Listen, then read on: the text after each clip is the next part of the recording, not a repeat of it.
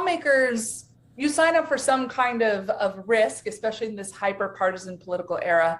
But over the past year, we've seen a number of lawmakers, especially I'm thinking of one or two Republicans, who have said, I don't like this intense, dangerous environment. I get mobbed at the airports. Kyrsten Sinema got followed into the bathroom, if you remember that from a while ago. And so there's these lawmakers who really feel like they didn't sign up for this kind of danger. It's reminiscent, of course, of being in the Capitol on 9/11, only this time the attack was there in the Capitol. And I'm awed by their resilience to go back to work every day, and a year later, especially on the day. Yeah, not to mention, I think some of the reporting has suggested a record number of threats against lawmakers on both sides of the aisle have been reported in the wake of that. Amber Phillips, we appreciate your time. We'll be speaking again for sure. Thank you.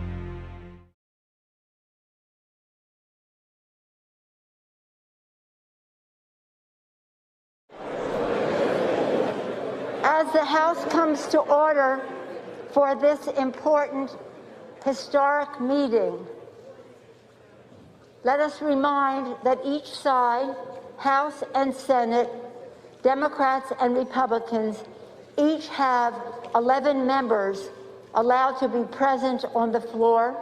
Others may be in the gallery.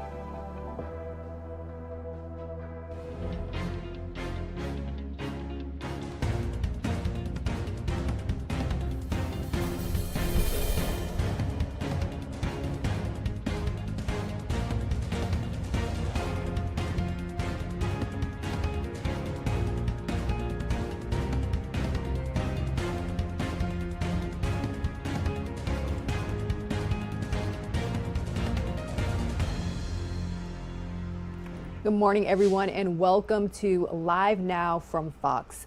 Taking a Live Now look from Washington, D.C. Emotions were running really high on Thursday in Washington as lawmakers reflected on the one-year anniversary of the January 6th riot. For many of them, it had been a painful process to recount the tragic events where the Capitol was breached by a mob of Trump supporters. President Biden also spoke and took aim at his predecessor, former President Donald Trump. Fox's Caroline Shively is bringing us more from Washington.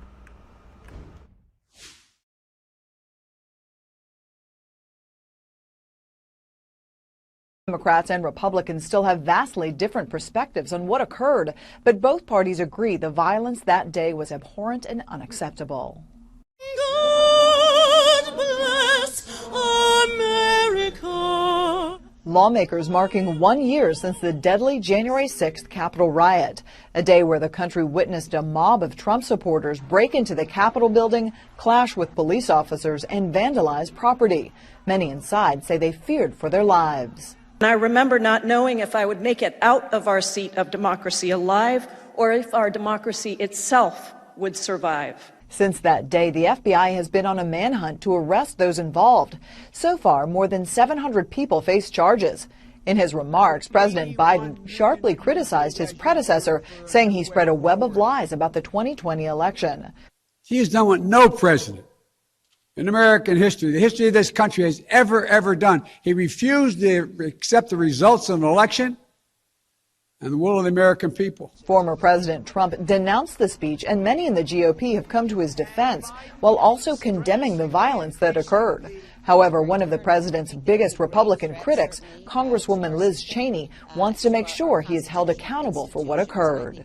We have to set partisanship aside and party politics aside to get to the bottom of what happened. The House Select Committee investigating the attack continues to face legal challenges from former President Trump and his allies. More hearings on the attack are expected this year. In Washington, Caroline Shively, Fox News. Thank you, Caroline, for that reporting. Good morning, everyone. You're streaming Live Now from Fox. My name is Raina Augustine, and we're bringing you top stories and major news headlines from across the country on this Friday, January 7th. It's also my mom's birthday, so happy birthday, Mom. Moving right along with our top stories this morning, we know that COVID-19 is affecting public schools a lot in recent days.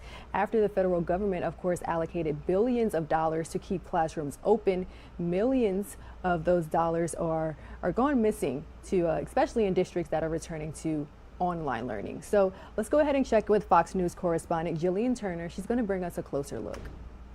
Public schools have taken $130 billion in all from the government, money intended to keep them open and serving students during the pandemic. But a whole lot of those schools are shutting down once again. Chicago School District accepted $1.8 billion, Milwaukee $504 million, Atlanta over $200 million, and Detroit nearly $800 million. All are now closed to students. The nation's largest teachers union defends the move. Randy Weingarten tweeting, "Until this surge, virtually all public schools were open for in-person learning. We got it right for most of this current school year." But just last year, President-elect Biden made reopening classrooms a centerpiece of his pandemic plan. We'll also do everything we can to keep our educators and students safe, to safely reopen a majority of our K through 8 schools by the end of the first 100 days. Most of the $130 billion public schools took in came directly out of Biden's signature legislation, the American Rescue Plan. Now, a Daily Wire investigation finds not only are some schools shuttering, they've been reallocating the government's funding. Milwaukee earmarked $24 million for programs including anti-racism and bias professional development. California earmarked $1.5 billion for projects including restorative practices and implicit bias training. The White House insists they're totally fine with all of this. We did distribute that money out to states. As he noted yesterday, some have spent it, others have not spent it. They've spent it in different ways. Different schools made different decisions. And new tonight, 3 Massachusetts school districts are set to spend some of their COVID relief money on a new program that sends trained canine dogs into schools to sniff out positive COVID cases among students. In Washington, Jillian Turner, Fox News. All right, let's take a live look at our XRAD weather radar. Take a look at how temperatures are faring in your area. We're bringing you news from the East Coast. The southern portion is pretty warm. However, if you take a look at the northern eastern half of the country, they're bracing for freezing temperatures, snow and ice as another round of winter storms rolls through multiple regions of the United States. Here's the latest from Fox Weather's Will Nunley. This is not the typical scene you'd expect to see in Nashville, Tennessee. Snow blanketing parts of the city with up to 7 inches. The metro area typically averaging just over 4 inches a year. The Southeast just one of several regions getting slammed by a fast-moving winter system. Expected to bring frigid temperatures, snow and ice all the way up the eastern part of the country through New England. The heavy snowfall has some stuck drivers in Kentucky on edge after hundreds of vehicles were stranded on a 50-mile stretch of the same highway near Fredericksburg, Virginia earlier this week. I have no food in my car. I do have some water. I'm on a quarter tank of gas, and we're just sitting here watching the snow pile up on the road, making it even harder to get home. But crews in Virginia are working to get ahead of the storm, hoping to avoid another disaster. Utility workers restoring power to customers who are still in the dark after Monday's storm, and trucks treating roads in the Washington, D.C. area to help facilitate a smoother commute. Similar preparations are underway in the Northeast and New England. We're experienced, but you can never predict exactly what Mother Nature will do, so we're already getting crews out in advance. Meanwhile, folks are stocking up on supplies, leaving store shelves empty, hoping not to have to head out of their houses in the storm. But for those who do have to leave home, officials expect the roads to be dangerous through the Friday morning commute. In Plymouth, Massachusetts, Will Nunley, Fox Weather. Thanks, Will, for that report. In just a few moments, we will check in for a live update on weather conditions from our partners in D.C. We know that the winter weather is also causing more traffic concerns in that area. But for now, let's move right along when it comes to COVID-19 related news. More children can roll up their sleeves to get the COVID-19 shot as the CDC endorses Pfizer's COVID-19 shot. Let's check in with Fox News correspondent Jonathan Siri for more. The U.S. averaged more than 490,000 new COVID infections per day over the last week.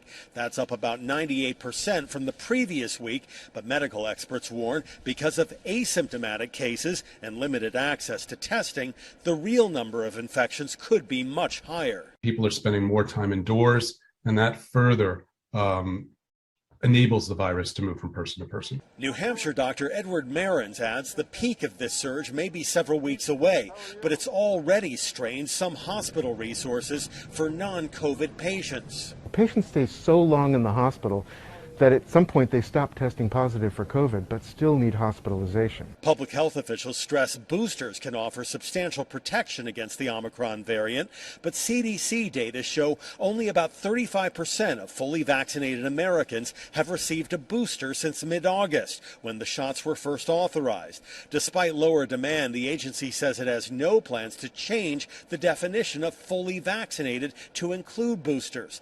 Meanwhile, the World Health Organization is downplaying concerns over a new COVID strain identified in France. At least one case was detected in the U.S., but both the CDC and WHO say it is not a variant of concern. This variant does have a large number of mutations. Our understanding, it's not very well circulating. WHO officials say they're monitoring the new variant, but so far it has not proven to be a threat. In Atlanta, Jonathan Siri, Fox News. Looking live from the White House, beautiful shot of the White House this morning. You can see the snow is falling on that front lawn there.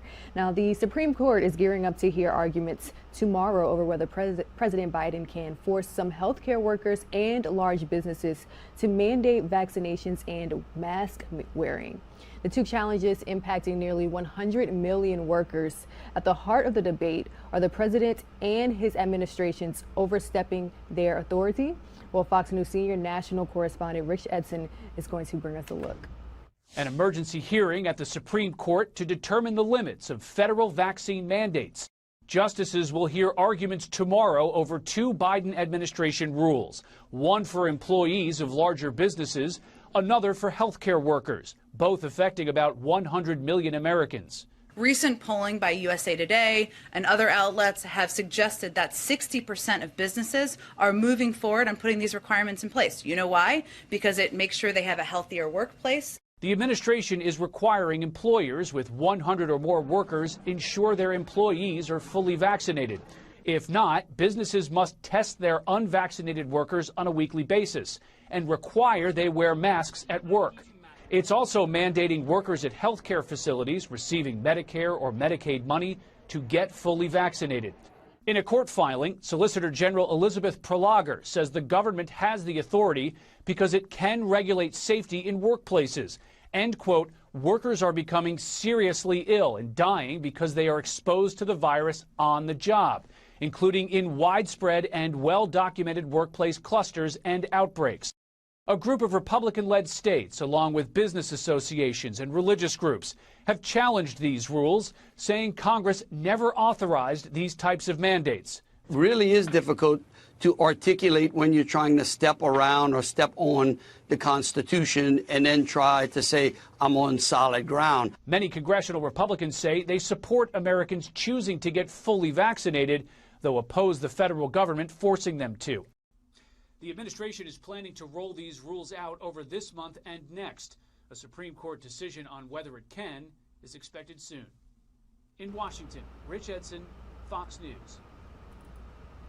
And coming up right after this break, airlines continuing to deal with staffing shortages due to the surge of COVID-19. Right after this break, we will give you the latest information as the FAA warns that more winter weather could severely impact flights.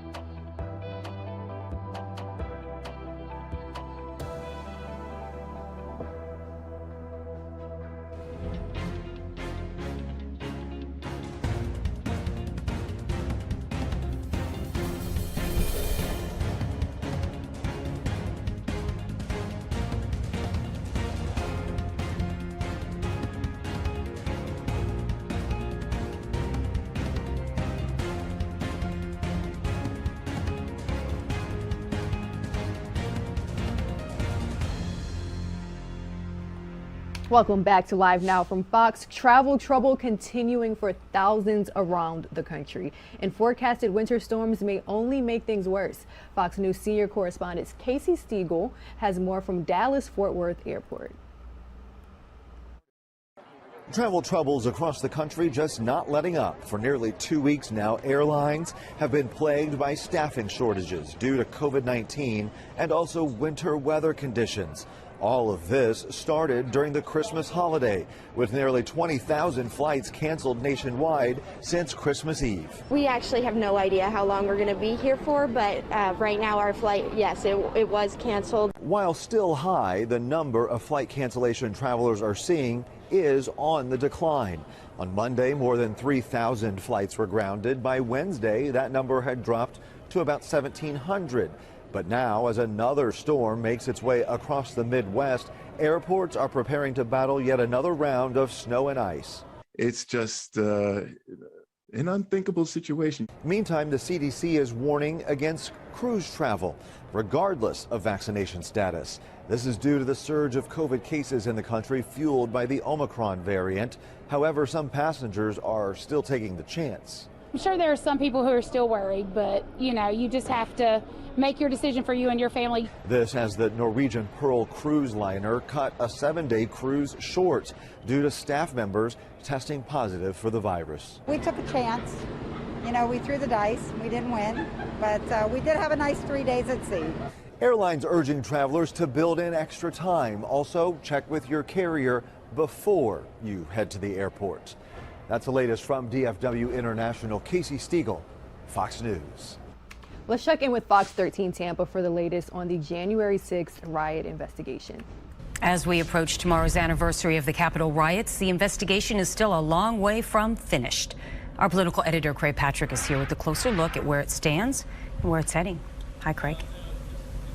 Well, a long way to go because the U.S. Justice Department describes this as the most complex investigation in U.S. history. And among other things, there certainly appears to be more evidence than a federal investigation has ever had to work with. We've seen the video of the mob attack on the Capitol from many angles, but prosecutors have many more from a combination of surveillance cameras and thousands of smartphones. In total, they have more than 14,000 hours of content to go through, which is why there could be many more arrests in the coming weeks and months. After nearly a year of review, the Justice Department has arrested around 700 people, and of those arrested, more than 150 have admitted guilt and around half of those have been sentenced. So far, Robert Palmer from Largo received the longest sentence, 63 months or more than 5 years in prison for attacking police with a fire extinguisher. He was sentenced the week before Christmas and expressed remorse in a letter. Again, he attacked law enforcement during the riot, and of the 700 plus arrests so far, 225 are for attacking law enforcement. 275 are for obstructing government, specifically the process of certifying a new president, and around 300 are for a range of charges, including disorderly conduct and trespassing. The Justice Department projects it could charge more than 2,500 people as the investigation continues. We don't know to what extent, if any, the DOJ is investigating former President Trump and others in positions of government at that time for potentially inciting the attacks. The Attorney General has been tight-lipped on that point. Meanwhile, as we approach the first anniversary of the assault on the Capitol, polling shows public perception of the attack splits along party lines. For example, an AP poll found around 90% of Democrats describe it as very or extremely violent compared to 40% of Republicans. And the 10 House Republicans who voted to impeach President Trump on the charge of inciting the riot are paying a political price for it within their own party. For example, Representative Liz Cheney is now facing a formidable challenge for the GOP nomination for her seat. Any man who would watch television as police officers were being beaten, as his supporters were invading the Capitol of the United States, is clearly unfit for future office. But polling currently shows the lion's share of the Republican base clearly does not share that viewpoint, which is why there are political implications here, and it's why perhaps 2 members of the 10 who voted to impeach Trump among the Republican conference have already retired, and others, like Representative Cheney, are facing primary challenges in the upcoming midterms.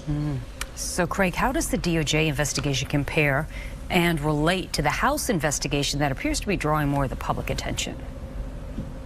It certainly is, and that's one of the biggest comparisons there. One is playing out in public and one of them is not. That's the nature of the dynamics here. Also, keep in mind that one of them may change significantly if there's a change in leadership in the U.S. House. After the midterms, the federal investigation from the Department of Justice would continue to play on. Those are some of the key differences here in terms of how they intersect. There could be criminal referrals to the Department of Justice from the House committee investigating the January 6 assaults. All right, Craig Patrick, thank you.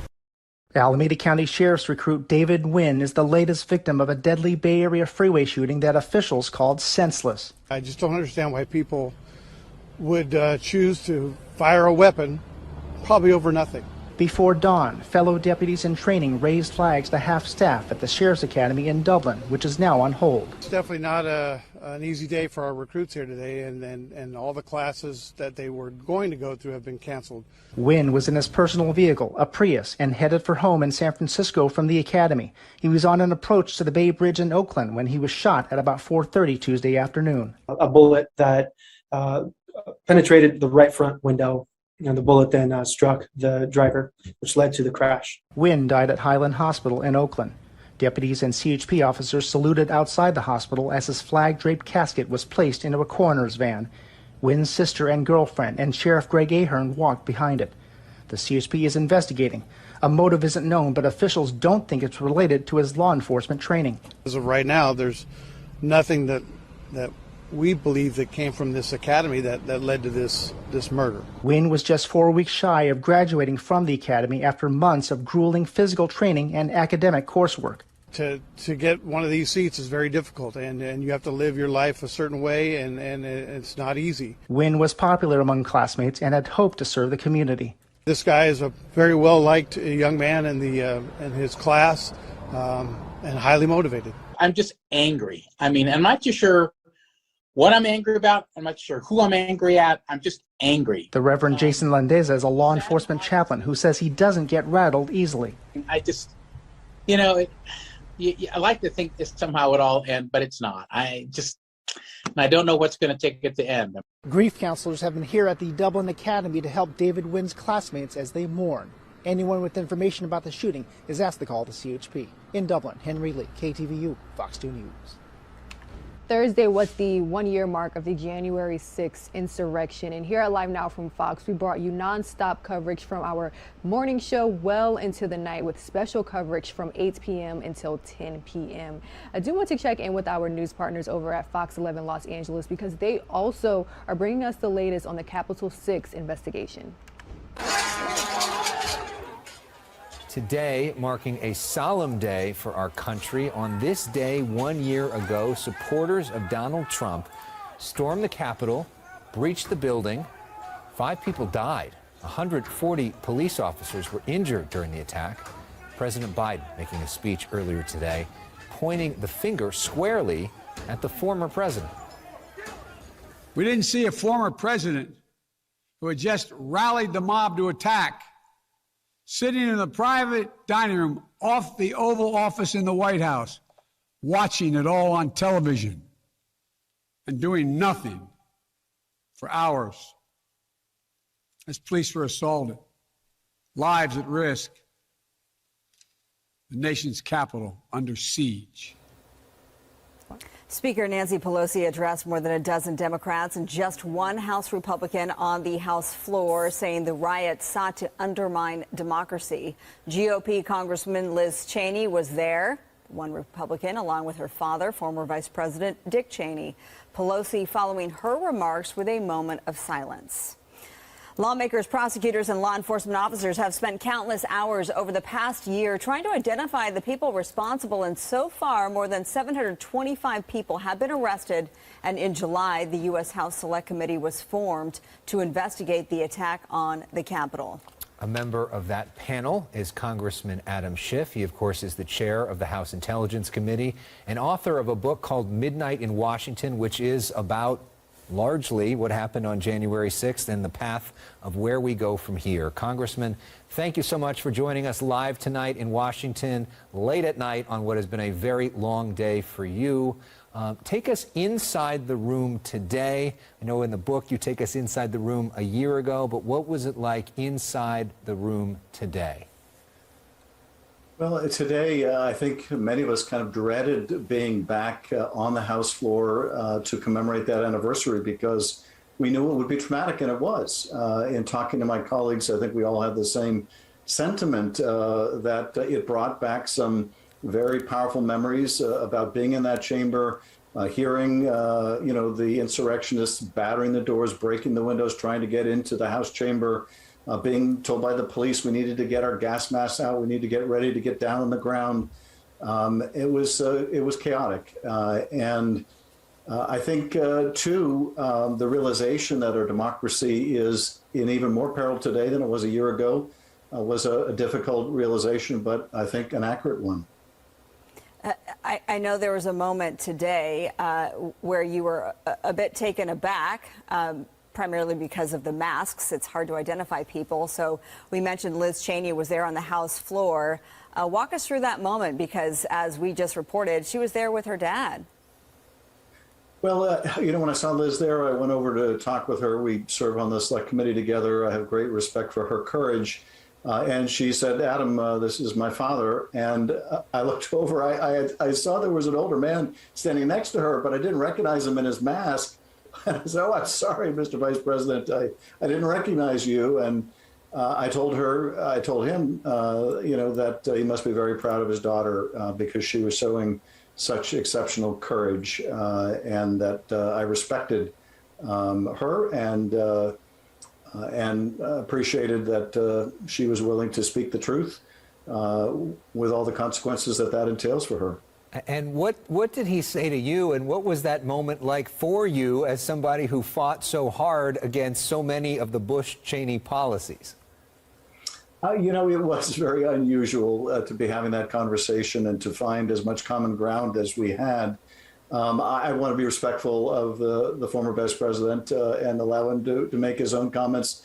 But I can say generally we were both marveling over the fact that a year later people were still pushing that big lie about the election and the damage it was doing to our democracy.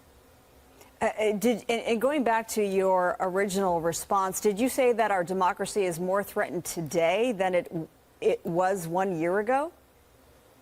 Yes. I think the Capitol building is better protected, but the threat to our democracy isn't predominantly one of violence against that building.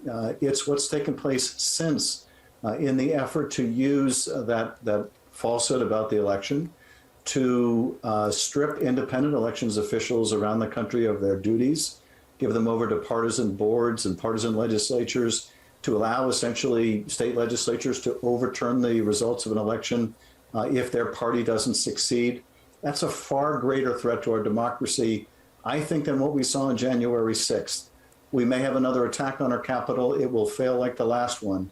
But these attacks on the integrity of our election process around the country could succeed, and people need to realize what a danger that is to our democracy.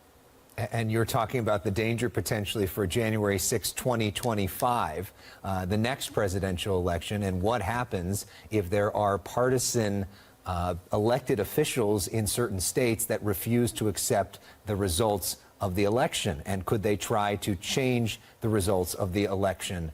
So what do you do about that, right? I mean, the question is, Democrats now have a majority in the House, but also a majority in the Senate. You may have to change the rules of the Senate, get rid of the filibuster for voting rights in order to put in protections to try to stop something like that from happening. But it hasn't happened yet. We're a year in now. The clock is ticking. Are you frustrated? Are you surprised that nothing on voting rights has passed so far? And what can be done so that that actually happens? I am surprised. I'm dismayed. I'm frustrated, and I'm frightened about what that means for our democracy. That we are letting a arcane Senate rule of procedure prevent us from protecting voting rights, the foundation of our democracy. I think the lesson that the former president learned and his enablers learned from the failure of the last insurrection is that if they couldn't get a Secretary of State in Georgia to find 11,780 votes that don't exist, as Trump was urging Brad Raffensperger, they seem determined to have someone in that position next time who will. And this is how democracies come to an end. It's how people like Viktor Orban, the wannabe dictator in Hungary, are dismantling the institutions of our democracy. That's someone who our former president just endorsed. That's someone who, sadly, many of the intellectual thought leaders in today's Trumpist Republican Party also endorse. And so I think we have to open our eyes to the vulnerability of our own democracy. It's going to take more than legislation. It's going to take a very vigilant public. But it's also going to take some leadership from the Democratic Party. Is it a failure of leadership that President Biden and Senate Majority Leader Chuck Schumer have not been able to convince Senator Joe Manchin and Senator Kristen Sinema and others to go along with the plan you already passed in the House to actually put these protections in place? Because what you're talking about is a threat to our entire system. That's a 5-alarm fire, what you're describing. And why has more not been done from the Democrats in charge to, get the whole party together on this? It is a five-alarm fire. And I think the president and Senator Schumer are doing everything they can to get Joe Manchin and Kyrsten Sinema, the two Democratic holdouts, to end their objection to changing the filibuster to protect voting rights. And I think the responsibility thus far for our failure to pass that legislation has to rest on those who are opposing it, which are those two senators, but also I think almost every, with one exception, Republican senator who is also opposing the protection of voting rights. And we might also ask, why are the Republicans so unwilling to protect voting rights? It's the voting rights of their constituents too. So this is I think a major failure of our democracy that at this point could lead to quite disastrous consequences. Well, we do have a statement from former President Donald Trump. As you know, he was going to hold really a news conference today from Mar-a-Lago. He canceled that, but he did issue a statement. He says this about today: the Democrats want to own this day of January 6th so they can stoke fears and divide America. I say let them have it because America sees through their lies and polarizations. So, Congressman Schiff, remembering that 74 million people voted for former President Trump, what do you say to people who still very much support him? Well, you know, look, I think, yes, 74 million people voted for the former president. That doesn't mean all of them believe the lie that he is telling about the election, that all of them believe that he, in fact, was the winner when he was the loser. There are a substantial number, unfortunately, of members of the Republican Party who do believe what Donald Trump is telling them. But we are so far down the rabbit hole with that former president that he's making the argument to people that the insurrection wasn't the attack, the violent attack on the Capitol on January 6th, but somehow the election itself, somehow the fact that more Americans participated in the election than ever before was somehow anti-democratic or un-American.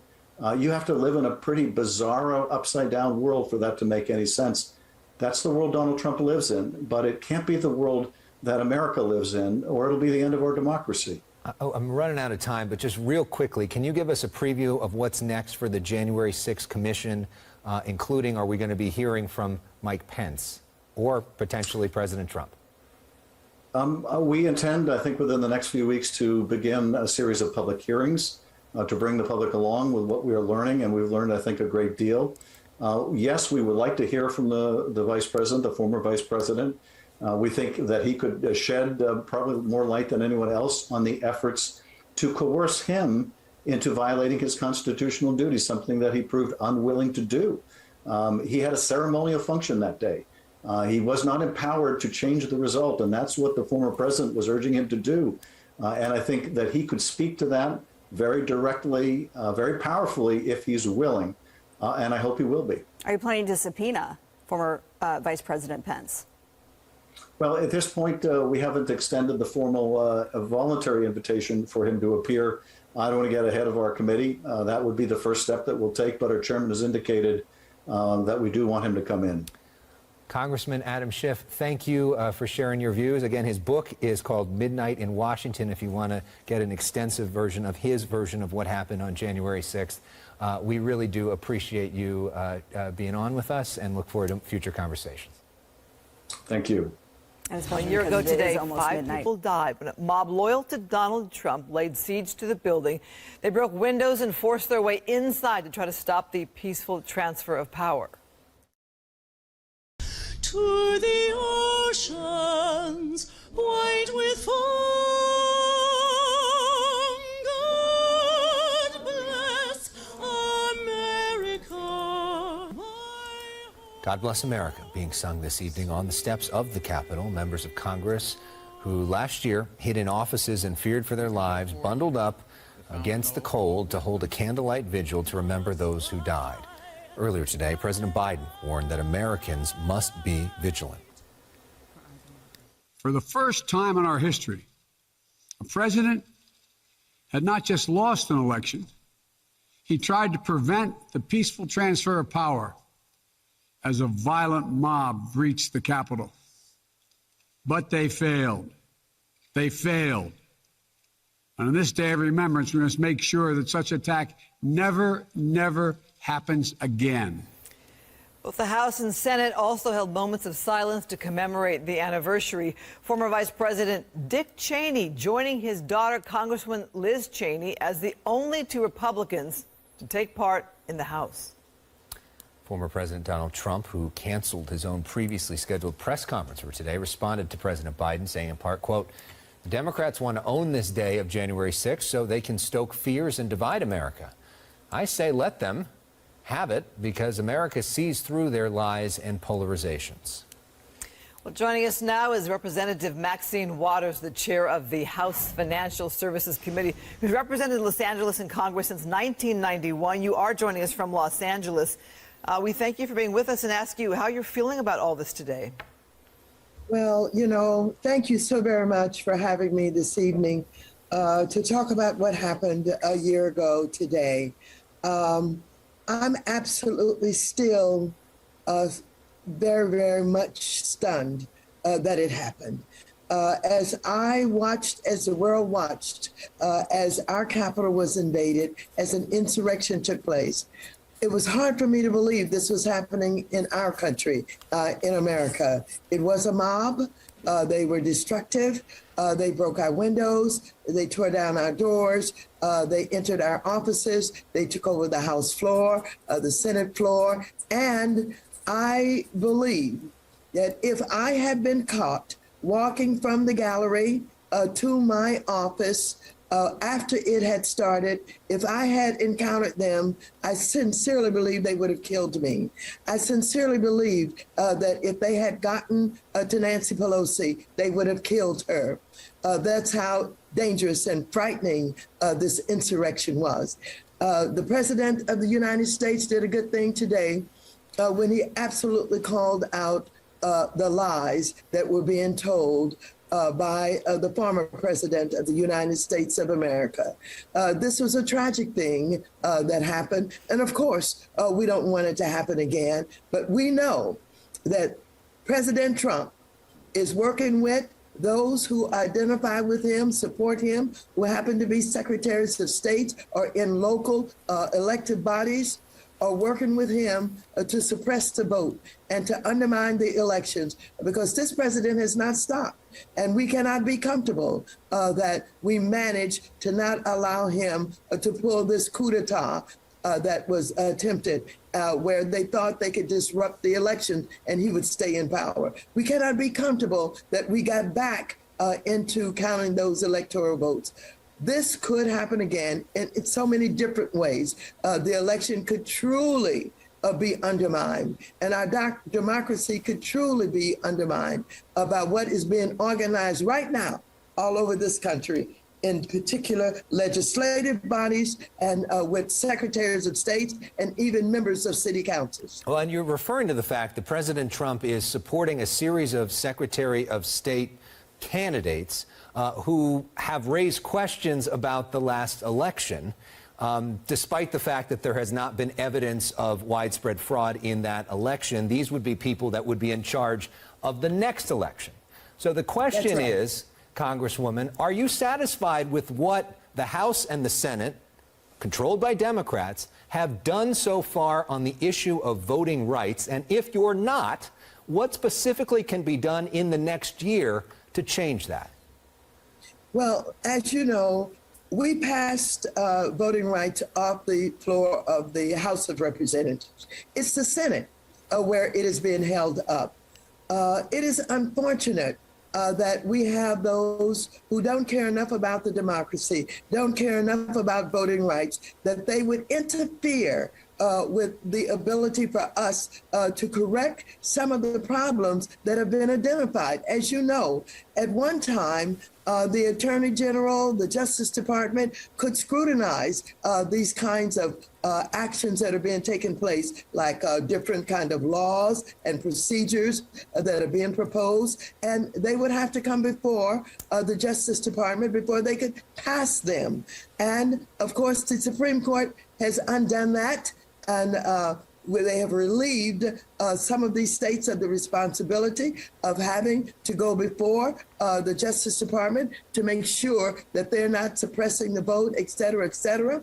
And They know that the voting rights that we have fought so hard for are being undermined, but they won't move. They aren't doing anything. I don't know if they believe that what they're doing is right or whether or not they are afraid of the ex-President Trump, but it is unfortunate. What can we do? We can beg, we can leverage, we can try and persuade, and we're doing all of that. And the president is using the bully pulpit to try and deal with it. We haven't moved them yet. So I don't know what's going to happen over on the Senate side. By them, though, you're talking about Democratic senators that have not moved on this because they could change the rules. Right. You're absolutely right. We're being held up by Manchin and by Sinema. We know that, and the world knows that. And we need to say it over and over again. It's not just that we don't have the Republican votes, and we don't have two Democrats who can make the difference. What do you make of the House remembrances today where only one Republican showed up? That was Liz Cheney, and she brought her father, the former vice president. That's it for the Republicans. Well, I want to tell you, I have the greatest respect for Liz Cheney. She has a lot of courage. She has come forward despite the fact she's threatened, she's been undermined, they've done everything they can to stop her. But she's convinced that we should have a transfer of power, that the Constitution tells us that it should happen that way. She has determined no matter what they do to her, she's going to do the right thing. She has been absolutely courageous, and I admire her. I respect her, and I'm hopeful that at least one or two, three, four or more will finally fall in line and follow her leadership because she's been stellar in the way that she's tried to make this right. Congresswoman Maxine Waters, thank you for sharing your views. At 7 o'clock, we'll talk with Congressman Adam Schiff. He'll be sharing his views live. We reached out to Republican members. They have not gone on camera today to share their views. We hope they'll join us soon as well. Congresswoman, thank you. you. And these are the ones who claim that they're so patriotic. This shows you they're not patriotic. They don't care about the democracy. Okay, they would say differently, but nice to talk with you, Congressman. We appreciate it. But they're acting in a way that proves they don't care. Okay. Thank you for your time. 1 year ago today. And that was Congresswoman Maxine Waters, as well as Fox 11 Los Angeles, reflecting on the Capitol riots 1 year later. Let's take a 2-minute commercial break, and when we return, we'll check in with our news partners over at Fox 13 Tampa for the latest consumer news.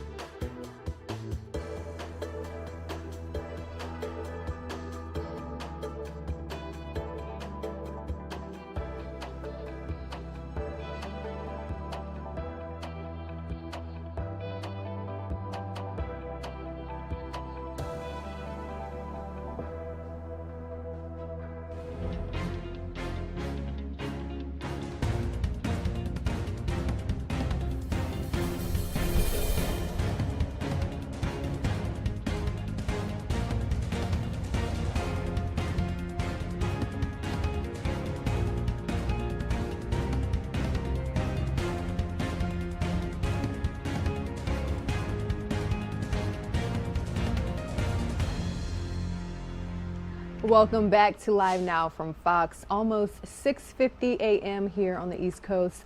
Well, it seems as if the price of everything is going up this time of year, including the price of your car insurance. So let's go ahead and check in with Fox 13 Tampa for the latest consumer news. Auto insurance rates are rising, and you can blame the pandemic. Consumer reporter Ahmaud Arbery is here to explain another thing we can blame on the pandemic. I know. What can't we blame on the pandemic? At least we can feel better about blaming it for things. You know, the average cost of car insurance in 2022 is estimated to be just over $19,000 a year now. The American Property Casualty Insurance Association warning that a number of pandemic-era factors kind of came together to make auto insurance more expensive. For one thing, the insurers say that we've gotten into some pretty bad driving habits during the pandemic that hiked the number of traffic fatalities in 2021. The report says that we're driving faster, not wearing our seatbelts, and that the costs of medical care and car repair are going up too. Insurance companies also say car theft rates are rising as well. So combine that, this is what you get. Yeah, not a good picture. But didn't things get better cost-wise, at least at the start of the pandemic? Yeah, absolutely. Initially, they did back in 2020 when the coronavirus first hit, and both business closures and then the whole work learn from home mandates were in place. They were the norm. So auto insurance companies, they were doling out all these special rebates and discounts, essentially reflecting the fact that Americans were driving far fewer miles than in pre-pandemic times. So they weren't, filing as many claims. There was a little breathing room. So what about Omicron and this new surge? So I wouldn't really expect another discount period unless, heaven forbid, we had another total, lockdown, no. right? So that's probably not going to happen. Reports found that 22 states are expected to have average rates increase 1% or more during this next year, with, lucky us, Florida, Michigan, and Louisiana seeing the highest average rates. On the plus side, rates in other states, by comparison, are going down. The average auto insurance policy decreased in cost by 1.7%, though, during this past year. So guess what? It's not just car insurance. Coming up at 5, we have to talk home insurance rates and how the pandemic is going to impact that cost as well. All right. Well, this is information we all need to know. Thanks, Ahmaud. Hi, everyone. The average cost of home insurance is rising at a faster rate than inflation, and consumers should expect this trend to continue into the new year, well into this new year. Since 2017, premium rates, they're up almost 11.5% on average. So, that means they're rising faster than inflation, and they're likely going to stay high. The Washington Post reporting that across the country, homeowners renewing their policies are discovering their premiums up by an average 4%. So what does that mean dollar-wise? That makes an average annual premium run about $1,398, so almost $1,400, according to the Insurance Information Institute. Now, what's causing this? The reasons, they're varied. Climate change, construction material costs, but definitely things linked to pandemic interruptions. A report by the American Property Casualty Insurance Association says that some of the factors that are main contributors to higher insurance premiums include home repairs costing a lot more. The 2008 recession, it put a deep dent in the home building industry. Major contractors, they still can't keep up with demand, particularly at a time when so many people are moving to the suburbs to escape COVID or have new work habits and they don't need to live where they used to. New construction is competing for both workers and materials with those who need their storm-damaged homes rebuilt as well. So really, overall, we've been talking about how construction costs are soaring. At one point, remember this past summer, lumber prices were up 400% year over year. 400%. Now, it's come down a little bit, but other materials like steel, copper, and cement, those costs are still high. They are still hard to find. And then there's the ongoing global shortage of the semiconductor chips that are now part of every modern home. The product supply chain is damaged, and there are backlogs at major ports coupled with accidents like the recent oil spill in California. So freight rates overall have spiked as well. Now, all of this drives up replacement costs, which means the insurance companies have to pay out larger claims. That in turn means that insurers will raise rates to keep up with their own operating costs. I'm Ahmaud Arbery for Fox 13 News. Fox 13 Tampa, always bringing us the best consumer segments here Live Now from Fox. Let's take a 2-minute commercial break and we'll have more nonstop news right after this.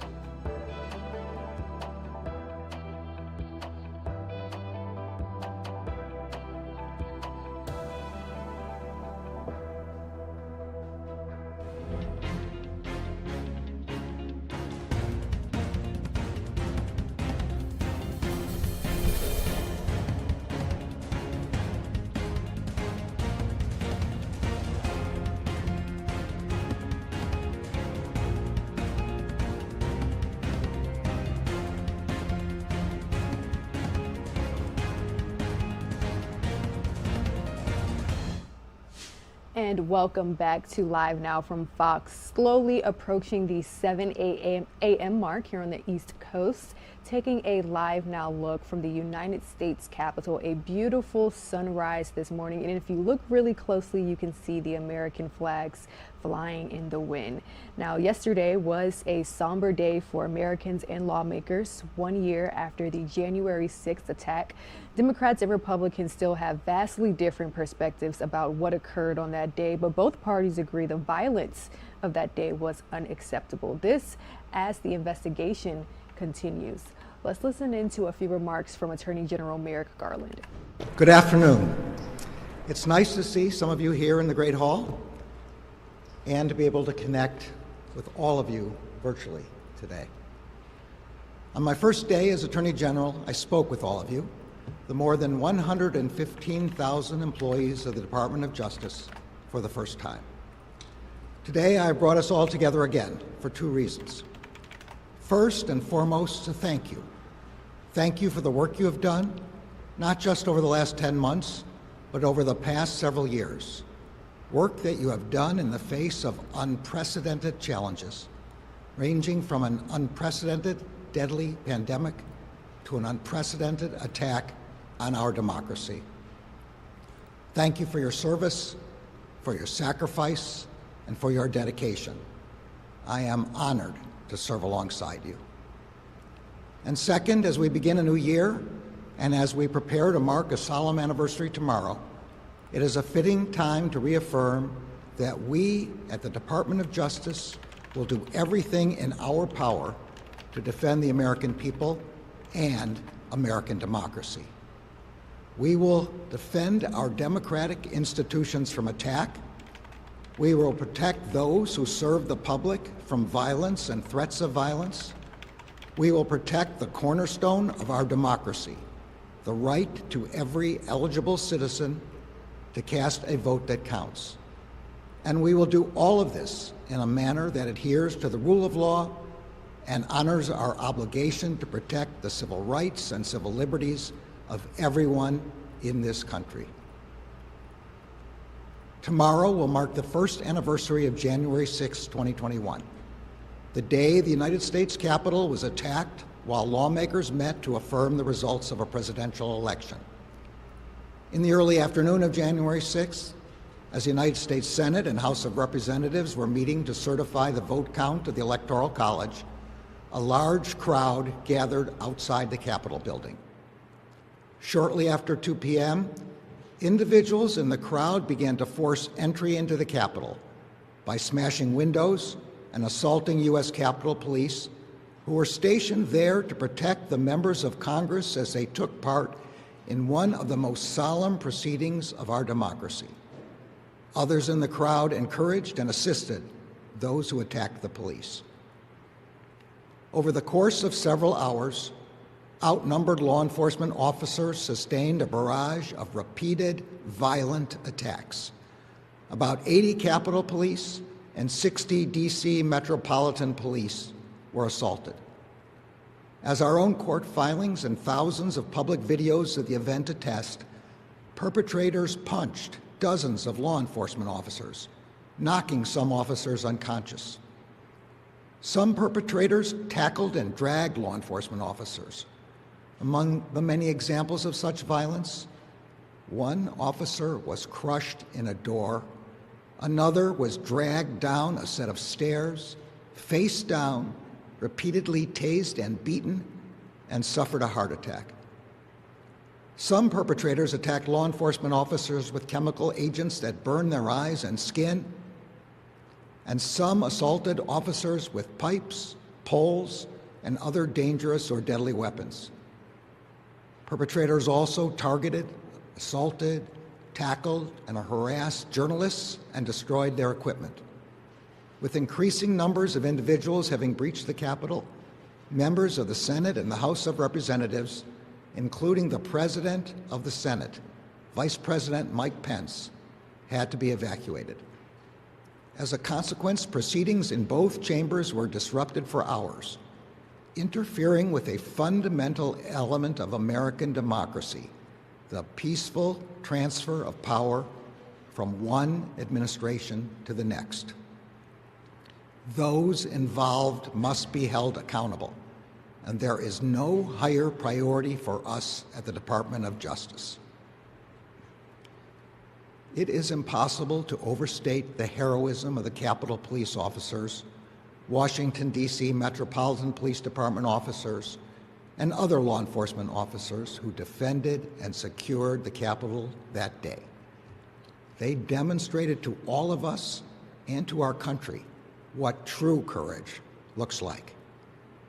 Their resolve, their sacrifice, and their bravery protected thousands of people working inside the Capitol that day. 5 officers who responded selflessly to the attack on January 6th have since lost their lives. I ask everyone to please join me in a moment of silence in recognition of the service and sacrifice of Officer Brian Sicknick, Officer Howard Liebengood, Officer Jeffrey Smith, Officer Gunther Hashida, and Officer Kyle DeFreitag.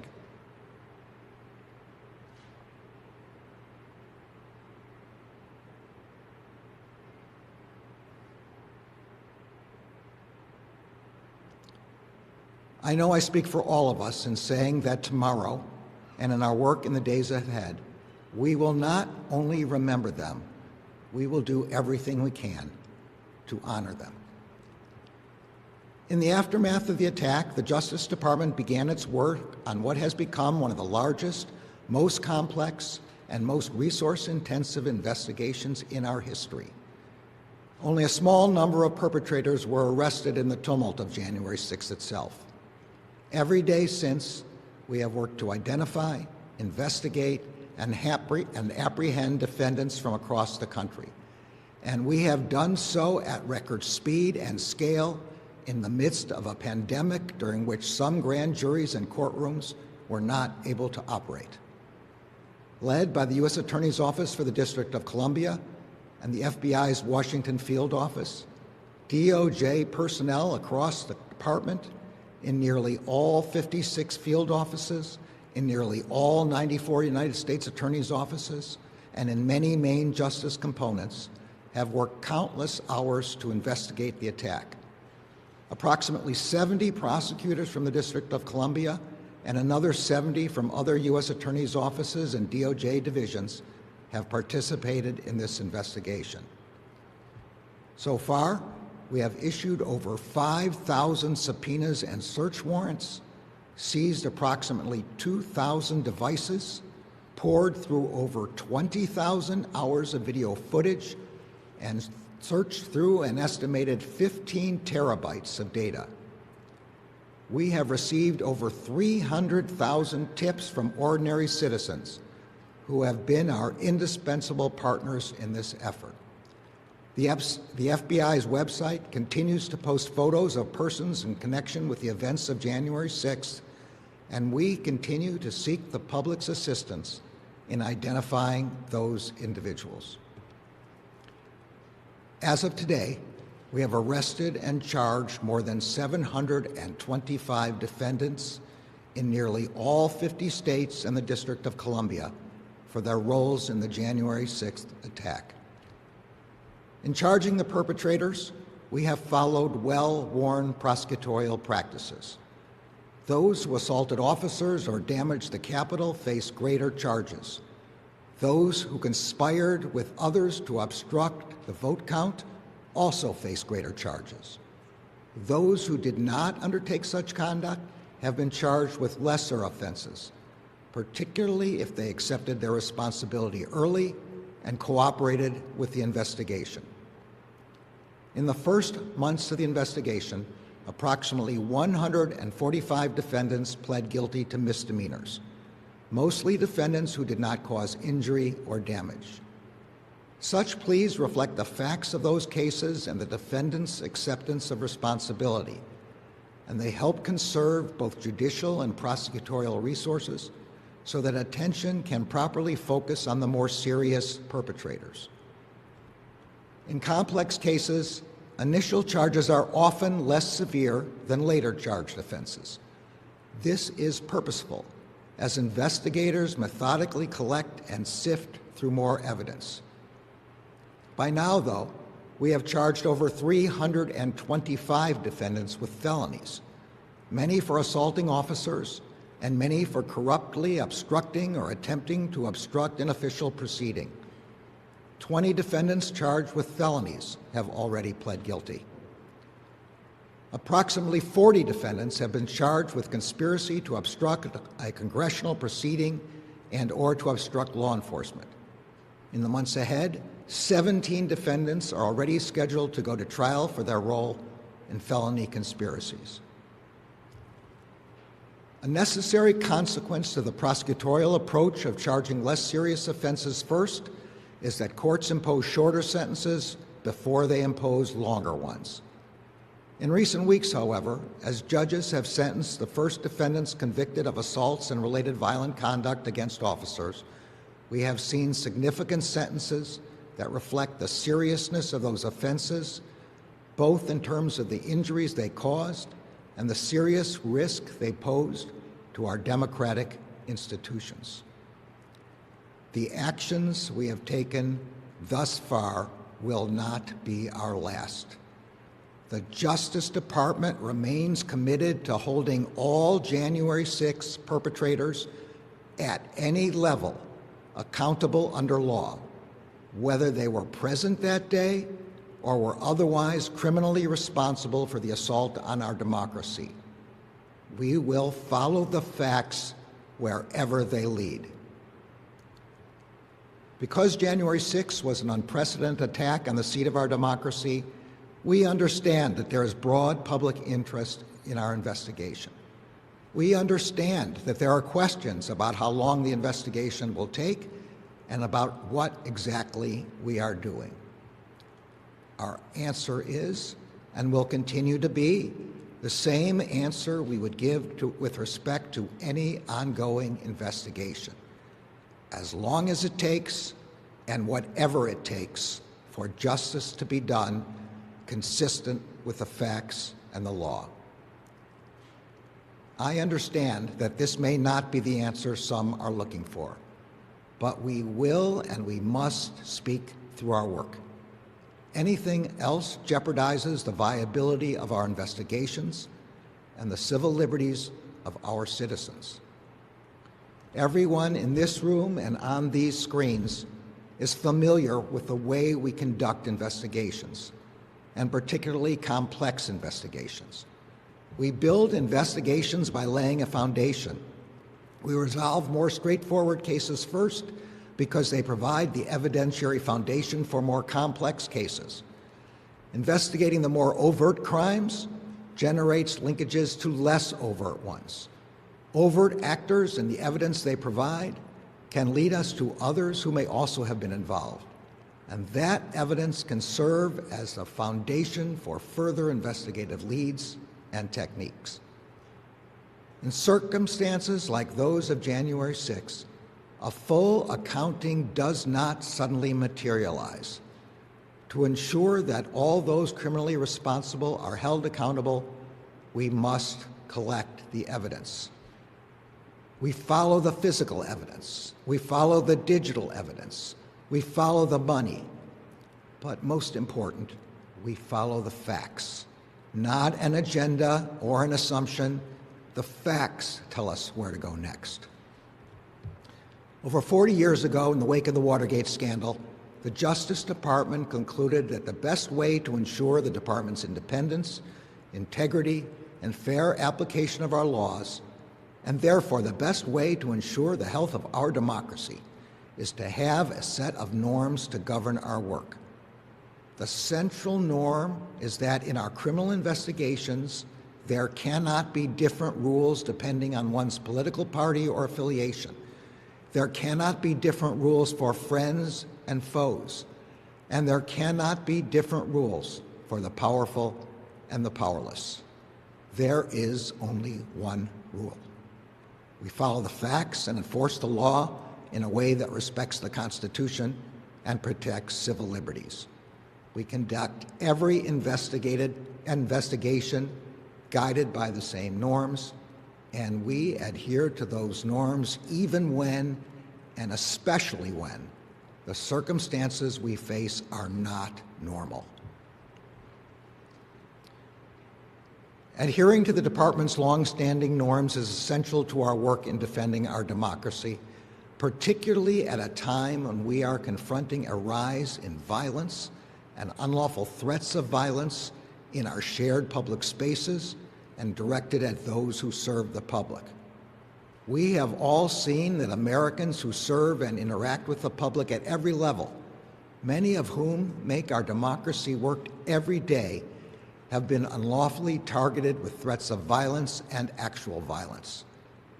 Across the country, election officials and election workers, airline flight crews, school personnel, journalists, local elected officials, U.S. senators and representatives, and judges, prosecutors, and police officers have been threatened and or attacked.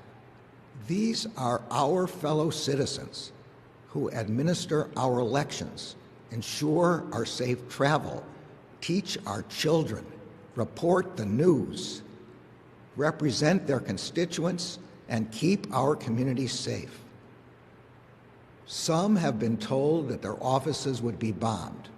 Some have been told that they would be murdered, and precisely how, that they would be hanged, that they would be beheaded. Police officers who put their lives on the line every day to serve our communities have been targeted with extraordinary levels of violence. Flight crews have been assaulted, journalists have been targeted, school personnel and their families have been threatened. A member of Congress was threatened in a gruesome voicemail that asked if she had ever seen what a .50 caliber shell does to a human head. Another member of Congress, an Iraq War veteran and Purple Heart recipient, received threats that left her terrified for her family. And in 2020, a federal judge in New Jersey was targeted by someone who had appeared before her in court. That person compiled information about where the judge and her family lived and went to church. That person found the judge's home, shot and killed her son, and injured her husband. These acts and threats of violence are not associated with any one set of partisan or ideological views, but they are permeating so many parts of our national life that they risk becoming normalized and routine if we do not stop them. That is dangerous for people's safety, and it is deeply dangerous for our democracy. In a democracy, people vote, argue, and debate, often vociferously, in order to achieve the policy outcomes they desire.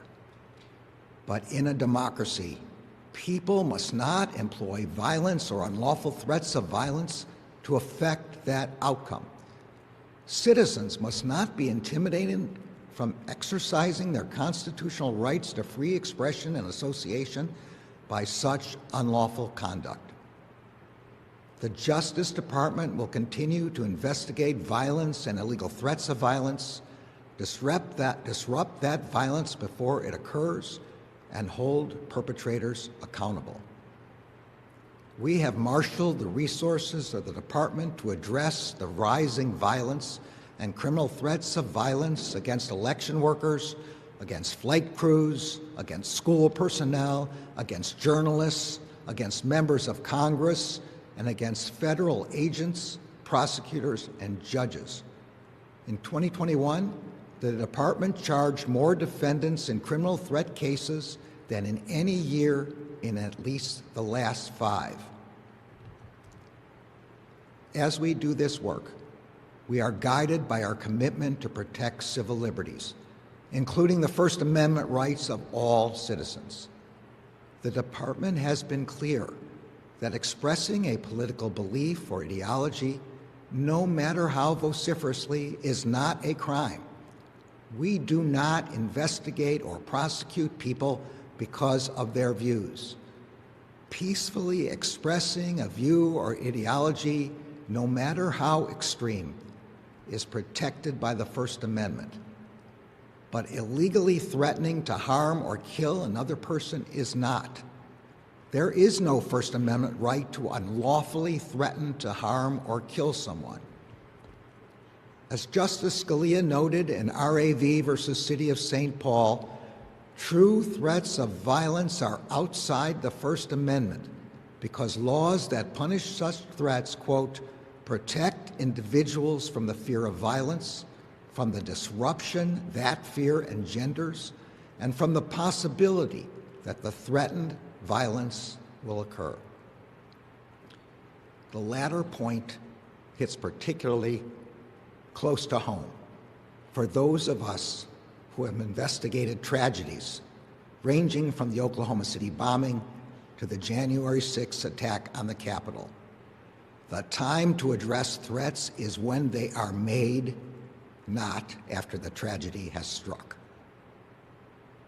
As employees of the nation's largest law enforcement agency, each of us understands that we have an obligation to protect our citizens from violence and fear of violence, and we will continue to do our part to provide that protection. But the Justice Department cannot do it alone.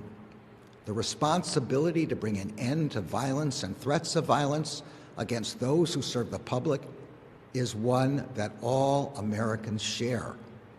Such conduct disrupts the peace of our public spaces and undermines our democracy. We are all Americans. We must protect each other.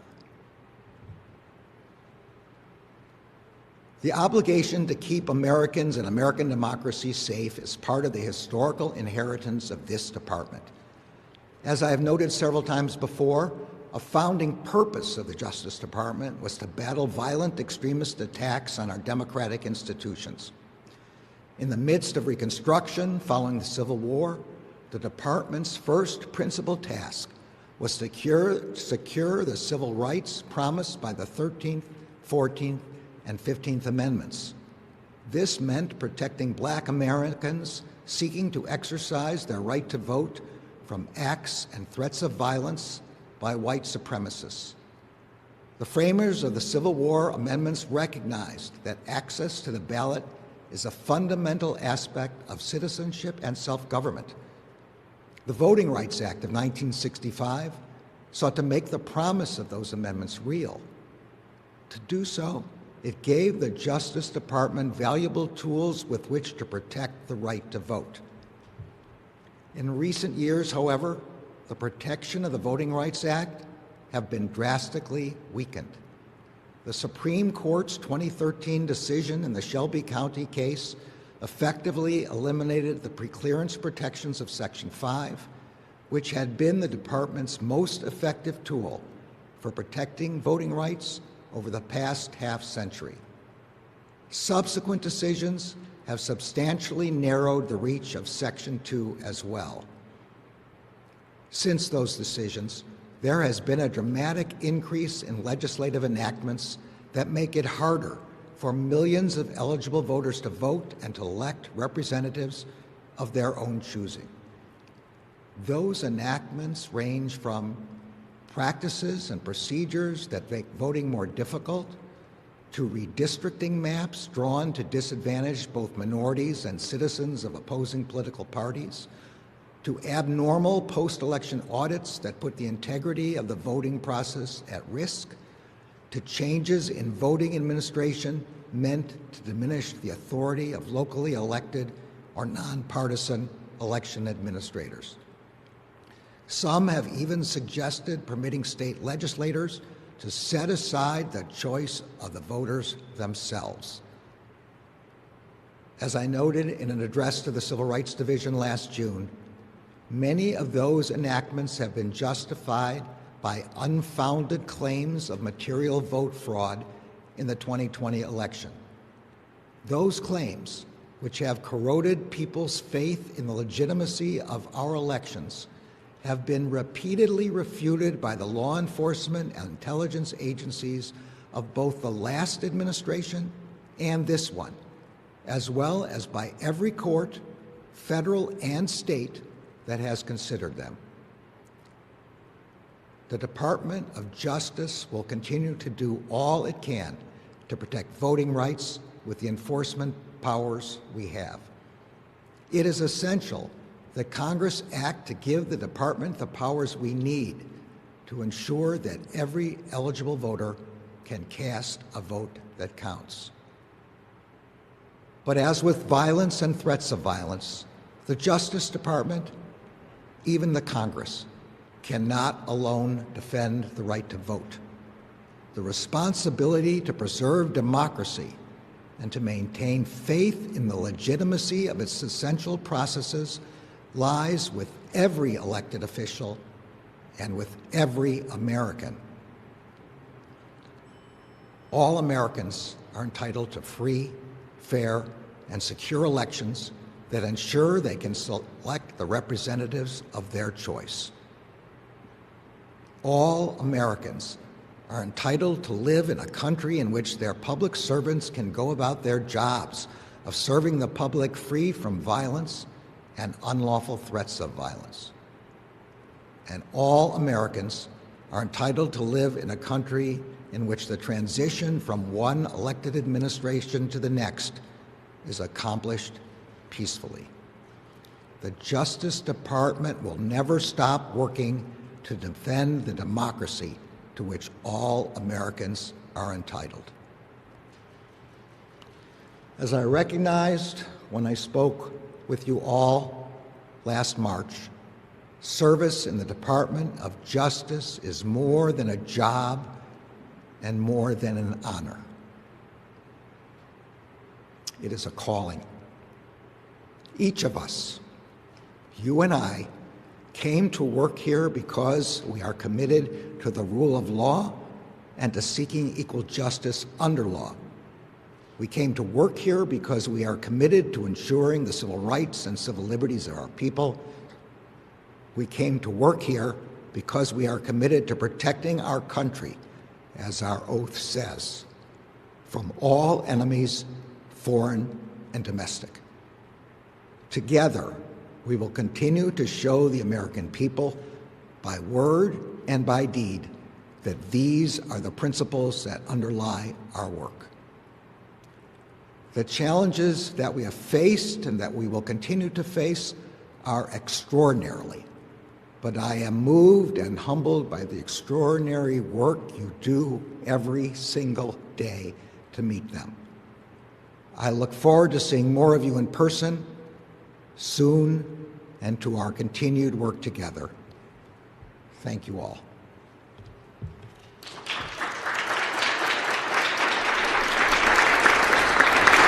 And that was Attorney General Merrick Garland reflecting on the Capitol riots that happened 1 day and 1 year ago. We're going to take a 2-minute commercial break. We'll be right back.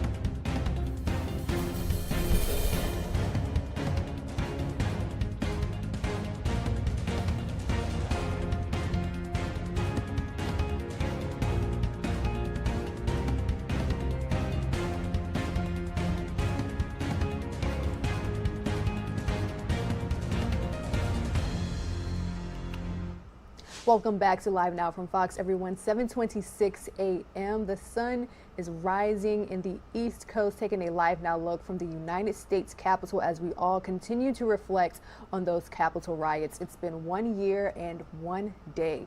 Now, our colleagues over at Fox 11 Los Angeles caught up with Representative Adam Schiff as they reflect on the anniversary of the January 6th insurrection. Today, marking a solemn day for our country. On this day, 1 year ago, supporters of Donald Trump stormed the Capitol, breached the building. 5 people died. 140 police officers were injured during the attack. President Biden making a speech earlier today, pointing the finger squarely at the former president.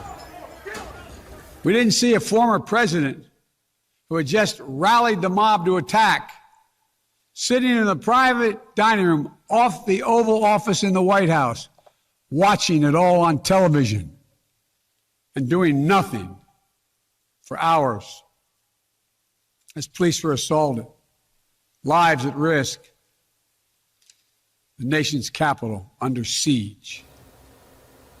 Speaker Nancy Pelosi addressed more than a dozen Democrats and just one House Republican on the House floor, saying the riots sought to undermine democracy. GOP Congressman Liz Cheney was there, one Republican, along with her father, former Vice President Dick Cheney. Pelosi following her remarks with a moment of silence. Lawmakers, prosecutors, and law enforcement officers have spent countless hours over the past year trying to identify the people responsible, and so far, more than 725 people have been arrested. And in July, the U.S. House Select Committee was formed to investigate the attack on the Capitol. A member of that panel is Congressman Adam Schiff. He, of course, is the chair of the House Intelligence Committee and author of a book called Midnight in Washington, which is about largely what happened on January 6th and the path of where we go from here. Congressman, thank you so much for joining us live tonight in Washington, late at night on what has been a very long day for you. Take us inside the room today. I know in the book you take us inside the room a year ago, but what was it like inside the room today? Well, today, I think many of us kind of dreaded being back on the House floor to commemorate that anniversary because we knew it would be traumatic, and it was. In talking to my colleagues, I think we all had the same sentiment that it brought back some very powerful memories about being in that chamber, hearing, the insurrectionists battering the doors, breaking the windows, trying to get into the House chamber. Being told by the police we needed to get our gas masks out, we need to get ready to get down on the ground. It was chaotic, and I think too the realization that our democracy is in even more peril today than it was a year ago was a difficult realization, but I think an accurate one. I know there was a moment today where you were a bit taken aback. Primarily because of the masks. It's hard to identify people. So we mentioned Liz Cheney was there on the House floor. Walk us through that moment, because as we just reported, she was there with her dad. Well, when I saw Liz there, I went over to talk with her. We serve on the Select Committee together. I have great respect for her courage. And she said, Adam, this is my father. And I looked over. I saw there was an older man standing next to her, but I didn't recognize him in his mask. So I'm sorry, Mr. Vice President, I didn't recognize you. And I told him, that he must be very proud of his daughter because she was showing such exceptional courage, and that I respected her and appreciated that she was willing to speak the truth with all the consequences that entails for her. And what did he say to you, and what was that moment like for you as somebody who fought so hard against so many of the Bush-Cheney policies? It was very unusual to be having that conversation and to find as much common ground as we had. I want to be respectful of the former Vice President and allow him to make his own comments. But I can say generally we were both marveling over the fact that a year later, people were still pushing that big lie about the election and the damage it was doing to our democracy. And going back to your original response, did you say that our democracy is more threatened today than it was 1 year ago? Yes. I think the Capitol building is better protected, but the threat to our democracy isn't predominantly one of violence against that building. It's what's taken place since in the effort to use that falsehood about the election to strip independent elections officials around the country of their duties, give them over to partisan boards and partisan legislatures, to allow essentially state legislatures to overturn the results of an election if their party doesn't succeed. That's a far greater threat to our democracy, I think, than what we saw on January 6th. We may have another attack on our Capitol. It will fail like the last one. But these attacks on the integrity of our election process around the country could succeed, and people need to realize what a danger that is to our democracy.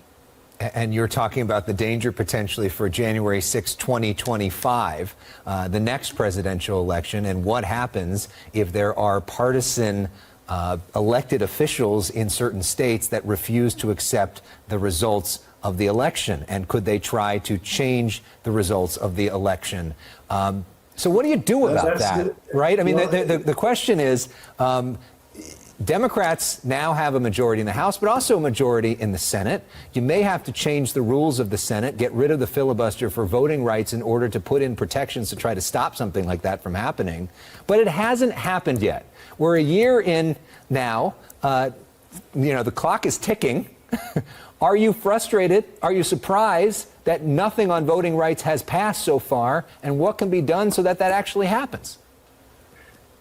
I am surprised. I'm dismayed. I'm frustrated, and I'm frightened about what that means for our democracy.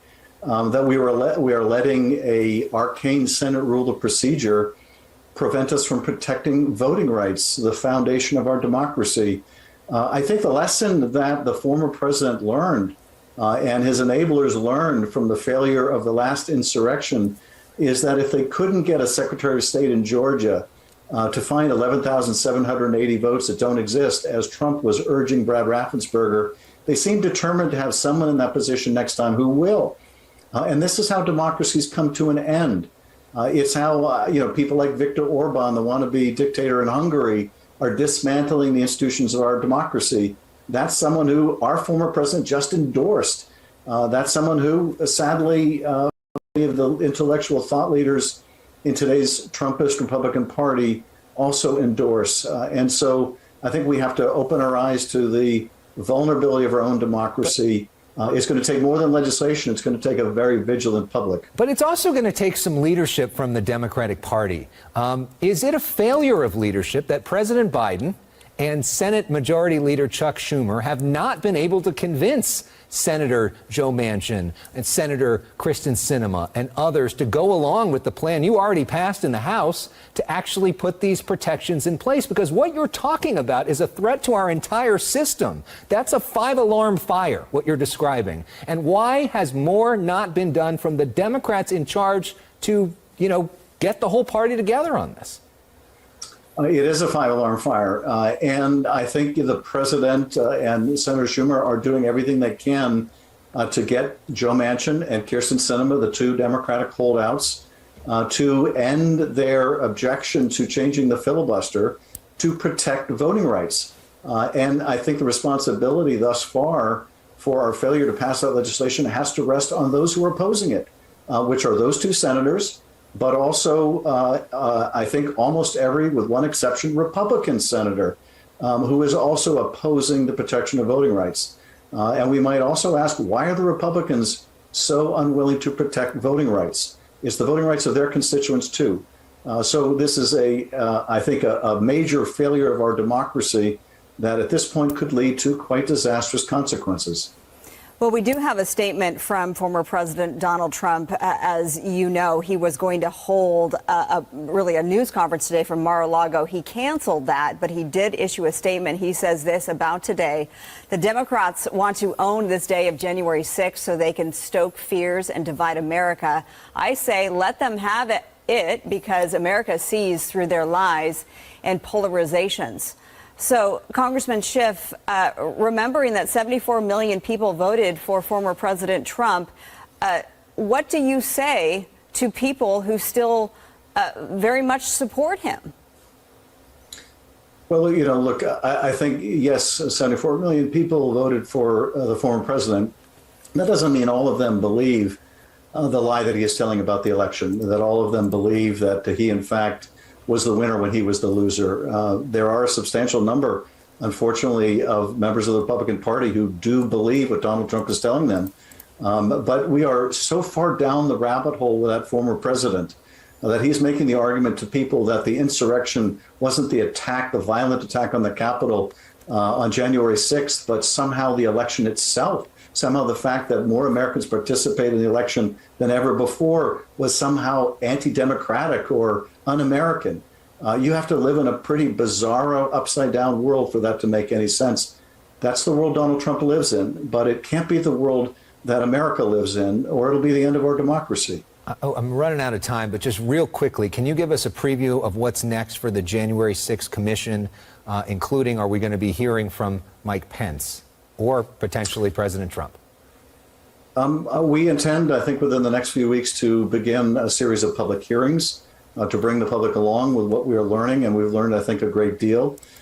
Yes, we would like to hear from the vice president, the former vice president. We think that he could shed probably more light than anyone else on the efforts to coerce him into violating his constitutional duties, something that he proved unwilling to do. He had a ceremonial function that day. He was not empowered to change the result, and that's what the former president was urging him to do. And I think that he could speak to that very directly, very powerfully, if he's willing, and I hope he will be. Are you planning to subpoena former Vice President Pence? Well, at this point, we haven't extended the formal voluntary invitation for him to appear. I don't want to get ahead of our committee. That would be the first step that we'll take, but our chairman has indicated that we do want him to come in. Congressman Adam Schiff, thank you for sharing your views. Again, his book is called Midnight in Washington, if you want to get an extensive version of his version of what happened on January 6th. We really do appreciate you being on with us and look forward to future conversations. Thank you. And especially because it is almost midnight in Washington for him. Yeah.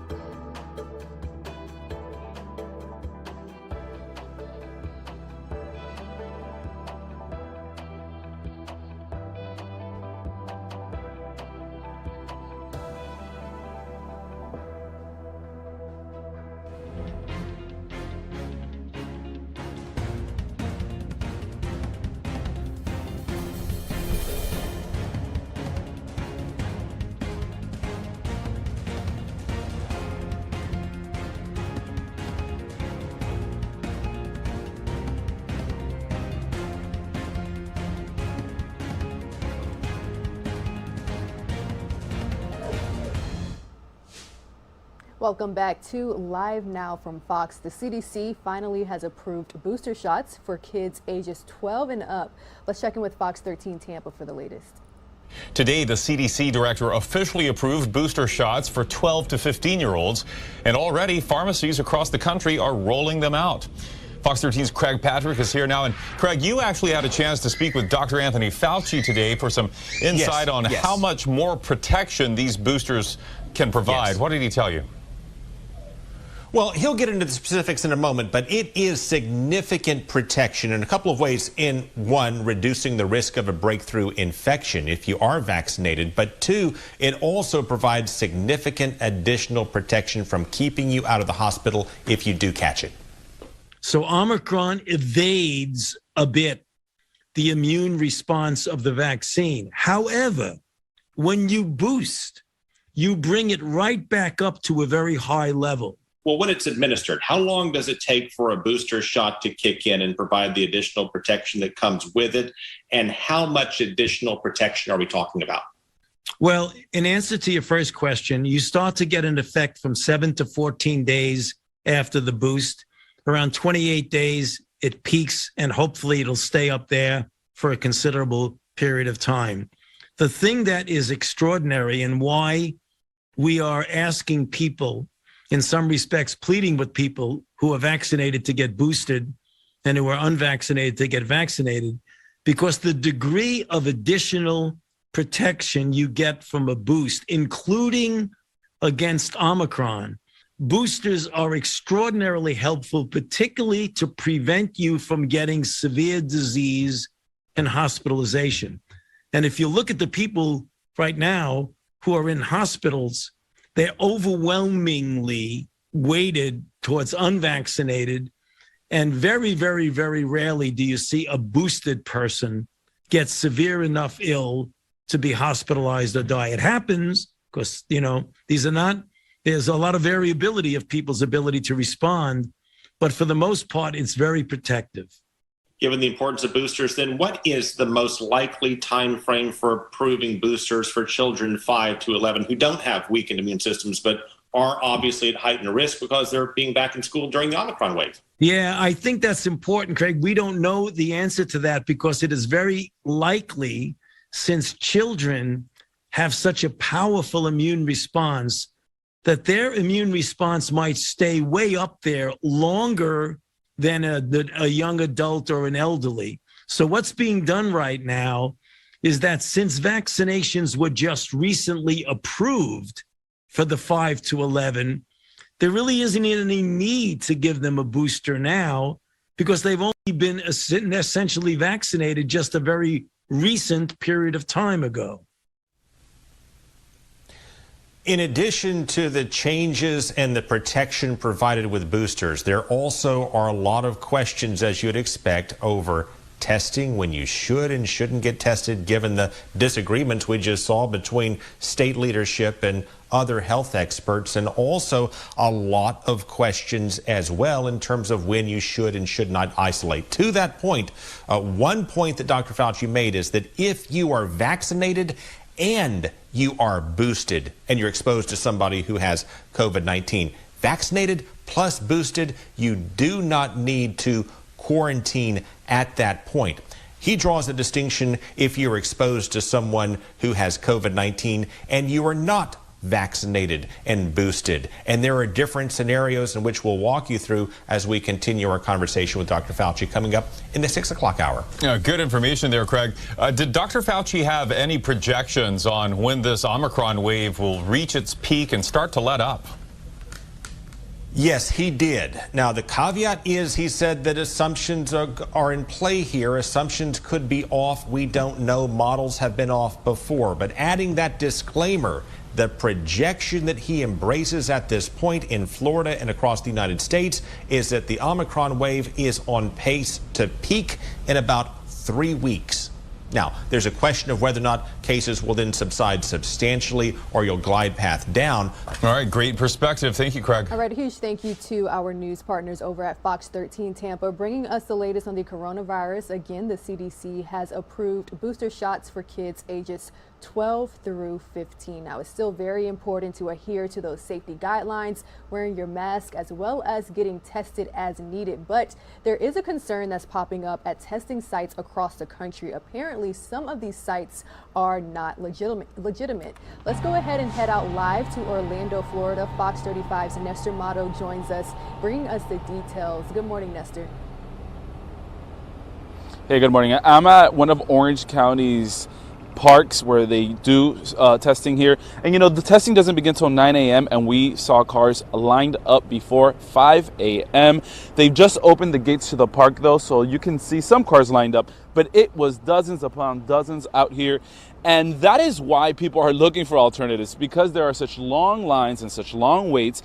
But what's happening is scammers know it, and they're trying to take advantage. They're trying to take people's money. They're trying to take people's personal information. And so officials are telling people to watch out for some of these phony pop-up sites. You know, just last week, Sarasota law enforcement received calls of someone impersonating a healthcare worker at a real legitimate site. And Florida's Attorney General is actually listing a few red flags to look out for. If you're going to one of these pop-up testing sites, you want to make sure that they have an affiliation with local medical providers or government entities. If they're not delivering test results or following up with you, or if the workers seem uninformed about the testing process, that's an obvious red flag. And also, this is an easy one to look out for if the volunteers aren't wearing masks, because the volunteers and the workers at these sites typically follow CDC.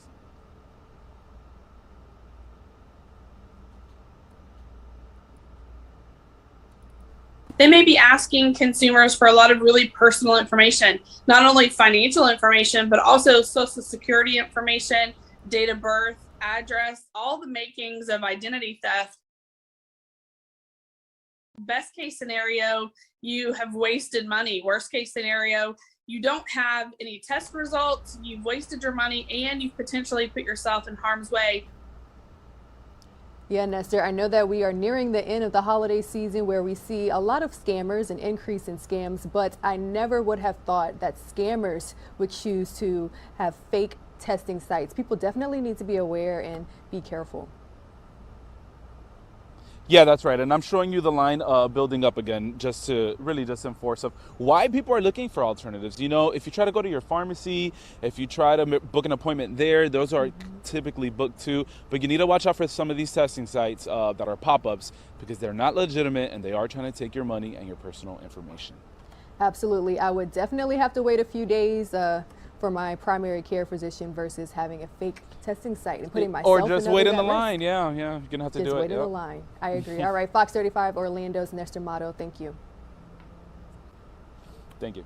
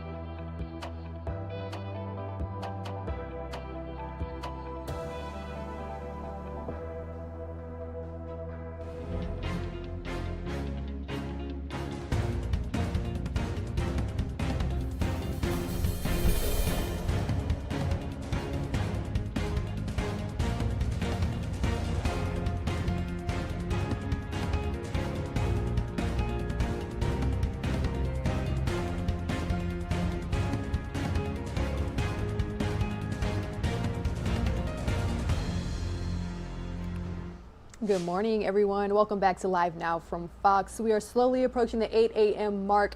Thank you for choosing our programming. We're bringing you all top stories, major news headlines that are taking place in your area as well as across the country. So we know that typically this time of the year is very busy when it comes to traveling, but the Federal Aviation Administration says there were about 6,000 reports of unruly behavior on airline flights this past year. I know personally I've seen a lot of these viral videos on social media, and they're also reporting 4,200 or almost 72% were mask related. The FAA says it has launched more than 1,000 investigations into passenger behavior since 1995. Fines under the agency's zero tolerance policy can reach $37,000 per violation. So guys, if you're hitting the skies, be on your best behavior. We are not out of the woods yet when it comes to the COVID-19 pandemic, and it is a little inconvenient. It is slightly uncomfortable to wear your mask, but do so for the benefit of yourself and others. Staying on the topic of post-holiday travel, we're still seeing some travel woes across the country. Here's a little bit more on that story. Travel troubles across the country just not letting up. For nearly 2 weeks now, airlines have been plagued by staffing shortages due to COVID-19 and also winter weather conditions. All of this started during the Christmas holiday, with nearly 20,000 flights canceled nationwide since Christmas Eve. We actually have no idea how long we're going to be here for, but right now our flight, yes, it was canceled. While still high, the number of flight cancellation travelers are seeing is on the decline. On Monday, more than 3,000 flights were grounded. By Wednesday, that number had dropped to about 1,700. But now, as another storm makes its way across the Midwest, airports are preparing to battle yet another round of snow and ice.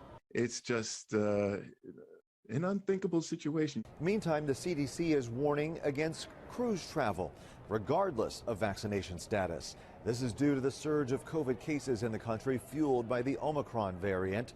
However, some passengers are still taking the chance. I'm sure there are some people who are still worried, but you just have to make your decision for you and your family. This as the Norwegian Pearl cruise liner cut a 7-day cruise short due to staff members testing positive for the virus. We took a chance.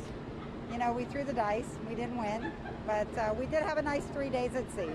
Airlines urging travelers to build in extra time. Also, check with your carrier before you head to the airport. That's the latest from DFW International. Casey Stiegel, Fox News. COVID-19 is still definitely affecting travel. Just a few weeks ago, my family and I were in Curacao, which is an island in the Caribbean, and our hotel was directly facing a cruise ship port, and we witnessed a lot of cruises docking, but passengers never getting off, and that is because the country was actually denying passengers entry because of COVID-19 concerns. So guys, be careful if you are choosing to travel. COVID-19 is also affecting elective surgery because we are seeing such a surge in hospitalizations. Many elective surgeries are getting pushed back. Now, our very own Daytona Everett is going to bring us more on that story. You're watching Live Now from Fox. I'm Daytona Everett. I'm joined now by Dr. Daniel Savarino, a sports medicine doctor coming to us from New Jersey. Doctor, thanks for being with us here on the show. Thanks for having me on. Okay, so I don't need to tell you twice. COVID is, again, an issue because of the Omicron variant, and we're seeing that when it comes to hospitalizations, which, like it did back in 2020, is pushing back, delaying, canceling some of these elective surgeries. How many people are you seeing coming into your office who are looking for alternatives while they can't get their elective surgeries done right now? So in my practice, I have many alternative treatments. That's basically what my practice is it's set up to be alternatives to surgery. So it's definitely, we're seeing a lot of people that were thinking about surgery. Some people really just don't want to go into the hospitals or go into the surgical centers right now. So they're looking for that surgical alternative. Mm-hmm. And just a lot of people in general are always kind of looking for another alternative than surgery as well. Yeah, so for those people that you're seeing, what are some of those alternatives? Maybe someone right now is watching and is interested in other options. Sure. So for pain, I specialize in ultrasound guided procedures, so we can do a lot of injections where with ultrasound we can see underneath the skin and really place the medicine precisely where it needs to go. We also use a lot of regenerative therapies, which people who are familiar with sports, Tiger Woods and a lot of other athletes have had things like PRP, which is your blood platelets, or sometimes we even use your own bone marrow to help stimulate healing in places that otherwise wouldn't heal themselves. Yeah, and are these all just temporary fixes? Like, you actually recommend that they probably go and get those surgeries? I'm sure it's a case-by-case basis, but what is the general consensus? So it's definitely a case-by-case basis, but most surgeries can be avoided, in my opinion. In the orthopedic world, 90% of people don't really even require surgery. And with these newer techniques and guided procedures, and we also do some ultrasound guided procedures where we can do things that used to have to be done with big incisions through pinholes in my office now. So we can avoid a lot of surgeries. And some surgeries like removing meniscal tears and labral tears in the shoulders, really the surgeries have been proven to have little benefit anyway. Yeah, obviously consult a doctor if people are needing immediate help, right? Because I know that has been a problem over these past years. Hospitals are getting overrun with COVID patients, but there's still certain patients who need to be getting in there, right? Oh yeah, absolutely. I mean, for emergencies, obviously if somebody breaks something and the bone is sticking out, that has to be treated right away, but for elective cases, rotator cuff type stuff, that can be, certainly the pain can at least be alleviated temporarily. And again, a lot of times the surgery can be avoided altogether. Yeah, and same with probably PT. Do you guys do a lot of PT there? What are your recommendations on maybe some things people can be doing at home if they don't even want to come into the office? Yeah, absolutely. I mean, physical therapy is always great. We don't do physical therapy here, but we send a lot of people and we work with a lot of physical therapists. Things like acupuncture can also be very helpful. And a lot of people, it's a multimodal approach. It's doing a lot of things. It's taking medicine, maybe getting a shot, doing physical therapy. That's actually going to give you the best results doing it all together. Right. As a whole, health is so important right now, and I feel like we all know that more than ever. Do you have any recommendations for people who may be watching on just how to stay healthy during this time? Yeah, so obviously, good diet and exercise. Exercise is hugely important. It's good for the immune system. Keeping your weight down is also going to help you with COVID if you get it. They've shown that the people that have the worst cases are actually obese, so staying and with a good diet and exercise program is always a good thing. Right. Dr. Savarino joining us all the way from New Jersey. Try to stay warm out there. Yeah, we'll try. Thank you so much. Thank you, Tona, for that interview. The probe into the Capitol riot continues a full year after it happened, with the Attorney General addressing the ongoing investigation. Still, a lot of questions remain about security. Let's go ahead and check in with Fox 5 DC. Let's talk about where we are now with national security and recap any changes on this one-year mark since the Capitol Hill riot. Executive Director of the National Security Institute, Jamil Jaffer, joins us now. Good morning. Thanks for joining us. Good morning. Thanks for having me. The thing that I'm most curious about is where we are a year removed from the January 6th incident to where we were a year before. What's changed the most in that year now compared to where we were before last January 6th? Well, look, obviously, we don't have the events going on that were taking place at the Capitol. We're not counting votes at this point. We're a year away from a by-election, or 11 months away from a by-election, and then we're a few years away from a presidential. But the tensions of the country still remain high. We're obviously seeing a significant partisanship on Capitol Hill, disagreements between the political parties, not just on policy issues, but on the facts of what happened on January 6th. We see the January 6th committee being viewed by one party as partisan, by the other side as trying to do its work. And there's a lot of fighting over that question. There's fighting over what January 6th meant, what happened that day, and how we should analyze it going forward. And so there remain these significant divisions in our country. And they're not just classic policy divisions. And so that's, I think, one of the key issues that we're going to have to sort out as a nation, particularly as we look at threats like China, North Korea, Iran, and Russia on the horizon. We're still busy infighting at home. How much of that, and I'm curious your take on this, because obviously at the National Security Institute, you're not just studying partisan issues here in Washington, but you're looking about what might be fueling those, the international fears that are there, or the international driving when it comes to perhaps that wedge in the partisan issues. How much does the international role play in this? Well, there is no question that countries like Russia and China are actively engaged in both overt and covert manipulation of narratives here in the United States on social media, TikTok, Twitter, the like, intentionally trying to create and enhance these divisions that we have in the United States. Now, look, it's not like these divisions don't exist. It's not like there aren't disagreements politically here in the U.S., both politically and policy-wise. But the Russians and Chinese are actively engaged in efforts to enhance those, make them worse, and put us at each other's throats because it makes us less effective in the international space. And that's something that we as a nation have to be on guard on, realizing that our adversaries benefit when we're at each other's throats, fighting over things like the basic facts about what happened that day 1 year ago. If that, in fact, that international play is helping to, if nothing else, stoke the fires perhaps, or the division or the belief systems of people that are involved, is more being done to combat that international threat now than what we might have had a year or two ago? Well, certainly our social media platforms, right? These private companies that run these things are more aware of the threat and are on guard against it. Now, the problem, of course, is they're caught in the middle of trying to preserve American values and principles around free speech, allow people to have their voices, at the same time defend against disinformation both from within the country but also from externally. And they're in a hard place, right? The government itself is hamstrung. It can't get that involved with these private sector companies and tell them what to do.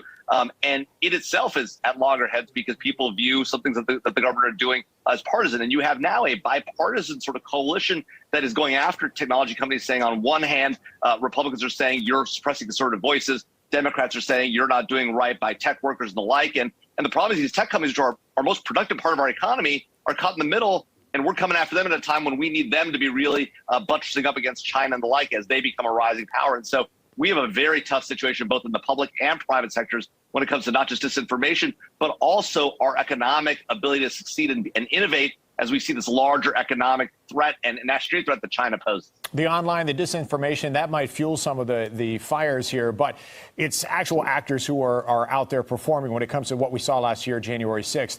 With midterms coming up in the next year or so, what has to change between now and then to make sure that we don't have a repeat? Well, I think the American voters have to say to our politicians, both the elected ones and those who are running for elections, say, look, we are tired of nothing getting done in D.C. We're tired of you guys at each other's throats about the facts about what happened. We know there are real facts on the ground about things that happened on January 6th. We know there are real facts about what you need to do in terms of our economic situation. We need to do in terms of COVID-19. And what the threats are that are external to this nation: China, Russia, Iran, North Korea. We want you to solve those problems. Stop infighting and start solving real American problems. If voters tell their politicians that, then we hope to see a change as we come through the by-elections here in November.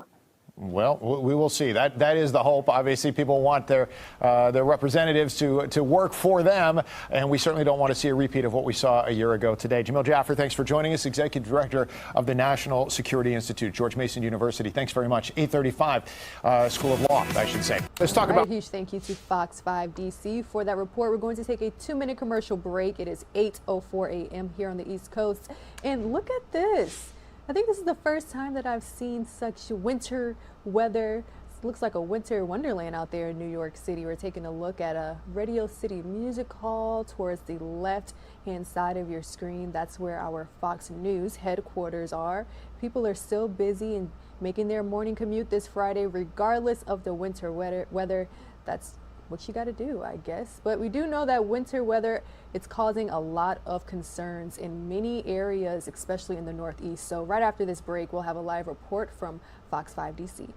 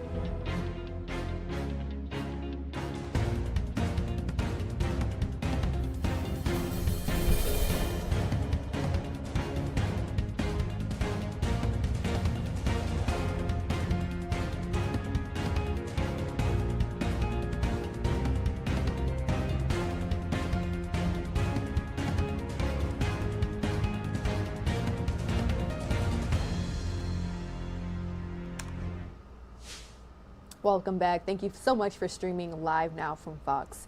A Republican politician believes that the insurrectionists who stormed the Capitol had riot envy when compared to the civil unrest that was held by Black Lives Matter activists the previous summer. Freshman Representative Peter Merger of Michigan actually caught up with Andrew Kraft. Let's go ahead and listen into this in-depth interview.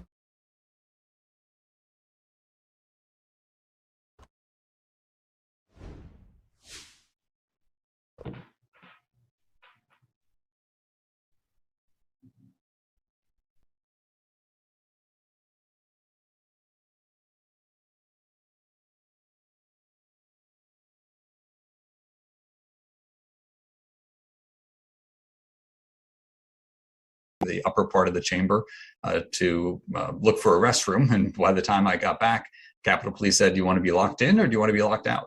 So that was very clear.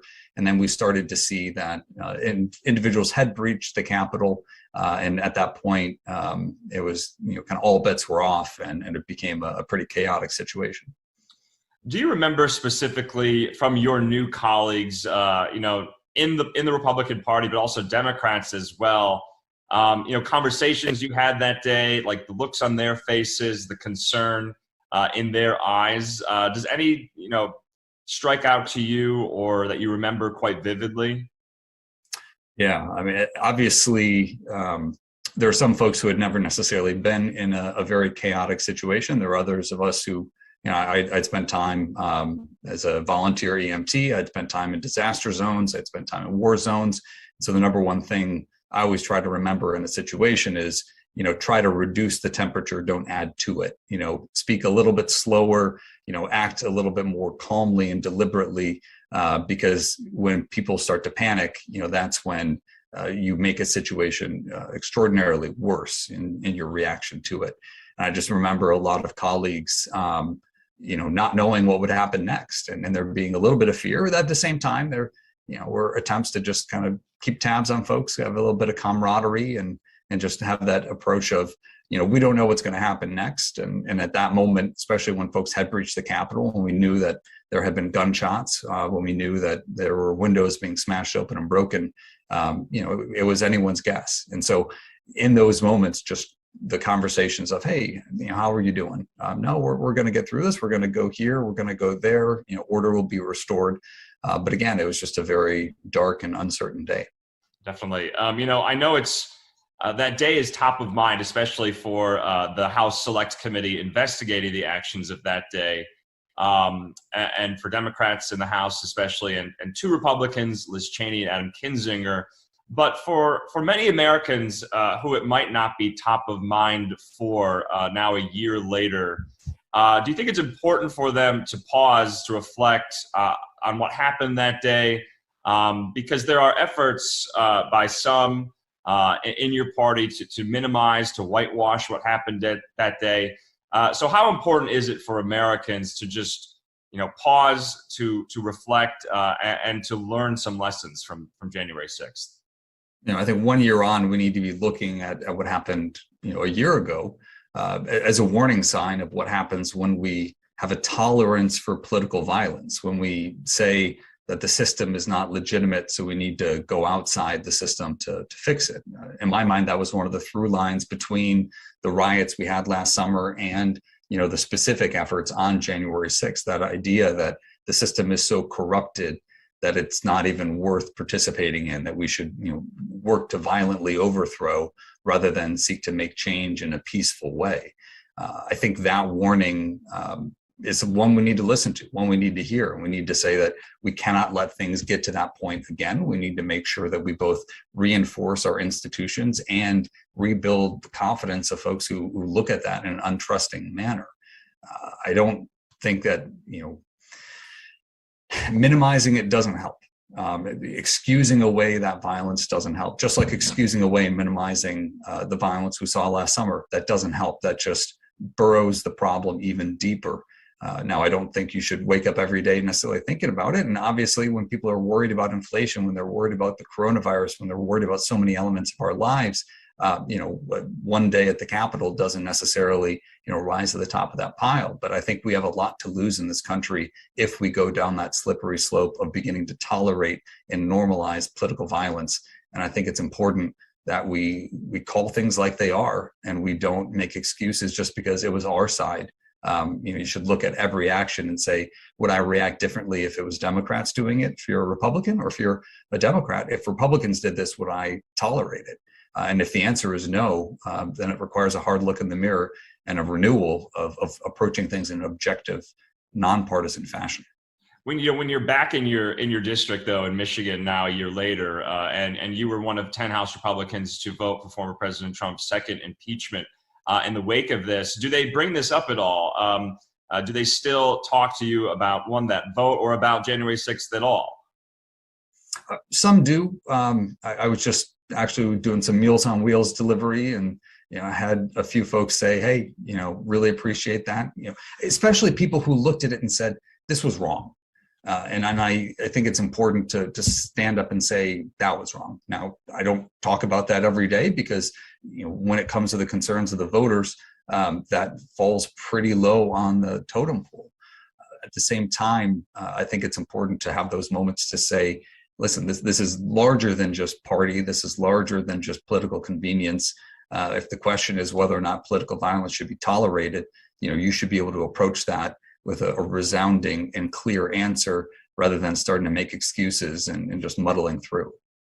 I want to talk about the committee because there have been, 2 contempt of Congress votes in the full House with Steve Bannon and Mark Meadows. Do you think the committee is going too far in its investigation? And if it is, what more does the American people need to know about that day that the committee needs to unearth, if you will?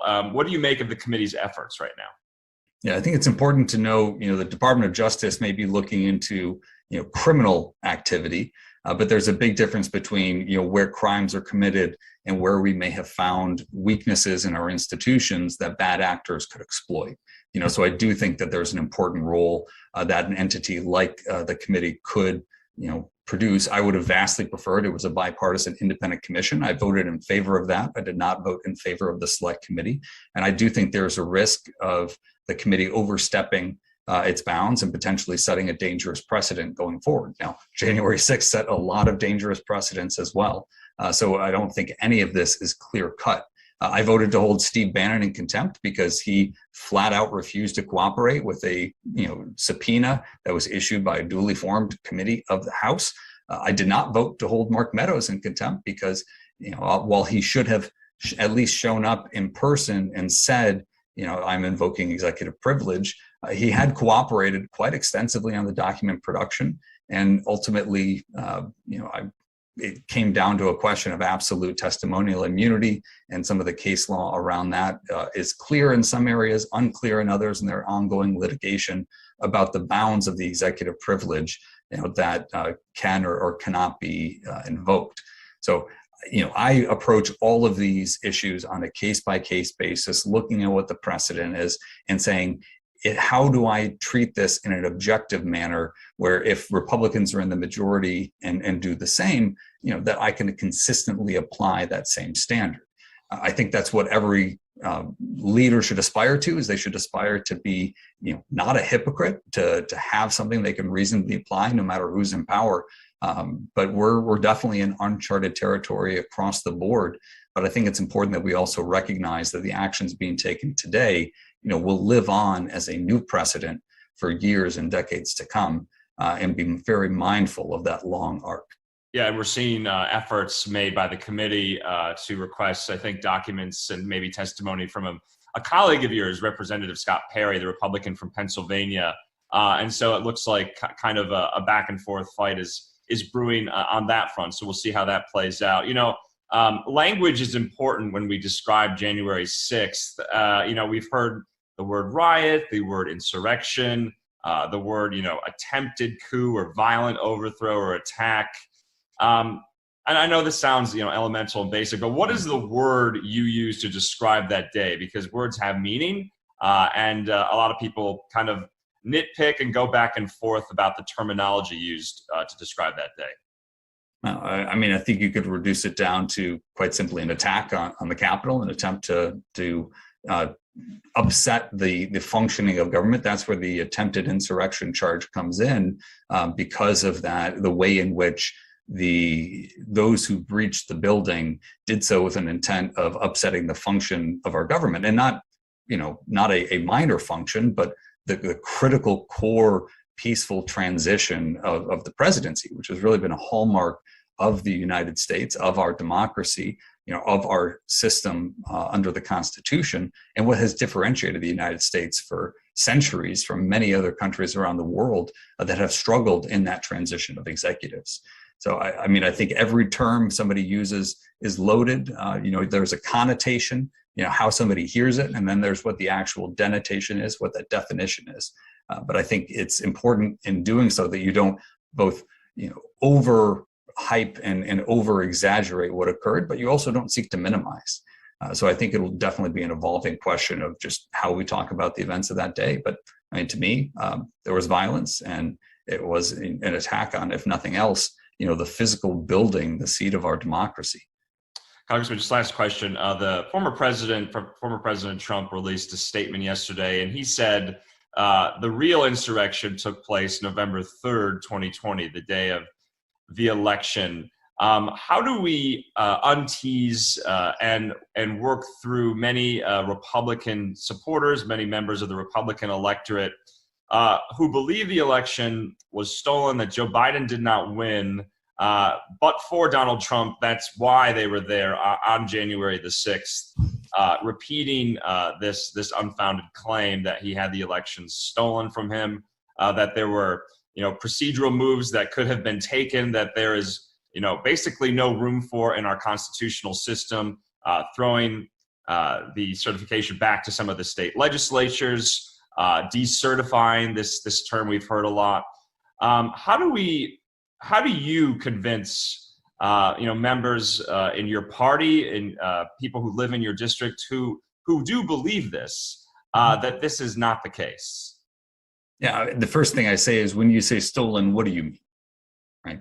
And some will say, well, the media was unfair. Okay, yeah, definitely. I would agree with that.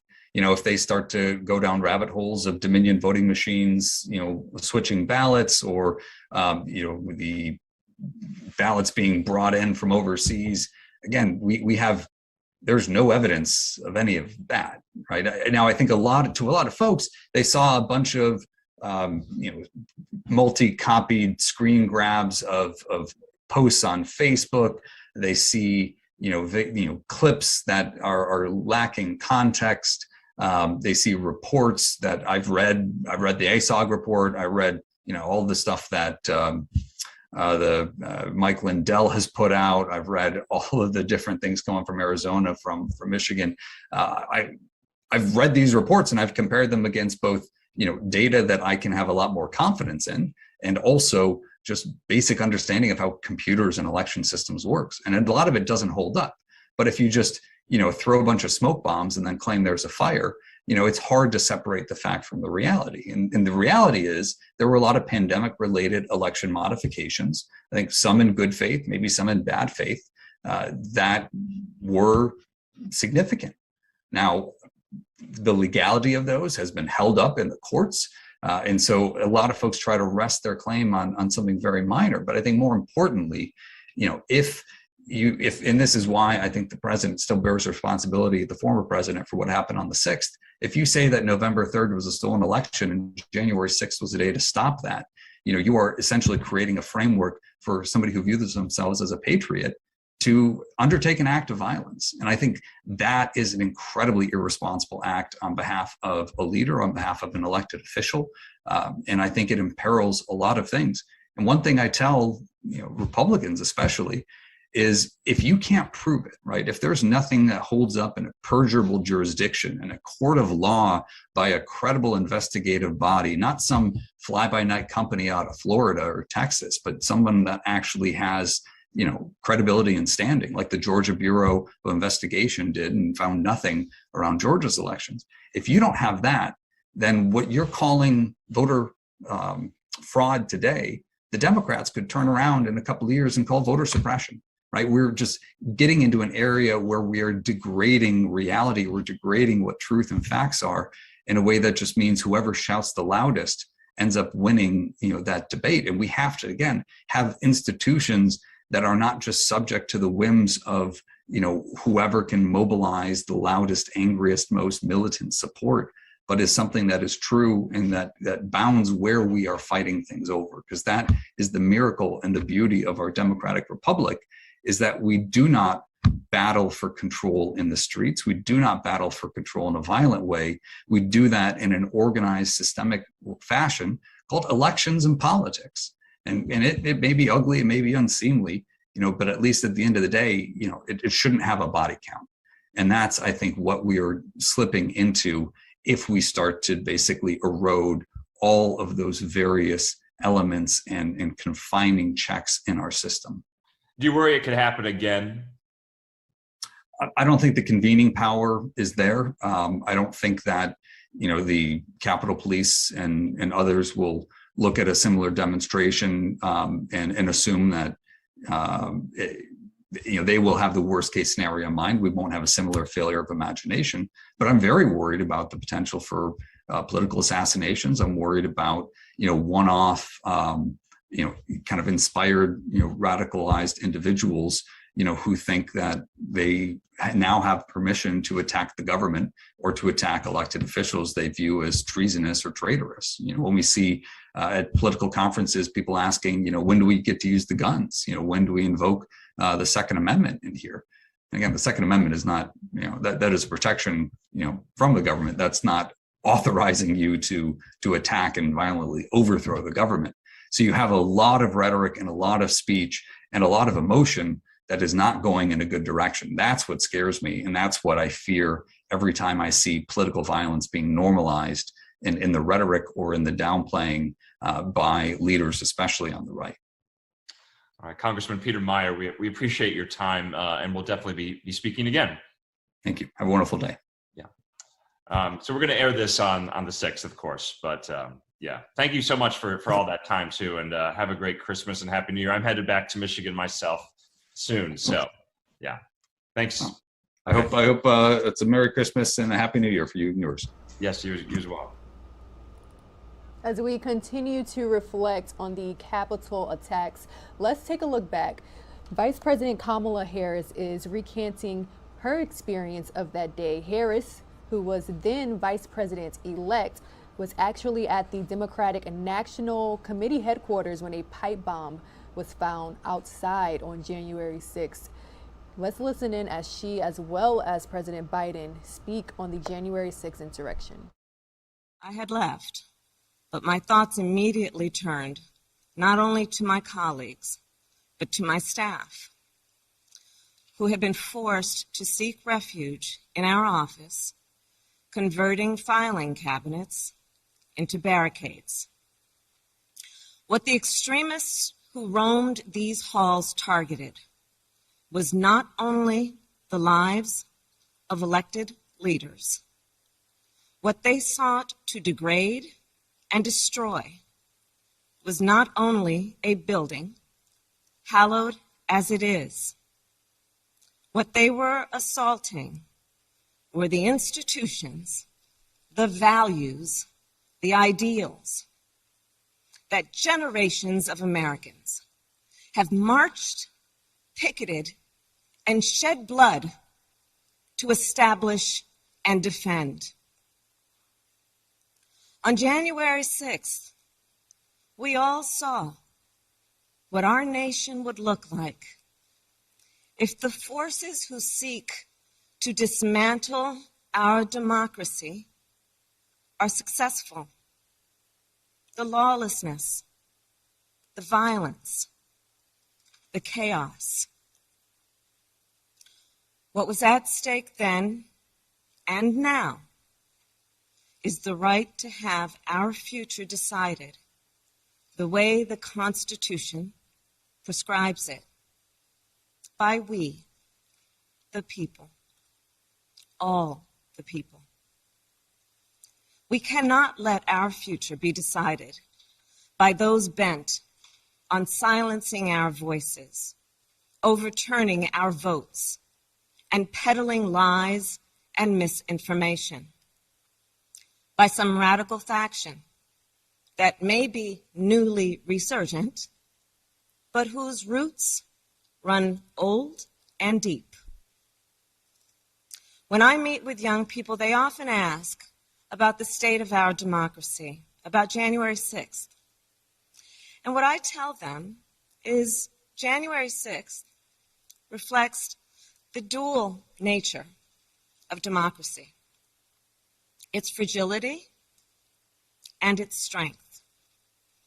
You see, the strength of democracy is the rule of law.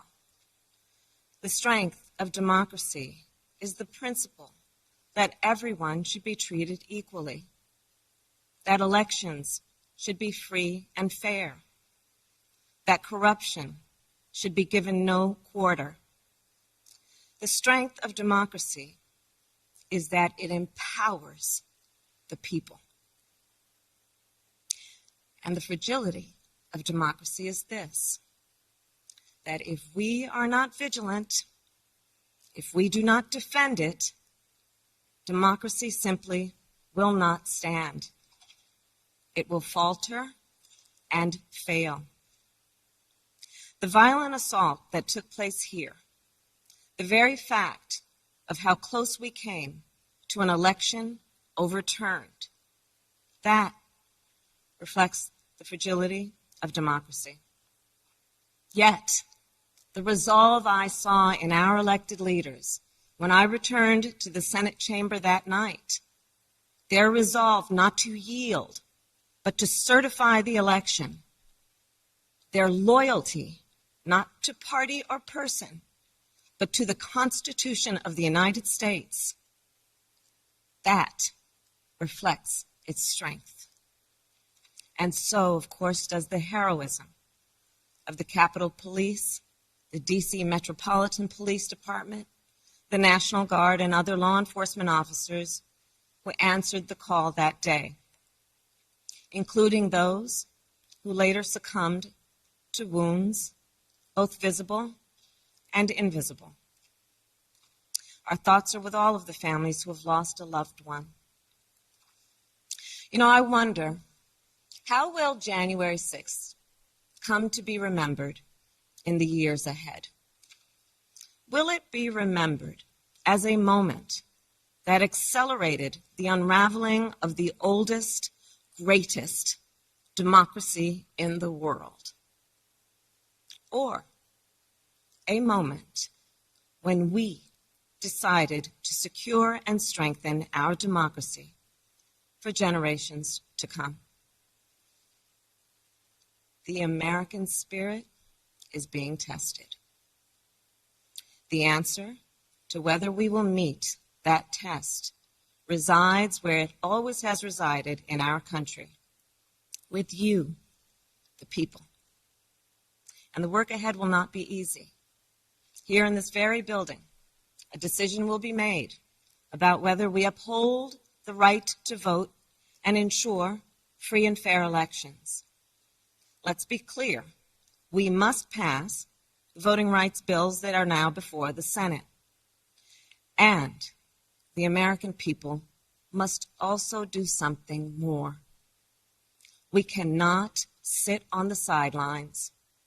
We must unite in defense of our democracy in order to form a more perfect union, establish justice, ensure domestic tranquility, provide for the common defense, promote the general welfare, and secure the blessings of liberty to ourselves and to our prosperity and posterity.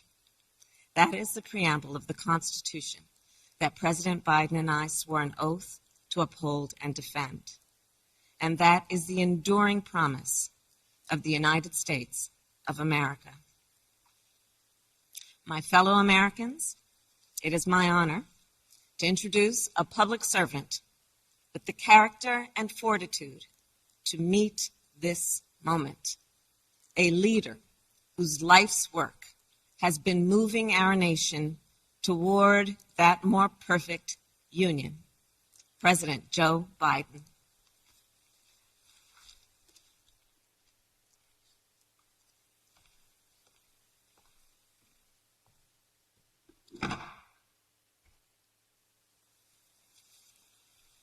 Madam Vice President, my fellow Americans, to state the obvious, 1 year ago today, in this sacred place, democracy was attacked, simply attacked. The will of the people was under assault. The Constitution, our Constitution, faced the gravest of threats. Outnumbered in the face of a brutal attack, the Capitol Police, the D.C. Metropolitan Police Department, the National Guard, and other brave law enforcement officials saved the rule of law. Our democracy held. We, the people, endured. We, the people, prevailed. For the first time in our history, a president had not just lost an election, he tried to prevent the peaceful transfer of power as a violent mob breached the Capitol. But they failed. They failed. And on this day of remembrance, we must make sure that such attack never happens again. I'm speaking to you today from Statuary Hall in the United States Capitol. This is where the House of Representatives met for 50 years in the decades leading up to the Civil War. This is on this floor. It's where young Congressman of Illinois, Abraham Lincoln, sat at desk 191. Above him, above us, over that door leading into the rotunda, is a sculpture depicting Cleo, the muse of history. In her hands, an open book in which she records the events taking place in this chamber below. Cleo stood watch over this hall 1 year ago today, as she has for more than 200 years.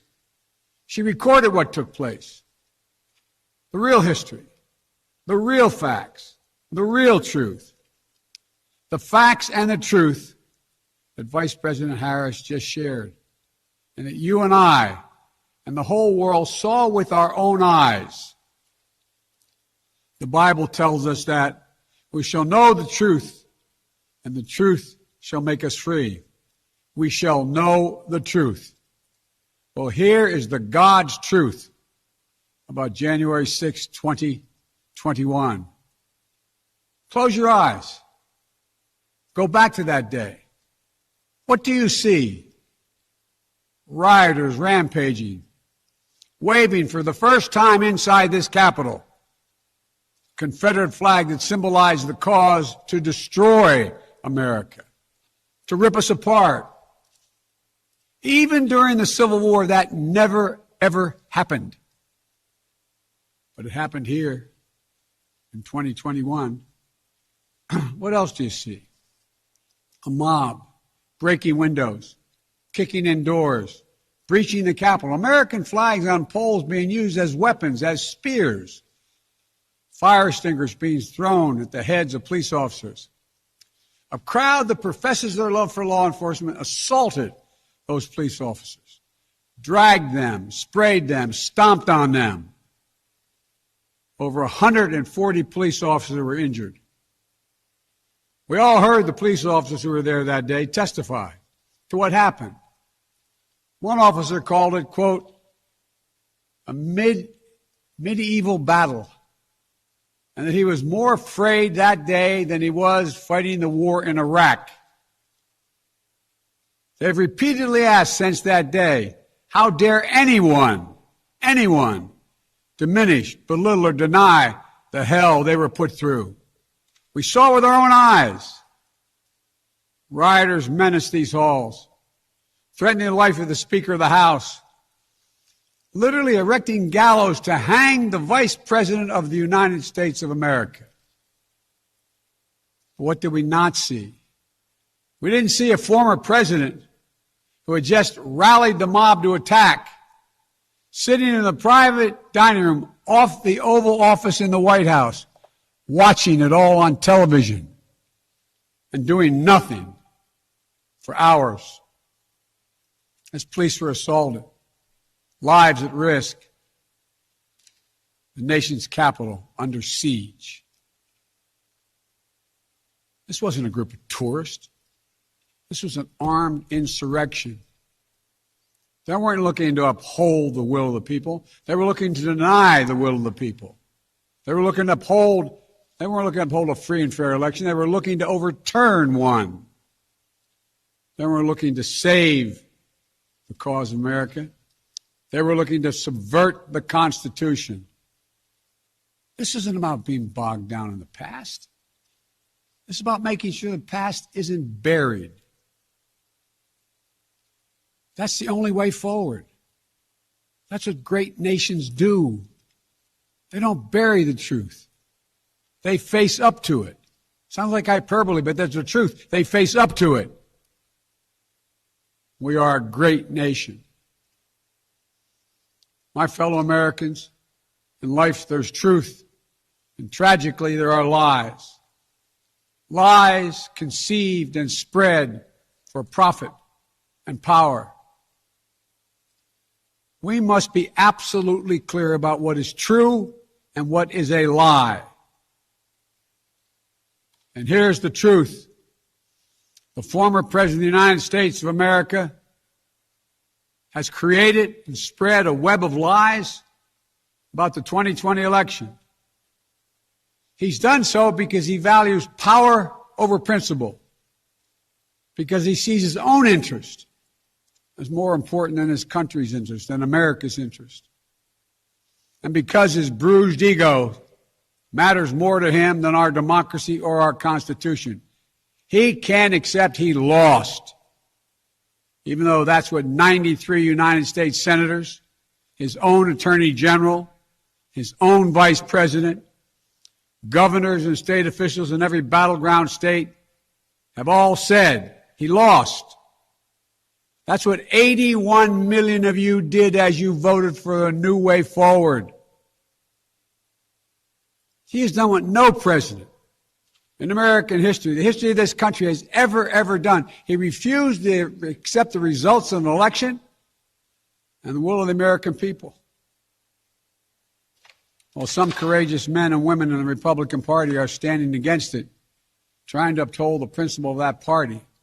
Too many others are transforming that party into something else. They seem no longer to want to be the party of Lincoln, Eisenhower, Reagan, the Bushes. But whatever my other disagreements are with Republicans who support the rule of law and not the rule of a single man, I will always seek to work together with them to find shared solutions where possible. Because if we have a shared belief in democracy, then anything is possible. Anything. And so at this moment, we must decide, what kind of nation are we going to be? Are we going to be a nation that accepts political violence as a norm? Are we going to be a nation where we allow partisan election officials to overturn the legally expressed will of the people? Are we going to be a nation that lives not by the light of the truth, but in the shadow of lies? We cannot allow ourselves to be that kind of nation. The way forward is to recognize the truth and to live by it. The big lie being told by the former president and many Republicans who fear his wrath is that the insurrection in this country actually took place on Election Day, November 3rd, 2020. Think about that. Is that what you thought? Is that what you thought when you voted that day? Taking part in an insurrection? Is that what you thought you were doing? Or did you think you were carrying out your highest duty as a citizen and voting? The former president's supporters are trying to rewrite history. They want you to see Election Day as the day of insurrection. And the riot that took place here on January 6th as a true expression of the will of the people. Can you think of a more twisted way to look at this country, to look at America? I cannot. Here's the truth. The election of 2020 was the greatest demonstration of democracy in the history of this country. More of you voted in that election than have ever voted in all of American history. Over 150 million Americans went to the polls and voted that day. In a pandemic, some at great risk to their lives. They should be applauded, not attacked. Right now, in state after state, new laws are being written, not to protect the vote, but to deny it. Not only to suppress the vote, but to subvert it. Not to strengthen or protect our democracy, but because the former president lost, instead of looking at the election results from 2020 and saying they need new ideas or better ideas to win more votes, the former president and his supporters have decided the only way for them to win is to suppress your vote and subvert our elections. It's wrong. It's undemocratic. And frankly, it's un-American. The second big lie being told by the former president and his supporters is that the results of the election of 2020 can't be trusted. The truth is that no election in American history has been more closely scrutinized or more carefully counted. Every legal challenge questioning the results in every court in this country that could have been made and was rejected. Often rejected by Republicans.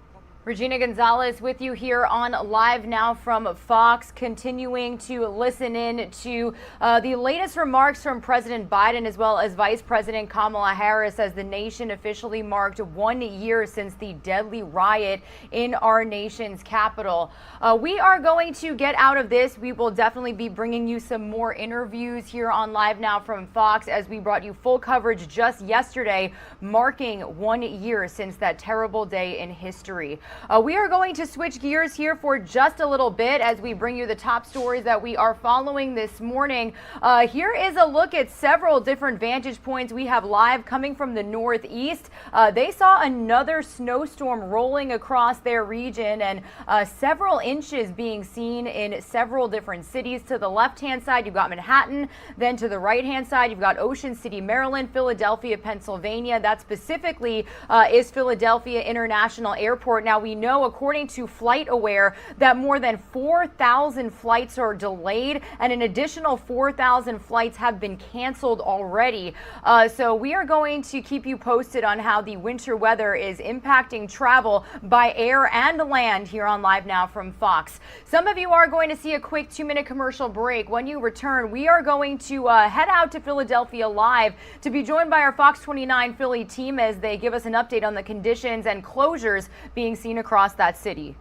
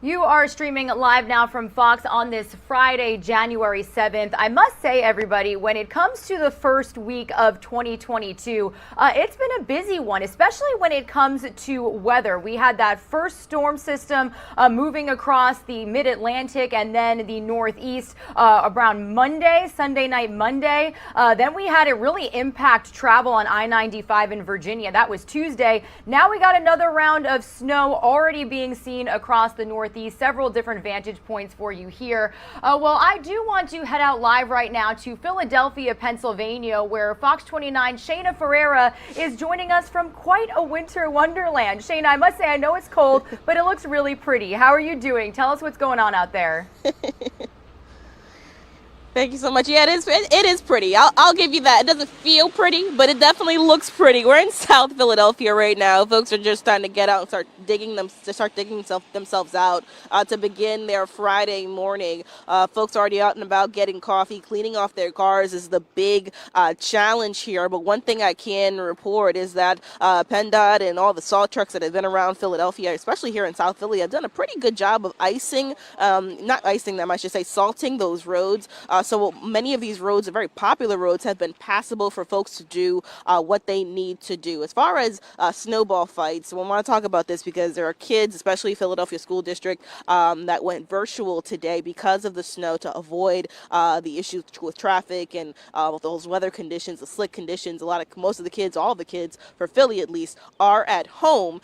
So if kids are watching, this is not the type of snow that you can pick up and do like the snowball fight. It's not the hard stuff, Regina. It's really soft and fluffy, which I guess for folks that need to clear off their cars, it doesn't make for a taxing, ice chiseling time, but it's definitely the soft, fluffy stuff that could harden eventually. But this is what it looks like, our winter wonderland. It's definitely cleared up since we first started reporting here on Fox at 4 a.m. The flakes have gone away, and it's now more so the aftermath, the cleanup, and we do see folks kind of just doing their thing here. But definitely you missed the best of it when it was really looking like a snow globe here in South Philly. But for now, folks are now just kind of getting out and doing what they need to do if they're not remote or if they're not reporting to work today. Many of them just kind of sticking inside, which I think is a smart thing to do. Grab your hot cocoa and just enjoy that. Yeah, there's nothing like a good snow day. Not that we get one in news where we could just stay home and enjoy the gorgeousness of the snow. But Shayna, how does this compare to some of the conditions that we saw earlier this week? Because like I just mentioned to our viewers, this is not the first system that's rolled through your area. Oh, right. Yeah, this is not anywhere near what we saw earlier this week. I mean, Atlantic City, which is about an hour-ish or so, maybe going on 2 hours from here, depending on traffic, really got hit pretty bad with the thick stuff. We're looking at really the lighter, fluffy stuff that will eventually blow away. But definitely earlier in the week, we had a much tougher system that brought more inches. Really, South Jersey received the brunt of that. By the time Philly kind of sifted through it, we were already preparing for what we have on the ground now. But definitely much more snow on the ground earlier this week. This feels like a coating compared to what we saw earlier in the week, Regina. All right. Well, I hope you and your team stay warm out there. We thank you so much for joining us and keeping our viewers up to speed on the conditions in the Northeast. So I hope you have a warm weekend. Enjoy some hot cocoa, and we'll talk to you guys soon. Thanks so much, Shayna. Thanks, Regina. Take care. All right, everybody, and we are going to go from Philadelphia, Pennsylvania, out to a shot that we've got coming in from Connecticut, actually. This is another vantage point of a winter wonderland we have from Bristol, Connecticut. So much of the Northeast seeing this winter storm system. Now, by this morning's commute, heavy snow actually had already hit the I-95 corridor from Philadelphia to Boston. So where Shayna was kind of just joining us from, major travel disruptions are expected on the roads and in the air throughout the day. Like I said, before I hopped on set, I actually did check FlightAware, which is the flight tracking app, and we saw that more than 4,000 flights had already been delayed, and 4,000 flights, an additional 4,000, had been canceled. This is actually a different vantage point we have from Philadelphia International Airport. Like Shayna just said, the snow out there was kind of a thinner layer, so hopefully some flights in Philadelphia were able to get out okay. But all the other different vantage points we have, I want to show you Winter Wonderland in New York City. This is a beautiful shot, especially because Radio City, that's where the Christmas show is. So this is a little delayed when it comes to Winter Wonderland in New York. What better than a white Christmas in New York? But we're getting a white first week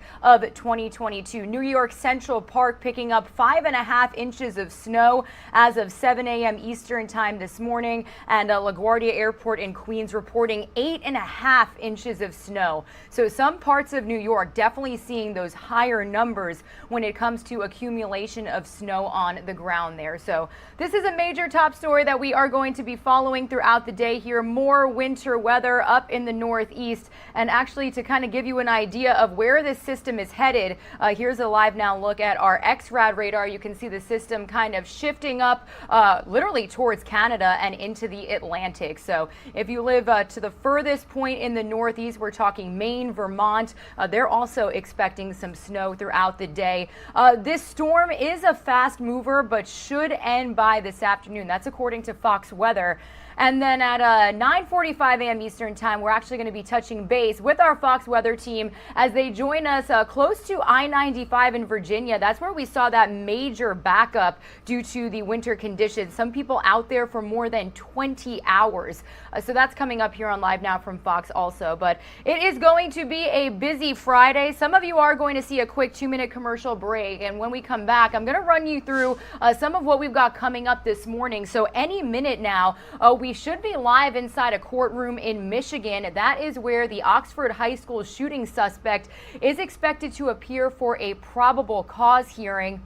And then later this afternoon, his parents at around 1 p.m. Eastern time, I believe, are going to be in court as well. They're both facing 4 counts of involuntary manslaughter. Then at 10 a.m. Eastern time, we should be live inside a courtroom in Georgia. The 3 men accused and convicted in the murder of Ahmaud Arbery are being sentenced by a judge in Georgia today. So we're planning on streaming that live as well. And then depending on how things go inside of that courtroom, we are expecting to hear from President Biden at 10:45 a.m. Eastern time, delivering remarks on the December jobs report. We have just gotten word that the United States added 199,000 jobs in the month of December, which definitely fell short of which economists predicted. So again, busy day here on Live Now from Fox. I should mention that he's making those remarks before he actually heads out to Colorado.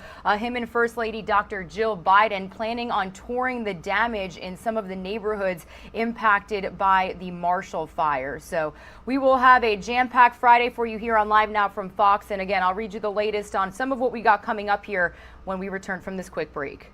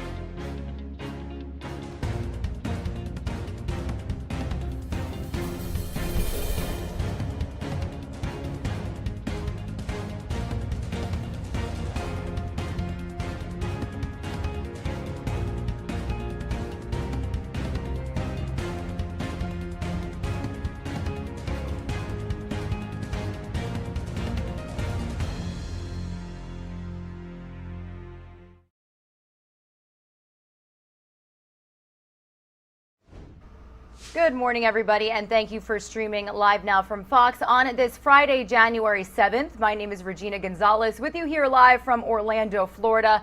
I'll be with you for the next several hours before my co-hosts pick up our coverage from Phoenix, Arizona. We are officially almost at the top of the 9 o'clock Eastern time hour, and I do, as promised, want to run you through some of the live events that we've got scheduled to begin here very shortly here on Live Now from Fox, and we'll bring you throughout the day. So here's a look at a schedule to kind of break things down for you. Now, coming up in just a couple of minutes, we are monitoring feeds from Oxford, Michigan, or I should say the state of Michigan, really.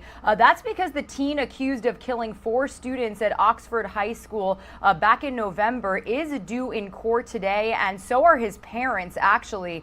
15-year-old Ethan Crumley will appear for a probable cause hearing around 9 a.m. Eastern time, so any moment here. 15-year-old Ethan Crumley and his parents, James and Jennifer Crumley, are all going to be in court today. James and Jennifer are set for a bond reduction hearing this afternoon around 1:15 p.m. Eastern time, so be sure to tune into our coverage for that as well. Their attorneys will argue to have their bonds lowered from $500,000 each to $100,000, and both are charged with 4 counts of involuntary manslaughter. Prosecutors say they have evidence the Crumleys knew their son was troubled and gave him access to a gun anyway. That tragic shooting happening back on November 30th of last year.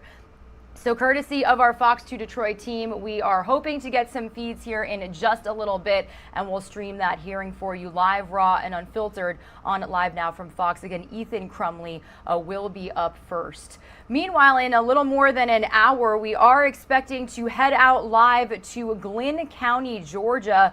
Today, a judge there will sentence the 3 men convicted of killing Ahmaud Arbery. Greg and Travis McMichael and their neighbor William Roddy Bryan face a minimum penalty of life in prison. The judge will decide whether that comes with or without the possibility of parole. The men still have a federal hate crimes trial coming up to determine if they targeted Arbery because he was black. Jury selection in that federal case will start next month. But again, we are planning on streaming this sentencing here on Live Now from Fox. It is expected to get underway in just about an hour. Depending on how that goes, right now we are planning on also streaming President Biden's remarks at 10:45 a.m. Eastern time. He is going to deliver this address regarding the December jobs report.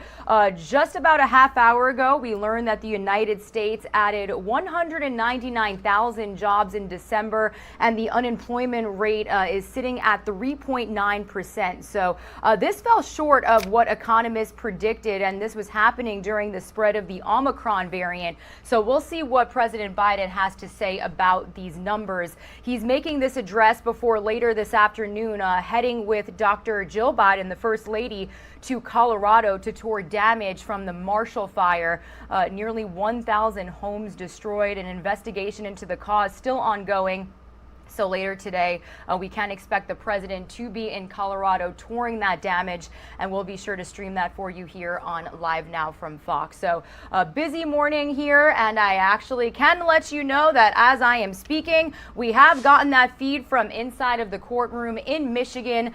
Nobody there yet, so we're going to continue to bring you some top stories that we are following this morning while we do wait for things to get started out there in that courtroom. Speaking of top stories, before I get into some of what we're covering on Capitol Hill in Washington, D.C., important to show you the weather because it's a winter wonderland for a lot of people in the Northeast. We had another winter storm rolling through the area overnight, and we've seen quite the amount of snow in some of these places. To the left, you can see that winter wonderland snow still coming down in Bristol, Connecticut. Then you've got Ocean City, Maryland up to the top. Really a snowy day for a beach day. And then you've got Philadelphia International Airport to the bottom right. In just a moment here, we are going to get to how these weather delays plus COVID-19 have really impacted travel. More than 4,000 flights canceled already this morning, and it's still pretty early out here on the East Coast. So this is something that we're going to follow for you here on Live Now from Fox. Meanwhile, also speaking of President Biden, it's going to be a big day when it comes to his vaccine mandate. The U.S. Supreme Court is taking on President Biden's vaccine mandate this morning. Even if they survive the scrutiny, though, the administration is facing pressure to now take a new approach when it comes to the rapid spread of COVID-19 and the number of positive cases that we've seen across the nation recently. So I do want to bring you the latest report on this story and what we could potentially expect from Fox's Doug Lazater this morning. Confident the president will prevail here. The court is moving unusually fast to decide whether he has overstepped his authority. It didn't take long for federal vaccine mandates to reach the steps of the Supreme Court. Justices will hear arguments this morning on whether the government can force large private sector employers to require workers to get vaccinated or face regular COVID tests, and whether an all-out vaccine mandate for millions of healthcare workers is constitutional. It essentially concerns the police power of the state, what the government can compel private citizens or people who work for the federal government to do. And the White House is still trying to play catch-up on COVID test availability. The Washington Post reporting now that the administration just last night signed a contract to begin buying test kits to mail out to U.S. households, working with the Postal Service to deliver them. But the post office is facing issues of its own, asking for a 4-month waiver on a vaccine mandate to avoid critical staff shortages. The Mayo Clinic just fired 700 employees because they wouldn't get the shots. A group of the president's former COVID advisors is urging him to take a new approach and give up on the idea of vanquishing a virus that many doctors say may never go away. The COVID battleground is changing, it's shifting, and with that, our mentality and our fundamental approach to managing this disease must be modified as well. The White House, though, says the president is still committed to the notion of defeating the virus. In Washington, Doug Lazater, Fox News. And sometimes those hearings do allow us to listen in, whether it be audio or not. So if we do get some remarks from inside the Supreme Court on this vaccine mandate hearing, we'll be sure to bring it to you here on Live Now from Fox. Meanwhile, we brought you full coverage just yesterday. Emotions were certainly running high in Washington as lawmakers reflected on the 1-year anniversary of the deadly January 6th riot. President Biden spoke and took aim at his predecessor, former President Donald Trump. Fox's Caroline Shively has more on his address, plus other events that took place in Washington, D.C. A somber day for lawmakers a year after the January 6th attack. Democrats and Republicans still have vastly different perspectives on what occurred, but both parties agree the violence that day was abhorrent and unacceptable. God bless America. Lawmakers marking 1 year since the deadly January 6th Capitol riot, a day where the country witnessed a mob of Trump supporters break into the Capitol building, clash with police officers, and vandalize property. Many inside say they feared for their lives. I remember not knowing if I would make it out of our seat of democracy alive or if our democracy itself would survive. Since that day, the FBI has been on a manhunt to arrest those involved. So far, more than 700 people face charges. In his remarks, President Biden sharply criticized his predecessor, saying he spread a web of lies about the 2020 election. He has done what no president in American history, the history of this country, has ever done. He refused to accept the results of an election and the will of the American people. Former President Trump denounced the speech, and many in the GOP have come to his defense, while also condemning the violence that occurred. However, one of the president's biggest Republican critics, Congresswoman Liz Cheney, wants to make sure he is held accountable for what occurred.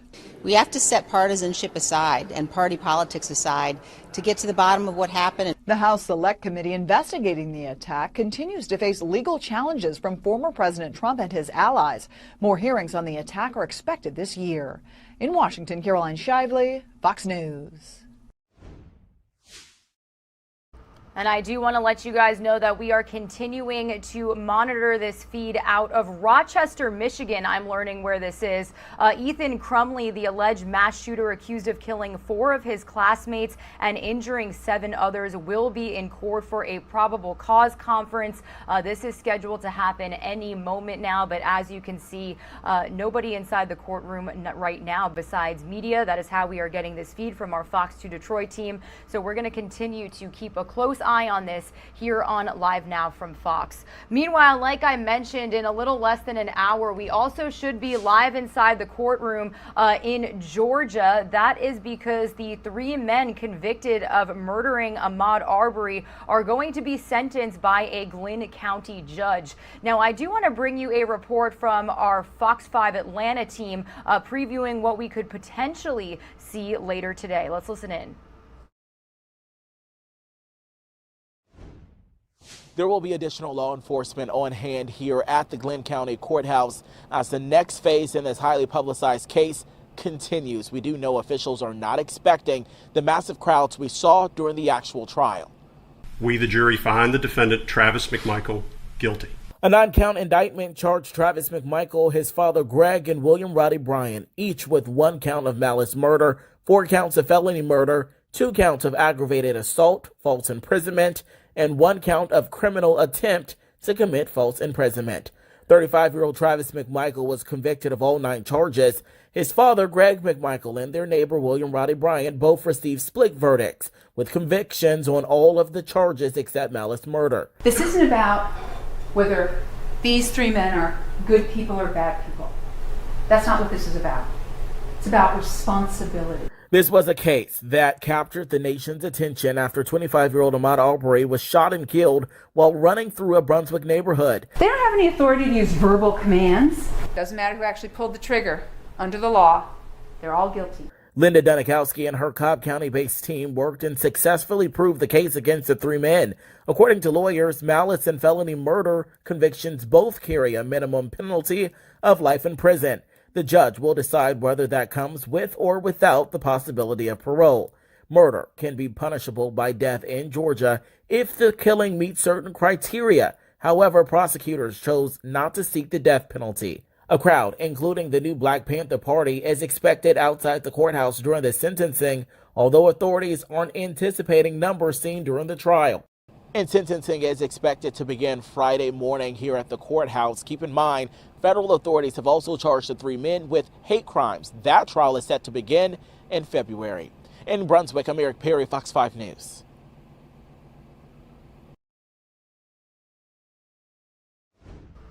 All right, thank you to Eric Perry for that report. Again, we are planning on streaming that sentencing, which is set to begin at 10 a.m. Eastern time here on Live Now from Fox, so definitely keep an eye out for that coverage here happening in just a little bit.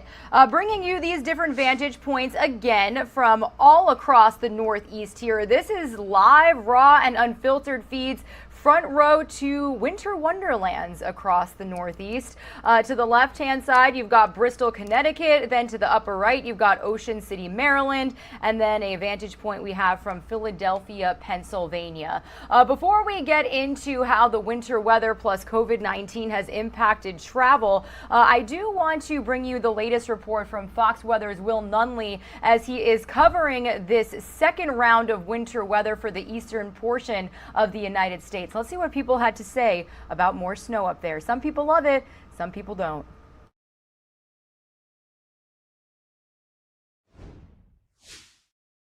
This is not the typical scene you'd expect to see in Nashville, Tennessee. Snow blanketing parts of the city with up to 7 inches. The metro area typically averaging just over 4 inches a year. The Southeast just one of several regions getting slammed by a fast-moving winter system. Expected to bring frigid temperatures, snow and ice all the way up the eastern part of the country through New England. The heavy snowfall has some stuck drivers in Kentucky on edge after hundreds of vehicles were stranded on a 50-mile stretch of the same highway near Fredericksburg, Virginia earlier this week. I have no food in my car. I do have some water. I'm on a quarter tank of gas, and we're just sitting here watching the snow pile up on the road, making it even harder to get home. Good morning, Your Honor. Good morning, Your Honor. Good morning. We're just waiting for the jail to connect, and they're doing that right now. All right, everybody, I wanted to quickly break out of that last story because it looks like we've got the judge officially taking her seat and prosecutors and defense attorneys joining this hearing virtually, as you could see. Again, this is going to be Ethan Crumbley, the accused and alleged Oxford High School shooter, appearing on a probable cause hearing. So let's listen in very closely here on Live Now from Fox. It does appear that he is joining in via Zoom from jail. Thank you, Judge. Mark Keast on behalf of the people. Good morning, Your Honor. Assistant Prosecutor Kelly Collins appearing on behalf of the people as well. And I think you're muted, Ms. McDonald. Thank you. Sarah McDonald on behalf of the people. Thank you. And good morning, Your Honor. Paulette Michelle Lofton on behalf of Mr. Crumbley, and we are agreeing to appear by Zoom this morning. Thank you. Ms. Hopp? Good morning, Your Honor. Amy Hopp on behalf of Ethan Crumbley. And Ms. McKelvey. Good morning, Your Honor. Deborah H. McKelvey, court-appointed guardian ad litem for Ethan Crumbley, and I have no objections to proceeding with this matter on Zoom this morning. Thank you. Mr. Crumbley, this is Judge Karniak. Could you please state your name for us? Ethan Robert Crumbley. Mr. Crumbley, if any time you cannot hear or understand myself or any of the parties to the proceeding, will you please let the court know? Yes. And we're handling this proceeding today remotely instead of in person at the courthouse. Is that with your consent, Mr. Crumbley? Yes. Okay, great. So this is the date and time scheduled for a probable cause conference. And I do see and have received just a few moments ago a written waiver of a preliminary exam. So I just want to address that briefly. Ethan, you do have a right to a preliminary exam. You understand that? Yes. And it's my understanding that you have met with your attorneys, not once, but twice. You met with Ms. Lofton and Ms. McKelvey in order to discuss this matter regarding your preliminary exam. Is that correct? Yes. All right. And there was a form called Waiver Preliminary Exam. Did you receive that, Mr. Crumbley? Yes. And did you read it and review it with your attorneys?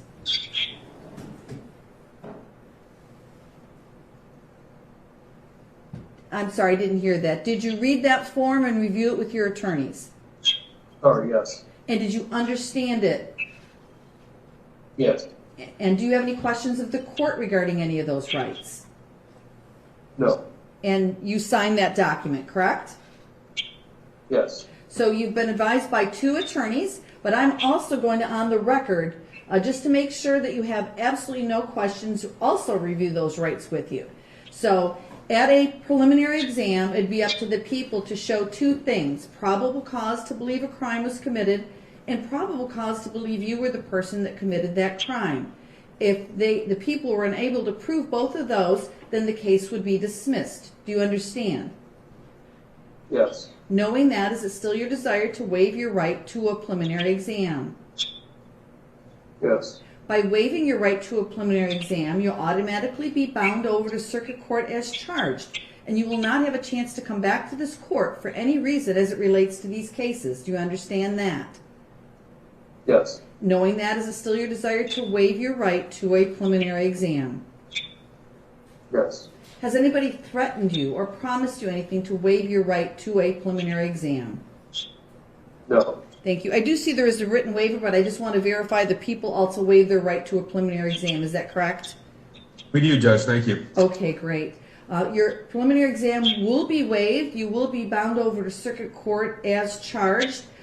As it relates to bond, it's my understanding that that issue will be addressed in the next 2 weeks pursuant to a newly enacted statute, a federal statute, and both sides would like some time to prepare for that. So instead of me retaining jurisdiction for that purpose, there will be a hearing that will be set before the Oakland County Circuit Judge within the next 2 weeks pursuant to that federal law. Anything else? Judge, no, thank you, Judge, for mentioning that. I did want to place on the record that we did have a status conference this week with the attorneys and Your Honor and discussed the appropriate venue for that motion regarding the continued detention of the defendant in the Oakland County Jail to be the Oakland County Circuit Court. I know Ms. Lofton has communicated with the Circuit Court, and they are agreeable to setting the hearing for us in the next 2 weeks. Great. That is correct. Wonderful. Thank you for placing that on the record. Anything Your else? Honor, and additionally, I had an opportunity to discuss that exact issue with Mr. Crumbly as well, and he understands that there will be a separate hearing at Circuit Court to address that issue, and that it will not be addressed with you today. Thank you, Ms. McKelvey, for putting that on the record. Anything else anybody wants to state on the record before I lose jurisdiction? Not from the people. Thank you, Judge. All right. Thank you Nothing all from for the your council. professionalism and your cooperation. The court truly appreciates it. Take care.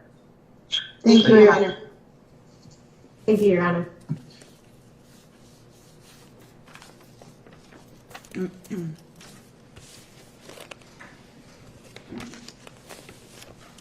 Okay. All right, Ethan Crumbley, the accused Michigan high school shooter who allegedly opened fire, killing 4 of his classmates and injuring 7 others back on November 30th, waiving his right to a preliminary exam. Now, this probable cause conference was the first chance for the defendant's attorney to argue on their behalf. It also gives an opportunity for the prosecution to unveil more evidence that it plans to cite in the event of a trial, but none of that was really mentioned. There really were only talking about another hearing coming up in 2 weeks that's going to be held in Circuit Court. Now, these are only held in felony cases and typically follow an arraignment. It's not unusual for big cases like Ethan Crumbley to see the first meeting rescheduled, and it was originally. This is where plea deals can be accepted and modifications to a defendant's bail or bond can happen. However, since the case involves a first-degree murder charge, there won't be any reduction in bond. So as you could see, Ethan waiving his right to a preliminary exam. Now, what does that mean? Well, a defendant can decide after consulting with their counsel to waive the preliminary hearing, which provides a preview of the prosecution's case, including evidence and potentially witness testimony. So he did waive that right. So very short conference coming to us here on Live Now from Fox, but wanted to bring it to you here because this is who we are and what we do when we get these feeds coming in from across the nation, and we lose them just as fast as we get them, like we did right there. We like to bring you front row. This was a breaking news story that we brought you full coverage of on November 30th. 4 students killed at Oxford High School in Michigan, another 7 injured. And also important to note, to stick with us, because at 1:15 p.m. Eastern time, Ethan Crumbley's parents will be in court as well. They both face 4 counts of involuntary manslaughter charges. They're accused of knowing that Ethan was troubled, buying him the gun. So they were charged a couple of months ago at this point as well. It was only about a week after that shooting. So stay with us here on Live Now from Fox. This is a situation that we are going to continue bringing you the latest developments on. Again, 1:15 p.m. Eastern time. The Crumbley parents will be in court in Michigan as well, and we'll be streaming that for you live, raw, and unfiltered.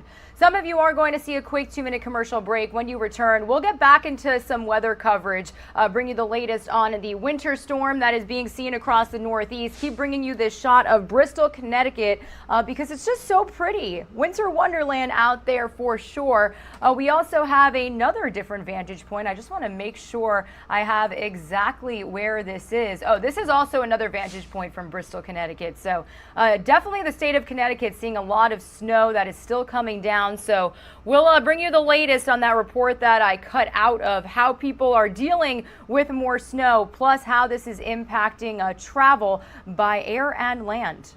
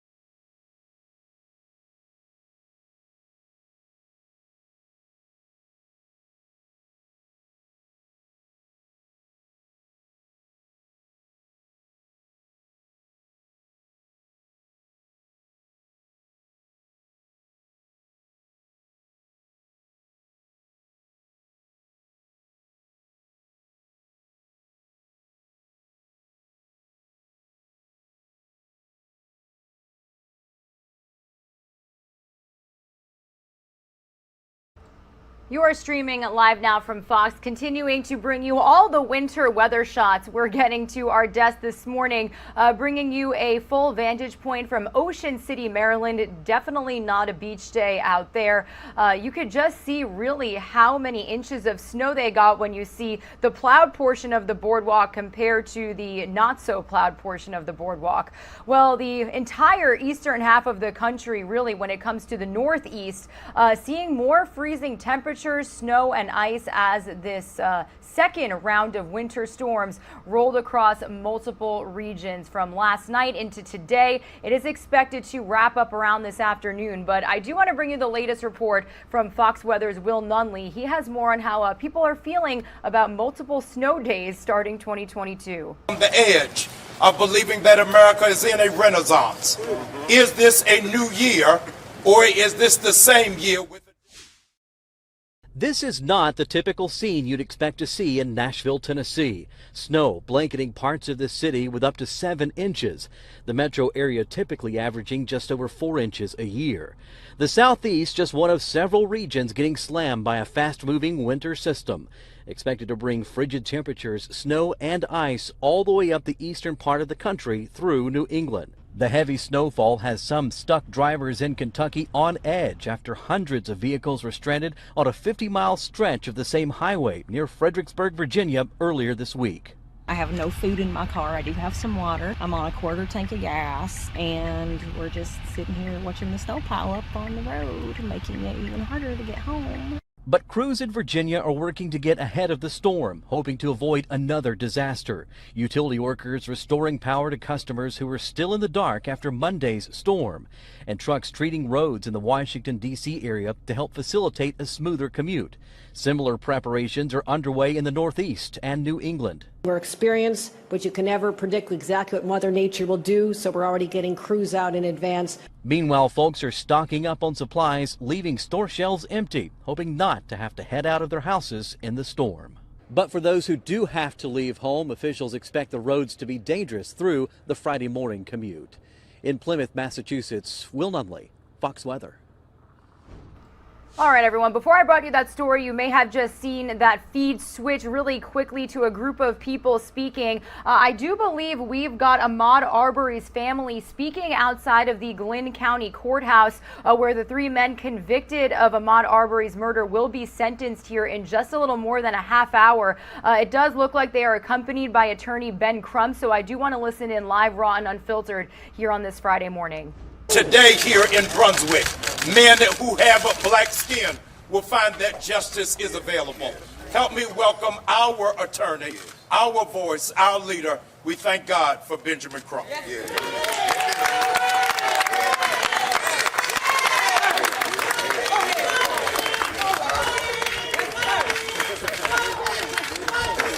Happy New Year, especially.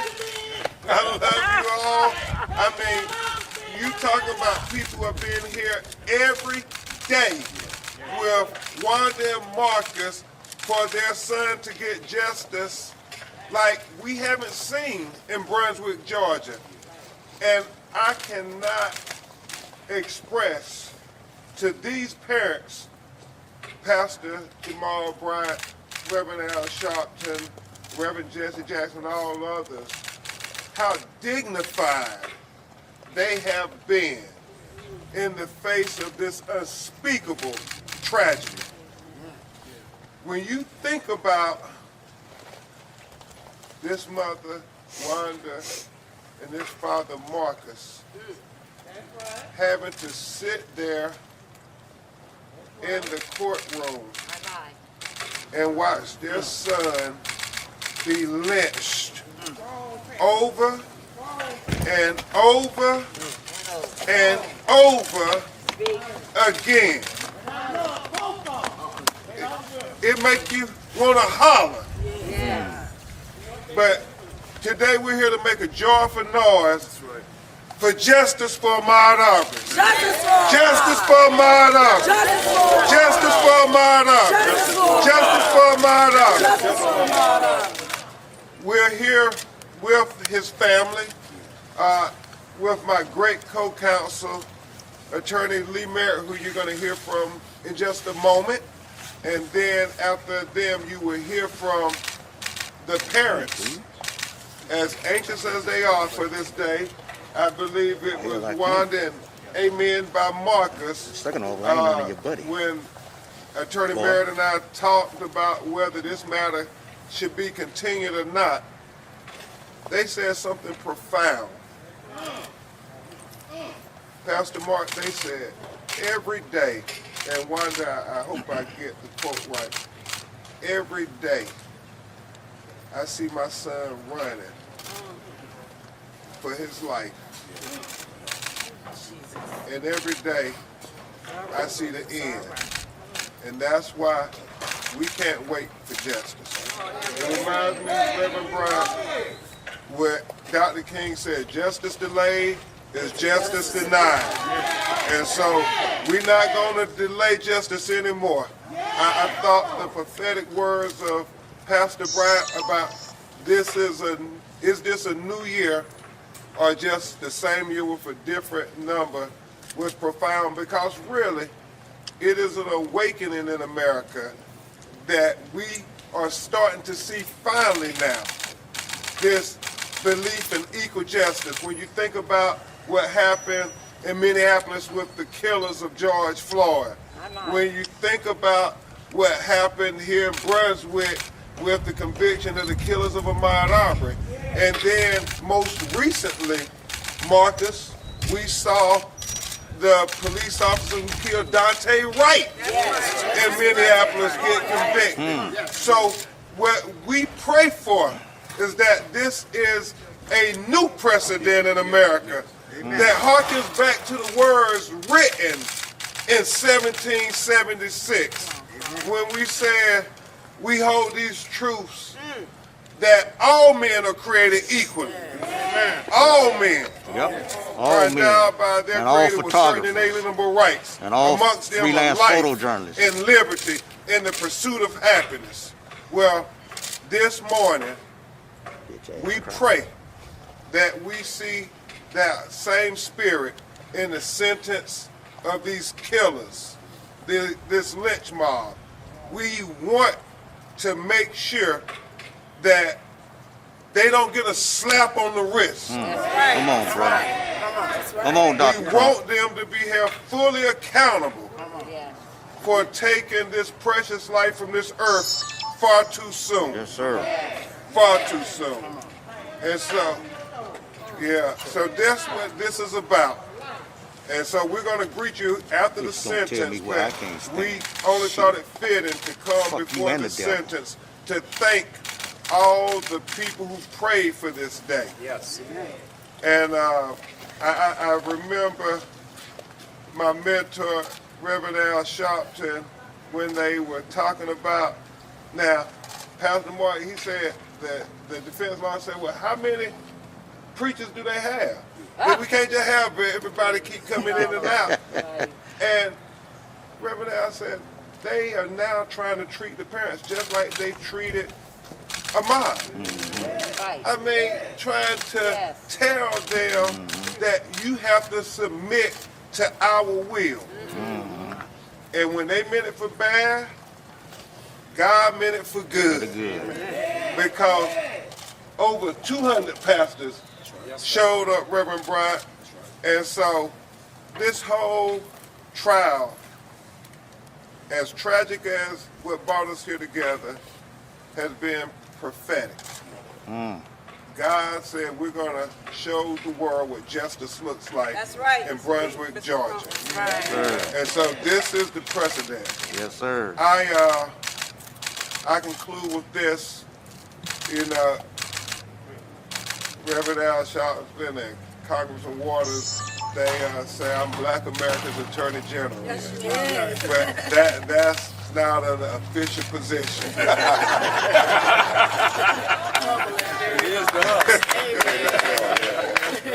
But my great co-counsel, who I've been on the front lines with, my younger frat brother in Omega Psi Phi, one of the best hopes we have for justice in America today is running for an official position. If you thought what he did with Botham Jean and helping get justice in Dallas, Texas, when he was killed in his own apartment, eating a bowl of ice cream when a white policewoman came in and said she thought she was in her apartment and shot and killed him. If you thought what he did with helping usher in justice here in Brunswick, Georgia for Wanda and Marcus for Ahmaud Arbery, boy, just wait what he gonna do when he become the first black attorney general for the state of Texas. That's what we're talking about, not just the present, but we're looking to the future of justice. And I give you that future looks like this young man, Attorney Lee Merritt.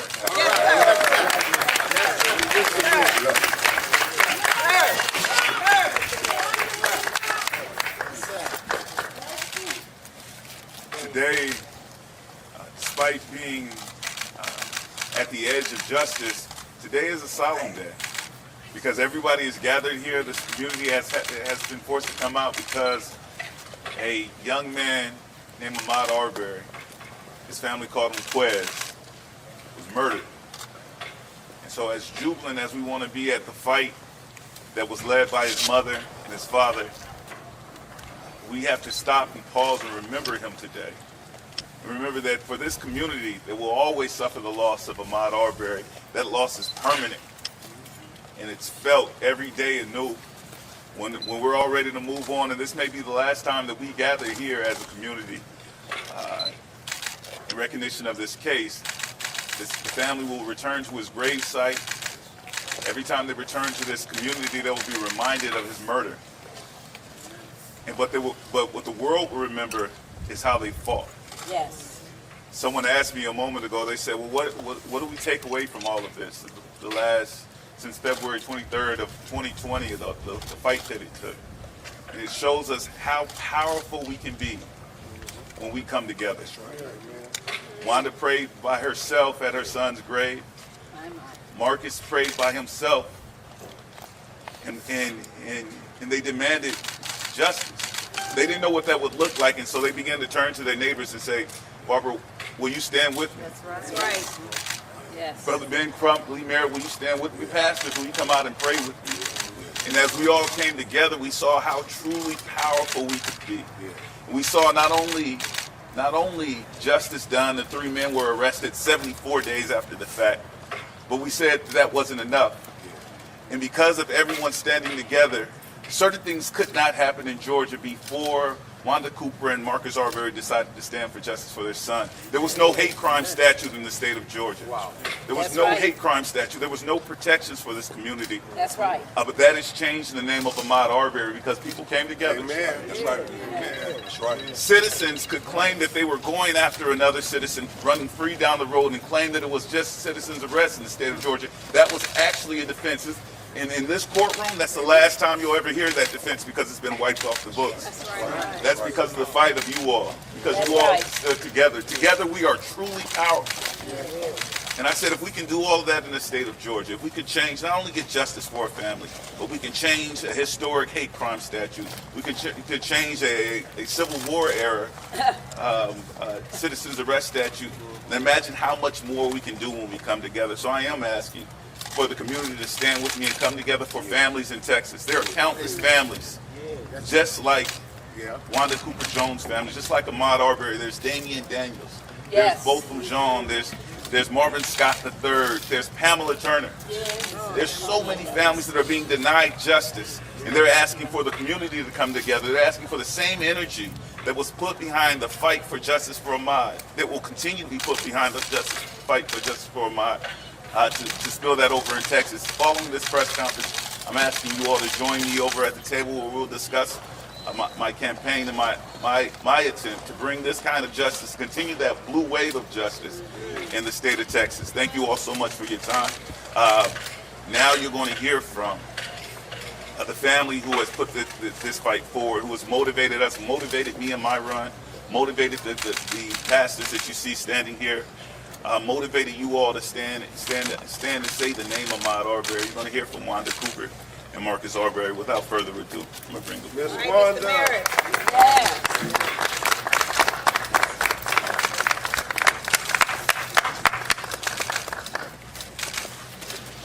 Good morning. Good morning. I just want to say thank you all for standing with us to give justice for Ahmaud. I really don't have much to say this morning, but the day is finally come that we will get justice for Quez. The day that my family and I have prayed for him has finally come. So thank you. Thank you. Thank you.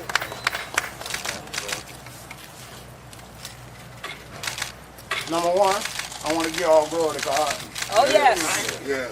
Because God just want to be possible. And number two thing, I want to thank all these attorneys.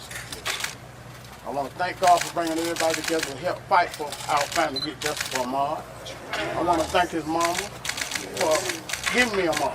Yes. I wouldn't even have Ahmaud. So I thank her.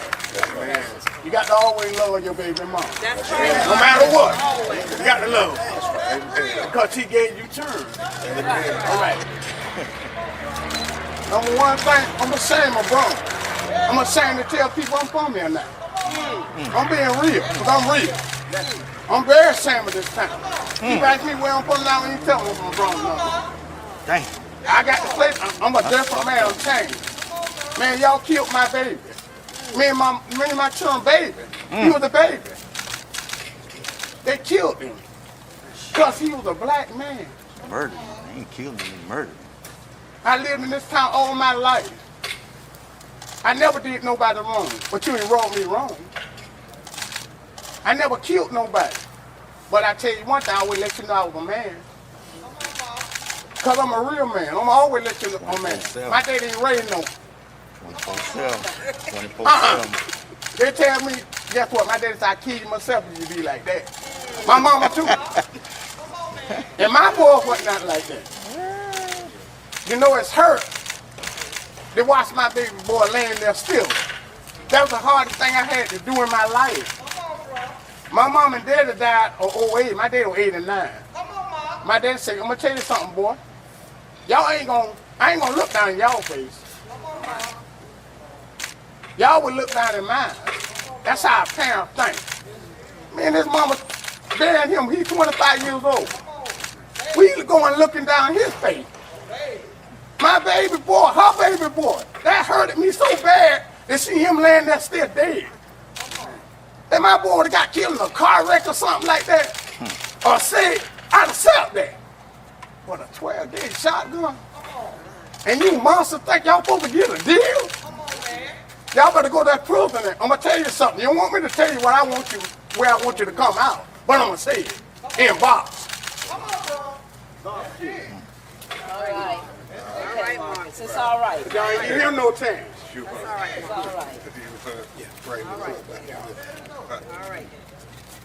All right. We're grateful that the Queen amongst us, who has been consistent and unwavering in standing with this family and this community as a bright spark and a tempered voice, as an amazing woman of undaunted faith, and I'm appreciative of Barbara Armwine. We would be remiss if we did not at least hear her voice before it is that we go in. Thank you so much. What a powerful morning, because all over the nation, people are watching, and they're demanding justice, and they're so glad that everybody in this community who has stood up for the family is here today saying that the sentencing for the murder trial has to be done, and once the murder trial stops, we'll be back for the hate crimes trial. Don't get it confused. It doesn't end here. We want complete justice. And we will not only be here for the murder trial, we will be here for the trial of the former prosecutor, Jackie Johnson, who abused her power, tried to bury this case, and but for the beauty of Wanda Cooper Edward Jones and Marcus Arbery, we never would have been here. There never would have been an arrest. There never would have been a trial. Thank God for great families who know how to stand up for their children. So I want us to know that the Transformative Justice Coalition, we've been here from day one. Day one. We have been standing with this family because people forget that when a child is killed, it affects everybody, the aunts, the cousins, the nephews, everybody, the nieces, everyone is affected. And we have stood by this family, bringing hope, prayer, all kinds of assistance, because that's what's needed. And it doesn't stop today. My great co-leader, Daryl Jones. Daryl Jones, come here, Daryl. My great co-leader, who we could not have done this with, he designed that banner that's there, that John Lewis banner that's about voting rights. He designed the Justice for Ahmaud signs. He did all of that work because creativity comes with struggle. But I want to say one last thing. The Transformative Justice Coalition, we're not finished. No, we're not. Not only are we going to get justice in the hate crimes case, not only are we going to get Jackie Johnson prosecuted and jailed, not only are we going to do that, but we're going to be around the country helping families. We will not stop. And when Lee Merritt runs for office, when there is the Texas elections, you know what organization will be there to make sure people can vote. That is called the Transformative Justice Coalition. Because it doesn't stop here. It keeps going. We say to Harriet Tubman, we say to Regina Gonzalez with you here on Live Now from Fox, listening to some powerful remarks from outside of the courtroom in Brunswick, Georgia, where in a little less than 15 minutes we should be getting feeds from inside as the three men that you can see to the top left-hand side of your screen, the men convicted of Ahmaud Arbery's murder, will be sentenced. You can hear the family, attorney Ben Crump, hoping that justice will be served in that courtroom today, and we will be streaming that sentencing for you here on Live Now from Fox. Some of you are going to see a quick 2-minute commercial break while we are going to monitor this feed as well as feeds from inside of the courtroom in Georgia. I do want to switch gears here back to another top story we're following today. Major winter weather impacting travel in the Northeast. We're going to get an update from I-95 when you return. We've got Fox Weather's Katie Byrne out there. Now, if you recall, this was that same area where there was a major backup earlier this week. Some people stranded in their cars for more than 20 hours. So we're going to be getting the latest from this area here after this break.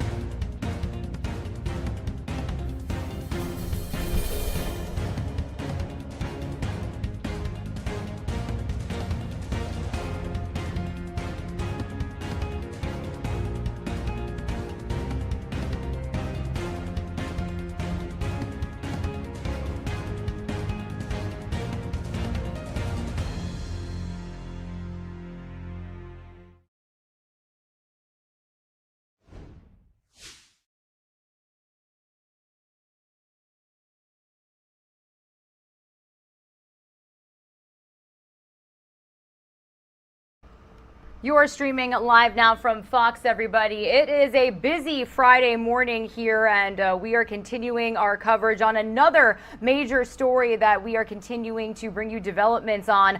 More winter weather seen across several parts of the Northeast. This specific shot we're bringing you right now is a camera on a dashboard inside of a car in Bristol, Connecticut. You can see some pretty sleek conditions, but a snowplow right there to the left. Roads looking pretty good for right now, considering the accumulation of snow that they got. Because as you know, this winter weather caused some major backups, especially on I-95 in Fredericksburg, Virginia. It was a story we brought you full coverage on earlier this week. Some people trapped in their cars for more than 20 hours.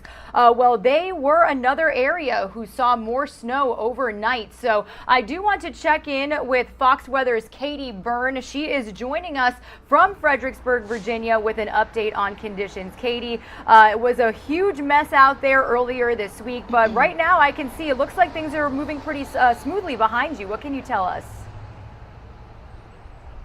Hi, Regina. Yeah, definitely moving smoothly. A different picture than Monday and Tuesday. This is really the stretch of 95 that got hit the hardest with that big traffic backup brought on by the Monday storm, which led to a bunch of tractor-trailer crashes, bringing traffic here to a standstill and leading officials to just shut down a 50-mile stretch of the road. So people were worried that with more snow coming to this area overnight, there could be another scenario like that. Luckily, though, we just got some light snow here.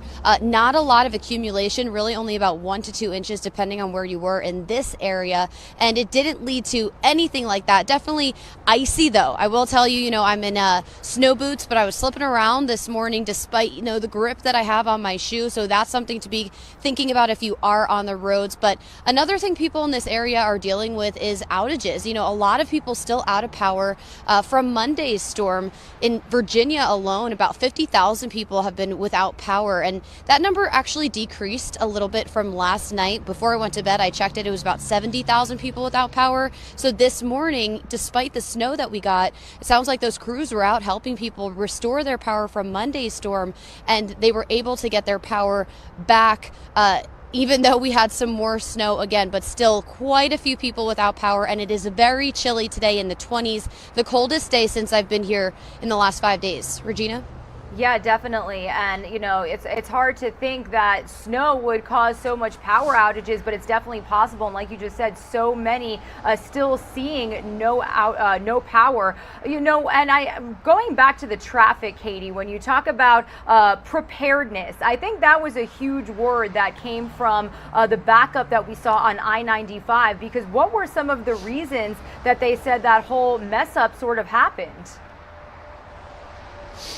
Yeah, Virginia's Department of Transportation caught a lot of flack for this. They were facing a lot of criticism over the roads and if they were pre-treated before that Monday storm. They said they weren't able to really pre-treat the roads that much because we had rain right before the snow, and they said that rain would have washed the salt away. So this time around, we saw crews out yesterday morning around 9:30 salting the roads with that salt brine mix that's supposed to prevent iciness. We know they were out multiple times here in the Fredericksburg area. We saw them actually on 95 and had our chopper over it taking some video of that. So we know that they were out and about before the snow hit, which was around 8 o'clock at night last night. It stopped before the morning rush.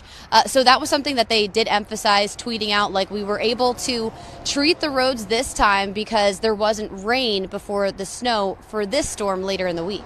Regina?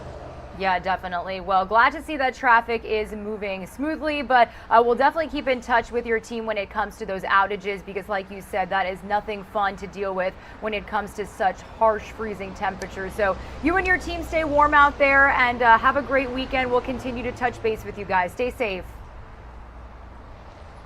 Sounds good. Thank you. You too.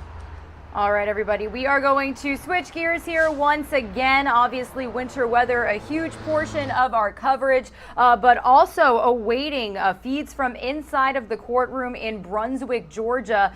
We just brought you some remarks from civil rights attorney Ben Crump, the Arbery family. In just a couple of minutes, we will have the 3 men convicted of murdering Ahmaud Arbery being sentenced by a Glynn County judge. So So we are going to continue monitoring this feed for you here on Live Now from Fox. We'll be right back.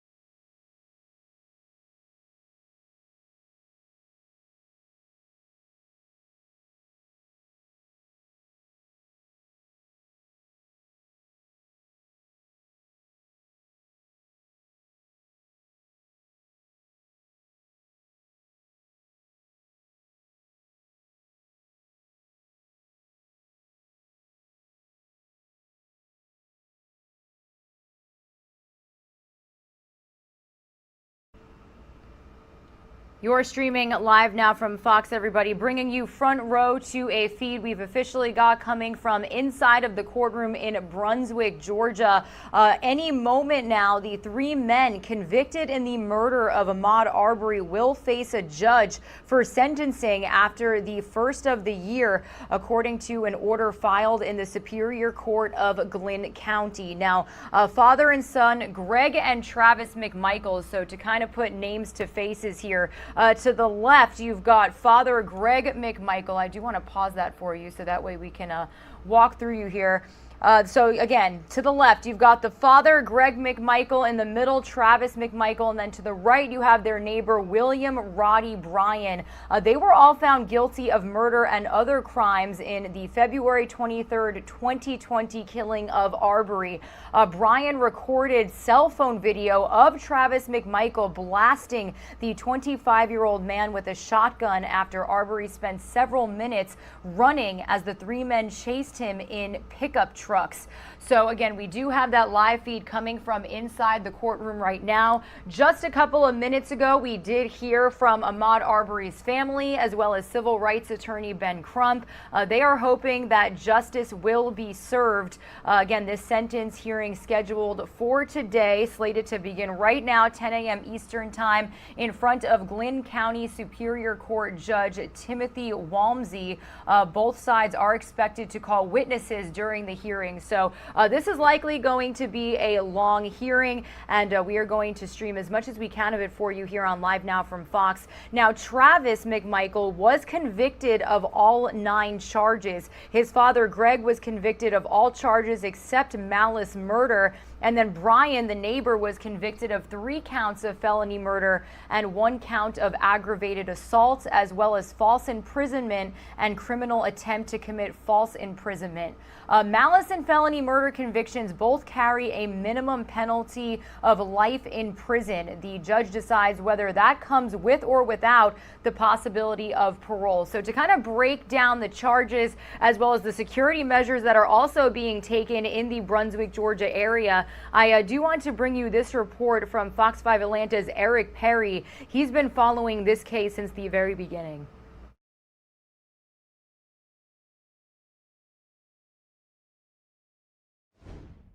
There will be additional law enforcement on hand here at the Glynn County Courthouse as the next phase in this highly publicized case continues. We do know officials are not expecting the massive crowds we saw during the actual trial. We, the jury, find the defendant, Travis McMichael, guilty. A 9-count indictment charged Travis McMichael, his father Greg, and William Roddy Bryan, each with 1 count of malice murder, 4 counts of felony murder, 2 counts of aggravated assault, false imprisonment, and 1 count of criminal attempt to commit false imprisonment. 35-year-old Travis McMichael was convicted of all 9 charges. His father, Greg McMichael, and their neighbor, William Roddy Bryan, both received split verdicts with convictions on all of the charges except malice murder. This isn't about whether these 3 men are good people or bad people. That's not what this is about. It's about responsibility. This was a case that captured the nation's attention after 25-year-old Ahmaud Arbery was shot and killed while running through a Brunswick neighborhood. They don't have any authority to use verbal commands. Doesn't matter who actually pulled the trigger. Under the law, they're all guilty. Linda Dunikowski and her Cobb County-based team worked and successfully proved the case against the 3 men. According to lawyers, malice and felony murder convictions both carry a minimum penalty of life in prison. The judge will decide whether that comes with or without the possibility of parole. Murder can be punishable by death in Georgia if the killing meets certain criteria. However, prosecutors chose not to seek the death penalty. A crowd, including the new Black Panther Party, is expected outside the courthouse during the sentencing, although authorities aren't anticipating numbers seen during the trial. And sentencing is expected to begin Friday morning here at the courthouse. Keep in mind, federal authorities have also charged the 3 men with hate crimes. That trial is set to begin in February. In Brunswick, I'm Eric Perry, Fox 5 News.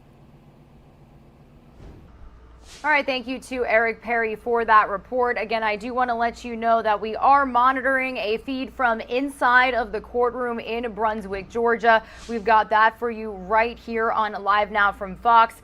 Soon enough, we should see that camera pan out, see the judge take his seat, and hopefully things will get underway here shortly. Again, this is likely to last a majority of the day, so we'll be streaming it for you as much as we can here on Live Now from Fox. But in the meantime, as we do monitor this feed, I want to walk you through some of the other feeds that we've got coming in, as well as what we can expect here on Live Now from Fox throughout the day. So as you know, we're going to continue to bring you this sentencing hearing for the 3 men convicted of murdering Ahmaud Arbery. Also letting you know that we will most likely not be streaming it. We have made the executive decision to stick with the sentencing, but at 10:45 a.m. Eastern Time, President Biden is expected to make remarks on the December jobs report. Now, that actually fell short of economists' expectations.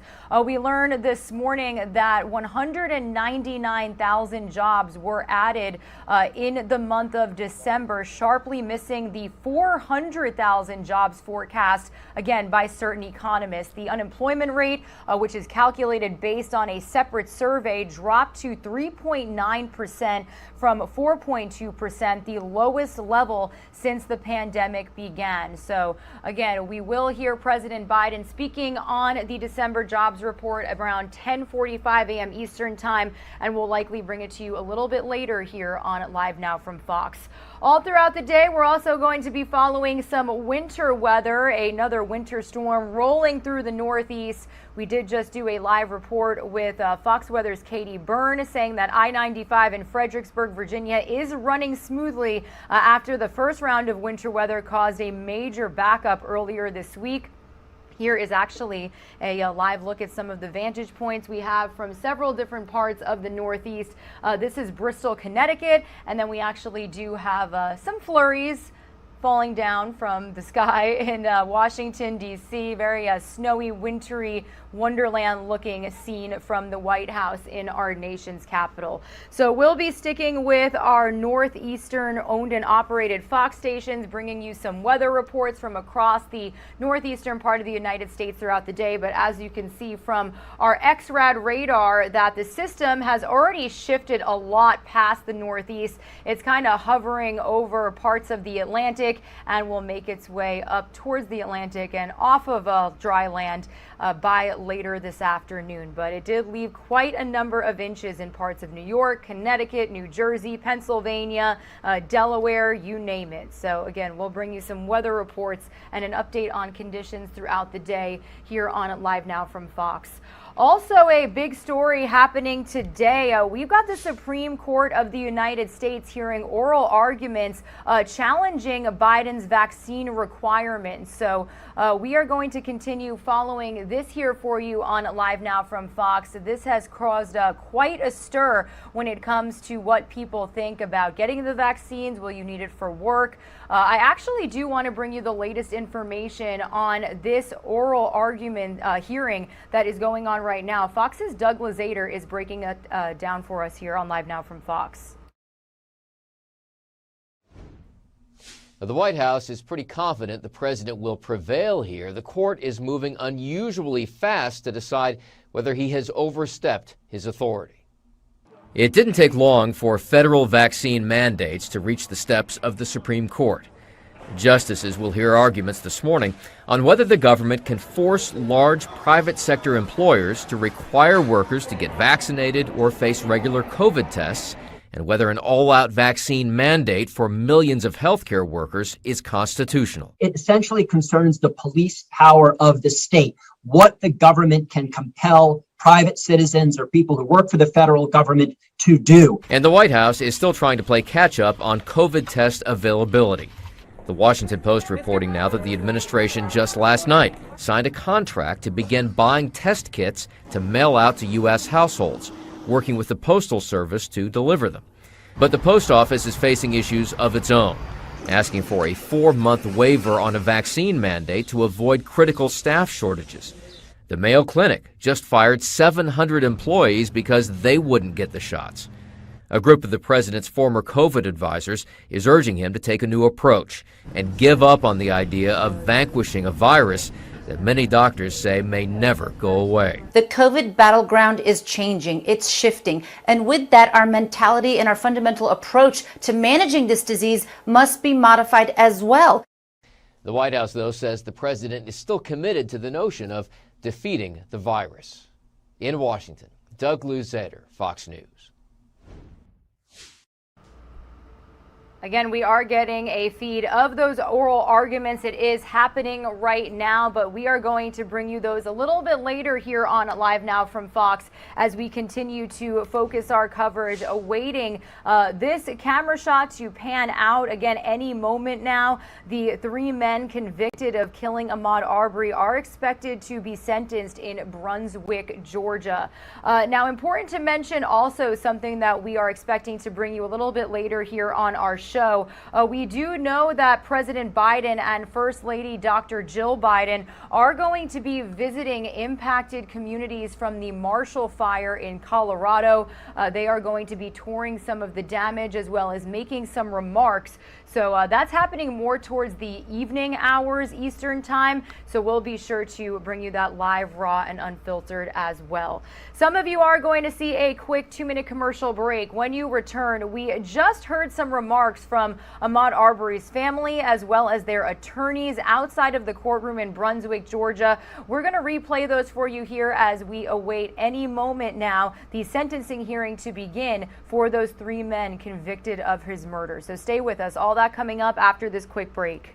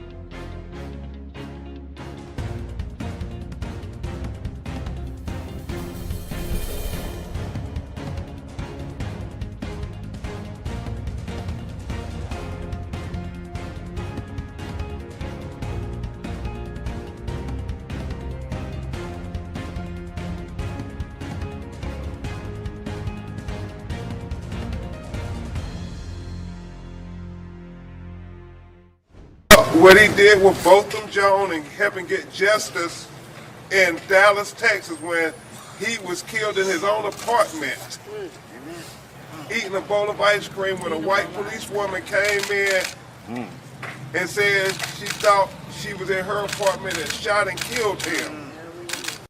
If you thought what he did with helping usher in justice here in Brunswick, Georgia for Wanda and Marcus for Ahmaud Arbery.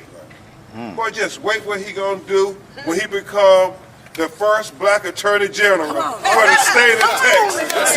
That's what we're talking about, not just the present, but we look into the future of justice.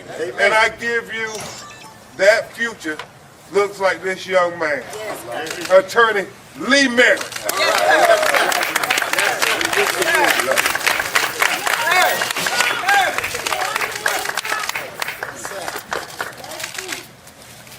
Today, despite being at the edge of justice, today is a solemn day because everybody is gathered here. This community has been forced to come out because a young man named Ahmaud Arbery, his family called him Quez, was murdered.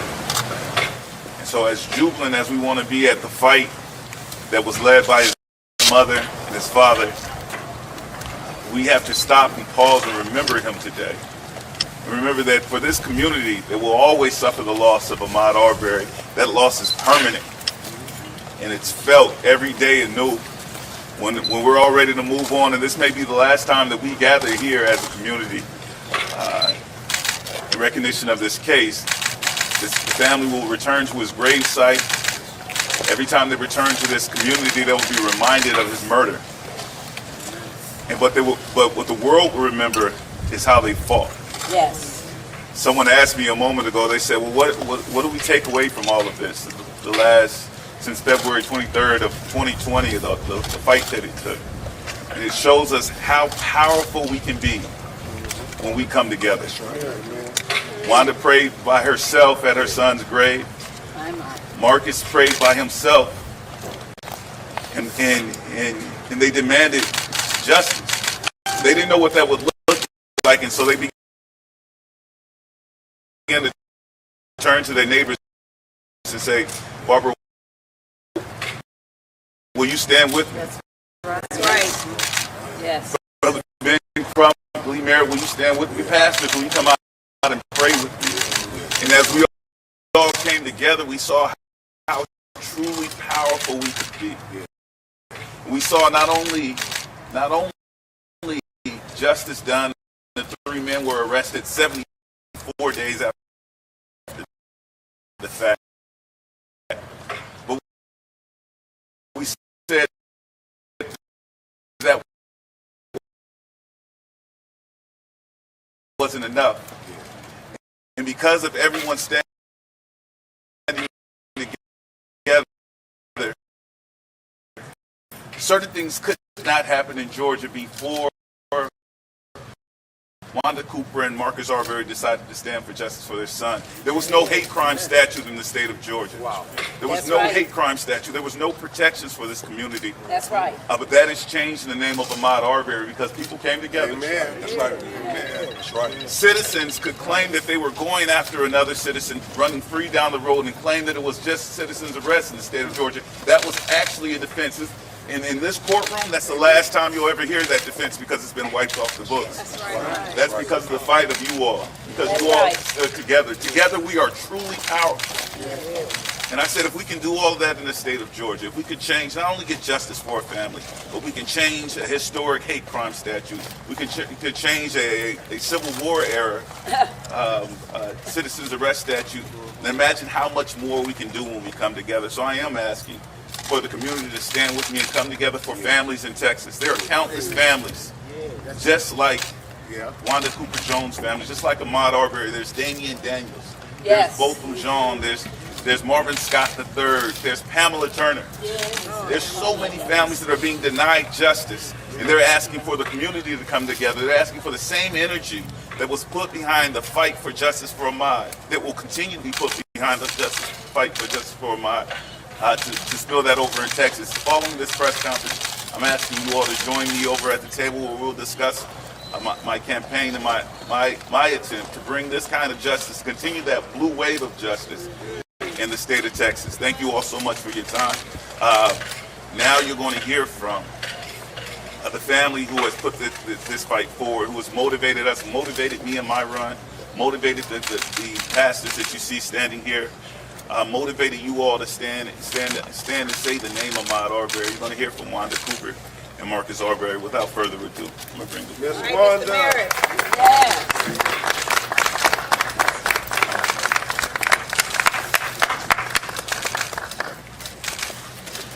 Good morning. Good morning. I just want to say thank you all for standing with us to get justice for Ahmaud. I really don't have much to say this morning, but the day is finally come that we will get justice for Quez. Yes. The day that my family and I have prayed for him has finally come. So thank you. Thank you.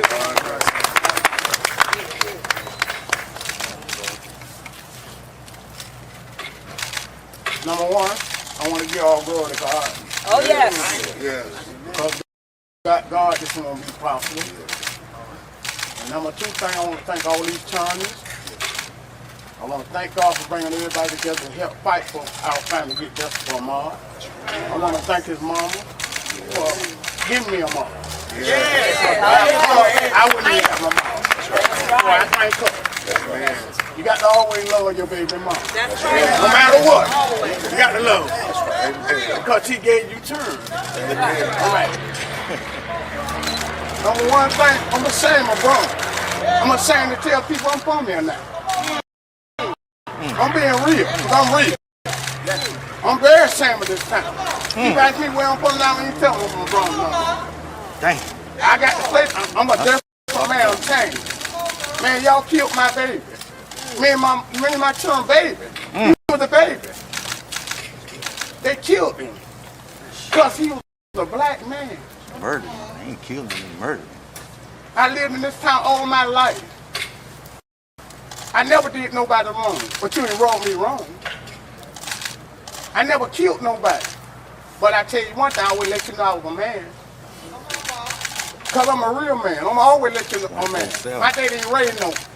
24/7. 24/7. They tell me, guess what? My daddy said, I kill you myself if you be like that.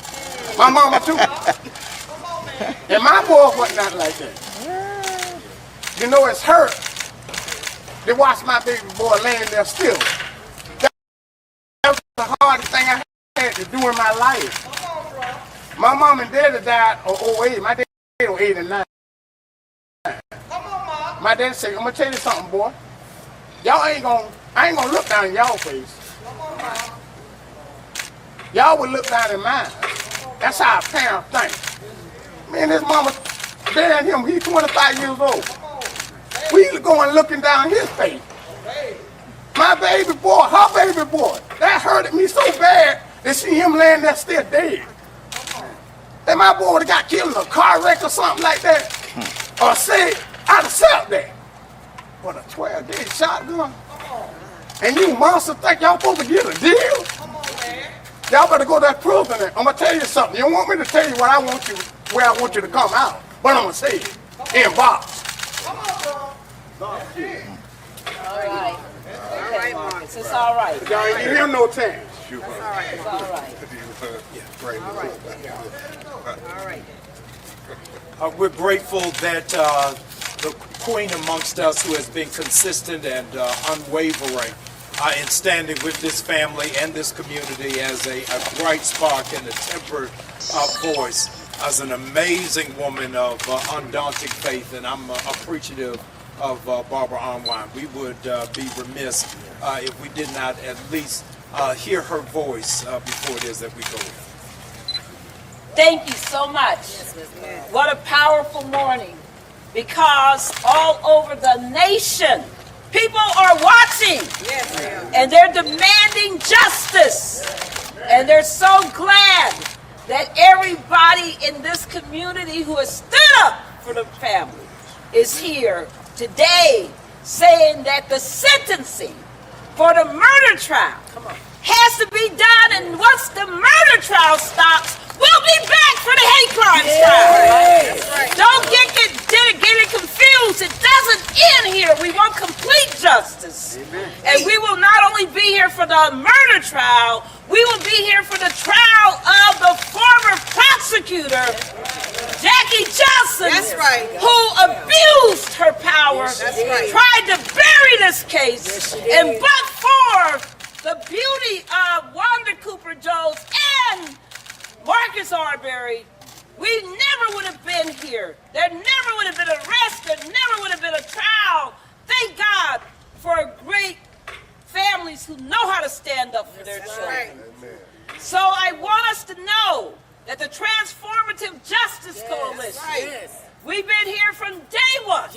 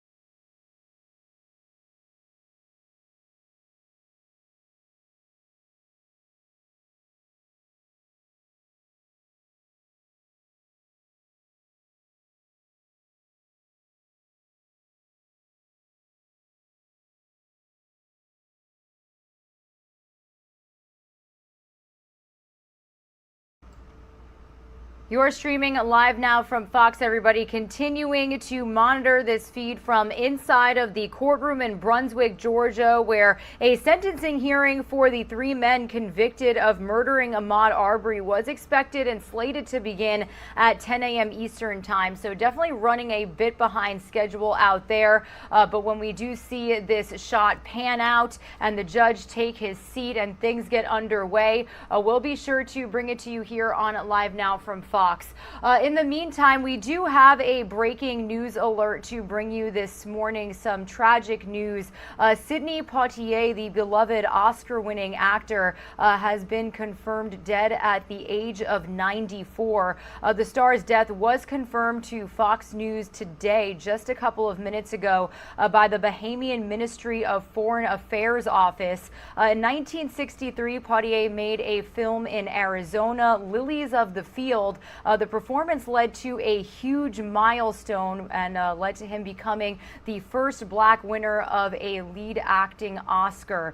In January of this year, Arizona State University actually named its new film school after him. The Sidney Poitier New American Film School was unveiled during a virtual ceremony. The decision to name the school after Poitier is about much more than his achievements, though, and his legacy, because he, quote, embodies in his very person which we strive to be, the matching of excellence and drive and passion with social purpose and social outcomes, all things that his career has really stood for. That is a direct quote from Michael Crow, president of the university.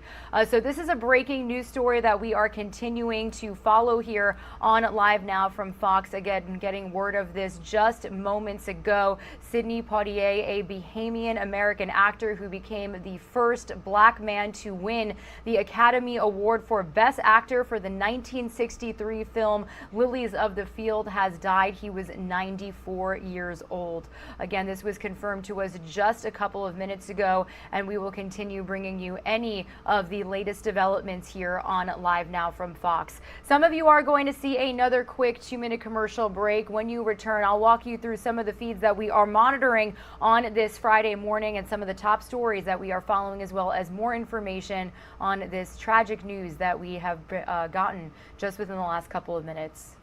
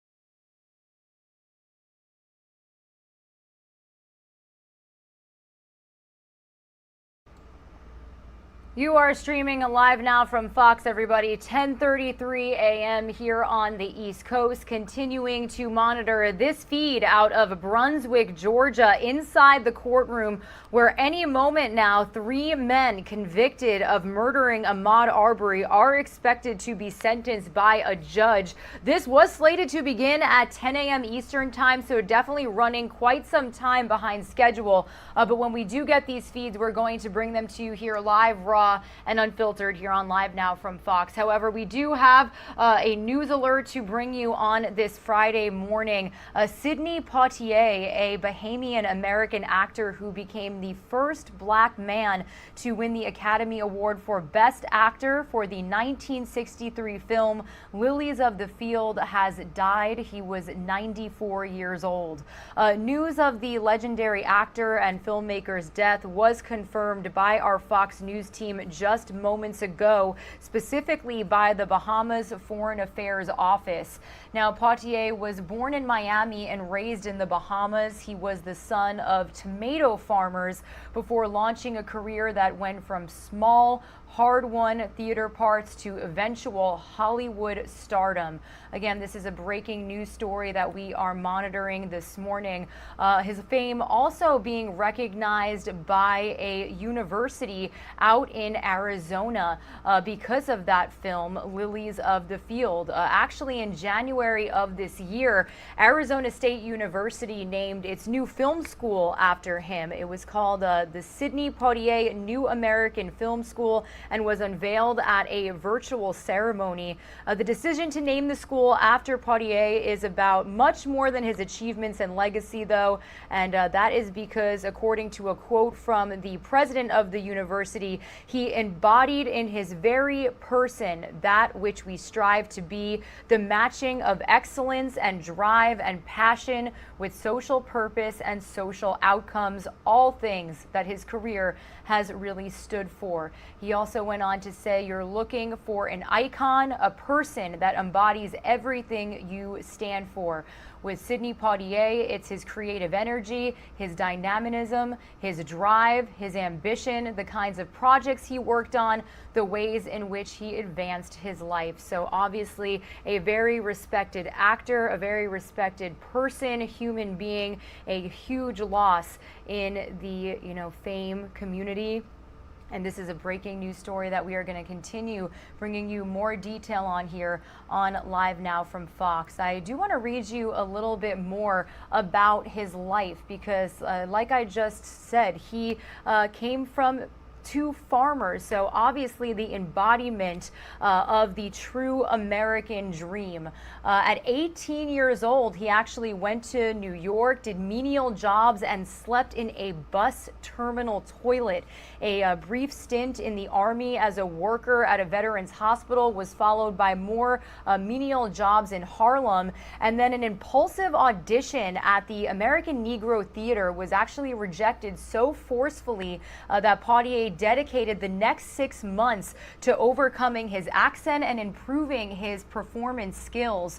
On his second try, he was then accepted, spotted in rehearsal by a casting agent. He then won a bit part in the Broadway production of a show for which he earned really good reviews. And then by the end of 1949, he was having to choose between leading roles on stage and an offer to work for Darryl Zanuck in the film No Way Out, which was filmed in 1950. His performance as a doctor treating a white gentleman got him plenty of notice and led to more roles. Nevertheless, the roles were still interesting and prominent than those white actors routinely obtained. But 7 years later, after turning down several projects he considered demeaning, Poitier got a number of roles that capsulated him into a category rarely, if ever, achieved by an African-American man at that time, that leading man. One of these films, The Defiant Ones, which was filmed in 1958, that actually earned Poitier his first Academy Award nomination as Best Actor, and then 5 years later, he won that Oscar for Lilies of the field. He was the first African American to win for a leading role. So again, a huge loss in the celebrity community this morning. Again, Sidney Poitier officially confirmed to be dead. He was 94 years old. This is a breaking news situation that we will continue to bring you more developments and reaction from celebrities throughout the day. We're already getting a number of tweets. But again, stick with us for any more information on this tragic update that we have for you this morning. Such a huge, tremendous loss. We do have the judge officially sitting down in the Brunswick, Georgia courtroom as the sentencing for 3 men convicted of murdering Ahmaud Arbery looks like it is getting underway. Let's listen in live, raw, and unfiltered here on Live Now from Fox.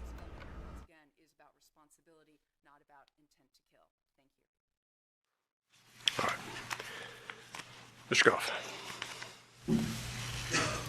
Your Honor, with all due respect to Ms. Dunkowski, I don't believe that response addressed the issue. The issue is for an individual system such as Mr. Bryan, who did not kill, did not attempt to kill, and did not intend to kill, whether or not the Eighth Amendment allows the imposition of a sentence of life without parole is not a question of the Georgia sentencing scheme or statutes. It's a question of federal constitutional law. Clearly, under those circumstances, the death penalty, imposition of the death penalty, is cruel and unusual. We are contending, since Edmond v. Florida in 1982, that standards and our sense of decency in society have evolved to the point where the Eighth Amendment does not allow the imposition of a sentence of life without parole for felony murder, absent killing, an attempt to kill, or intent to kill. And I don't think the state contests that those are not the facts of this case. I think the state is relying on the fact that the Supreme Court hasn't addressed, the United States Supreme Court hasn't addressed this issue yet, at least not to my knowledge. We're preserving the issue for appeal. All right, the court received the motion to bar imposition of sentence of life without the possibility of parole as defendant Bryan for felony murder this morning. It looks like it was filed at 8:18. I have reviewed the motion. It cites the one case that was just referenced by Mr. Goff, and having considered the arguments of counsel, the court denies the motion. Mr. Goff. Thank you, Your Honor. Our second motion is a motion to declare unconstitutional mandatory life sentence for felony murder for a discrete class of offenders, and in the alternative, motion to bar imposition of life sentence as to defendant Bryan for felony murder. The previous motion addressed whether or not Mr. Bryan was eligible under the Eighth Amendment for a sentence of life without parole. This motion challenges whether Mr. Bryan can be sentenced to a mandatory life sentence for felony murder, both as a class of individuals who have not killed, intended to kill, or attempted to kill, and also as to Mr. Bryan individually. And we contend that this is essentially, the first part of it is taking the Edmond case that has already been discussed this morning, not one step, but 2 steps, to strike down mandatory felony murder for people that convicted of felony murder that fall within that class of individuals that have not killed, attempted to kill, or intended to kill. This is an issue which has tremendous import in the state of Georgia and around the country, in that there are hundreds in Georgia and probably thousands of individuals around the country who are serving life sentences, have been in prison for many, many years, who drove the car that was used to escape from the armed robbery, or provided the key to break into the house not knowing that it was occupied. There's all kinds of people out there across the country serving life sentences right now who never killed, attempted to kill, or intended to kill, but have been subjected to mandatory life imprisonment. I would venture to say the majority of those individuals tend to be African American, but I haven't studied it in depth in a while. But that doesn't matter. It doesn't matter whether you're white, black, or Martian. It's still wrong for the legislature to require this court, to compel this court as a matter of law to impose a mandatory life sentence on an individual who hasn't killed, attempted to kill, or intended to kill. And again, this is an issue that would have significant impact if it were granted. but we are certainly preserving that issue. Secondly, with respect to Mr. Bryan individually, we believe that he is not eligible for imposition of a mandatory life sentence pursuant to the 8th Amendment. Based on the totality of the circumstances surrounding the offense, his criminal history and other circumstances, which we'll get into during the sentencing hearing, and that the imposition of a life sentence to Mr. Bryan would be unconstitutionally cruel and disproportionate. And we cite the relevant Supreme Court authorities as to that issue. Thank you, Judge. Your Honor, the legislature has spoken not only with 1651, which imposes a mandatory life sentence for felony murder, but also with party to a crime and conspiracy. All of those laws are on the books for a very important reason, which is responsibility for your actions. And at this point, the state is asking that this court not fly in the face of the legislature or the statutes that are on the books, especially 1651, based on this particular argument that somehow Mr. Bryan is special and outside the imposition of the law. Thank you. Any further word on that motion? On behalf of Greg McMichael, we'd like to join that motion, but without any further argument. It doesn't apply to us, really. Your Honor, I don't have to object. I'm arguing, I guess. But the idea that Mr. Bryan is asking for special treatment here is just wrong and contrary to the argument actually made. Our position is that no one in America convicted of felony murder who didn't kill or attempt to kill or intend to kill should be subjected to a mandatory life sentence. That doesn't mean that a court couldn't impose a mandatory life sentence. It means that the court should constitutionally have the discretion to impose the sentence that is appropriate, and for the legislature to dictate that these individuals, such as Mr. Bryan, the court cannot consider a sentence of less than life imprisonment is cruel and unusual, and this practice needs to stop. It's gone on since before I was born, before Your Honor was born.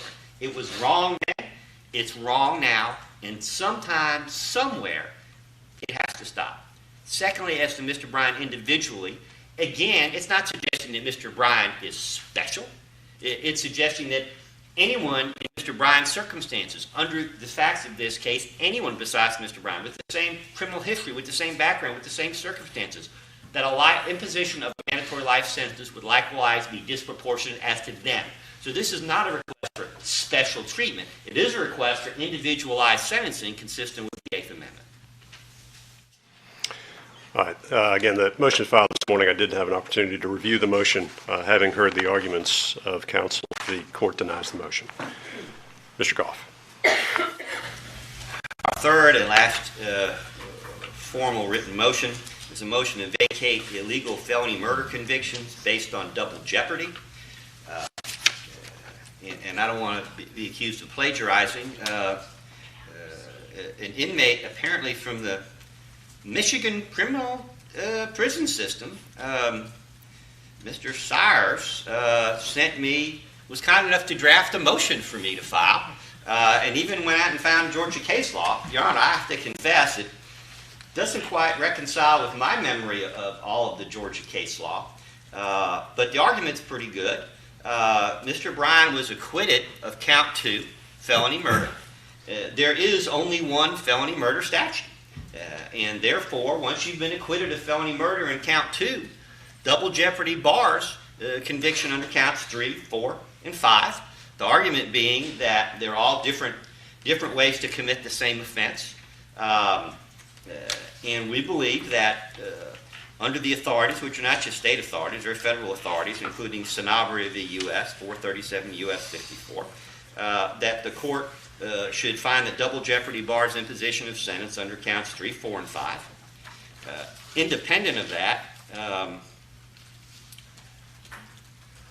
we also have an issue with respect to the jury returned a verdict of not guilty as to the lesser offenses on count 7, and therefore the verdict on count 7 is repugnant with the verdict of the jury as to the lesser offenses. I would note, I don't recall the court asking the jury to address the lesser offenses, unless and until Mr. Bryan was found not guilty on the indicted offense of count 7. But nevertheless, the jury did return verdicts of not guilty. The state did not object to the return of those verdicts at the time. And those not guilty verdicts on those 3 lesser offenses are repugnant to the conviction on count 7. And therefore, count 7 should be set aside for that reason. And that is my motion. From the state. Thank you, Judge. Your Honor, it has been the law in the state of Georgia and commented and gone over by the Supreme Court of Georgia, especially as recently as 2015 in Duggar versus the state, D-U-G-G-E-R versus the state, 297 Georgia 120. And similar circumstances where a defendant was found not guilty of the malice murder charge, but guilty of the felony murder charge, and he claimed double jeopardy because only one person was dead and they came back not guilty on the malice. And in this particular case, Duggar, they said, no, that's not how this works. Appellant faced a single prosecution and he received a single punishment for murdering the victim. That's the quote from this. His double jeopardy rights were therefore not violated. In addition, he wanted to argue that these were inconsistent verdicts. Once again, the court held that that is not the case. There was no inconsistency between the verdicts of guilty on felony murder and not guilty on malice murder. Now, of course, in this case for Mr. Bryan, he's claiming, well, there was a series of felony murders. Well, the felony murders are predicated on certain underlying acts. And in this case, the jury did find him not guilty of aggravated assault with a shotgun and also not guilty of felony murder based on that aggravated assault with the shotgun. So therefore, their verdict was consistent in that manner, but they did find him guilty of aggravated assault with the pickup truck, false imprisonment, and criminal attempt at false imprisonment, and the felony murder associated with that. The state is going to, of course, argue that 2 of those felony murders will be vacated by operation of law and that Mr. Bryan will only be sentenced to 1 of the felony murder counts. And so therefore, based on Duggar as well as numerous other cases, and I believe Duggar was most recently cited in 2020 by the Strong case by the Georgia Supreme Court, that there is no legal sound legal basis in the state of Georgia for a double jeopardy claim, as well as numeration 22 on page 4 of Defendant Bryan's motion. Finding someone not guilty of a lesser charge doesn't necessarily mean they're not guilty of a more egregious charge. So the fact that they came back not guilty on those lesser charges versus the more heavy charge does not all of a sudden mean that it's a repugnant and or inconsistent verdict. We ask that you deny the motion. Thank you. Your Honor, as Ms. Donikoski was so kind to point out, Duggar is readily distinguished. Obviously, malice murder is one crime, felony murder is another. Ms. Donikoski is confusing the merger concept with the double jeopardy issue. In this case, these are all felony murder counts, but they're all the same crime. So that is what distinguishes the Duggar case. And furthermore, with respect to the lesser offenses, Your Honor, the jury's verdict on the 3 lesser offenses of not guilty indicates that the jury concluded that an element of the offense, the greater offense, was missing. The verdicts are repugnant. I would submit they're repugnant as a matter of law, and that therefore the court must vacate count 7 as to Mr. Bryan. And that doesn't mean that there won't be 2 other felony murder counts left. It may be an academic discussion, but nevertheless, we're asking the court to vacate the conviction under count 7 as repugnant with the 3 misdemeanor counts and impose sentence on the misdemeanor count only. Again, as previously indicated, the court received the motion this morning. I did take a look through the motion. We've taken a look at Duggar, the case is cited by the state, and the court denies the motion. I understand you've got one oral motion? Yes, Your Honor. And I appreciate the court's patience.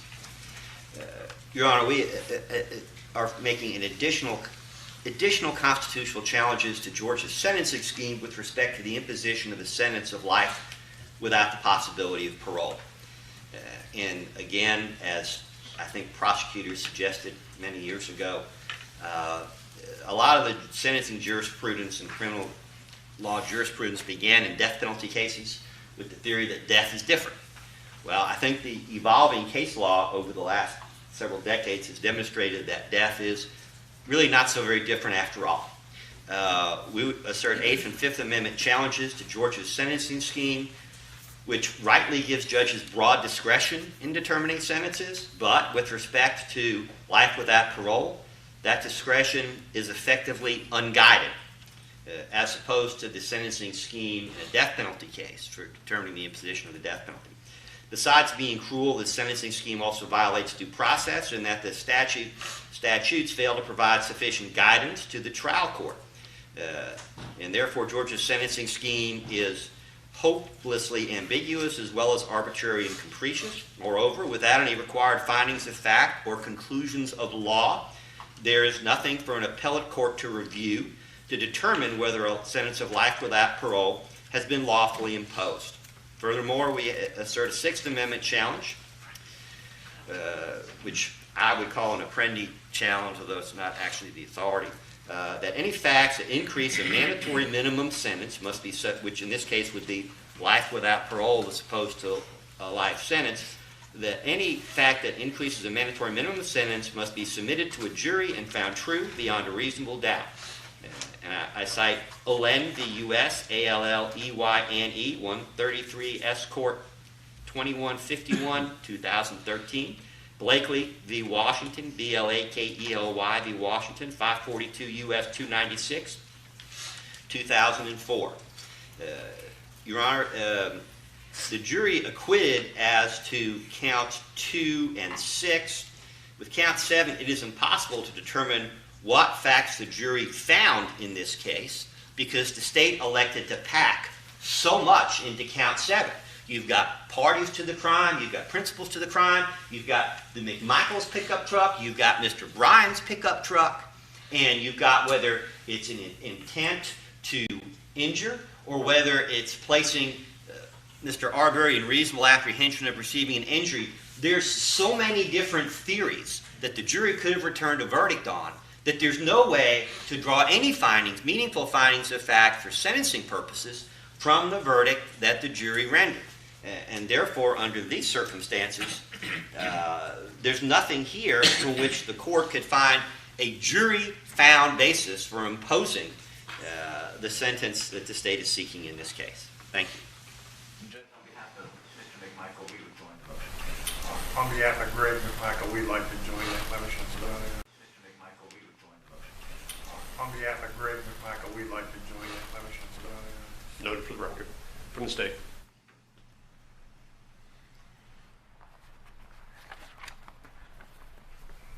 Of course, the state's at a bit of a disadvantage, just having heard the motion, as is the court.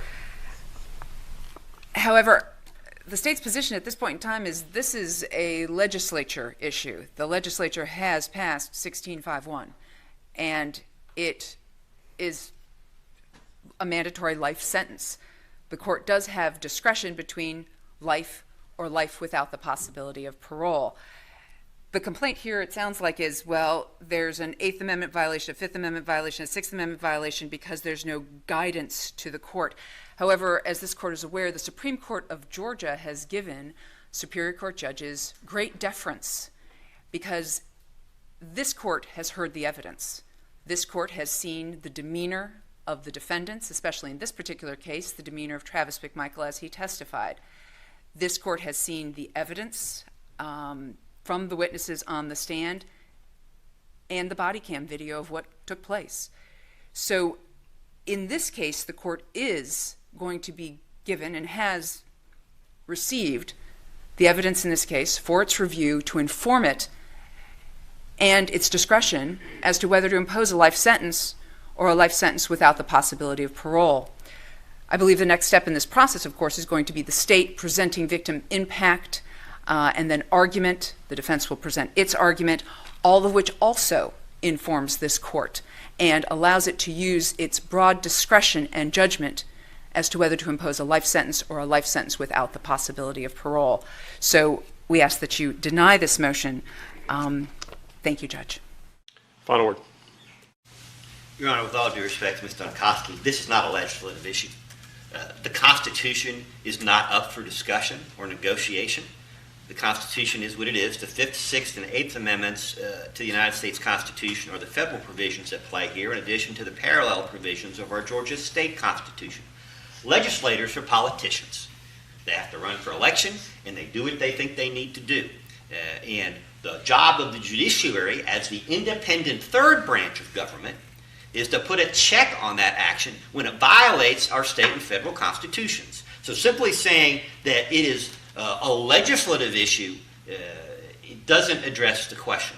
And ultimately, it is for our courts to defend that Your Honor and the courts above you are the ultimate guardians of our state and federal constitutions and of the individual rights of individuals. And to simply say, or maybe that wasn't the suggestion, but one could interpret it that way, that the court should simply defer to the legislature as to what the Constitution means, to the extent that was their argument, is repugnant to our entire system of criminal justice. I'd ask the court to grant the motion. All right. I didn't hear the argument quite that way, where the court has to defer to the legislature. There is a structure in place with regard to sentencing, and this court intends to adhere to that structure as established through Georgia case law. On that basis, the motion is denied. All right, I understand those are all preliminary matters. Then before the court, is the state ready to proceed with, and the way we're going to do it, as I understand it, is the state is going to present any evidence it has in aggravation as well as a opening argument. The defense is then going to have an opportunity each individually to present any evidence in mitigation if they wish to do so, and make argument, with the state then having the rebuttal. That's how I understand we're going to proceed. From the state. Thank you, Judge.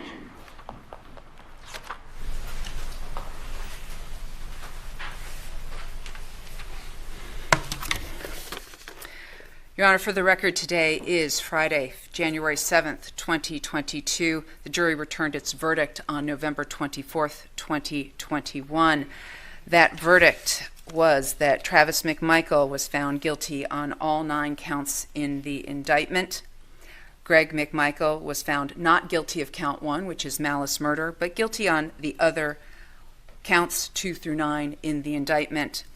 Mr. Bryan was found guilty only as to counts 3, 4, and 5, all felony murder counts, and the underlying felonies corresponding to those felony murder counts, which were counts 7, 8, and 9. The court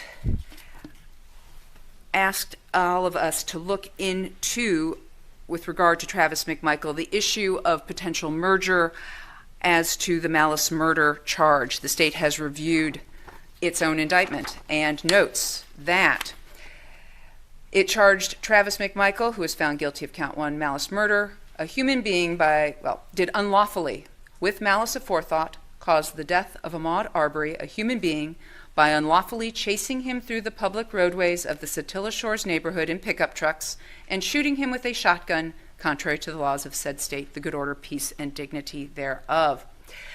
As the state notes, this encompasses 2 different actions.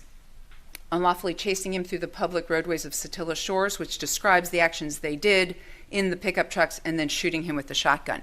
As the court will recall, defense filed a demurrer to count 1, saying this was surplusage and should be removed. The state's argument was that the state was not going to argue it was an either-or situation, and that is not going to be the state's argument here. The state's argument here is that factually, the state believes that count 8, false imprisonment, factually has been eaten up by the way the state charged count 1 in this indictment. In other words, count 8 and count 6 would merge into count 1 for Travis McMichael on the malice murder charge because of unlawfully chasing him, meaning Mr. Arbery, through the public roadways of the Satilla Shores neighborhood in pickup trucks. The reason we believe that that factually would merge is because count 8 is actually the false imprisonment charge. And count 8 does say, said accused did chase Mr. Arbery with a Ford F1 pickup truck and a Chevy Silverado pickup truck through the public roadways of the Satilla Shores neighborhood and did confine and detain Ahmaud Arbery.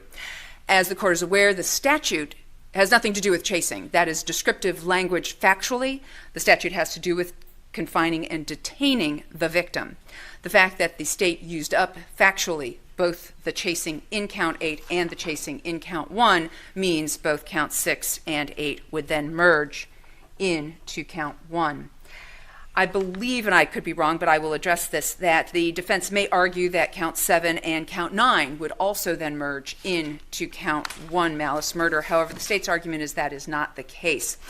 The reason for that is count 7 is the aggravated assault with the pickup trucks. Did make an assault upon the person of Ahmaud Arbery with a Ford F-150 pickup truck and a Chevy Silverado pickup truck. An object, device, or instrument when used offensively against a person is likely to result in serious bodily injury.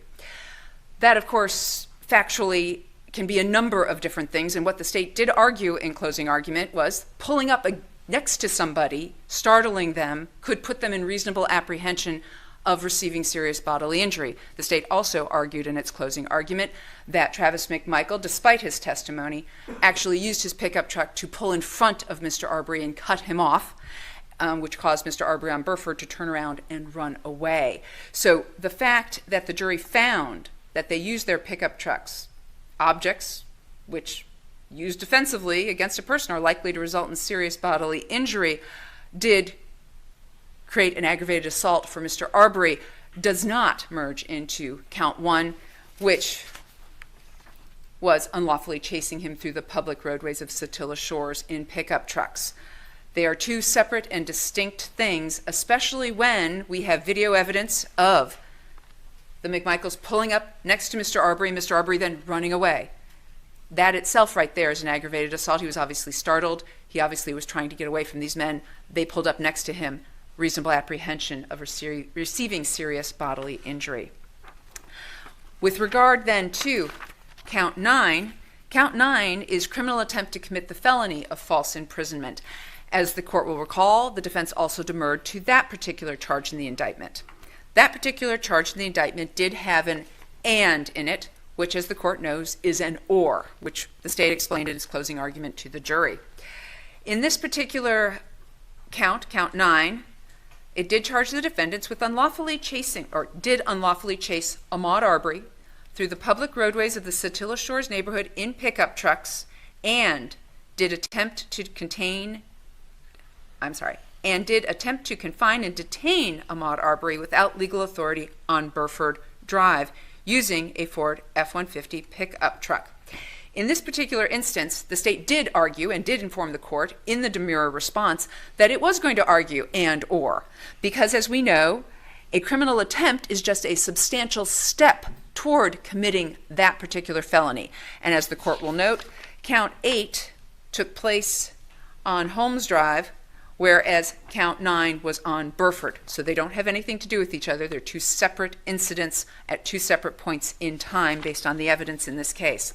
So either one could be considered a substantial step, and because the "and" in between unlawfully chase and did attempt to confine and detain is really an "or" for the purposes of this, and once again, the state put that in its response to demurrer by the defendants, and the court denied the demurrer. That was filed by the defendants. The state also argued in closing argument that that was an "or." They could find it that he was chased. They could also find that on Burford they did attempt to confine and detain him, especially with Mr. Bryan's actions of trying to run him off the roadway from his driveway and with Mr. McMichael's actions of cutting him off at the end of Burford. So in this particular instance, especially with the criminal attempt, it does not merge into malice murder simply because of the words "did unlawfully chase him through the public roadways" contained in count 1. Therefore, when it comes to Mr. Travis McMichael, the state's position on sentencing and merger is this: that he is looking at a life sentence on count 1, malice murder, that counts 2, 3, 4, and 5, all felony murder, would be vacated by operation of law. Count 6, which is the aggravated assault with the shotgun charge, would factually merge into count 1. Count 7 would remain standing. And count 7 is a potential sentence of 1 to 20 years on the aggravated assault with the pickup trucks. Count 8, in the state's opinion, would factually merge then into count 1. False imprisonment, of course, is a 1 to 10 potential sentence. And count 9, criminal attempt, cuts that sentence in half. So count 9, criminal attempt to commit false imprisonment, is a potential of 1 to 5 years. Therefore, the minimum sentence that this court could impose on Travis McMichael would be life with the possibility of parole with 15 years, and that court could suspend, probate, run concurrent with that particular sentence. The maximum, and that is what the state is asking for in this case, is a life without the possibility of parole. The state did file its notice of its intent to seek life without the possibility of parole back in 2020 when this case was first indicted. So the state is seeking life without the possibility of parole as to count 1. Counts 2 through 5 are vacated by operation of law. Count 6 would merge into count 1, leaving then count 7 and 9, which would be 25 years. We are asking that that 25 years be a 25-year sentence, but to be run concurrent if the court chose to impose a life without the possibility of parole sentence. And that would be count 7 concurrent with count 1, 20 years to serve. Count 9 concurrent with count 1 consecutive to count 7, thus making it a total of 25 years running concurrent with the life without the possibility of parole sentence on count 1 for Travis McMichael. And that is what the state will be requesting and seeking.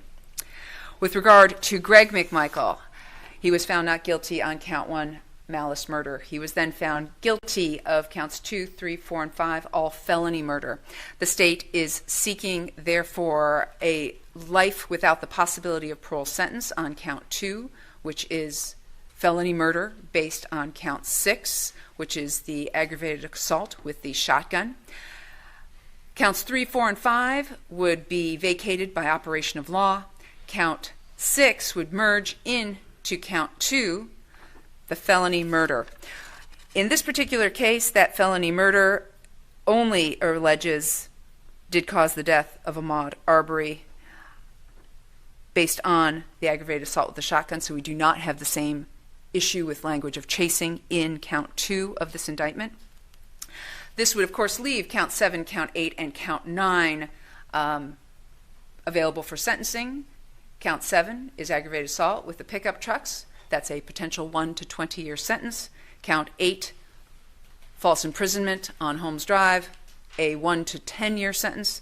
Count 9, criminal attempt to commit false imprisonment, a 1 to 5-year sentence. So the minimum Greg McMichael is looking at is life with the possibility of parole and 35 years. That 35 years can be run concurrent, it can be probated, it can be suspended. The maximum Mr. Greg McMichael is looking at is count 2. The state is going to be asking for life without the possibility of parole. Counts 3, 4, and 5 are vacated by operation of law. Count 6 would merge into that life without the possibility of parole sentence, and the additional 35 years to be run concurrent consecutive, meaning count 7 concurrent with count 2, 20 years to serve. Count 8 concurrent to count 2, consecutive to count 7, and count 9, the 5 years to serve, concurrent with count 2, consecutive to count 8, resulting in a 35-year sentence to be run concurrently with the life without the possibility of parole sentence on count 2. With regard to Mr. Bryan was found not guilty of counts 1 and 2. He was, however, found guilty of the 3 felony murder counts, count 3, 4, and 5, based on aggravated assault with a pickup truck, false imprisonment, and criminal attempt at false imprisonment. The state is looking at a life sentence on count 3. Counts 4 and 5 would be vacated by operation of law. He was found not guilty on count 6. Therefore, count 7, the aggravated assault with the pickup truck, would merge into count 3, because count 3 is the felony murder based upon count 7. So count 7 would merge into count 3. Count 8, false imprisonment. We'll continue to listen here as we get closer to victim impact statements here in just a little bit. Also, we're keeping an eye on President Biden to speak soon on the dismal jobs report numbers, and we'll feature that for you right here on Live Now from Fox. Taking a quick 2-minute break.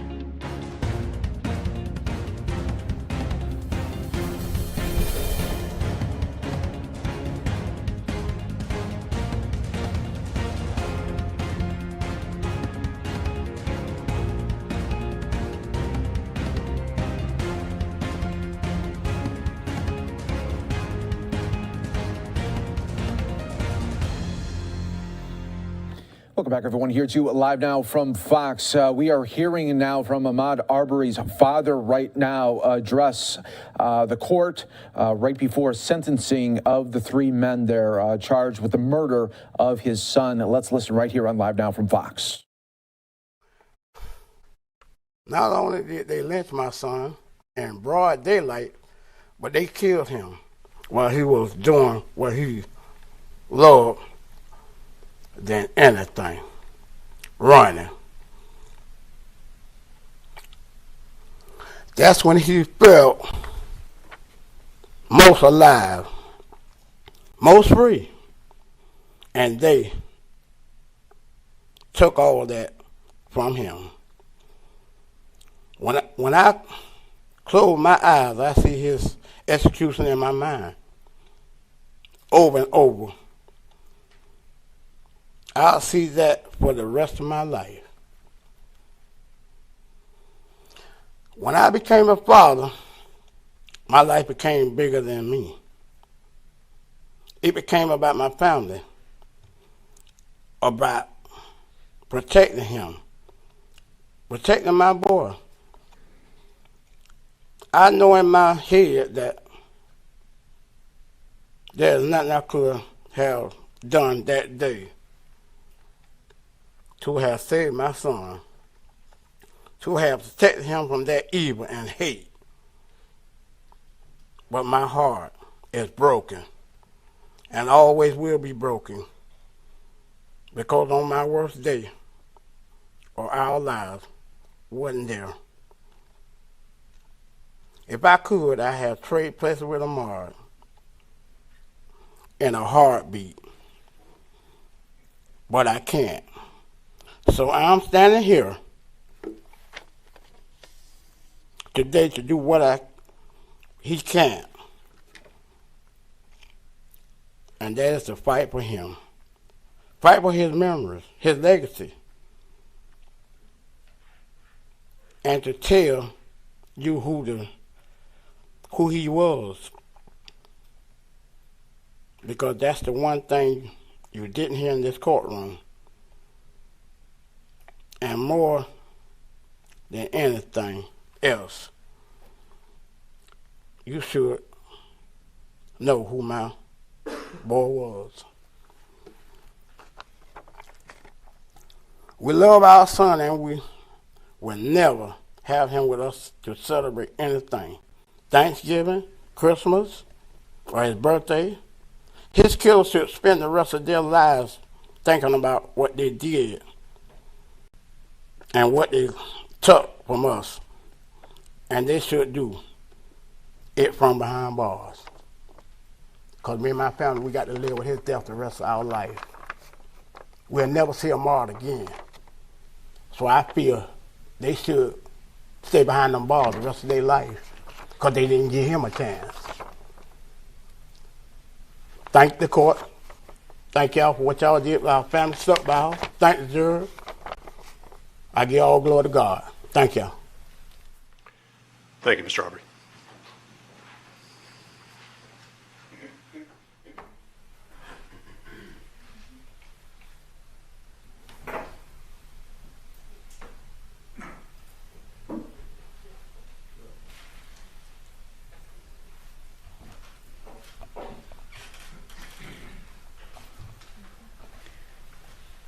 Ms. Jasmine Arbery. Good morning.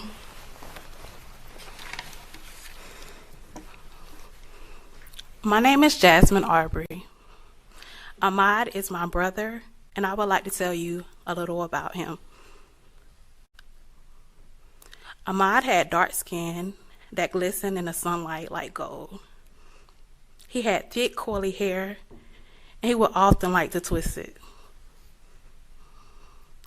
Ahmaud had a broad nose, and the color of his eyes was filled with melanin.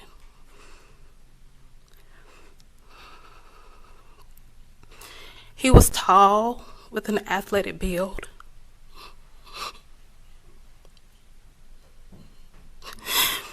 He enjoyed running and had an appreciation for being outdoors. These are the qualities that made these men assume that Ahmaud was a dangerous criminal and chase him with guns drawn. To me, those qualities reflected a young man full of life and energy, who looked like me and the people I love. Ahmaud was funny. He told jokes to lighten the mood because he was a positive thinker. Ahmaud had a big personality and never missed the opportunity to let it shine. Ahmaud had a future that was taken from him in an instance of violence.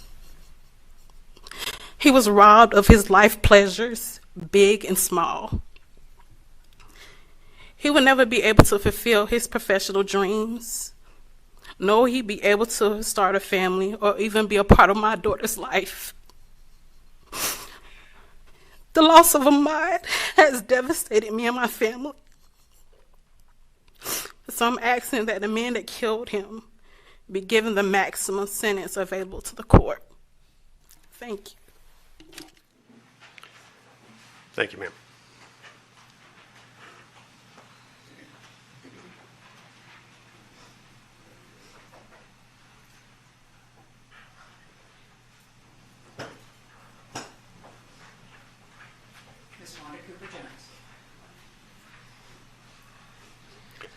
Good morning. Good morning, Your Honor. I want to first speak directly to my son, if I please. This verdict doesn't bring you back, but it does help bring closure to this very difficult chapter of my life. I made a promise to you.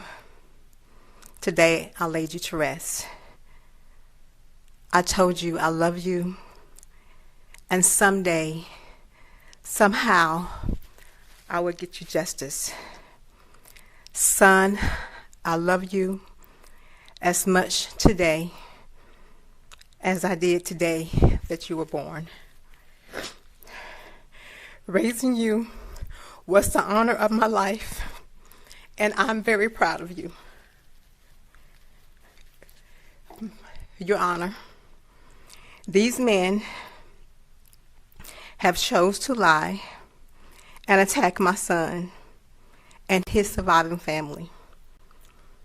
They each have no remorse and do not deserve any leniency.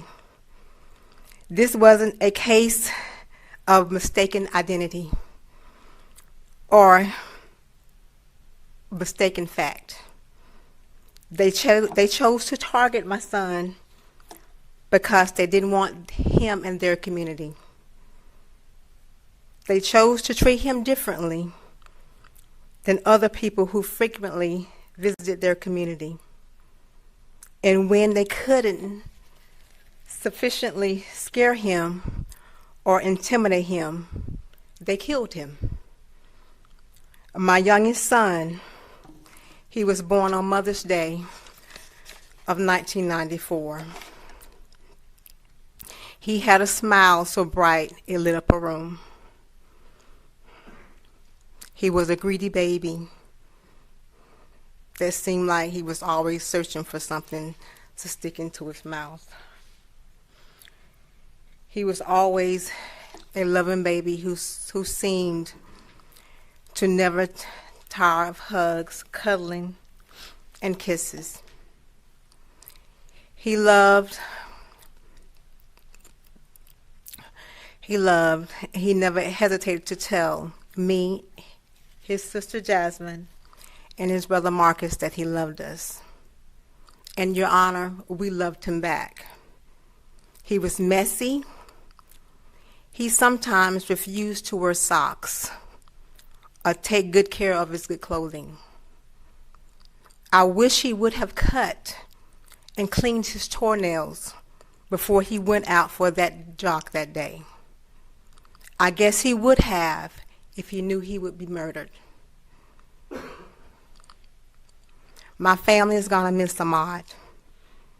We're going to miss his jokes, his impersonations, his warm smile.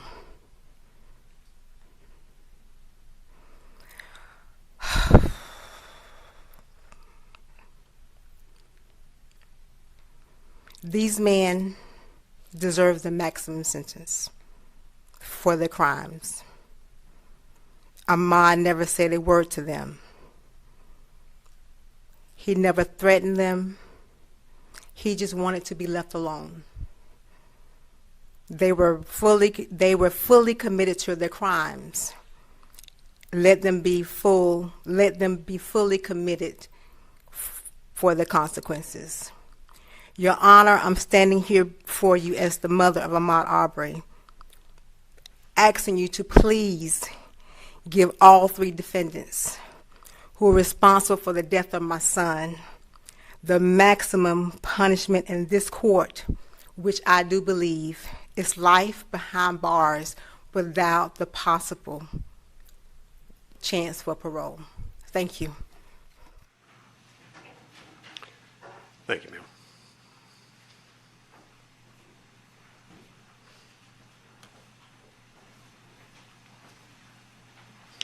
Any additional evidence in aggravation from the state? No more additional evidence from the state, Your Honor. Argument?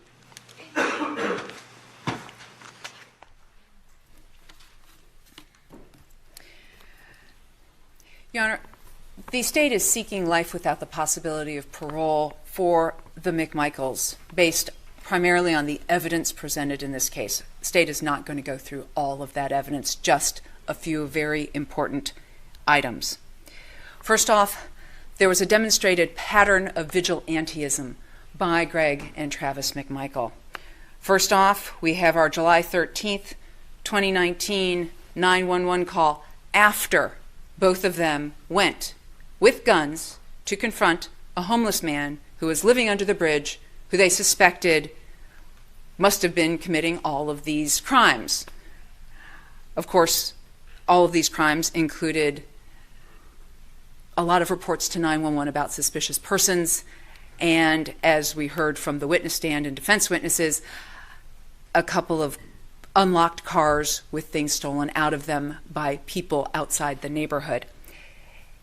And then we have February 11th, 2020. Yes, Ahmaud went inside of the open, unsecured construction site that particular day. But Travis McMichael went home, got his father, they both got their guns, and then they went back down to that construction site. We know that because we heard the 911 call. And he says, I'm sitting outside the construction site. He talks about seeing somebody inside with a flashlight. The horrible part is we know from Brooke Perez, who testified for the defendants, that her husband had gotten a call from Larry English, and he'd gone over there with his handgun. We also know that the two men went inside with their handguns. It's a miracle they didn't shoot each other. And no one had called the police. Travis is outside in the pickup truck, finally calling the police. He stays on for about 4 minutes, and then Officer Ash appears. That didn't teach anybody here a lesson at all. Brooke Perez was trying to tell them, no, my husband's over there with a gun. Be careful, go in there. But Greg McMichael took off, according to Travis's statement, down the street and went right into that house. So we've got July 2019, February 11th, 2020. Not calling 911 first, not staying home, but wanting to seek out, in a vigilante manner, a confrontation with people that they suspect might be doing something that they themselves, up until January 1st of 2020, had not been the victim of. In all cases, they took firearms with them, did not stay home, did not allow the police to do their job, but instead, as on February 11th, Greg McMichael went in and started searching the house himself. We all know how that could have turned out terribly for him, for anyone in there, and for Diego Perez. All the decisions they made that led up to the death of Ahmaud Arbery. There were so many opportunities to stop, to think. And here's the real problem. Greg McMichael was former law enforcement, as they pointed out repeatedly. And Travis McMichael had served in the Marines. The Coast Guard, as they pointed out repeatedly. So here we have some men who should have known better. Should have known better. Vigilantism always goes wrong. You wait for the professionals to show up. The professionals who are in marked cars, the professionals who are in uniforms, the professionals who are going to do it right because they have something to lose, the professionals with body cams, the professionals such as Officer Rash, who just would have stopped Mr. Arbery and said, hey, I'm going to put you on the phone with Larry English so Larry English can tell you to please not to come back. And they should have known that.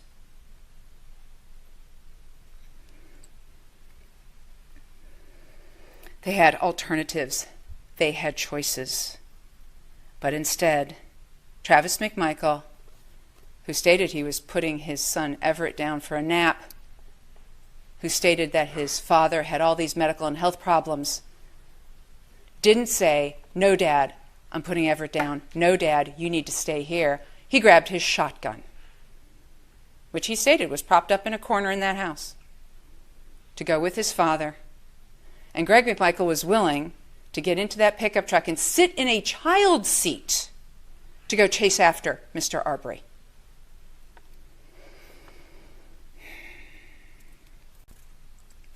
Greg McMichael attempted to control the narrative from the get-go at the scene. His statements were all about how they were justified, how it was self-defense, how Mr. Arbery attacked his son. When the unknown man came up to Greg McMichael at the scene, because of course the police hadn't put Mr. McMichael anywhere, told him not to talk to anybody, He was running around the scene talking to everybody. And when talking to this unknown man who walked up to give him water, he basically said, no, this body, referring to Mr. remorse shown, and certainly no empathy from either man. Because empathy would have said, hey, how must this look to this person that we're chasing? Are we terrifying this person? Are we scaring them? No empathy for the trapped and terrified Ahmaud Arbery. There was thoughtlessness as to the consequences, thoughtlessness as to the alternatives,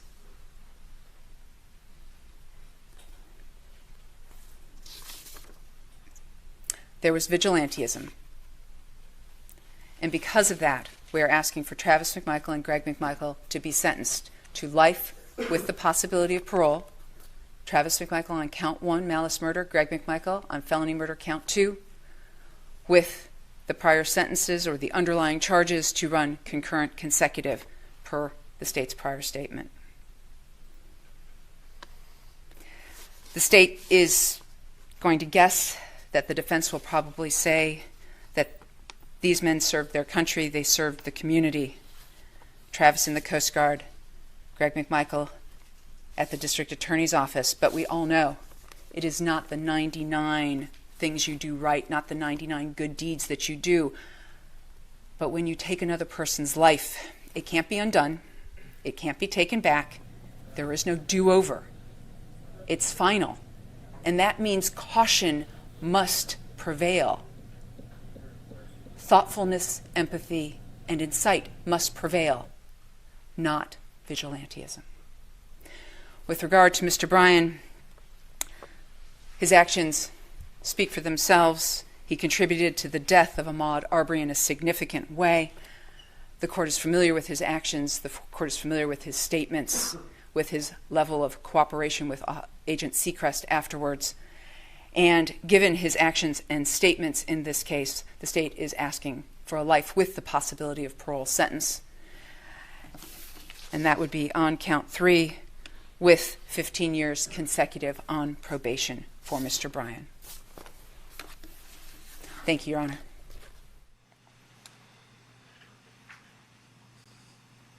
Yeah. Mr. Rubin. Thank you,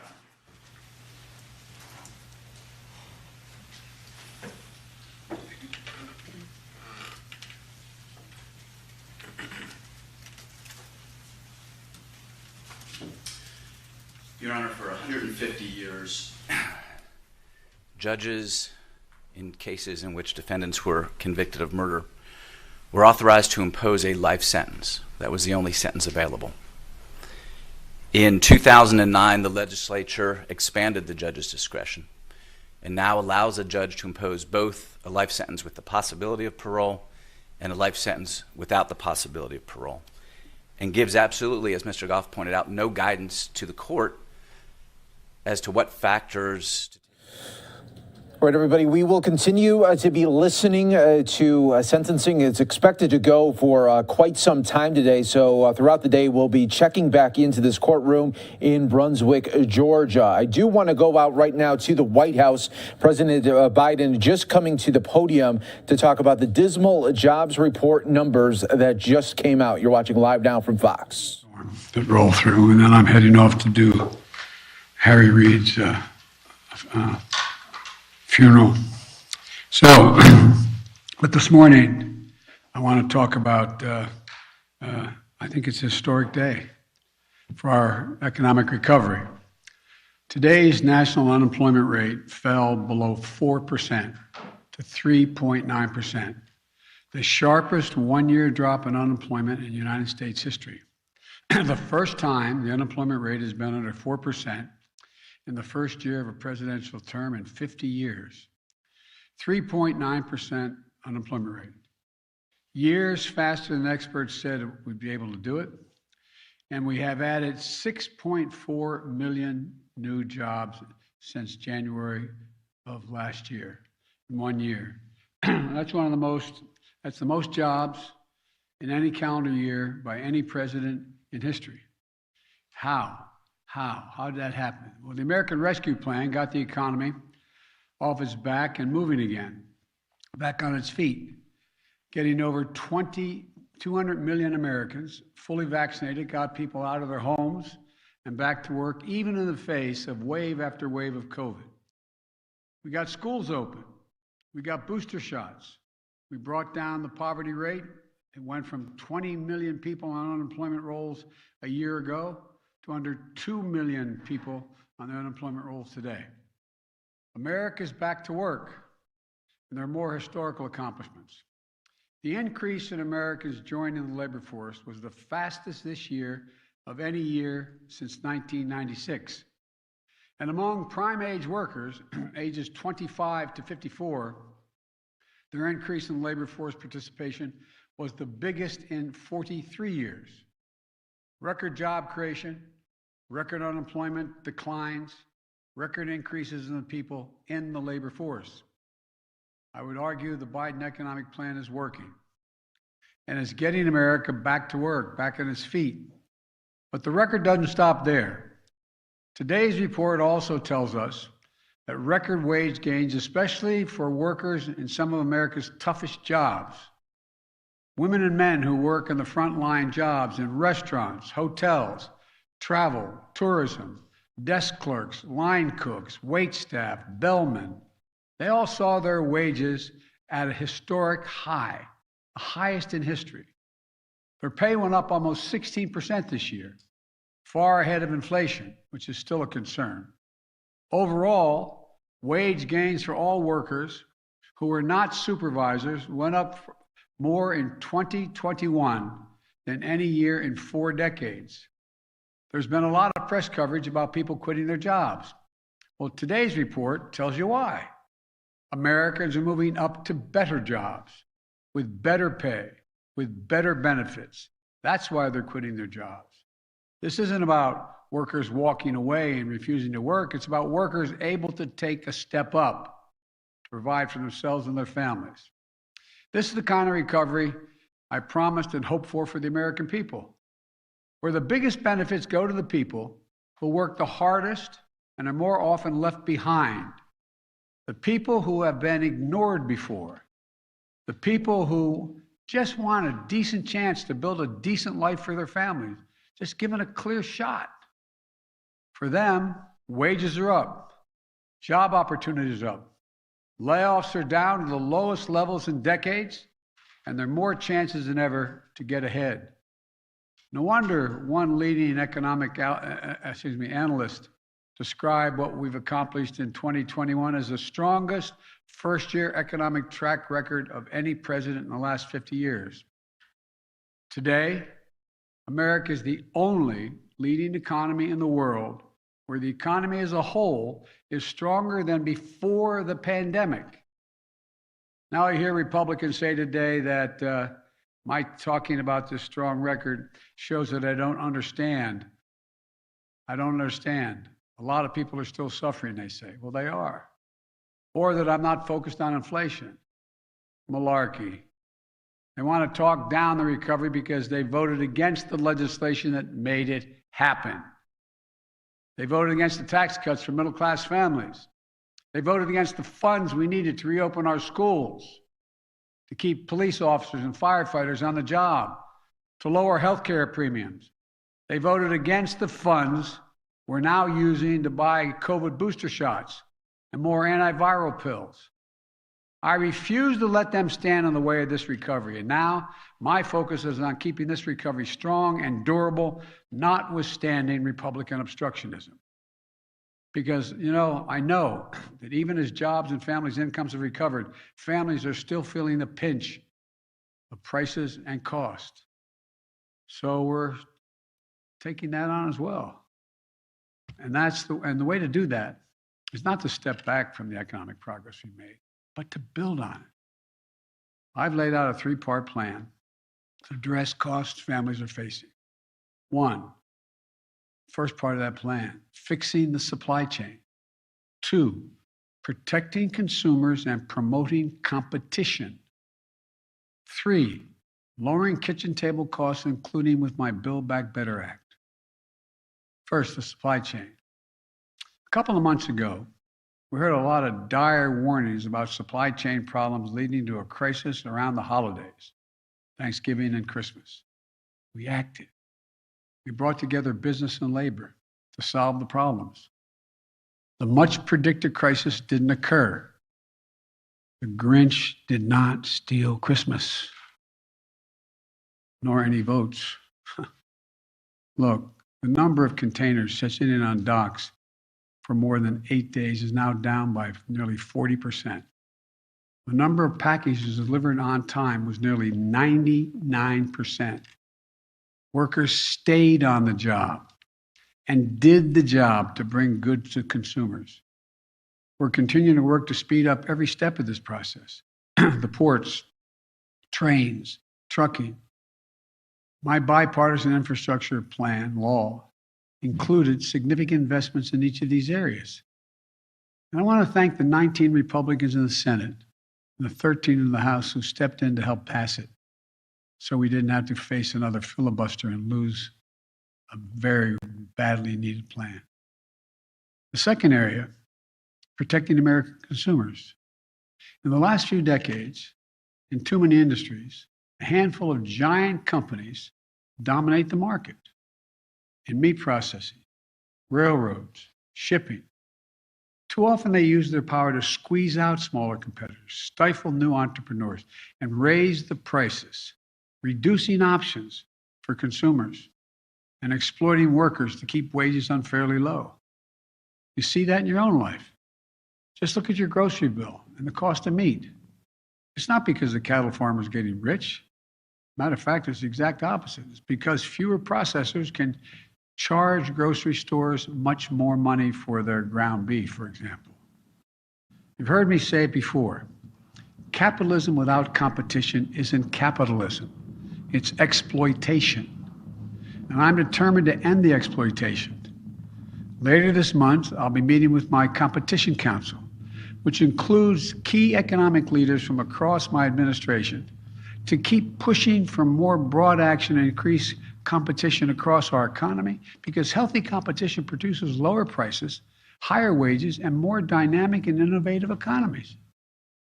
That makes everybody better off. Third, I'm working to reduce the largest cost burden of household budgets, costs that don't need to be such a burden. And the biggest weapon at our arsenal is my Build Back Better Act, which will reduce what families have to pay for basic necessities to live a life, raise a family, from prescription drugs to health care to child care, and more help so families can cover the cost of raising their children and caring for their loved ones, their older loved ones. As we've seen over and over again throughout this pandemic, if people can't find affordable child care, they can't work. Right now, there are 2 million extremely qualified women who have not been able to return to work because they can't find or can't afford child care.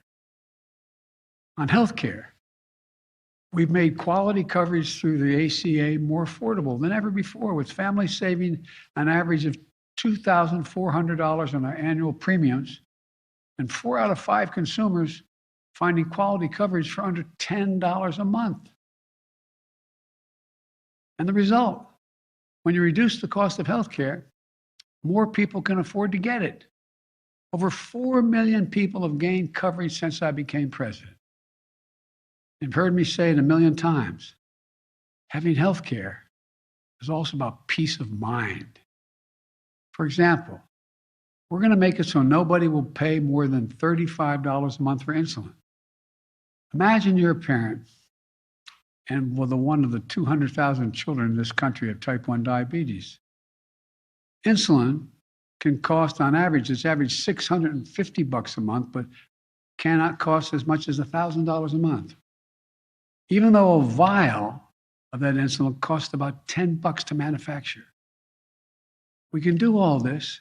We can do it without increasing inflation, without increasing the deficit. Nobody making more than $400,000 a year, less than $400,000 a year, will pay a penny more in federal taxes. So we're going to keep working on these fronts. Some of them have components that are immediate, like unsticking the supply chain. Some will show their benefits over time, like investments in infrastructure. But all will help America's families. And it's urgent we get moving on all of it without delay.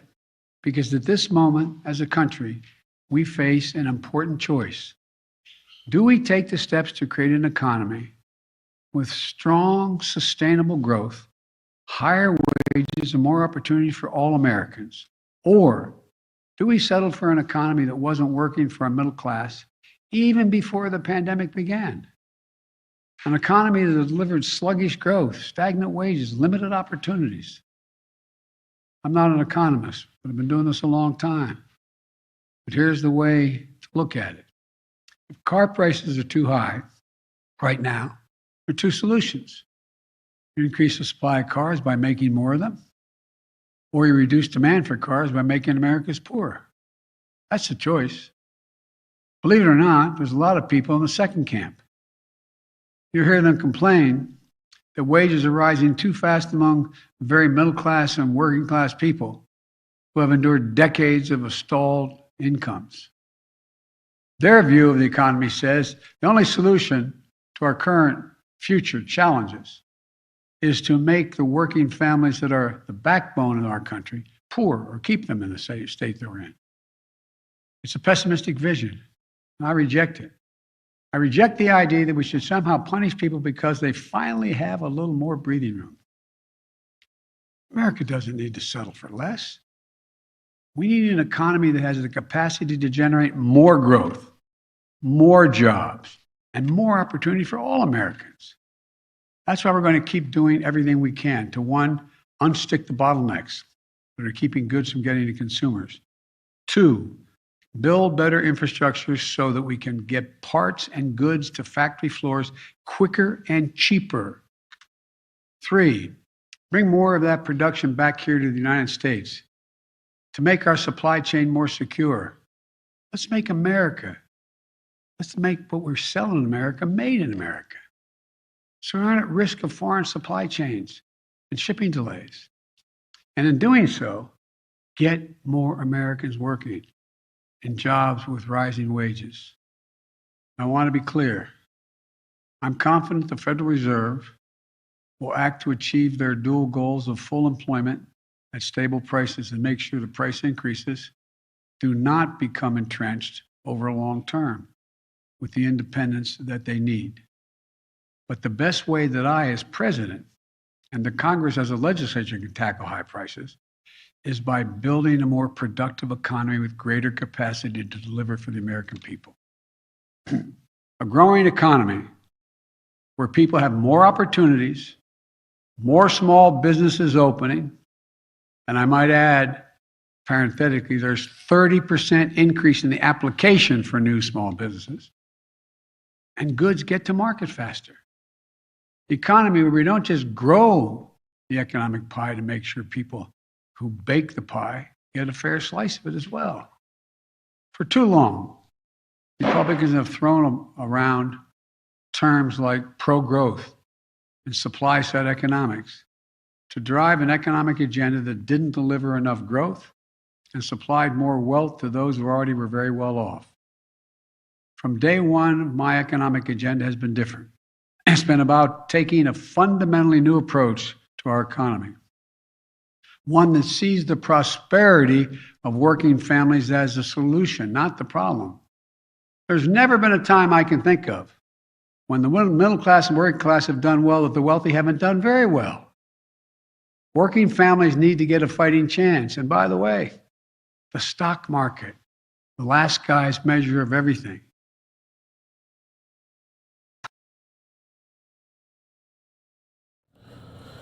All right, everyone. We just lost the feeds there for President Biden, and it looks like it's coming right back here. So we'll go back to that right here for you on Live Now from Fox. Jobs, reduced unemployment, raised wages.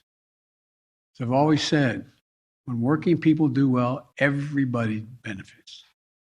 I'm determined to grow the economy from the bottom up and the middle out, because when we do, we get more growth, higher wages, more jobs, and over time, lower prices. But don't take my word for it. Just look at the results, historical results, results for working Americans. Economists call this increase the productive capacity of our economy. I call it building back better. That's what we're going to keep doing. We're going to keep building. I thank you all very much, and I'll get a chance to talk to all of you on Tuesday when I am down in Georgia talking about voting rights. But thank you. Mr. President, should Americans prepare to live with COVID forever, sir? Mr. President, should Americans prepare to live with COVID forever, sir? Mr. President, should Americans prepare to live with COVID forever? 7.1%. Mr. President, should Americans prepare to live? that COVID is here to stay?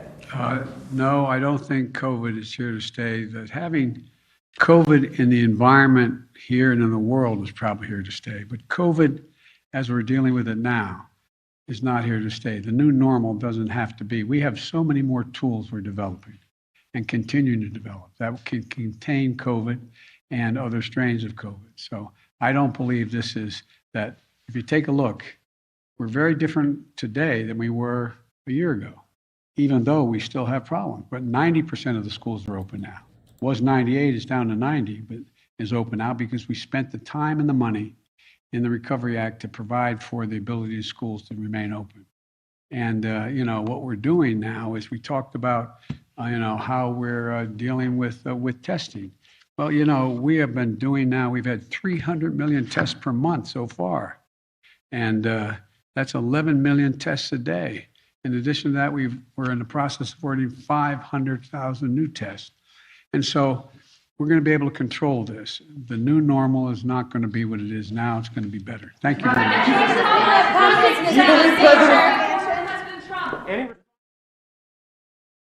President Biden taking one question there. You're watching Live Now from Fox, everybody. We're going to take a quick 2-minute break before the top of the hour right here on Live Now from Fox.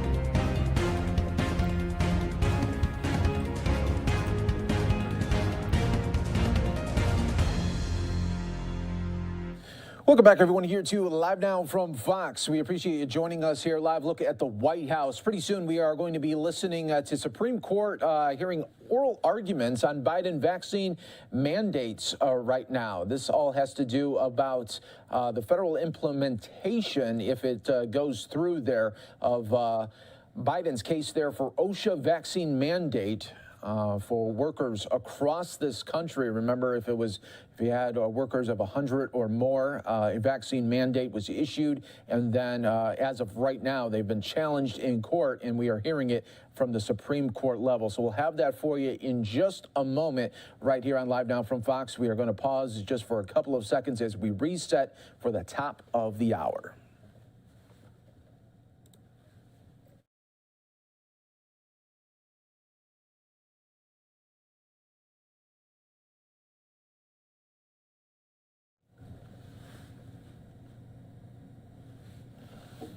And it's a new hour right here on Live Now from Fox. I'm your host, Mike Page. Thank you so much for joining us here today. We got a lot of news to get to today, so we are going to be going really from story to story today and really focusing on some big stories across the country. We got you covered right here on Live Now from Fox, everybody. We are monitoring everything coming out of Brunswick, Georgia. This is the sentencing for the 3 men that were convicted in the murder of Ahmaud Arbery. We'll have that for you once it gets going. They're in a brief break right now. We heard from Ahmaud Arbery's family speaking out in the courtroom and speaking to those defendants that took the lives of the life of their son and loved one there. So we'll be featuring that for you right here on Live Now from Fox. But I do want to go out to a live event that is happening right now. It's a big one that concerns really a lot of Americans right now. The vaccine mandate that was pushed forward by President Biden. Remember that he wanted to go through OSHA to get it done where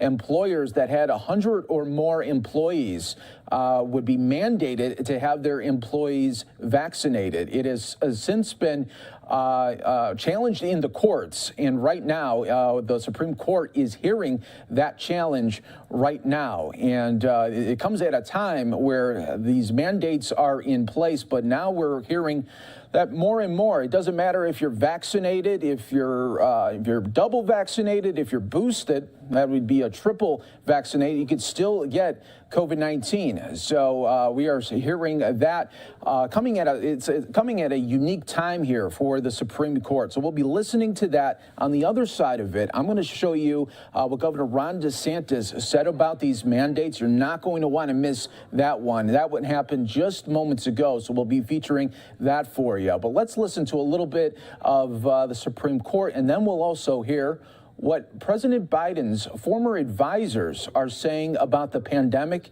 and how they want him to flip the script. Let's bring it to you in just a little bit right there. But let's go out to the Supreme Court. That's happening live, and that's what we do right here on Live Now from Fox. If it's happening live, it's happening now. Good chance it's happening on Live Now.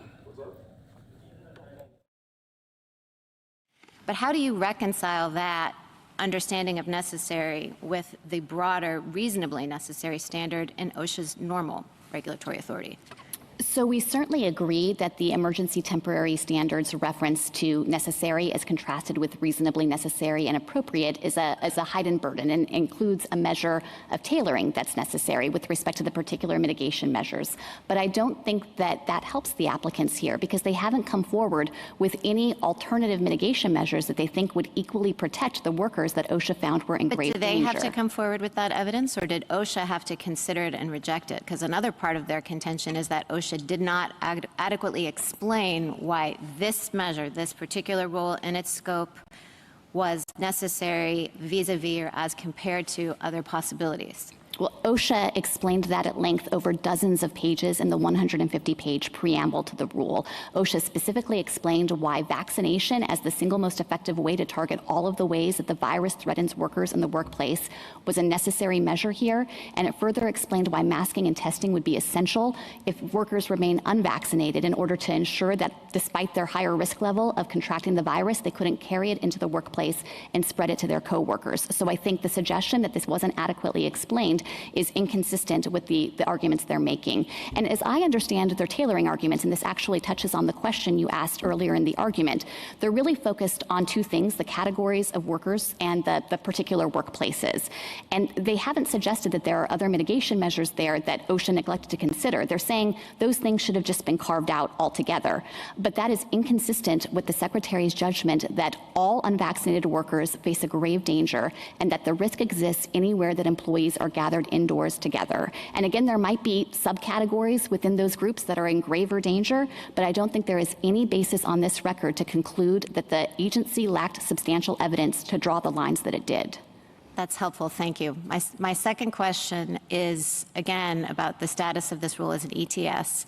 So Chief Judge Sutton pointed out in his dissent from the denial of initial en banc that OSHA did not adopt this rule in response to the emergency, qua emergency, because that had been ongoing since early 2020.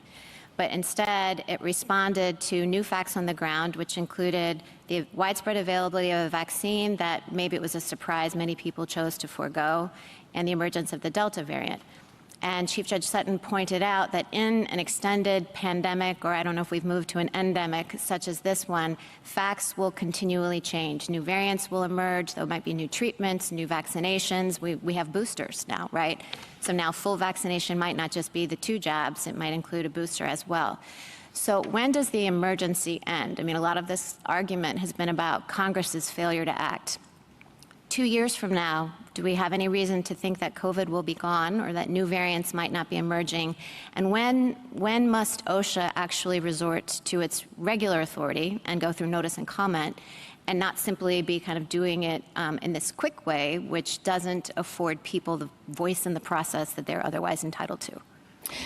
So I think if I could respond to that in a few different ways. Congress defined when the emergency exists. It labeled this an emergency temporary standard, but it's dictated by the statutory requirements. So there has to be a grave danger from a physically harmful agent or a new hazard, and the measures have to be necessary to protect against that danger. And we don't think that there's an additional free-floating requirement about emergency status that has to be taken into account. So it could be an emergency 2 more years from now? Well, I certainly take the point that the emergency can be of substantial duration. Of course, this is not a way to bypass notice and comment permanently. Congress further specified that the agency is expected to conduct a rulemaking process over 6 months, and that's why the agency estimated the lives saved, the hospitalizations prevented over the 6-month life of the rule. Sure, but I was envisioning a new rule, right? Like, you know, OSHA might 2 years from now adopt something that's different from this vaccine or mask and test mandate. I'm just talking about the limits more generally on OSHA's power.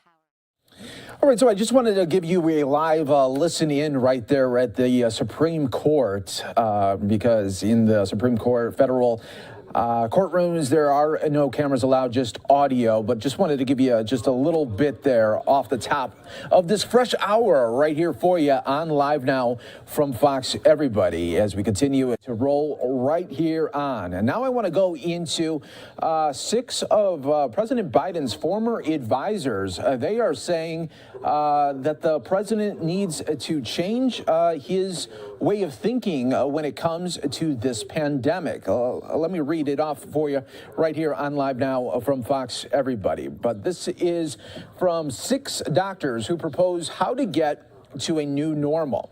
6 members of the advisory board that worked with President Biden during his transition period before taking office are now calling on him to take a different approach to the COVID-19 pandemic than the one he is currently using.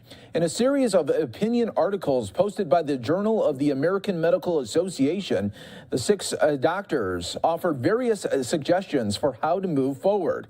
As the Omicron variant of SARS-CoV-2 demonstrates, COVID-19 is here to stay, the one doctor said. The goal for the new normal with COVID-19 does not include eradication or elimination, the zero COVID strategy. Neither COVID-19 vaccination nor infection appear to confer lifelong immunity.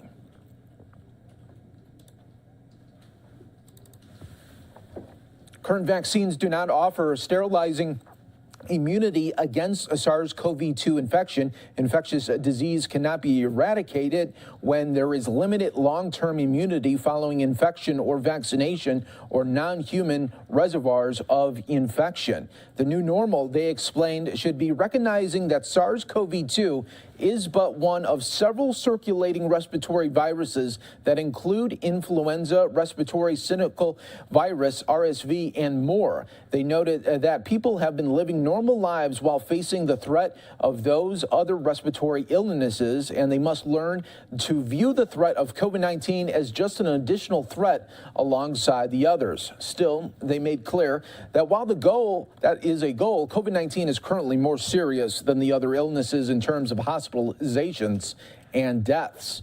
What the Biden administration should do, they suggested, is to put in place infrastructure that includes real-time electronic collection of comprehensive information on respiratory viral infections, hospitalizations, deaths, disease-specific outcomes, and immunizations merged with other relevant variables. This system would collect data at the national, state, and local level, as well as from various academic institutions, labs, and healthcare systems.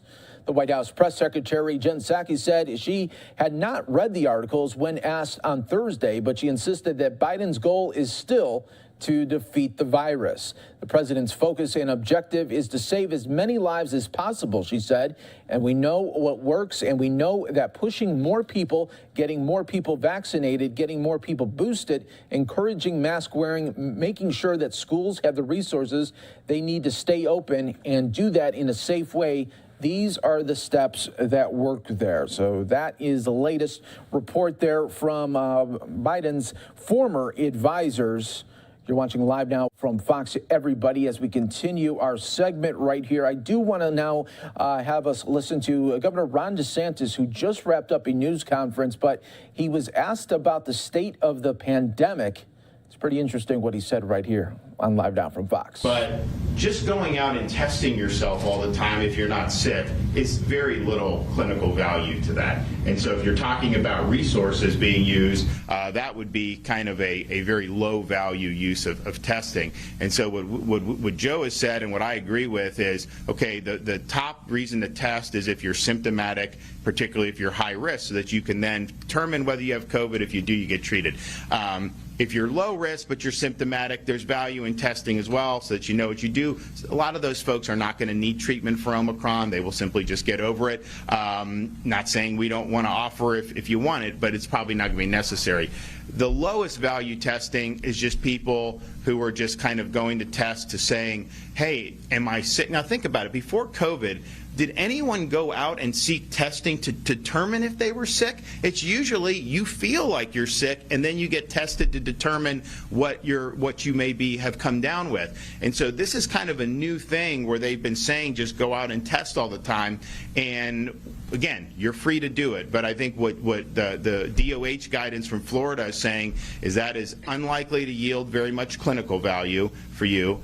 And it also creates a lot of second-order follow-up problems. It's essentially a lockdown by stealth, in the sense of if you test positive but you're not sick or have symptoms, you may have to isolate. They don't even know. The test can't tell you if you're even infectious or not. And these PCR tests, you can test positive for weeks after you've been infected, months even in some cases. And so what happens is blanket testing of healthy people, it leads to some kids being not in school. It leads to people not being able to go to work, and doing some of these isolation, which may not even be justified. And so I think those guidelines are very sensible. And again, it's not saying people can do what they want to do, but I can tell you to just force healthy people like businesses to do that or whatever.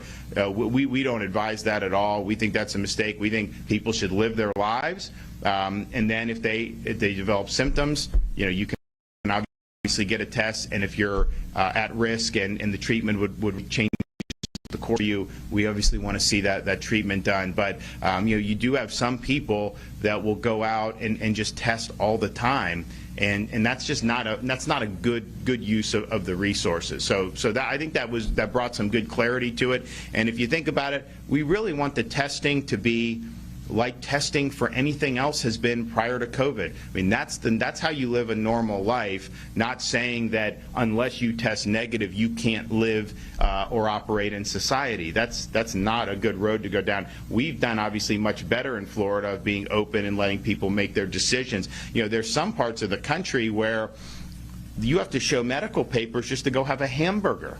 And you think yourself, why are you doing that? And they say, oh, well, it'll help stop spread, but it's not. You look at what's happening now. You've had huge increases in a lot of these very restrictive states. And so it has not worked. It's imposed a lot of costs on our society, both in terms of economic and slowing the economy, but really in terms of dividing people by trying to act like if you don't have this, then you shouldn't be able to live your life the way normal people have been able to live for forever. That's wrong. And I think you look what's happened in other parts of the world, the way they treat some of these people. If you don't have this many shots, you go to I mean, that's not what we want to see. And so we really believe in rationality and in normalcy here, and then provide tools for people to be able to get good clinical outcomes. Governor, Annette Holt from the Expect Times. A lot of us have been following what's going on with the First Lady. She's pushing some initiatives that are very important to her. We've seen her out and about. I was hoping we could get an update on her health. So we're not out of the woods. We had, as was became public, we've asked, talked amongst ourselves about, okay, she's a public figure, a lot of people care about her, and a lot of people have been praying for her, and that makes a huge difference to us, and we really appreciate it. At the same time, it's a medical issue for the family, which, it's generally a private thing, so we felt it was important to let people know that she was dealing with it at the outset. Occasionally people will ask, and, I'll provide some updates, but it's not something that we've always, say, gone out. So last week, on Wednesday, they looked, and I didn't have anything on my public calendar. And it's true, I didn't.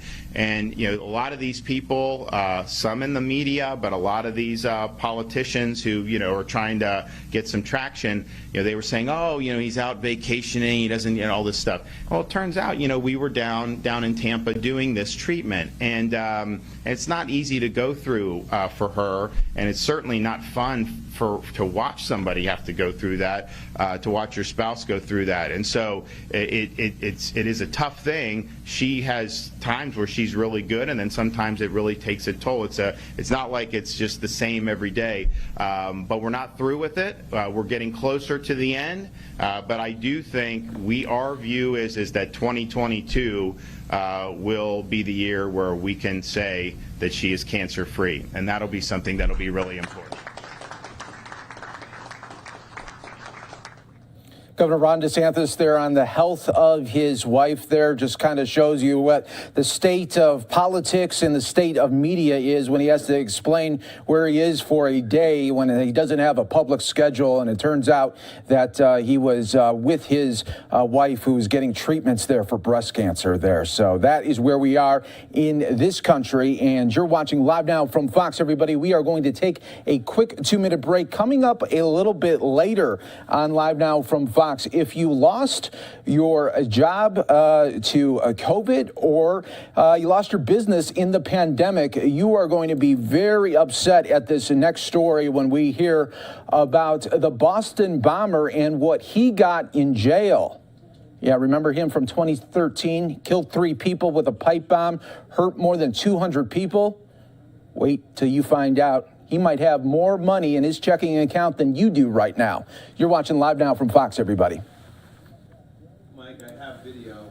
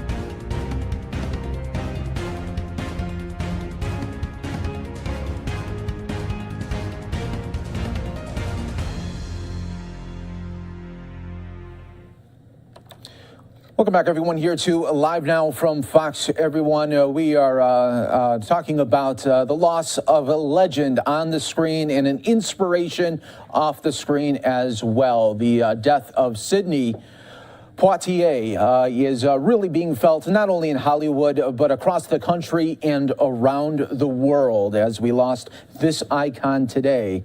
Let's listen to Fox News' Jonathan Hunt with the life and legacy of this icon.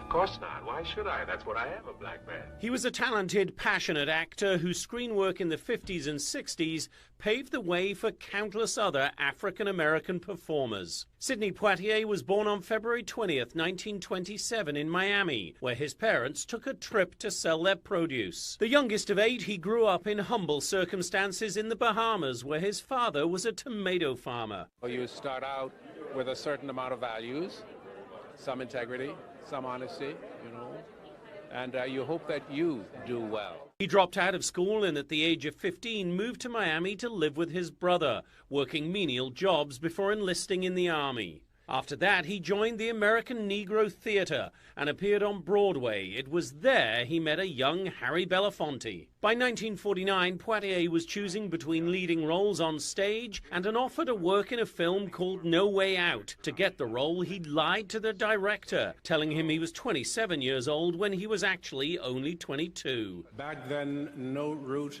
had been established for where I was hoping to go. No pathway left in evidence for me to trace.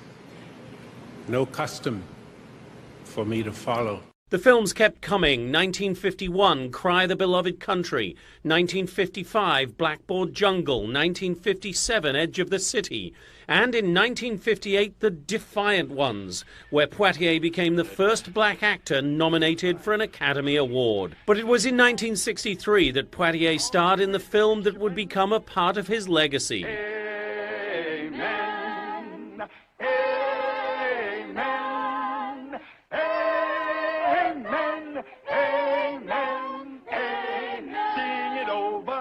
Lilies of the Field brought Poitier his first Oscar, the first Oscar ever won by an African-American for Best Actor. Poitier's peak came in 1967 with 3 box office smashes that became landmark films. Guess Who's Coming to Dinner, To Sir with Love, and In the Heat of the Night.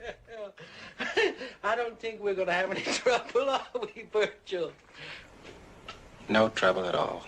As incredible an actor as he was, Poitier was also known for his work as a director, including Gene Wilder and Richard Pryor's Stir Crazy. In 1997, he was named the Bahamian ambassador to Japan, having dual citizenship in the Bahamas and the US. In 2002, the Academy honored Poitier again with an honorary Oscar for his extraordinary performances and unique presence on the screen, and also for representing the motion picture industry with dignity, style, and intelligence throughout the world. I accept this award in memory of all the African-American actors and actresses who went before me in the difficult years, on whose shoulders I was privileged to stand to see where I might go. Then 7 years later, President Barack Obama awarded Poitier the Presidential Medal of Freedom. With over 40 motion pictures to his credit, it's impossible to overstate the influence Poitier had on blacks and whites as a role model and image maker. Finally, to those audience members around the world who have placed their trust in my judgment as an actor and filmmaker, I thank each of you for your support through the years. Sidney Poitier, one of the most respected and beloved figures in American cinema. Jonathan Hunt, Fox News. An amazing legend there, right there, gone, but never, ever forgotten. You're watching Live Now from Fox, everybody. We are going to take another quick 2-minute break. Stay right here with us.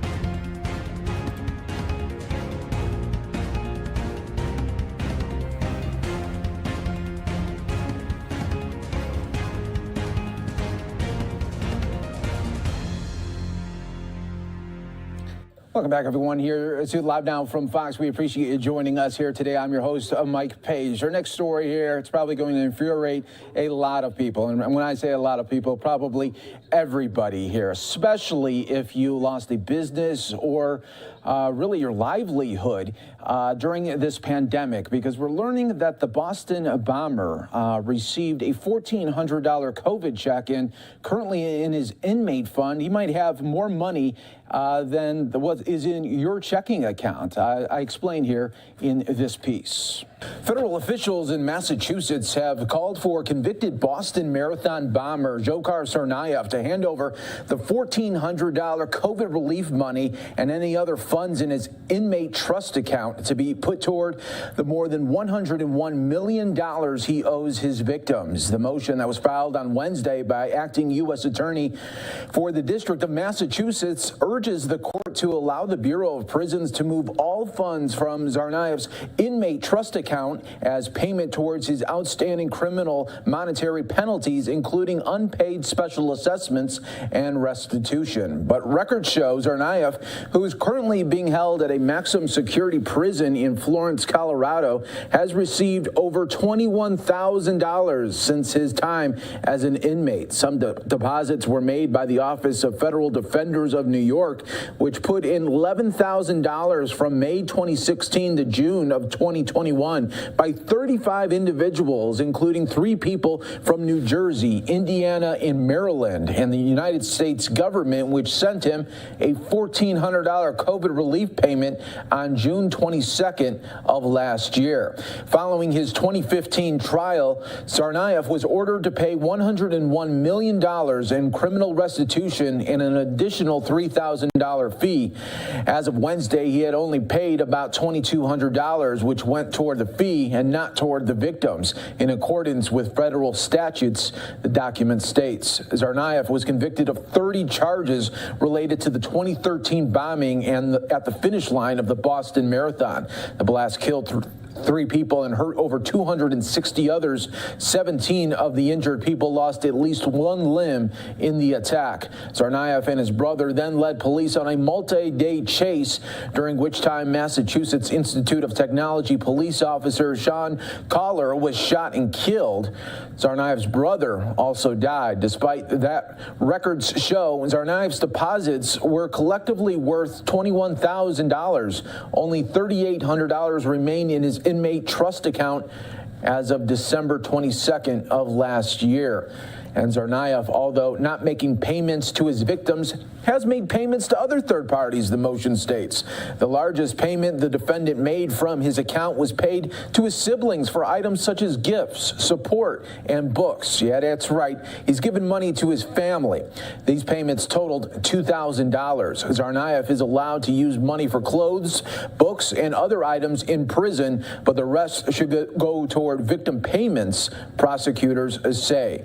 By congressional mandate, the United States has a statutory duty to collect restitution owed to crime victims, prosecutors said in the document, citing a lien placed on Tsarnaev's property, including his trust account after his conviction there. So a convicted bomber that murdered 3 people and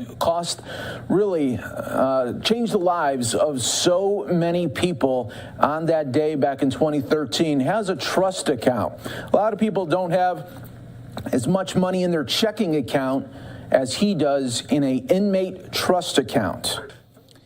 And this is also the same terrorist that has been caught on camera in his cell, flicking off the camera, smirking at it, and smiling, while family members will never get back their loved ones, and now has close to $4,000 in his inmate fund there. And that really just really shows you that life just isn't fair sometimes when you hear stuff like that. And, one day this terrorist will get the justice that he so deserves. You're watching Live Now from Fox. Everybody, we are going to take another quick 2-minute break showing you the Supreme Court right now. We'll check back into the oral arguments that are still underway in this vaccine mandate across the country when it comes to President Biden's plans. You're watching Live Now from Fox, taking a quick 2-minute break.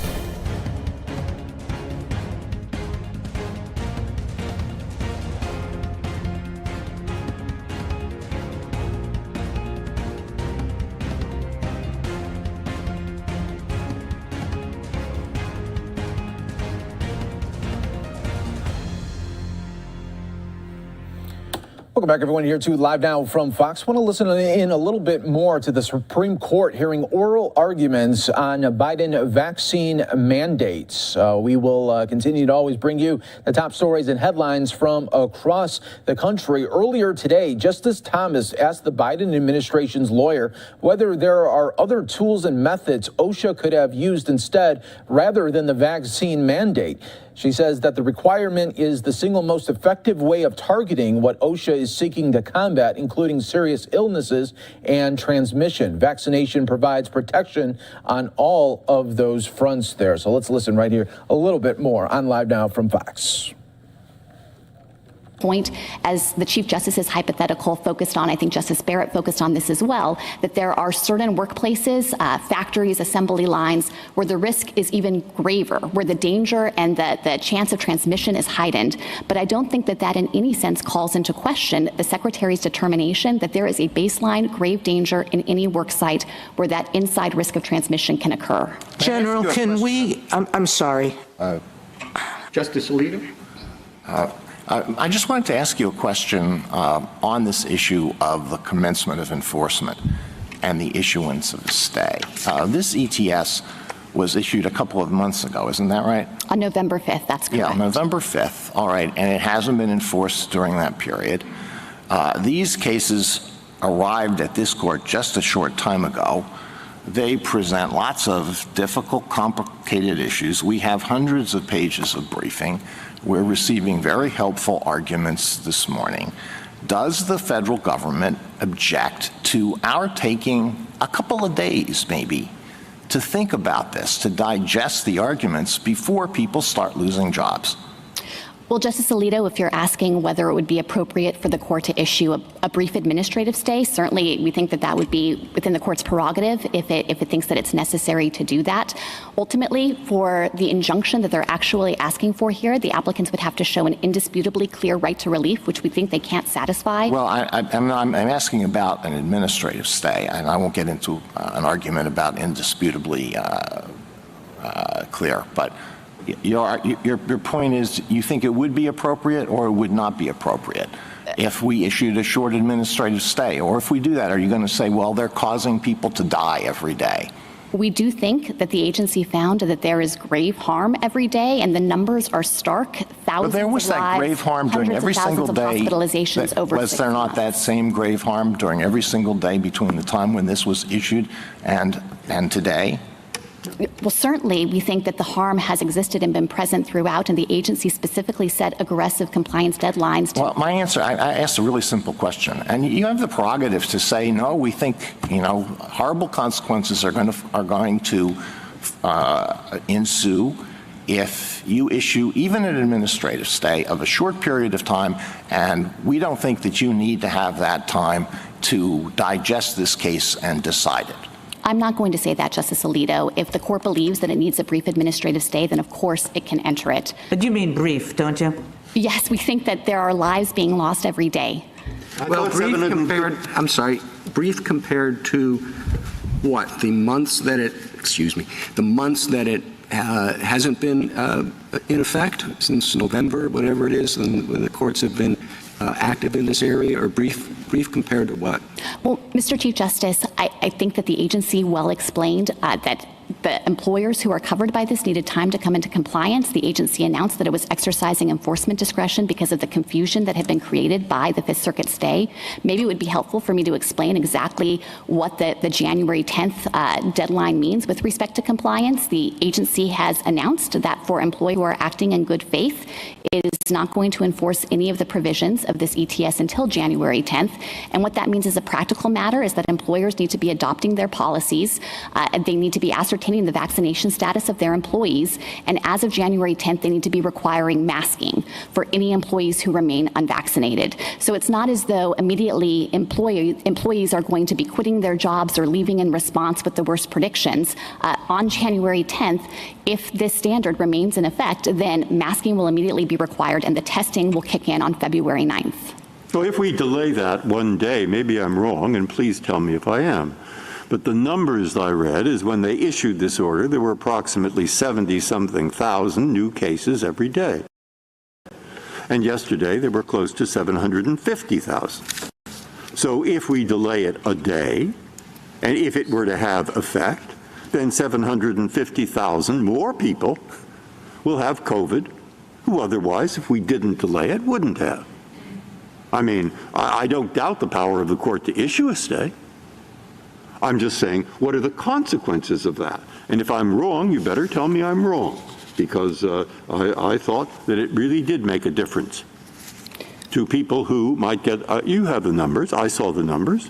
Well, all right, well, so what do you say? Now you say it does not really not a problem? Justice Breyer, we absolutely agree that this pandemic has been dynamic, that it is constantly evolving, and that the current conditions are posing a truly grave danger.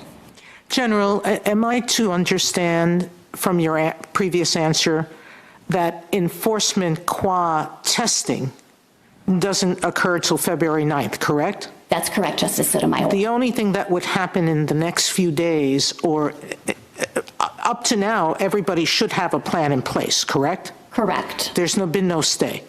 So starting tomorrow, the only thing that are required are masks, correct? Masking for unvaccinated workers, that's correct. That's the only thing that occurs. And so until February 9th, when the testing comes into effect, that's when the threat of resignations or expense comes into effect, correct? Yes, as I understand what the applicants are arguing here, so on the testing aspect. So the need for an administrative stay, if we're talking about a few days, is really small, if very small, correct? I certainly, myself, do not think an administrative stay would be warranted here, but I, of course, defer to the court on that. All right, one other question, if I might, counsel. I want to go back to the Chief's question and to Justice Thomas's question, and in part to Justice Gorsuch's questions. So we've been listening there to those arguments. I just wanted to give you some of the highlights here over what the justices were saying during these oral arguments. Sotomayor said that the new variant is just as deadly for the unvaxxed. Thomas asked about transmission. The Ohio solicitor representing the coalition of GOP-led states opposing the OSHA rules was quizzed by Justice Sotomayor on the mandates, which she again said was not a mandate. She objected to his claim that the new variant represented a new situation than Delta, given its lesser severity in many instances, as well as his claim that vaccines appeared to be less effective at stopping transmission. Sotomayor pointed to increased hospitalizations and said that, quote, those numbers show that this new variant is just as deadly for the unvaccinated. We have over 100,000 children, which we've never had before, in serious condition, and many on ventilators, she said. Justice Thomas, meanwhile, asked Flowers to speak more about the different risks and the vaccine's effectiveness at stopping transmission. He cites data saying vaccinated over 65-year-olds are twice as likely to die as 18 to 49 age people who are unvaccinated. Sotomayor fires back and accuses him of comparing apples to oranges and says lower risk is not no risk. She also says that the unvaccinated put other people at risk there. So that back and forth happening inside of the Supreme Court. You're watching Live Now from Fox, everybody. We will continue to always bring you the top stories and headlines from across the country. Taking another quick 2-minute break.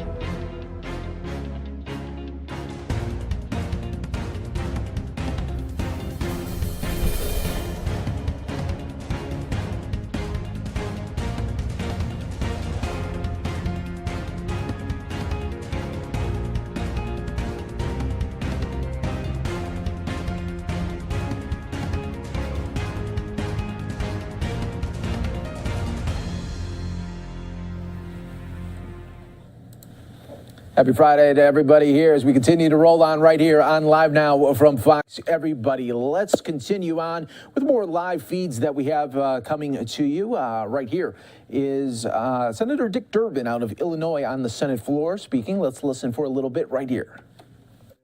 Think back a year ago this week.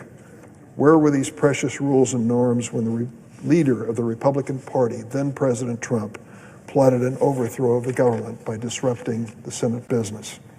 Where were these rules and norms when some of our colleagues echoed the big lie that led to that bloody insurrection?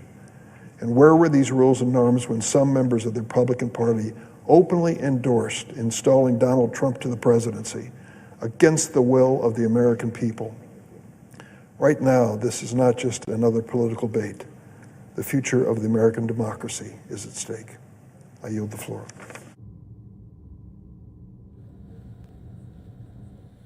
All right, so we just got the tail end there of Senator Dick Durbin. Now it looks like we have Senator Tim Kaine there, Democrat from Virginia. Let's listen.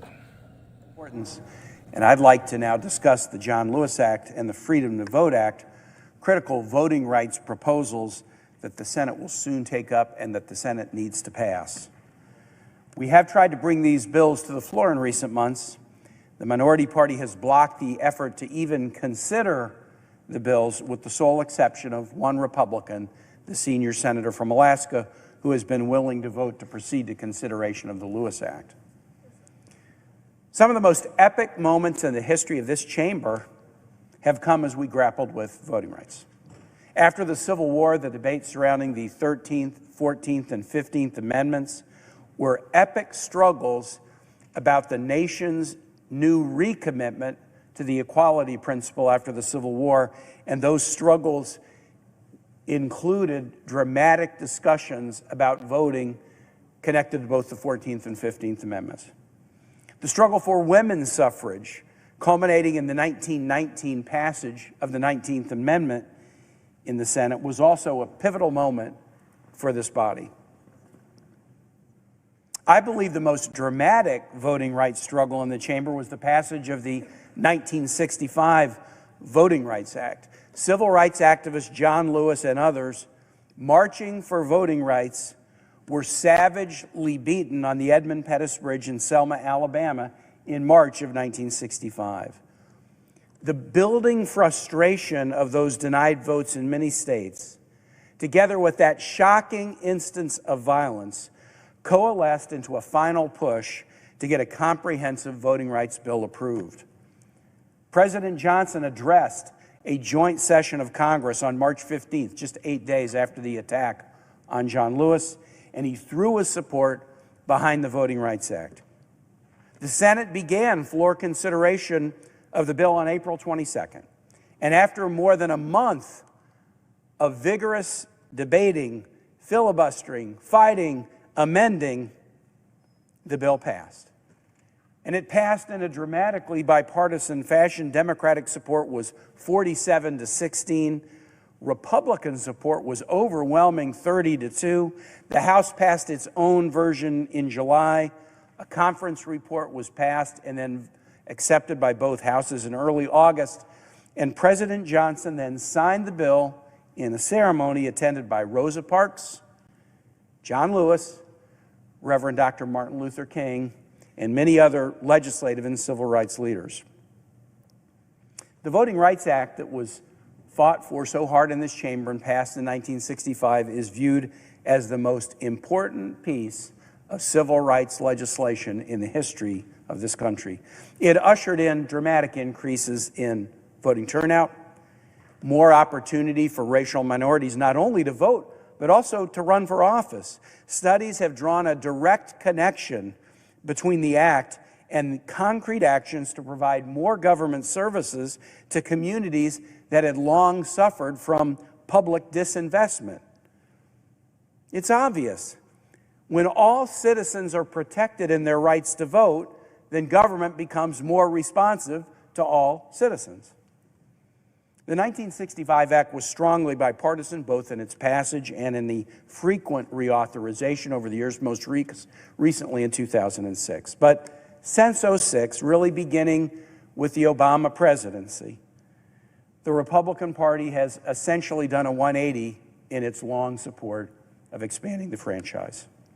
Hostile Supreme Court rulings in Shelby versus Mississippi and Brnovich versus the Democratic National Committee have put the burden back on Congress to fix the Voting Rights Act, but in contrast to previous history where Republicans would join with us in those efforts to fix or improve the act have foundered because now the Republican Party is unwilling to support voting rights.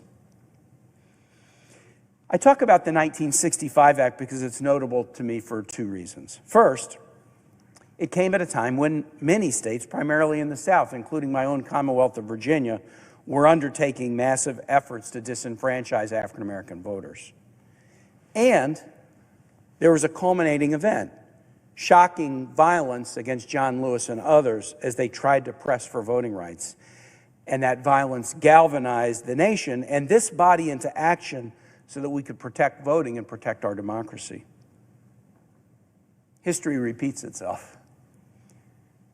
Today we're seeing a full-out attack on voting and our entire electoral system. Now it is not just limited to southern states. Now it is not just directed solely at African American voters. Now it is not just an attack led by bigoted state or local officials in one region. The attack emanated from the previous president, with years of attacks on the integrity of American elections, attacks that ratcheted up in the closing phase of the 2020 election. President Trump, after losing that race, then went on a wild search for a way to hold on to power, making up lies about the election, spearheading meritless lawsuits in many states to challenge the result, directly asking election officials to find him enough votes to win key jurisdictions, even trying to strong-arm his own vice president into violating his constitutional oath so that he would deliver a victory to the losing candidate. And just as in 1965, there came an unforgettable episode of violence directly related to the attacks on our system of election. The Capitol itself was attacked on a particular day and hour for a particular purpose, to stop the certification of the electoral outcome. More than 100 police officers were injured that day as a result of this attack on our democracy. 5 Virginia law enforcement officers lost their lives as a result of that day. The violence wasn't just a riot, it was violence designed to disenfranchise the 80 million people who had voted for Joe Biden and Kamala Harris. That singular event ranks among the largest disenfranchisement efforts in the history of this country. History repeats itself.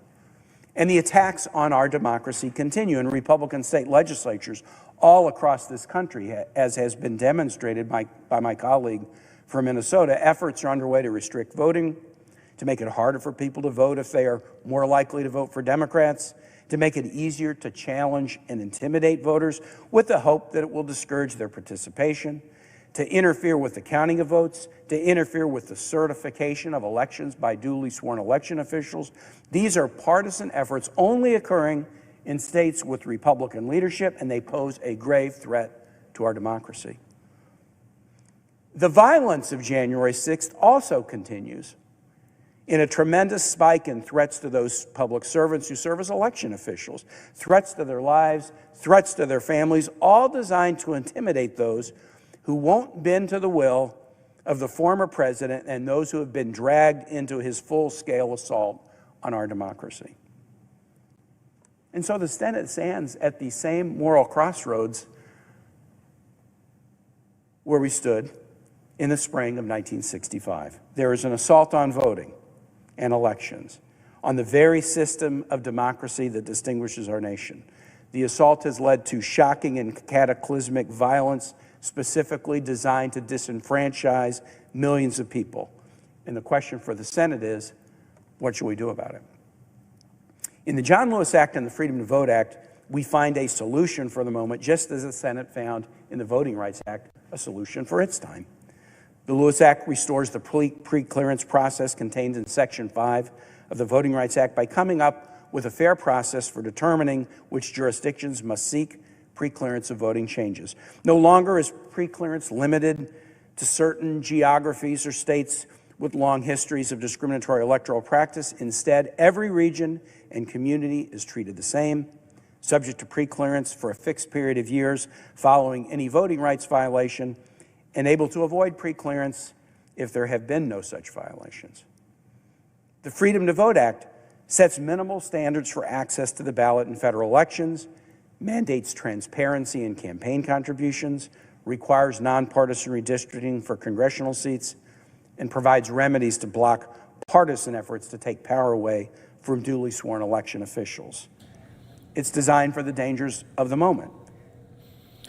Senator Tim Kaine making the pivot there from January 6th to overhauling voting, talking about the voting rights bill there, where Democrats hope to initiate the end of the filibuster, and we'll see where that goes. But as January 6th was happening yesterday and all of the ceremonies that were taking place, there were email blasts going out simultaneously from Democrats on the Senate and House side, and they were requesting money using that day as a moment right there. This was just one email from Democratic Representative Sidney Poitier saying, on January 6th, our democracy was put to the test. After encouragement from Donald Trump and GOP leaders, rioters attacked the U.S. Capitol in the hopes of stopping a vote to certify the 2020 presidential election. It was an unthinkable event and a dark day for our nation.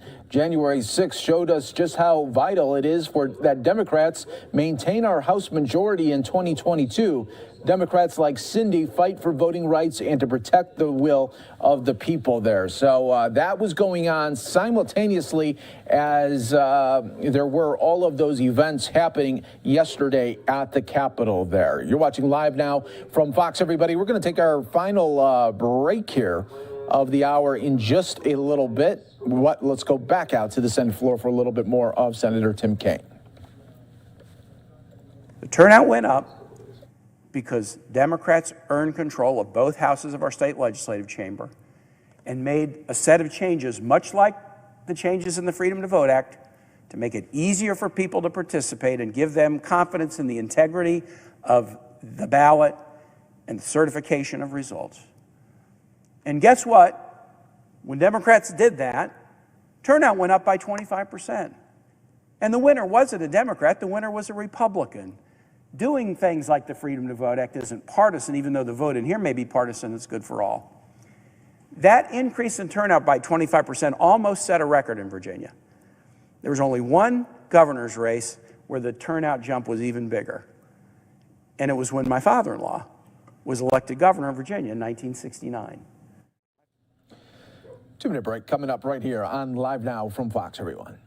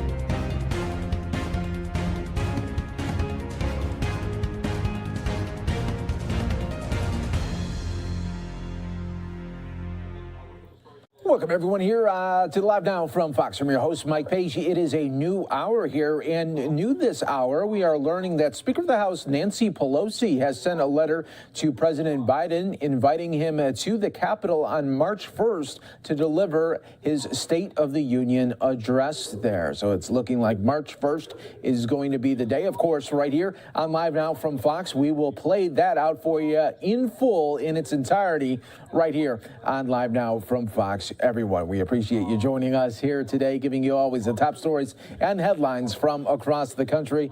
Live look right now at the Senate floor. If we do see any more senators speak there on the floor, of course, we will bring it to you right here on Live Now from Fox. I want to go out to Minnesota.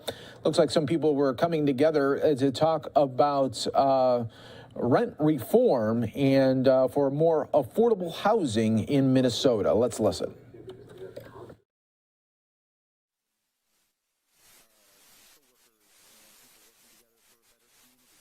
So I voted, as most people in Minneapolis did, to allow a rent stabilization policy because we need one. And I'm sure as the process unfolds, local landlords, resident landlords will get plenty of input into the details and making a policy that works for everybody. But the most important group to consider are people that need an affordable place to live, that are in Minneapolis and can fear being displaced, or would like to be neighbors and people living in Minneapolis and can't right now. So we need to make sure that those voices are centered and that we pass a rent stabilization program that includes everybody and means that people can have an affordable place to be part of Minneapolis.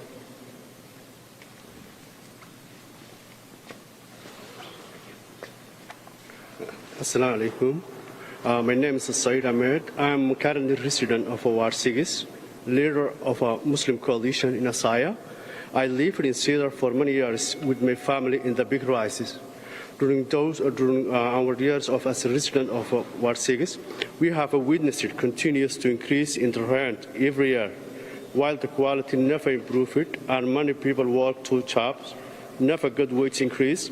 There's also limited option if they move another place in the city. We also had some community members moved away because we can't afford it. A big place we can live together. I know many of my friends and families also struggling with these issues. They can't barely focus on the future dealing with unstable housing situations. This is giving the family a big headache. I'm sure everyone who lives in Minneapolis knows that affording housing is so important because of many people are dealing with the homelessness. Earlier in this month, voters sent a message to our elected leaders that we want see the rent stabilizations, and in Minneapolis, specifically in Ward 6, 78% of voters said yes to this. I'm here today to talk on behalf of other renters to say this is the time now.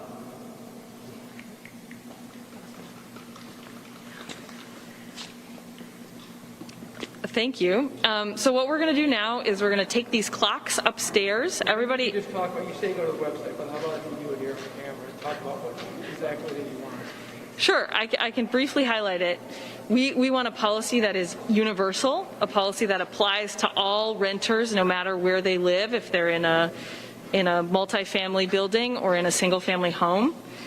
We want a policy that is 3%. With some considerations for inflation as needed. And we want a policy that supports people, keeping people in their homes. That means a policy that doesn't allow for vacancy decontrol, which is when landlords can raise the rents between tenants who are living in a unit. Those are the 3 most important points in a policy that we are looking for. And what is it? Yes, so today we're going to be delivering clocks, and speaking to council members who were here are now upstairs. All right, so that was just some officials there in Minneapolis talking about rent reform efforts there to try to stabilize rent for people there in Minnesota. You're watching Live Now from Fox. Everybody, when we come back here, we are just moments away from the appearance of the suspected Oxford High School shooter, Ethan Crumbley. They are due in court in about 10 minutes for a bond hearing. Jennifer and James Crumbley are asked for a reduced bond. They are charged with involuntary manslaughter in their connection to the Oxford High School shooting on November 30th. Right now, the current bond is set at $500,000. On the other side of the break, we will bring you Ethan Crumbley, who was in court earlier today via Zoom there, like you see. Live Now from Fox, coming up in 2 minutes.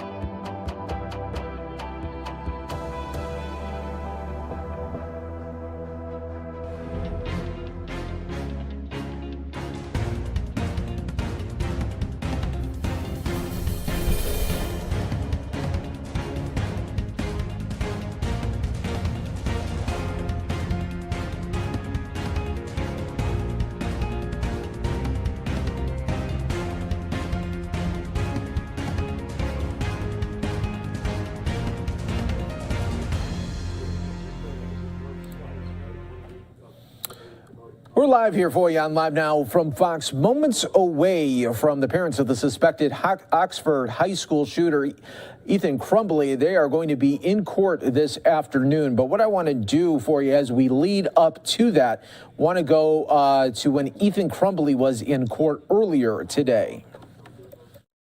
Great. Judge, did the court receive the signed form? Yes, thank you. We just got it.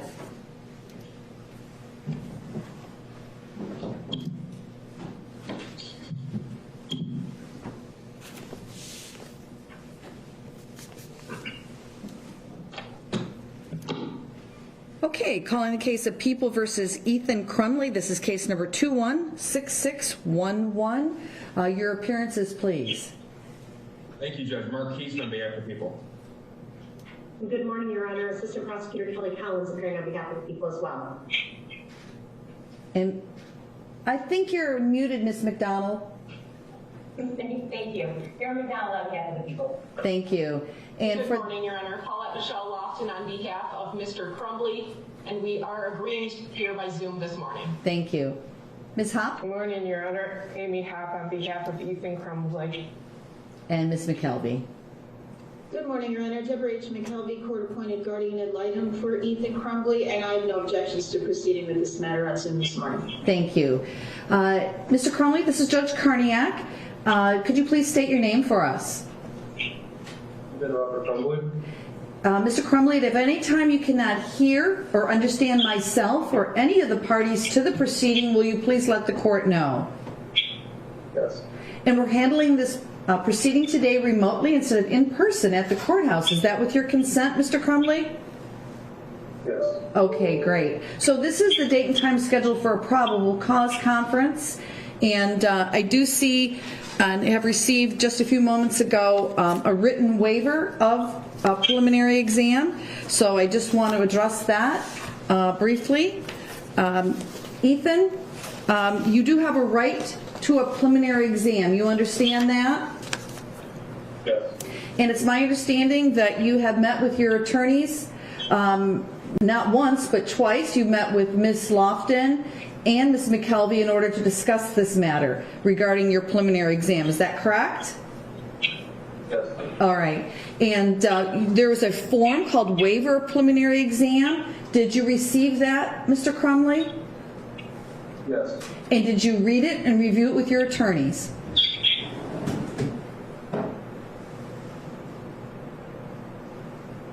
I'm sorry, I didn't hear that. Did you read that form and review it with your attorneys? Oh, yes. And did you understand it? Yes. And do you have any questions of the court regarding any of those rights? No. And you signed that document, correct? Yes. So you've been advised by two attorneys, but I'm also going to, on the record, just to make sure that you have absolutely no questions, also review those rights with you. So at a preliminary exam, it'd be up to the people to show two things: probable cause to believe a crime was committed and probable cause to believe you were the person that committed that crime. If the people were unable to prove both of those, then the case would be dismissed. Do you understand? Yes. Knowing that, is it still your desire to waive your right to a preliminary exam? Yes. By waiving your right to a preliminary exam, you'll automatically be bound over to circuit court as charged, and you will not have a chance to come back to this court for any reason as it relates to these cases. Do you understand that? Yes. Knowing that, is it still your desire to waive your right to a preliminary exam? Yes. Has anybody threatened you or promised you anything to waive your right to a preliminary exam? No. Thank you. I do see there is a written waiver, but I just want to verify that people also waive their right to a preliminary exam. Is that correct? We do, Judge. Thank you. Okay, great. Your preliminary exam will be waived. You will be bound over to circuit court as charged. As it relates to bond, it's my understanding that that issue will be addressed in the next 2 weeks pursuant to a newly enacted statute, a federal statute, and both sides would like some time to prepare for that. So instead of me retaining jurisdiction for that purpose, there will be a hearing that will be set before the Oakland County Circuit Judge within the next 2 weeks pursuant to that federal law. Anything else? Judge, Yes. no, thank you, Judge, for mentioning that. I did want to place on the record that we did have a status conference this week with the attorneys and Your Honor and discussed the appropriate venue for that motion regarding the continued detention of the defendant in the Oakland County Jail to be the Oakland County Circuit Court. I know Ms. Laughlin has communicated with the Circuit Court, and they are agreeable to setting the hearing for us in the next 2 weeks. Great. That is correct. Wonderful. Thank you for placing that on the record. Anything Your else? Honor, and additionally, I had an opportunity to discuss that exact issue with Mr. Crumbly as well, and he understands that there will be a separate hearing in Circuit Court to address that issue, and that it will not be addressed with you today. Thank you, Ms. McKelvey, for putting that on the record. Anything else anybody wants to state on the record before I lose jurisdiction? Not from the people. Thank you, Judge. All right. Thank you all for your professionalism and your cooperation. The court truly appreciates it. All right, so the Michigan school shooting defendant there, Ethan Crumbly, waiving his preliminary hearing. And in just moments, like we've been talking about in Rochester Hills, Michigan, inside of the same courtroom, or they'll probably do it remote as well, the parents of the suspected shooter will be in court for their own hearing. This time it'll be a bond hearing. Jennifer and James Crumbly are asking for a reduced bond. They are charged with involuntary manslaughter in their connection to the Oxford High School shooting that happened back on November 30th. The current bond is set at $500,000, and they want that lower because obviously they want to be out on bond there. So we'll see what happens, and we'll keep an eye on the feed, and when it does become available, we'll bring it to you right here on Live Now from Fox. But it is a perfect time to take another quick 2-minute break. Stay right here with us as we continue to bring you always feeds and news from all over the country.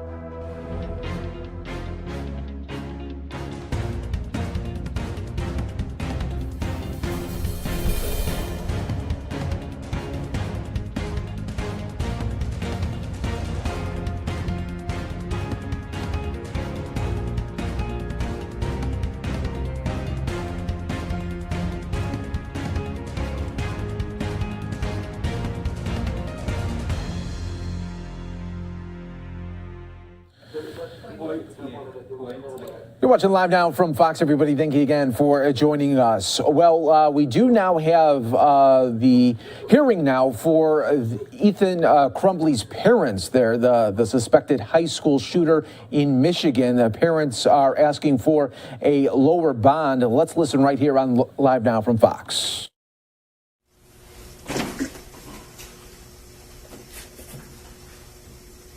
Just let me know when you're ready. I believe we are ready, Judge. Okay. Calling docket numbers 21006-651, People versus James Crumbly, and docket number 21006-652, People versus Jennifer Crumbly. Can I have appearances on the record, starting with the prosecutor first, please? Aaron McDonald on behalf of the people. Thank you. Mark Keast on behalf of the people. Good afternoon, Your Honor. Marielle Lehman on behalf of James and Jennifer Crumbly. And good afternoon, Your Honor. I'm Shannon Smith on behalf of James and Jennifer Crumbly. Today is the date and time set for the defendant's motion to amend bond. The court is hearing this motion by Zoom. Both defendants are at the Oakland County Jail and are appearing by Zoom, as are their attorneys and the prosecutor. Any objection to appearing by Zoom? Prosecutor? No, Your Honor. Defense counsels? None, Your Honor. No, Your Honor. Again, this is the defendant's motion to amend bond. Keep in mind that the court has had the opportunity to review both the motion and the prosecutor's response. Go ahead with any oral argument, and please try not to repeat anything that's already contained in your pleadings that the court did review. Thank you, Your Honor. As the court is aware, MCS 6.106F provides the criteria for determining an appropriate bond. The defense has filed a motion, which we are aware that the court has reviewed and has read thoroughly. However, there are a number of false, misleading, and irrelevant statements made by the prosecution in its response, which we will address today.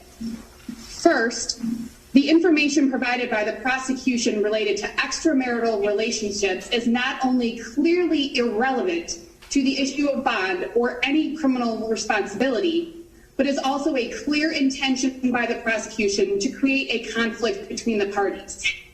Your Honor, there is no conflict. We have explained and discussed the matter of extramarital relationships with our clients, and there are no issues. Finally, any evidence or information obtained about extramarital relationships and subsequently used in the prosecution's response runs afoul of the Michigan Supreme Court's holding in People v. Hughes, which is 506 Mich. 512. In that case, which is an appeal from an Oakland County jury trial, the Michigan Supreme Court held that any evidence of other crimes discovered during the execution of a search warrant falls outside the scope of the search warrant, and use of that information is effectively a warrantless search and violates the defendant's Fourth Amendment rights. Secondly, Your Honor, in Ethan's journal, which was provided in discovery, he explicitly states, and I quote, that he has to find where his dad hid the firearm. This statement, in Ethan Crumbly's own words, is contrary to the false and misleading assertions that have been made by the prosecution in this case. The assertions that the firearm was freely accessible to Ethan Crumbly. Further, Your Honor, the prosecution cites People v.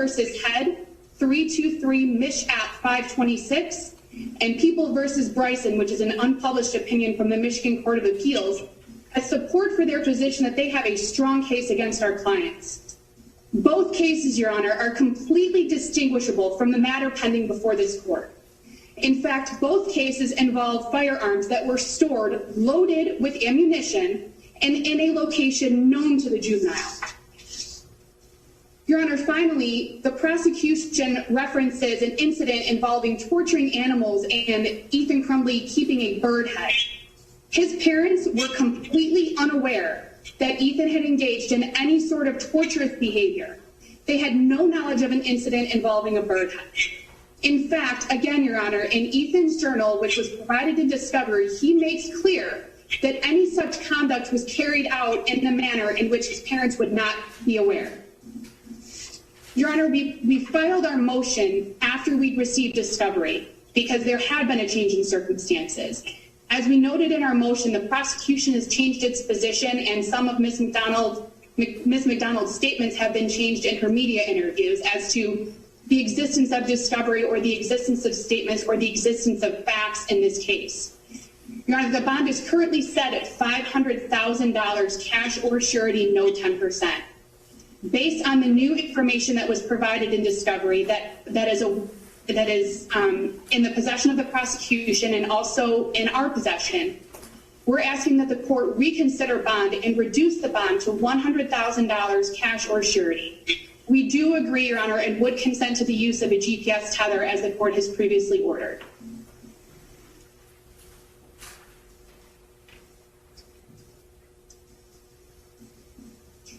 Your Honor, you're on mute.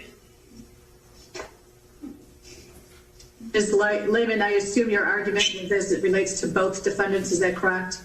That's correct, Your Honor. Okay, any response from the prosecutor's office, and who is responding? Yes, Your Honor, I am going to address the issue of flight with regard to bond decisions. Mr. Keese is going to outline the facts of the case. And of course, we absolutely object that we have changed positions, but I'm going to leave that for Mr. Keese to outline. Bernard, as you know, the underlying, one of the underlying factors here is whether or not defendants are a flight risk. And one of the things to consider for the board, as you know, is ties to the community. Your Honor, the defendant's employment is something that I need to highlight. James Crumbley had employment as a delivery person for DoorDash. That's employment that is entirely discretionary and is up to the actual individual.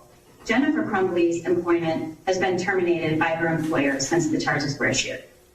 All of the items in their home are being removed and put into storage. Their home is being placed on the market for sale, according to their own attorneys. Their family members in Florida are negotiating the sale of their horses, which is the only other asset they have. And with regard to ties in the community, there are no longer existing ties in this community, but even more importantly, the only ties these two individuals have, other than their son, who is awaiting trial, is their ties are out of state. Both defendants' families live in Florida. Defendant James Crumbley's other children, his parents and siblings live in Florida. Jennifer Crumbley's father, mother, and brother live in Florida. These family members all have been supporting and handling their affairs. These are some of the same family members who've been arranging their items placed in storage, the sale of their horses, and putting their home up for sale.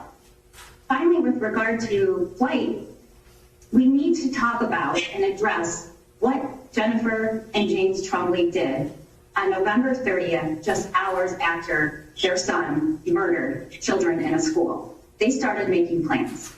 On November 30th at 4:42, defendant Jennifer Crumbley texted a contact she needed to sell her horse's staff. Upon information and belief in charges against their bank accounts, they drove to Lapeer and stayed the night in a hotel. At some point on this date, they also purchased a total of 4 cell phones, 2 of which were duplicate numbers, which were provided to law enforcement, and 2 additional ones were numbers that they did not provide to law enforcement. At an unknown time on that day, they drained their son's bank account, transferring $3,000 into their own account, leaving him with a balance of 99 cents. On December 1st, at around 9 a.m., they checked into a local hotel in Oakland County within miles from your court, Your Honor. At 11:23, more contacts were discussed about the sale of the horses for $5,000. On December 2nd, at 9 a.m., a withdrawal of $2,000 was made from their bank account. Text messages and testimony will reveal that the Crumbleys expected to be criminally charged the next day. On December 3rd, at 9:30 in the morning, they checked out of that hotel. Before leaving, they abandoned their second car in the back parking lot with a plate facing back. At 10:05, Jennifer Crumbley responded to a text about finalizing the sale of the horses and indicated that they were awaiting charges announced at 12 o'clock. At approximately 10 o'clock, she called Andre Sikora and said they needed someplace to sit while decisions were made. They had nowhere else to go. At 9:16, they withdrew an additional $4,000 in cash from their bank account. They then drove to a location at 1111 Bellevue, Detroit. At 12 noon, the swear to was performed in your court and charges were announced. Once they arrived at this building, they never left the premises except once to smoke, and also when James Crumbley moved their car so that the license plate would not be visible.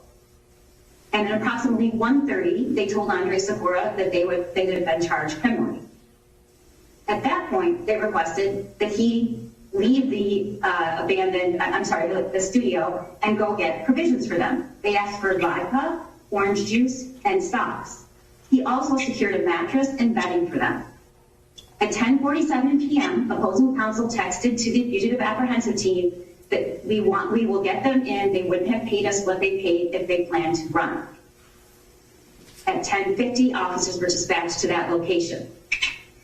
Once inside in the art studio, they remained in the locked doors even after multiple law enforcement officials entered the building and announced loudly and repetitively, police. They remained behind the locked door, crouched by a mattress on the floor.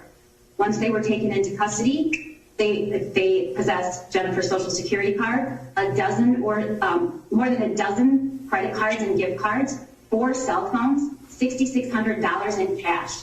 And 2 of those cell phones were trapped burner phones, and one they had smashed in an attempt to destroy it. Your Honor, these are not the actions of individuals who wanted to turn themselves in.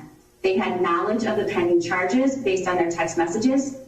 And what did they do? They didn't go across the street. There was a police station across the street from their hotel. There was nothing that was preventing them from staying right there. They didn't go to the court. They didn't turn themselves in. They fled to another county, and nothing prevented them from staying in Oakland County. Once they left the county, they went to an undisclosed industrial site where they tried to conceal their presence. And once the charges were issued and they were informed, they asked the court to purchase bedding for them along with vodka and orange juice and other food items. Their phones they possessed were unknown numbers to law enforcement, and they purposely concealed themselves and their car. Even up until the last moment, they didn't open the door. They remained behind a closed door, crouched on the corner. And they were apprehended with $6,600 of cash and 10 credit cards. They are a serious risk of flight, and we urge you to deny their motion. Mr. Keese will address the issues of likelihood of conviction. Thank you. Thank you. Your Honor, defense counsels have alleged that we can't prove our case. Under the court rule, under MCR 6.106, they're certainly free to do that. But when they do, we have an obligation to correct the record. Our response provided this court with just a snapshot of what the evidence will show when the examination begins on February the 8th of this year. This case is strong. The defendants will be convicted. Once they're convicted, they will go to prison. They're charged each with 4 counts of involuntary manslaughter. It's important to remember that these counts of involuntary manslaughter are based upon alternative theories. They are not mutually exclusive. They committed these crimes by being grossly negligent in the storage of that firearm or by breaching their duty as parents. The evidence admitted will prove both of these theories. The evidence will show that Ethan Crumbley was gravely troubled.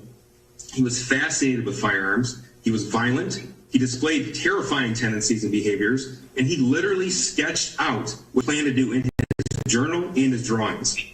Even a cursory review of the forensic examiner's phone's one-time messages, he would repeatedly text what he was perceiving to his mother, who sometimes would not respond for hours. The evidence recovered from Ethan Crumbley's phone shows that in May of 2021, he was torturing and killing animals. He did this at the family home. He filmed himself doing it. That film was on his phone. Not only did he film those actions, but he kept a severed head from a bird that he had tortured and mutilated in a jar in his room for 6 months. The evidence recovered thus far shows that Ethan Crumbley was creating Molotov cocktails at the family residence as well.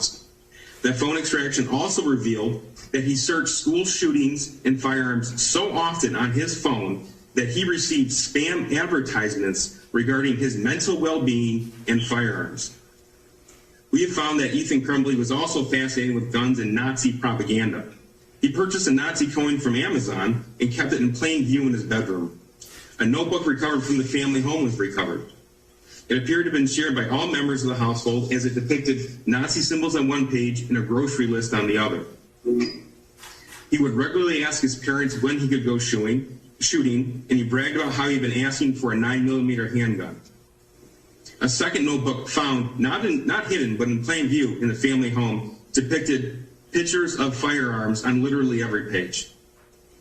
So at this point, Judge, the evidence shows a 15-year-old who has repeatedly informed his parent that he was hallucinating. The same 15-year-old continuously demonstrated tendencies that were worrisome, all able to be found by his parents. He demonstrated one real passion in life, and that was firearms. His parents obviously know what had been directly told to them, but they did not intervene. They did not schedule therapy, did not investigate what might be in his room on his phone or his browser history. They didn't even keep their other weapons secured. And we know that because there was a video recovered from Ethan Crumbley's phone from August of 2021 with him holding James Crumbley's .22 caliber Kel-Tec pistol in one hand, bullets in the magazine around in the chamber.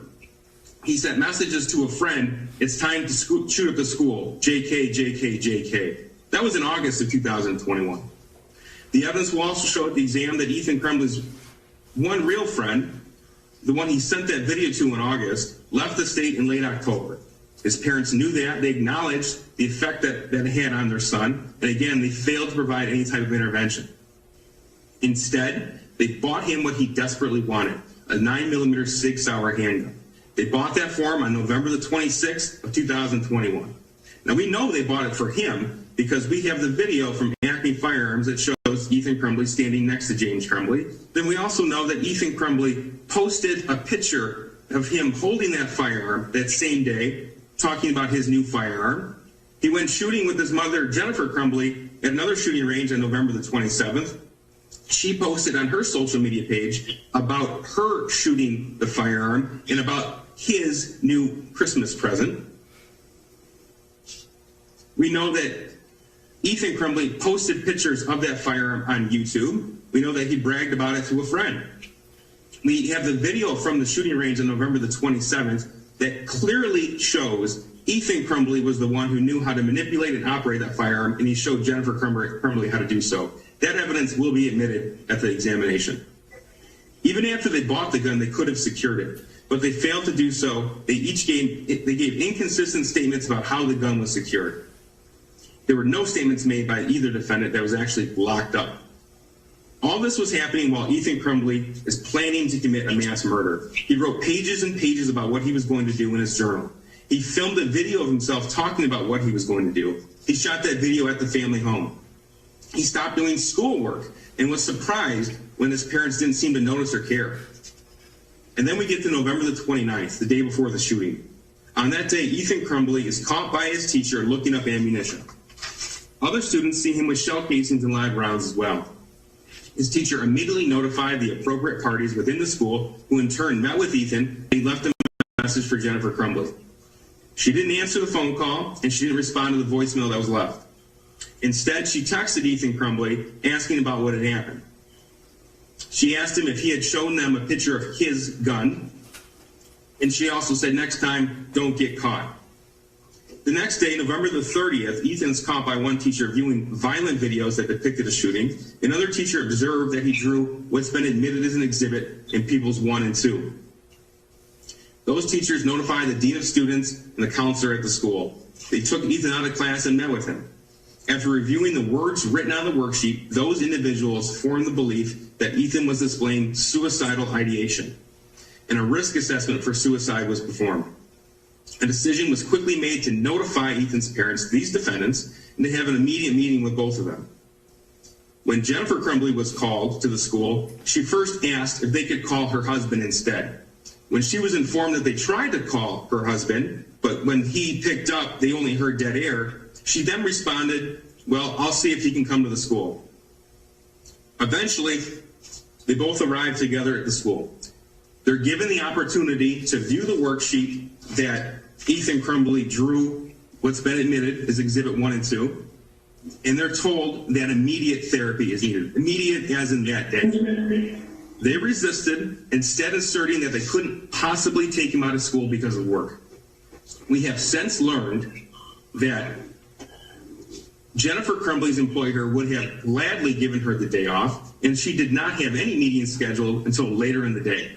As you've heard Prosecutor McDonald state, Judge, we also learned that James Crumbley was a DoorDash driver, giving him ample opportunity, to bring Ethan Crumbley with him. When they were given the drawing, neither one of them bothered to mention that the gun drawn by Ethan bore a striking resemblance to the gun they bought for him 4 days before. They never bothered to mention they didn't keep that gun in a gun safe, locked and secured. They also never bothered to mention that Ethan had displayed any of the troubling behavior that I had outlined. Instead, they said they couldn't take him home, and Jennifer's words to end the meeting were, "Are we done here?" This caused the counselor so much concern that he gave them a 48-hour deadline to call therapy, or to begin therapy, or he would call CPS. and that is the evidence that will be admitted when those witnesses testify at the preliminary examination. Judge, the timing is important as well. The defendants left the school at roughly 10:55 a.m. The shooting didn't begin until 12:51 p.m. The Crumbleys lived just down the road from Oxford High School. Even if for some reason they didn't want to tell the school about what they knew, they had ample opportunity to drive home, take 2 minutes to see if the gun was still there. They failed to do so. But when news of the shooting broke, each of them quickly concluded that their son was the one responsible. James went to his house and called 911, telling dispatcher that the gun was missing and his son might have done it. Jennifer texted Ethan and said, "Don't do it." She also texted a coworker that the gun was missing, and she was concerned that Ethan was responsible. Judge, this is a snapshot of the evidence that will be admitted on February the 8th and the ensuing dates for the preliminary examination. Search warrant returns are still coming in. We expect, based upon what we've seen so far, that the additional evidence will be inculpatory as well. I expect at the examination to lay out the facts and to give rise to these 4 charges. I expect this court will find probable cause to move this case on. At this juncture, I don't believe there is any reason why this court should amend the bond that was previously set. This court will have every opportunity to evaluate the facts and the evidence when presented at the appropriate time. I ask that these defendants' motion denied, Judge. Thank you. Your Honor, may I have a brief rebuttal? Just very brief, please. Thank you, Your Honor. As the court is aware, shortly after the shooting on November 30th of 2021, the Crumbly's home address was listed on the internet and was also discussed on the record at their arraignment. Prior to being charged and arrested, they had received and been made aware of a plethora of threats to their lives and to their safety and had to leave their home. The sale of their home has been necessary as it is no longer a safe location for them to live, but it has nothing to do with a flight risk. Your Honor, further and of importance is the prosecution in this case is trying to avoid the fact that the defense had repeatedly tried to contact them and to connect all day to make plans to turn our clients in on the charges that had been sworn to at noon that day. So, Your Honor, they were not trying to flee, Your Honor. They are not a flight risk. They were not a flight risk. And we're asking that the court grant our motion to reduce the bond. Thank you. All right, we are here today for purposes of the defendant's motion to reduce bond. The court has had the opportunity to review the pleadings that were submitted by both parties, along with listening to oral argument today. I want to point out that the court rule that applies to this case is MCR 6.106. That court rule requires that the court set a bond that will assure the reasonably assure appearances of the defendant for all court hearings, and also reasonably assure any risk and or evaluation of risk to public safety. The factors that the court is to consider are all listed in subsection F of the court rule. Those factors, and they are not mutually exclusive, but those factors include prior criminal history, and in this case, the defendants did have a prior misdemeanor conviction in the state of Florida. Their record of appearances or non-appearances at court proceedings or flight to avoid prosecution, the defendant's history of substance abuse or addiction, the seriousness of the offense charged, the presence or absence of threats, and the probability of conviction and likely sentence, the defendant's employment status and history, and financial history as the factors relate to the ability to post, and facts indicating that the defendant's ties to the community, including family ties and relationships, and lengths of residency. In this case, the court makes the following finding: that the defendants in this case have ties to the state of Florida. In fact, they did reside in the state of Florida, and as the prosecutor indicated, they still have family in the state of Florida. After the charges were issued, the defendants did not voluntarily turn themselves in. Instead, they were found in an abandoned building in the city of Detroit. Their vehicle was hidden to the extent that they were trying to avoid anybody being able to see their license plate. They withdrew a substantial amount of money from bank accounts, and they were not answering attorneys' calls. The seriousness of the charges, I think, is self-explanatory. They are each charged with 4 counts of involuntary manslaughter. So taking all those factors into consideration, the court finds that the bond as set is reasonable and is denying the motion to amend the bond. We will continue to the preliminary examination on February 8th. And at that point, the court will make a determination as to whether or not other days are necessary for purposes of conducting the preliminary examination. Before we disconnect, I do want to have a conversation with all attorneys in the breakout room. So Amy, if you could please put the attorneys in the breakout room with me, please. Thank you, Your Honor. Thank you, Judge.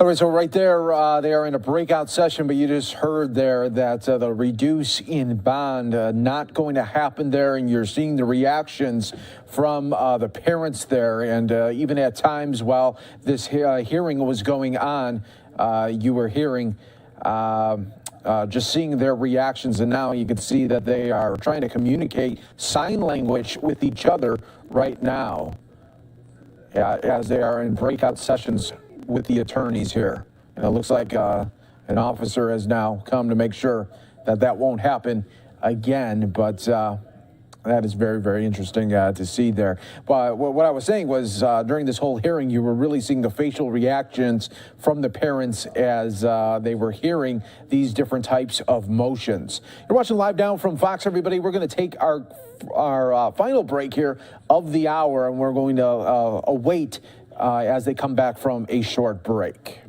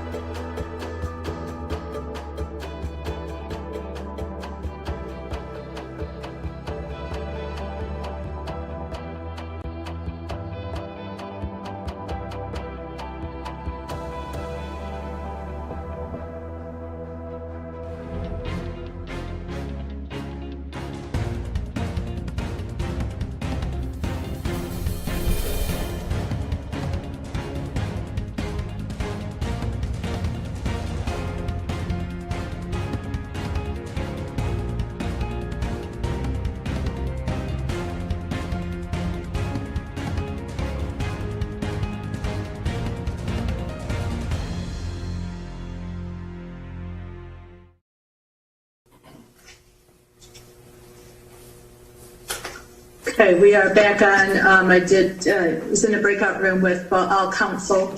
And at this point in time, we are going to proceed to the preliminary examination on February 8th.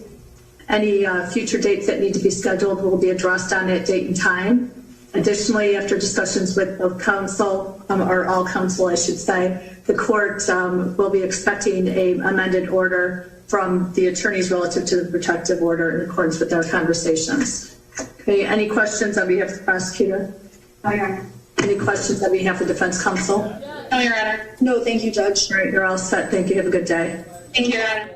All right, the reduction in bond denied there, and we are hearing their next court appearance there will be February 8th. You're watching Live Now from Fox, everybody, as we continue to always bring you the top stories and headlines from across the country. I want to show you what's happening out in the Northeast. They're getting another round of the winter blast. Take a look at some of the areas right now, the temperatures that they are seeing. To the left, you got New Bedford, Massachusetts there, temperature 31 degrees, and then you got some other areas as well, Rhode Island and New Hampshire, all in the Northeast there, showing you the conditions right now of that winter blast that continues for them. Of course, we always give you weather updates here as they come in right here on Live Now from Fox, everybody. And we're also just unfortunately seeing some other news here out on the other side of the country. Take a look at this major flooding happening right now in Lewis County, Washington. These are live Sky Fox images as we're learning that both directions of Interstate 5 are closed in Lewis County between Grand Mound and US 12 south due to flooding. Flood waters are rising from the river near 13th Street. The closure began 7:45 this morning. No estimated time there of reopening, but you are seeing their homes impacted by the flooding, unfortunately. And these live aerials coming right now, courtesy of Sky Fox there. The National Weather Service issued that flood watch for most of western Washington through Saturday afternoon. The Washington State Department of Transportation closed that 20-mile stretch, like I was saying. Lewis County Emergency Management said U.S. Highway 6 is also closed from milepost 6 to milepost 48. Lewis County commissioners asked residents to take necessary steps to protect themselves and their families, especially if they see water near their home or current location. And that's what you're seeing here for a lot of these homes. Those who are displaced can find shelter at the middle school at 901 Johnson Road. The shelter has outside space for pets there as well. So our hearts really out there for everybody that is affected by this flooding that you are seeing take part there in Lewis County. We're going to continue our live coverage right here, now taking you out to Brunswick, Georgia, where the sentencing phase continues right now for the three men that were convicted in the murder of Ahmaud Arbery. Let's listen right here as the hearing continues. I'll let the court think about that. It may be an academic question anyway, particularly given the state's recommendation, which we're certainly not going to disagree with. But going beyond that issue, Your Honor, while Mr. Bryan is also a first offender and also worthy of rehabilitation based on the life that he's lived, as the evidence reflects, that's where the similarity between Roddy Bryan and the McMichael defendants ends. And I would submit to the court that that isn't the beginning of the sentencing inquiry for Mr. Bryan, the end of the sentencing inquiry for Mr. Bryan. I would respectfully submit that it's the beginning. Now, before getting into that, I do want to address one other. Lawyers probably shouldn't use the word technical arguments, but I would contend that count 9 merges into count 8. I don't think alleging separate streets that the chase is occurring on changes it. If someone was chased through the city of Savannah, I don't think that you could argue that there were 15 different attempts at false imprisonment or 15 different false imprisonments. If you went down Montgomery and up MLK and across Broughton and up the President and down Julian, I don't think you could multiply counts that way. I do think that 9 is an inchoate offense that obviously merges into 8. And because the motor vehicle that was used in this case was used in the context of the chase, there's a factual merger. And I think it's more or less the same argument that Ms. Hogue was making, but I could be mistaken. And so I want to adopt her argument as well to the extent it's expansive beyond mine, and specifically a recitation of the Knoll and the Hewlett cases. Having done that, I want to get into what I think is where the sentencing inquiry for Mr. Bryan really begins, because this is a kind of unusual case. To me, there are 4 additional factors that the court has to consider in fashioning a sentence here. And then the question becomes how the court does that under the laws of our state. We've already challenged those laws. The court, not surprisingly, given prior decisions of our Supreme Court, whatever standards may be evolving until the Supreme Court says they have, this court applies the law that we have. But there are 4 factors here that I think the court has to the court never has to consider anything I think the court should consider. Issue number 1 is the jury verdict says that Roddy Bryan was not a party to the shooting, nor a shooter. Roddy did not kill Mr. Arbery. He did not attempt to kill Mr. Arbery. He did not intend to kill Mr. Arbery. He had no idea that the McMichaels had guns until moments before the shooting. And that's not just an opinion. That's pretty much a jury verdict. When they acquitted Mr. Bryan, not only at count 1, but also count 2 and count 6, when they found him not guilty of anything related to the shooting, that's a reflection of the fact that Mr. Bryan had no idea of what was about to happen. That tragedy was certainly not something that he could have anticipated up until the moments before. And by saying that, I'm not trying to get back into the charge conference issues. It's a different factor here at sentencing. But Roddy Bryan was not a vigilante. He was not a party to any organized effort to fight crime in Satilla Shores. Roddy Bryan really had no idea what was going on or why until after the tragic death of Mr. Arbery. And I think the state pretty forcefully drove that issue home during its closing argument in this case. That factor really puts Mr. Bryan in a different position. Mr. Bryan isn't the one who brought a gun. He was unarmed. And I think that reflects his intentions and it reflects a significantly lesser state of culpability. The second issue, Your Honor, is the issue of remorse. Now, like the McMichael defendants, Mr. Bryan faces a federal trial and substantial federal penalties in the event of a conviction. And I would agree with Mr. Rubin that no competent attorney in the state of Georgia under these circumstances would allow a defendant to say anything more than they already have. But in this case, distinguishing again Mr. Bryan from the McMichael defendants, Mr. Bryan has expressed remorse. Whether it's part of the record or not, he expressed remorse about Mr. Arbery's death even before he was arrested on national television. As the Arbery family, of course, has not accepted that, and they don't have to, Your Honor, and we could all understand why. But beyond that, when you look at his statements in this case, I think it is readily clear that while Mr. Bryan has disputed and continues to dispute whether things that he did that day constituted crimes, he has never questioned the tragedy of this death and has never expressed anything but remorse over the death of Mr. Arbery. And that does put him in a very different category, I would submit, and a very different posture from the other defendants. And I would remind the court, and I'm not going to spend a lot of time on it because the court heard most of this, but during the trial, the court heard the body cam from Mr. Minshew. Mr. Bryan admitted from the get-go that he chased after Mr. Arbery, that he was uncertain as to whether they should have done that.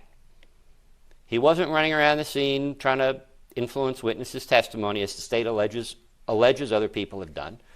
He was very candid and straightforward, and you heard his demeanor on the video at the crime scene. You heard the excerpt from the interview with Detective Lowry, and of course the court has the entire statements in the record, where Mr. Bryan expressed, again, regret that Mr. Arbery died.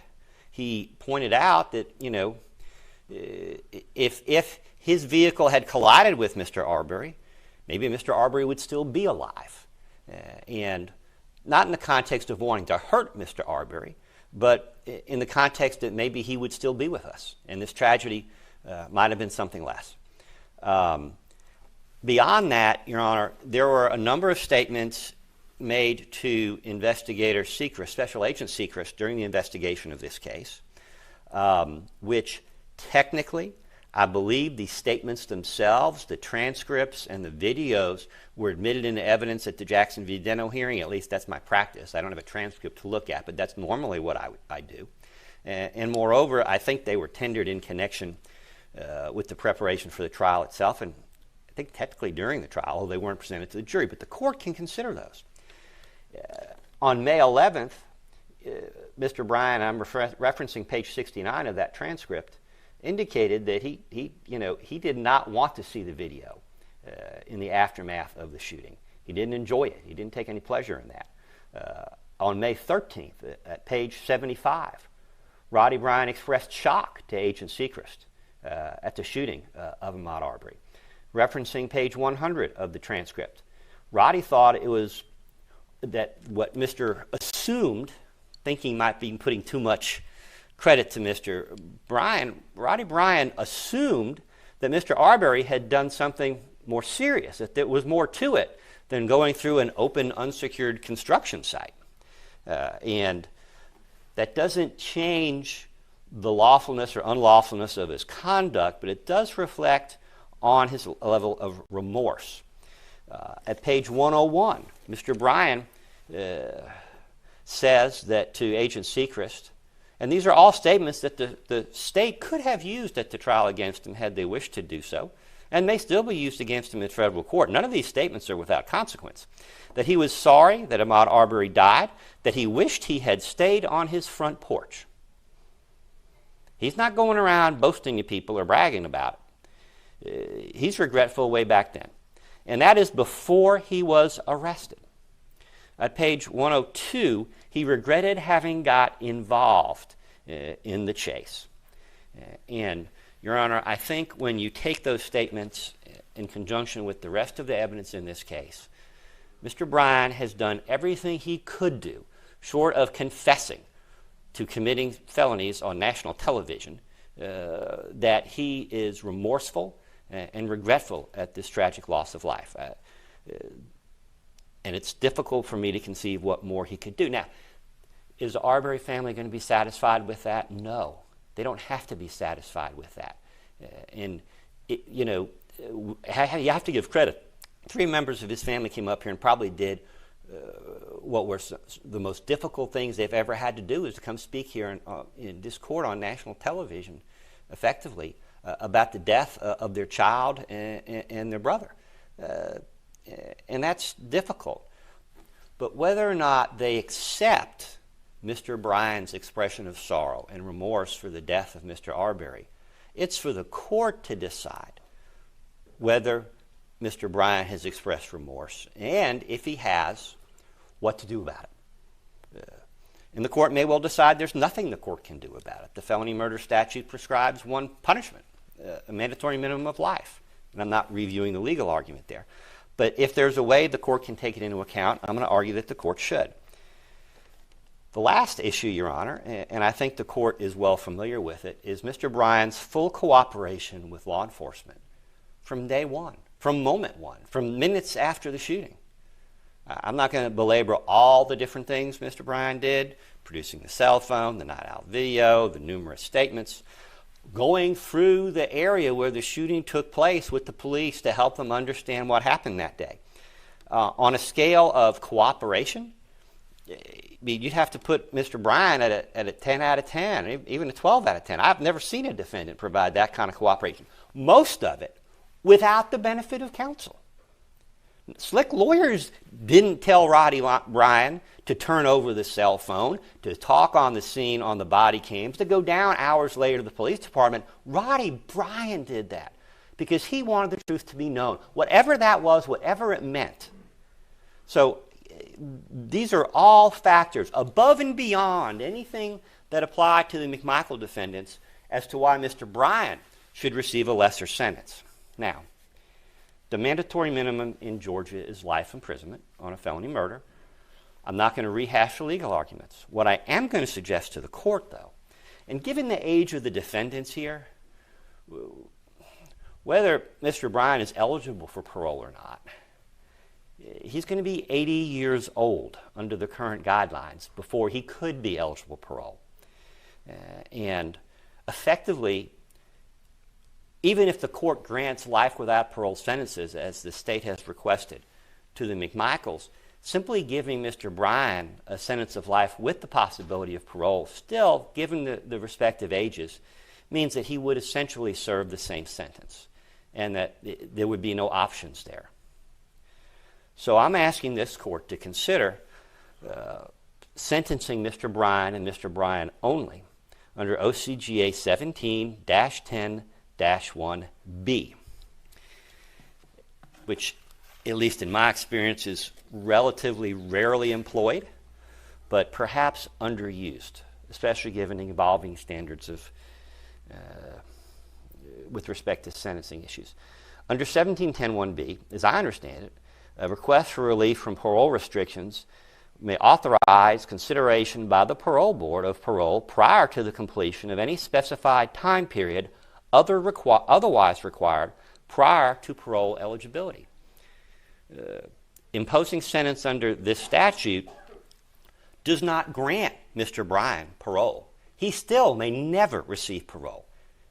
He could still die in prison 50 years from now, even if the court grants relief under 17-10-1B.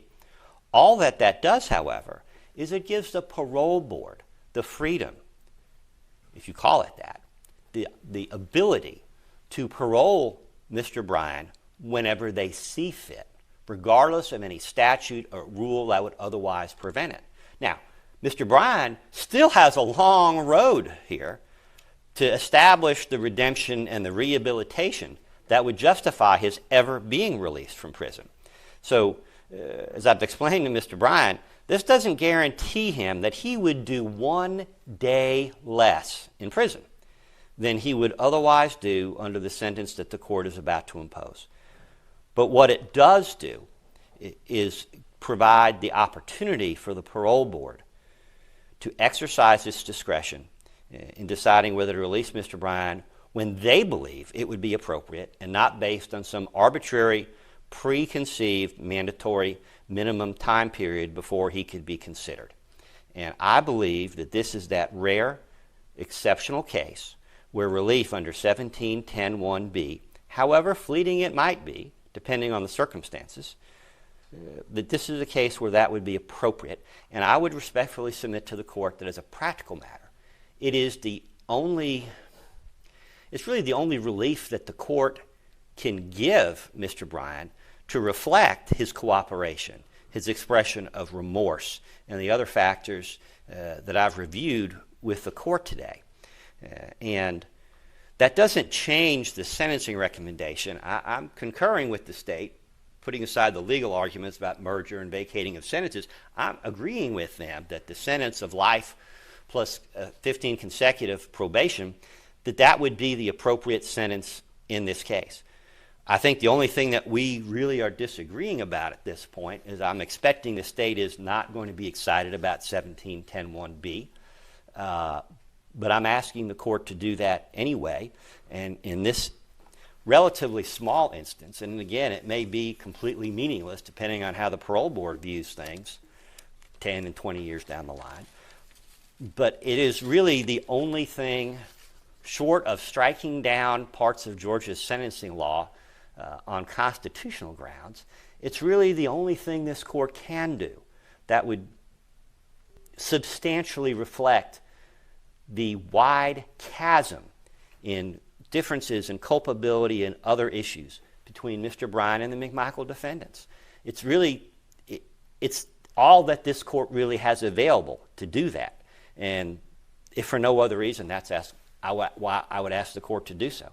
But I do think it would be in the best interest of justice. I mean, Your Honor, Roddy Bryan probably, I won't say he's unique, but he's as close to unique as you can get in our criminal justice system. It's a felony murder for someone who didn't kill or attempt to kill or intend to kill, and it's in the context of a citizen arrest, however foolish and badly guided and misinformed, and certainly however unjustified under the law.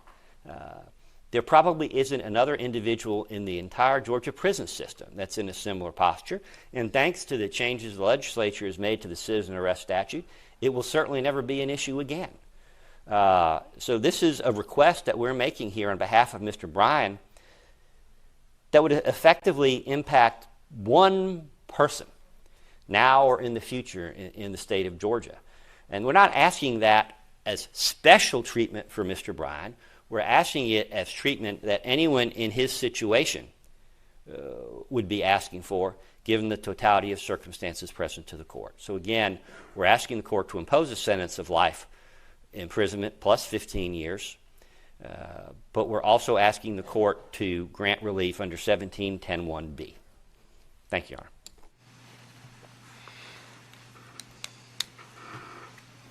Thank you, Mr. Goff. From the state. Thank you, Judge. Because there's a number of legal issues as well as additional argument by the state, is there any particular order you'd like to hear it in? Would you like me to start with Mr. Bryan first and work backward, or just go from Travis and... Why don't we, however the state wishes to present it, I'll be able to follow it, I would imagine. Wonderful. Okay, Judge. So regarding Mr. Bryan, with regard first to this parole board issue, 1710(1)(b) actually says that it will apply only to first offenders, where technically Mr. Bryan is a first offender. He doesn't qualify under the first offender statute because anyone convicted of felony murder, you're not allowed to sentence them under the first offender statute. So we have that problem first. But the second problem is that it refers back to A. And subsection A of 1710(1) actually says, except in cases in which life imprisonment, life without parole, or the death penalty may be imposed, and then goes through. So B can't even apply to anything that imposes a life sentence. And that's how the state is reading this, because when you look at B, the judge, in fixing the sentence as prescribed in subsection A of this code section, subsection A says except for life sentences. So therefore, none of this will ever apply to a felony murder conviction. And then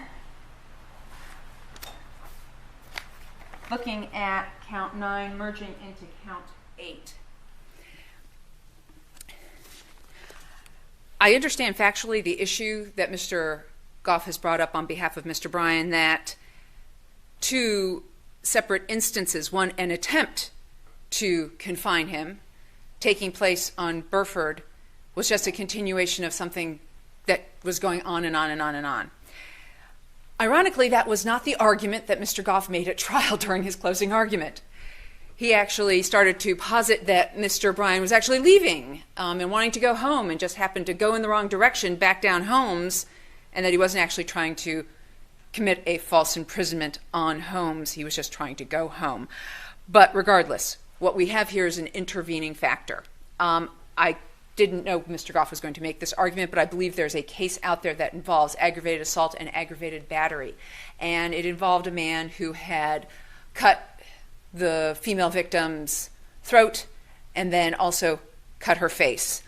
The aggravated battery was on the face, the aggravated assault was on the throat, but there was an intervening time frame.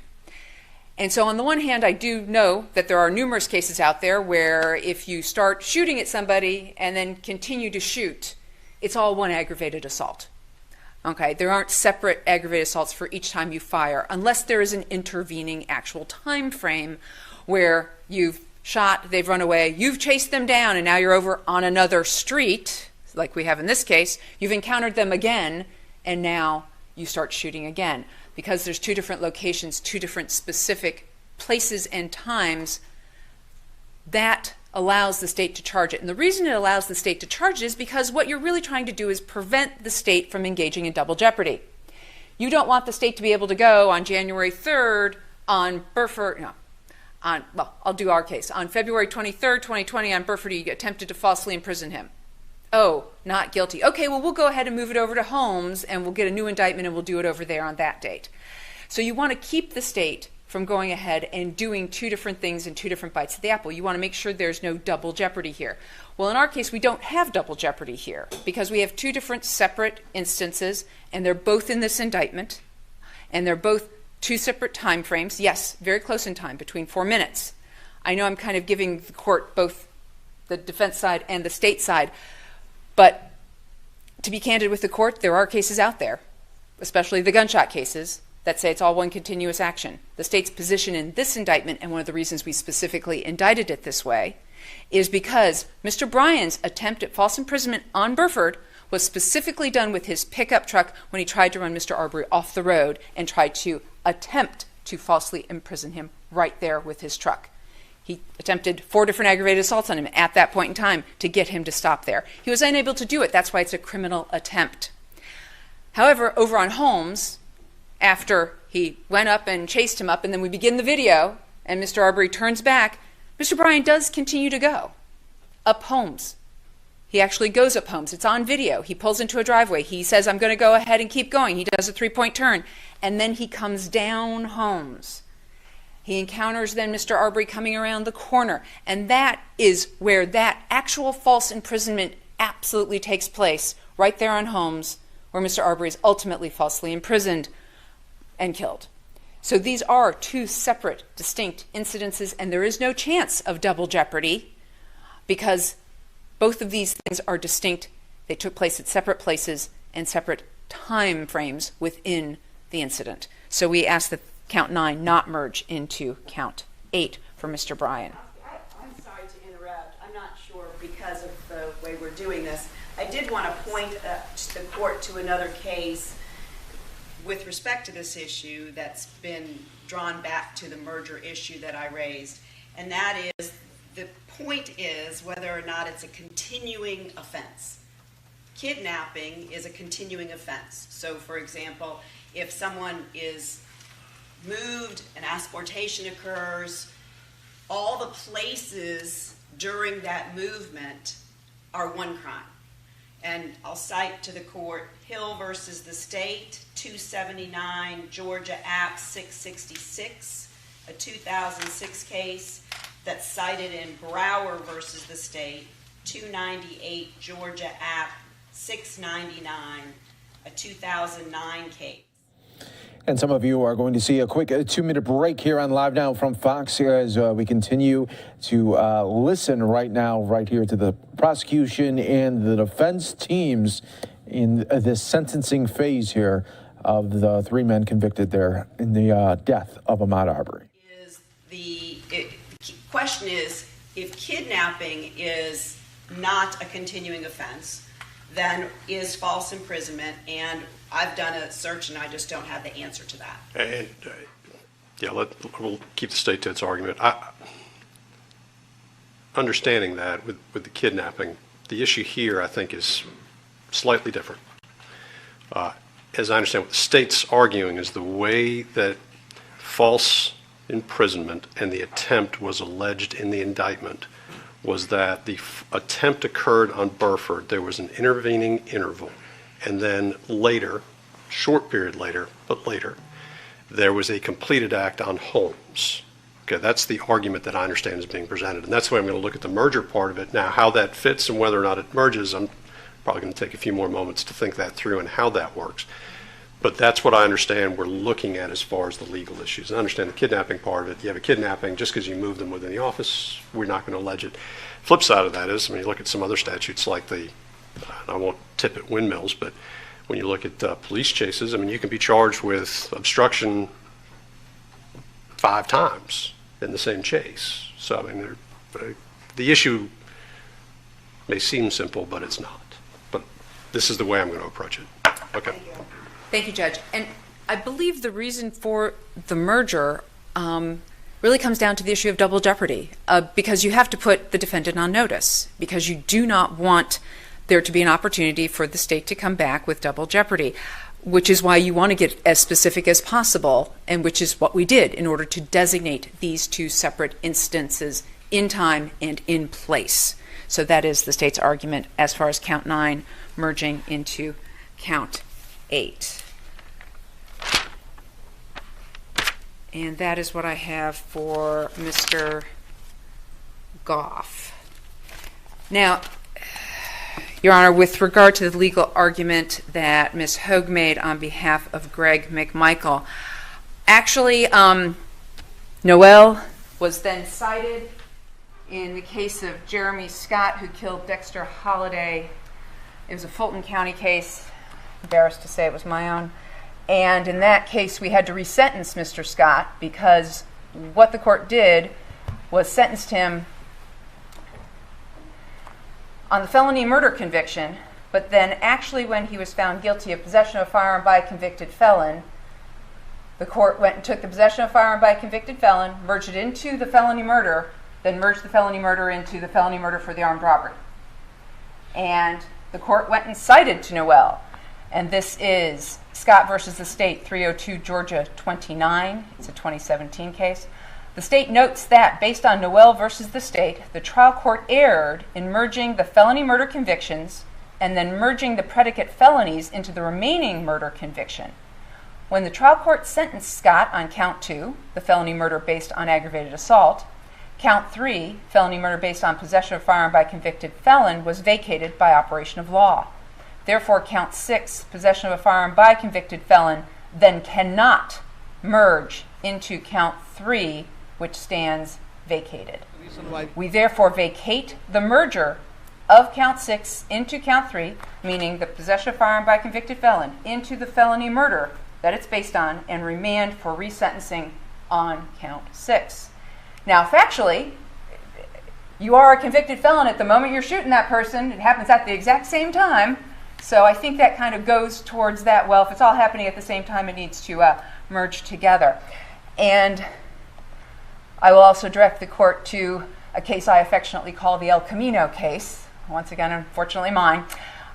This is DeMarcus Graves. It is Graves versus the State, 298, Georgia, 551. Once again, a 2016 case. And at that point in time, basically it said, while the evidence was sufficient to sustain Graves' conviction, we find an error in sentencing. The trial court purported to merge 2 felony murder counts with the malice murder count. The trial court then purported to merge 2 independent felonies, criminal attempt to commit armed robbery and possession of a firearm by a convicted felon, with the 2 murder counts. And basically what they said in Graves was, no, you can't merge the felony murders into murder. You have to vacate them by operation of law. And once they're vacated by operation of law, that's going to leave you with the possession of a firearm by a convicted felon and the criminal attempt to commit armed robbery. Therefore, the trial court is required to vacate that portion of its sentencing order purporting to merge the 2 independent felonies and impose proper sentences on those counts, which I then had to go ahead and do and resentence Mr. Graves to the murder charge with those 2 particular felonies. So there are 2 cases right there that show that that is not the case, because they murdered Mr. Graves while attempting to rob him of his drugs while he was sitting in his El Camino in the parking lot of an apartment complex while being convicted felons. All of that took place at the exact same time. So therefore, Noel does not stand and has been overruled basically by Scott and Graves. So with regard specifically now to Greg McMichael, the idea that there was no vigilantism here because after they confronted people, after they took their guns to confront people, after they confronted those people with those guns, then they would call the police, is somehow a neighborhood watch situation. As Officer Rash testified, there's supposed to be witnesses. That's what neighborhood watch is there for. They're supposed to be great witnesses. Officer Rash said he thought Greg McMichael would be the best witness, being a prior law enforcement officer, that he'd be able to come in and take the stand and say what he saw. That's what neighborhood watch is supposed to be, not somebody running after people in a residential neighborhood where there are women and children and people out walking on a regular basis. This was a Sunday afternoon. It's a miracle they didn't run into families taking a walk that day. And on a random day, when the GBI went out with the drone videos and were just going through the neighborhood, they captured numerous people out taking a walk. A family with children were there. So the next point, that Greg McMichael has shown no remorse or empathy because he's unable to. Well, Greg McMichael was a law enforcement officer. But what he did on May 5th of 2020 was release evidence in an ongoing investigation into himself and to his son. Greg McMichael's the one who released the video to the media.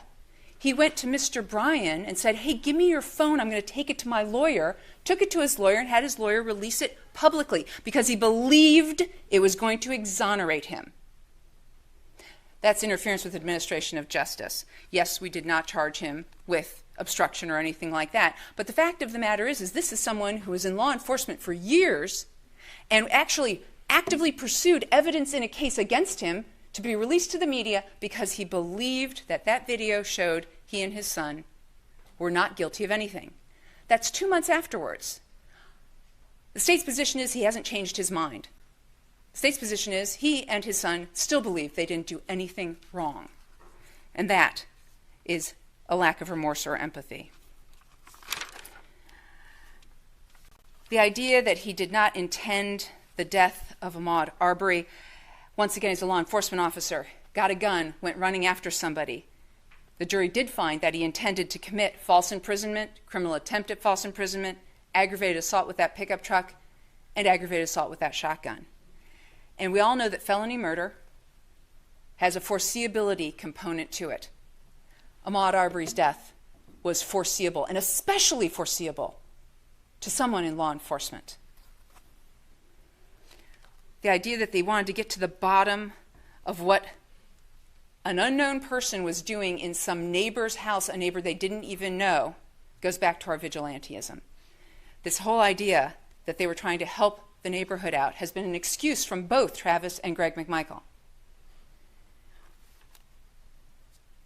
Ms. Hogue got up here and said, this wasn't advancing the progression of the crime. And I apologize for this once again, Your Honor, but stop.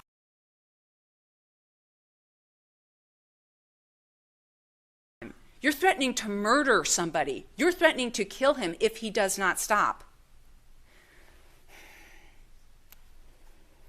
And referring back to the post records produced in the bond hearing, Greg McMichael was so not paying attention to his job as a law enforcement officer that he was not post-certified from January of 2006 through 2014.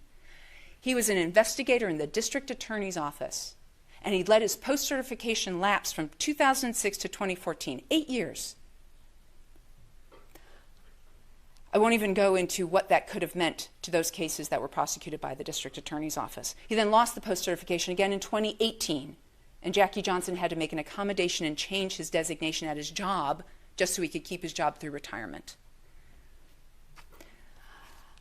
This attitude of I'm special and I'm above the law and the law doesn't apply to me and I can take my gun and I can run after people and confront the homeless guy under the bridge and then call the police later about it, that's vigilantism, and that is the main reason.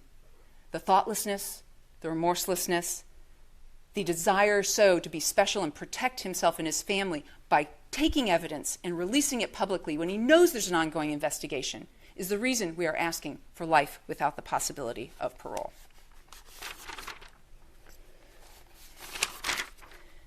And with regard then to Travis McMichael.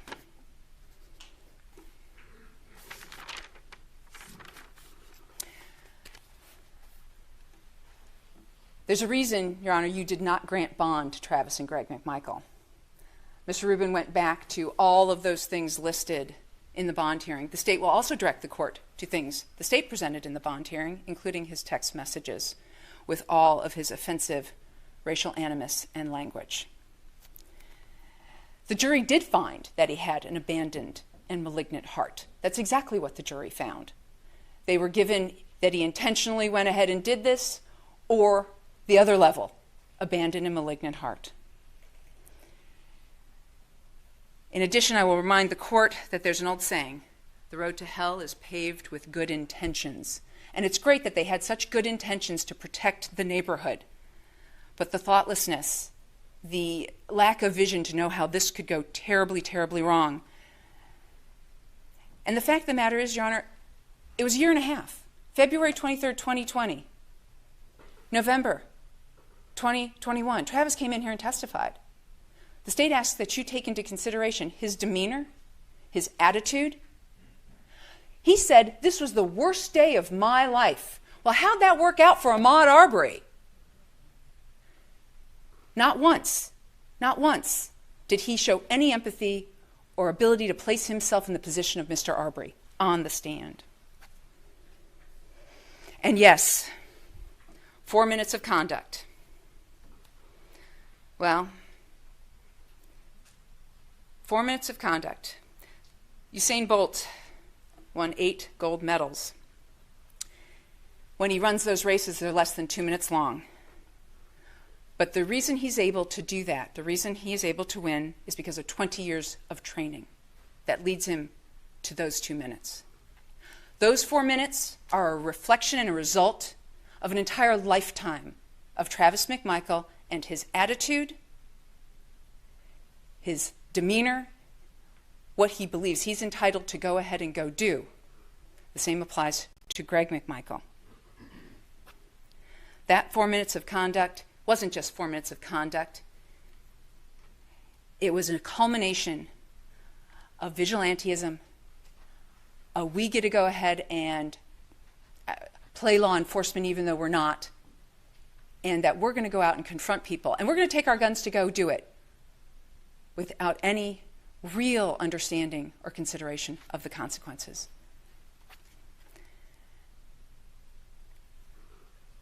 At this time, for Travis McMichael, these are the reasons that we are asking for life without the possibility of parole. Thank you, Your Honor. All right. That being all argument and evidence presented, and I say that just to be clear on the record, there had been some discussion with counsel about evidence and the record. The court is going to leave the record open, as I understand it, for what's going to amount to a notice of filing and 2 affidavits, just in order to preserve arguments made during the trial on appeal. I'm going to take about 10 minutes, maybe 15 minutes, and go through my notes, and then the court will pronounce sentence. We are in recess for 15 minutes.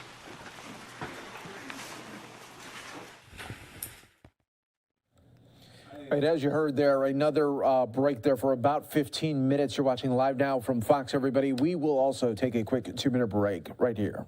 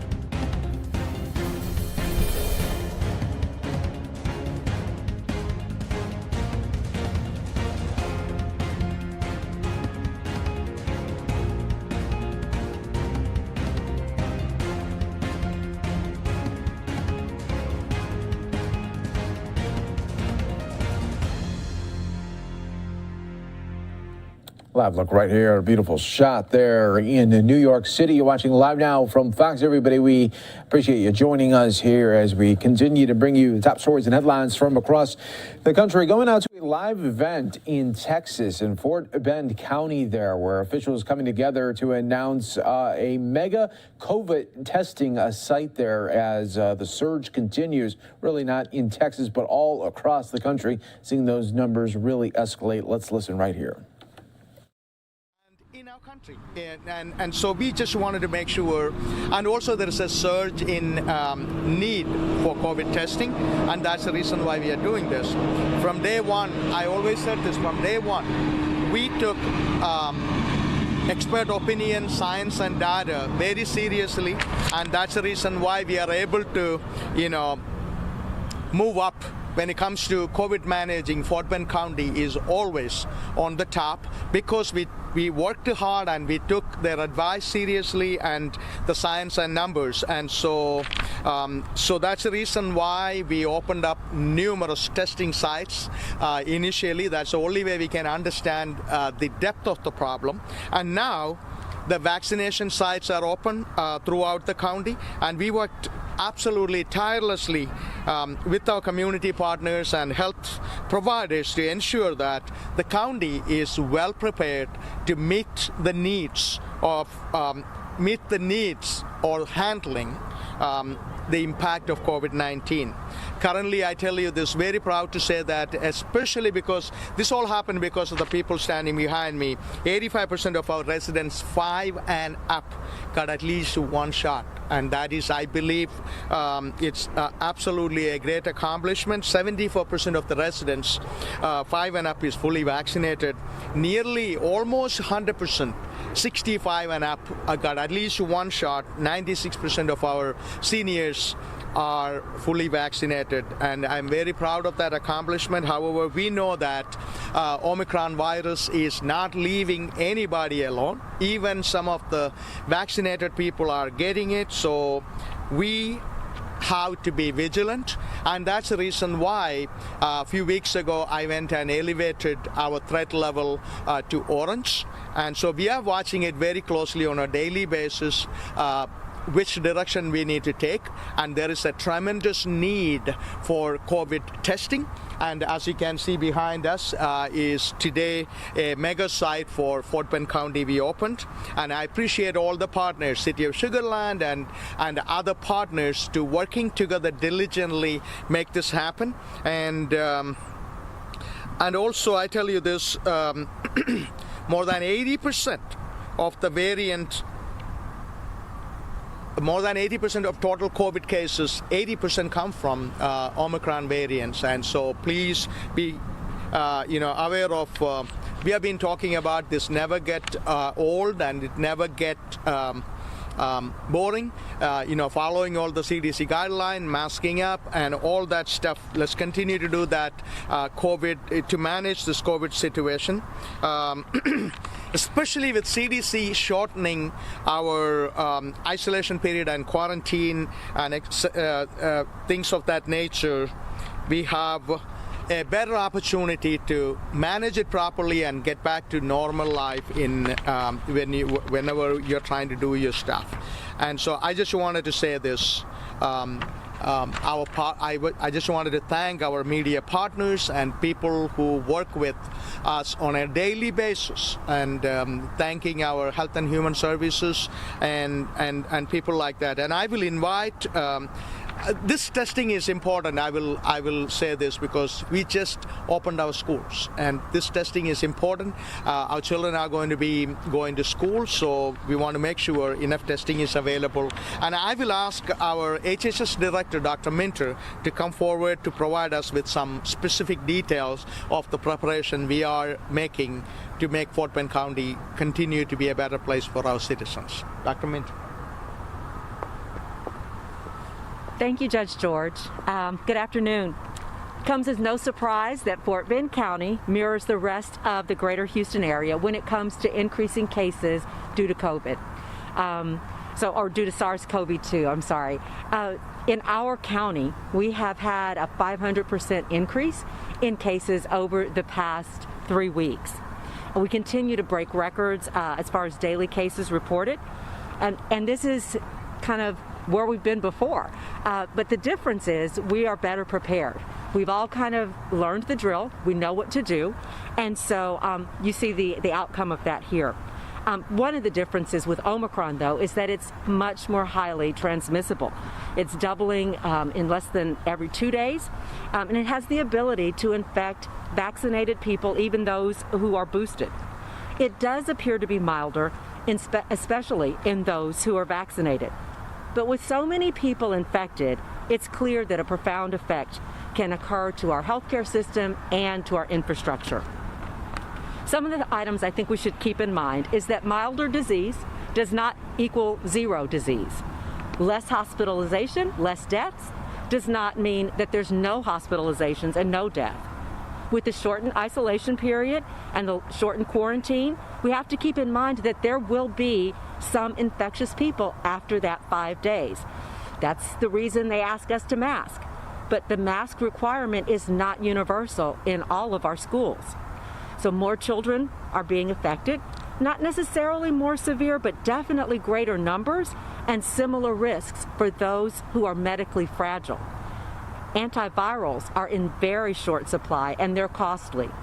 Monoclonal antibody treatment is also in short supply and it costs more than the antivirals. So we want everyone, essential workers, educators, healthcare workers, families, everyone, to have more opportunities to test, isolate if they need to, and minimize the transmission in our community to help those who are most at risk. Thank you.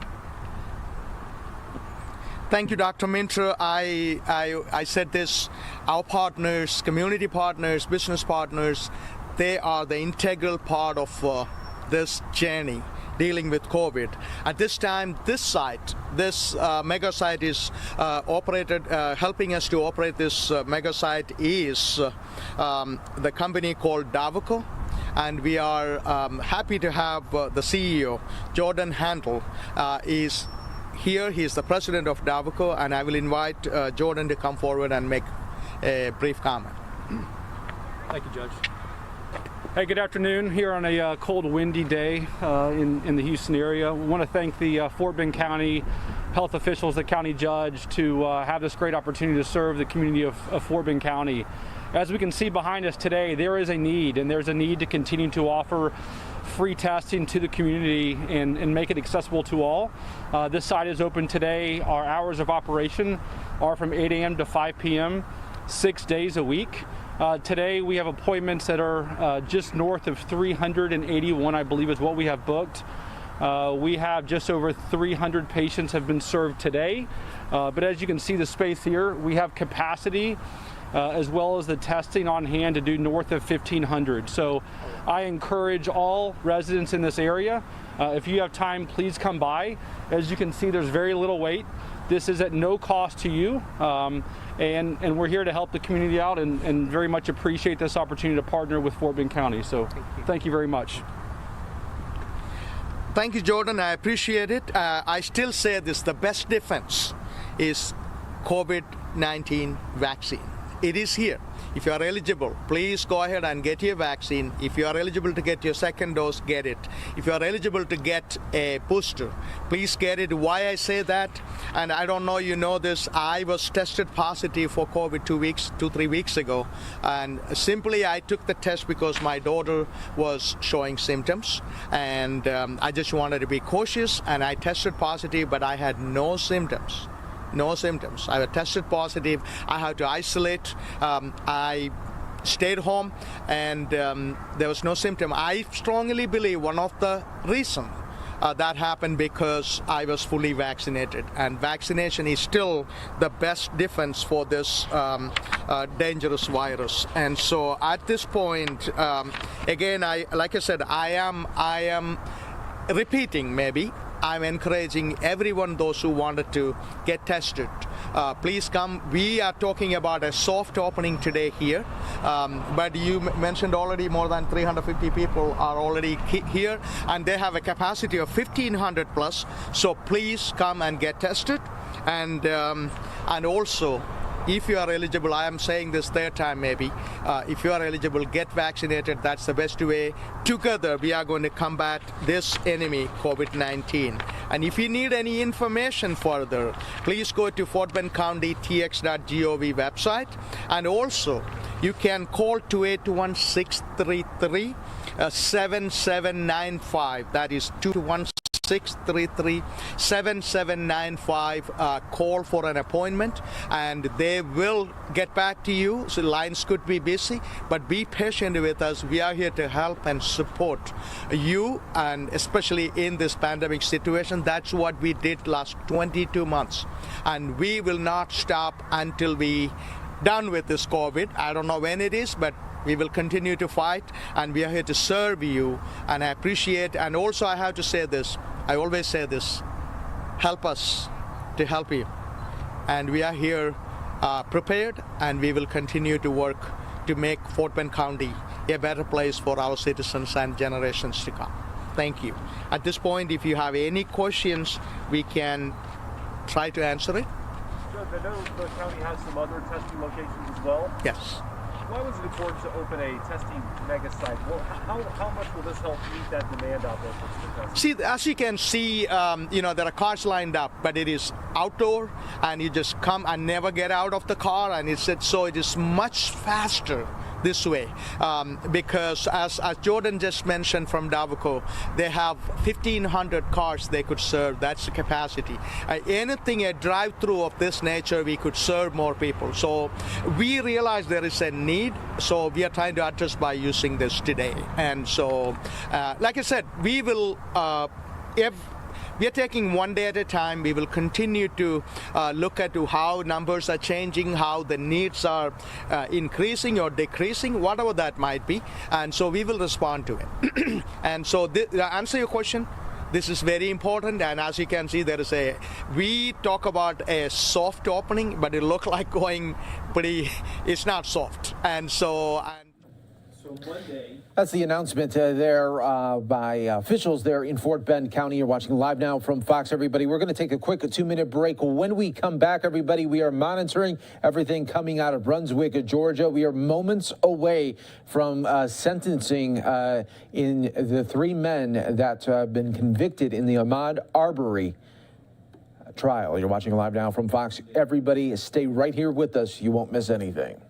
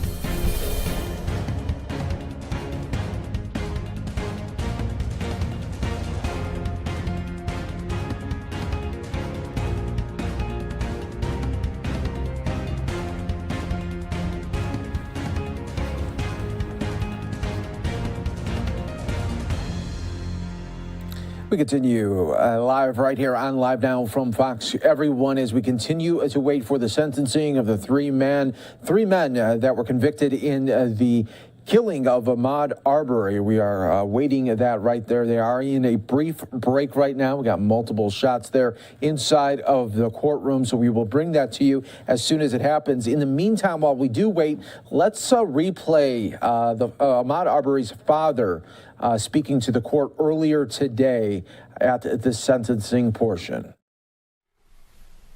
Doesn't sit right with me at this time. The man who killed my son has sat in this courtroom every single day next to his father. I'll never get that chance to sit next to my son ever again. Not at a dinner table, not at a holiday.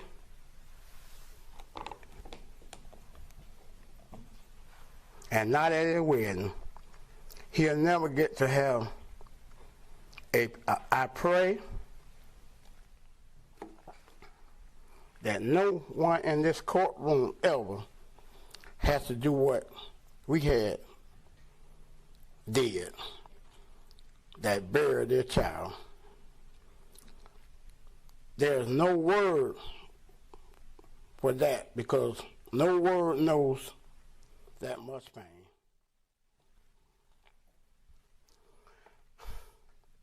Not only did they lynch my son in broad daylight, but they killed him while he was doing what he loved than anything, running. That's when he felt most alive, most free. And they took all of that from him. When I close my eyes, I see his execution in my mind.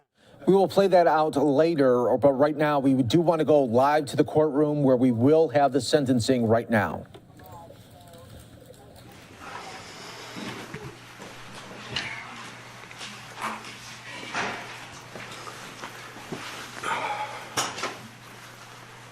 All right, we are back on. The defendant is represented by counsel.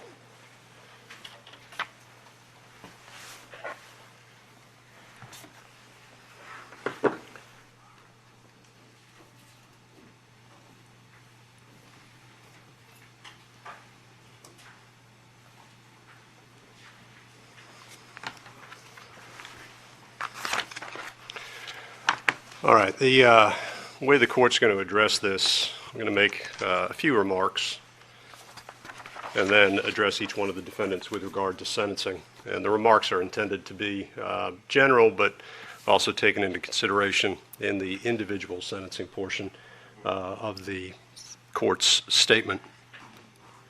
So that's how we intend to proceed.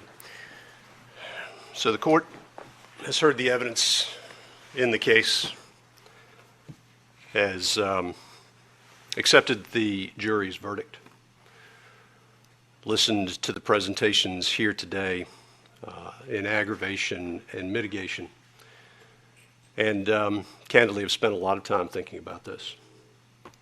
This is a case that has taken a lot of time and energy on a lot of people's parts, and has been a case of note, not just in this community, but really in a lot of communities.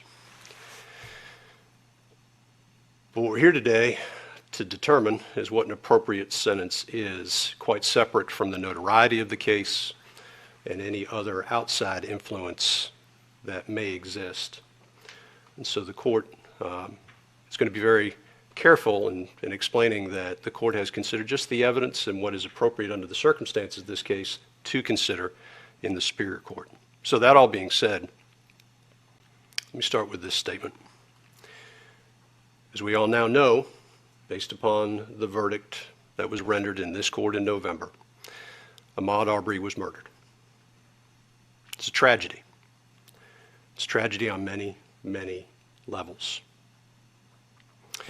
On February 23rd of 2020, almost 2 years ago, a resident of Glynn County, a graduate of Brunswick High, a son, a brother, a young man with dreams, was gunned down in this community.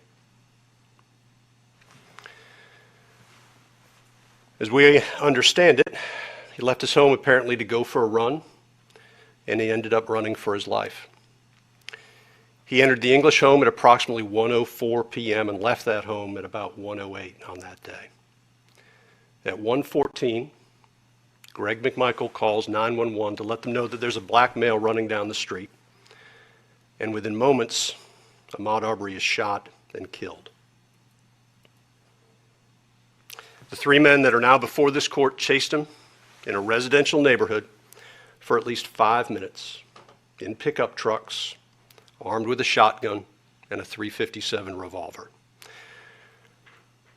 The state mentioned this today about the time period, but I do want to put that time period in context. And the only way I could think to do so may be a little theatrical, but I think it's appropriate. I want us to all get a concept of time. And so what I'm going to do is I'm going to sit silently for 1 minute. And that 1 minute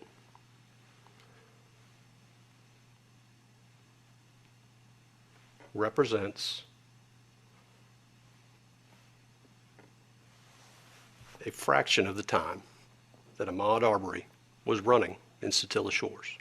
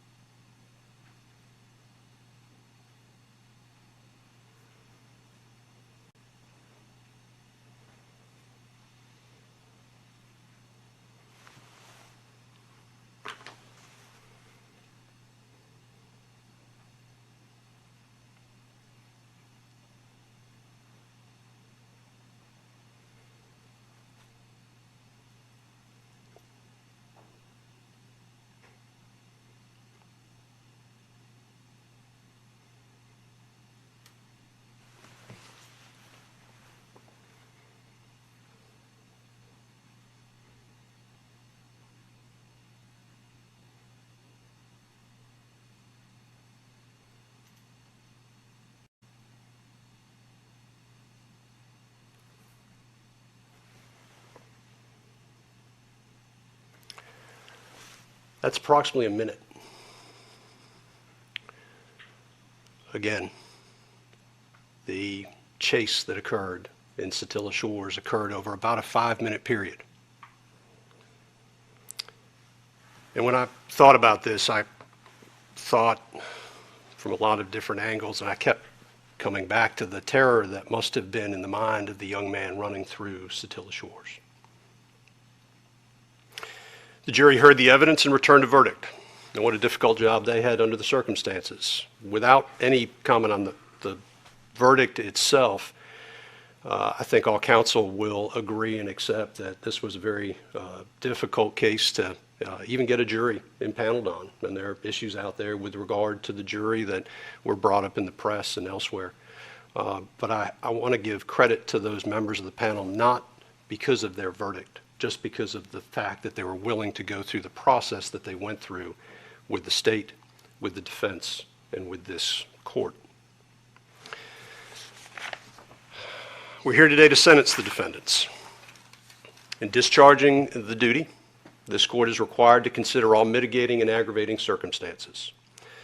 The court has considered those circumstances, including but not limited to all aspects of the crimes charged, the past criminal record or lack thereof of the defendants. I've also considered any lawful evidence which tends to show the motive of the defendants, their lack of remorse, their general moral character, and any predisposition to commit other crimes. Now, I think in this case, the record speaks for itself, and the defendant's own words, I think, guide this court with regard to sentencing. Went back through my notes and other resources to pull some of the quotes that we have in this case. I'll start with Greg McMichael. In my opinion, Greg McMichael, very early on in this, tried to establish a narrative. He made comments like, Ahmaud Arbery was trapped like a rat. Stop or I'll blow your, and I won't repeat it again, head off. He effectively admitted that he wasn't sure what Ahmaud Arbery had done wrong. Quote, I don't think the guy has actually stolen anything out there, or if he did, it was early in the process. But he keeps going back over and over again into this damn house. Again, back to the narrative. Told Travis, you have no choice. Told another individual at the side, or at the scene, this guy ain't no shuffler. This guy's an asshole. Commented that he wanted him, Ahmaud Arbery, to know that we weren't playing. If I could have gotten a shot at the guy, I would have shot him. Travis McMichael claims he was in shock. But it's interesting because he talks about his concern for his child and his own well-being. Part of this was while the victim was actually laying there in the street. Commented, this is the worst day of my life. Well, I think it's been touched on here today. There were other individuals that were impacted. I look at the video of this incident. When I say the video, I think everybody knows what we're talking about, but there was one part of it that struck me as absolutely chilling, and that is, I believe it's in the enhanced video provided by the GBI. There's a frame where I believe Ahmaud Arbery, it looks to be, if he's 20 yards out, that may be close, 30 yards out. And it's the frame of Travis McMichael lifting the shotgun to fire at Ahmaud Arbery.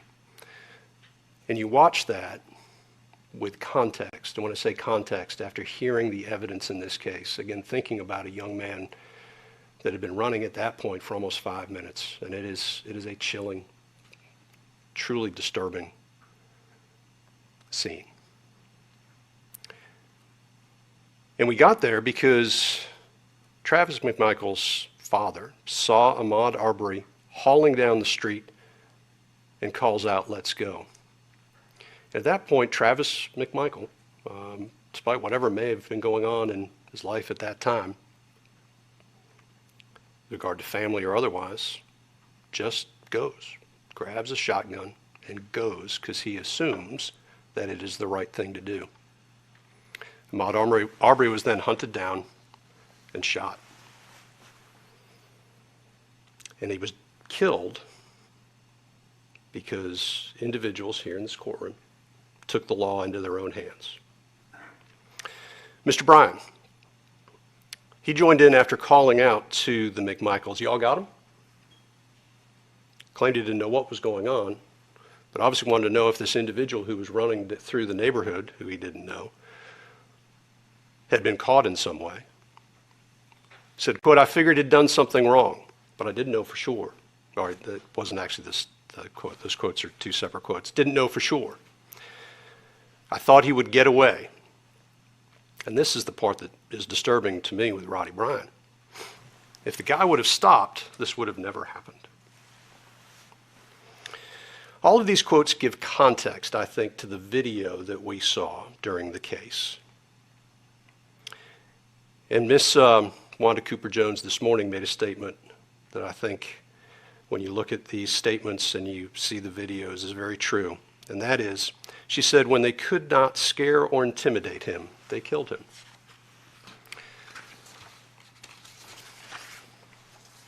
There's been discussion about remorse. And I agree with counsel that it is dangerous for defendants who have multiple prosecutions against them to make statements of remorse. But remorse isn't something that is simply a statement of regret. Remorse, I think, can be determined by looking at somebody's reaction to difficult circumstances and the reality of the situation that they're in. Again, it doesn't require an apology, and quite honestly, sometimes apologies are made simply to get past problems. Remorse is something that's felt and demonstrated. In this case, getting back to the video, again, after Ahmaud Arbery fell, the McMichaels turned their backs. It's, again, a disturbing image, and they walked away. This was a killing. It was callous, and it occurred, as far as the court is concerned, based upon the evidence, because confrontation was being sought. I think the statement was made during closing arguments. It's interesting to note that the most violent crime in Satilla Shores was the murder of Ahmaud Arbery. So sentencing does not generally provide closure. I think Ms. Wanda Cooper-Jones also talked about closure. But I don't find that it really does. And I think that's an unfortunate thing. Because in this case, I think many people are seeking closure. The mother, the father, the community, and maybe even parts of the nation. But closure is hard to define and is a granular concept. It's seen differently by all depending on their perspective and the prism of your lives. Instead of closure, maybe we best see today's proceeding as an exercise in accountability. We are all accountable for our own actions. Sometimes in today's day and age, that statement is lost upon many. And today the defendants are being held accountable for their actions here in Superior Court. Today demonstrates that everybody is accountable to the rule of law. Taking the law into your own hands is a dangerous endeavor.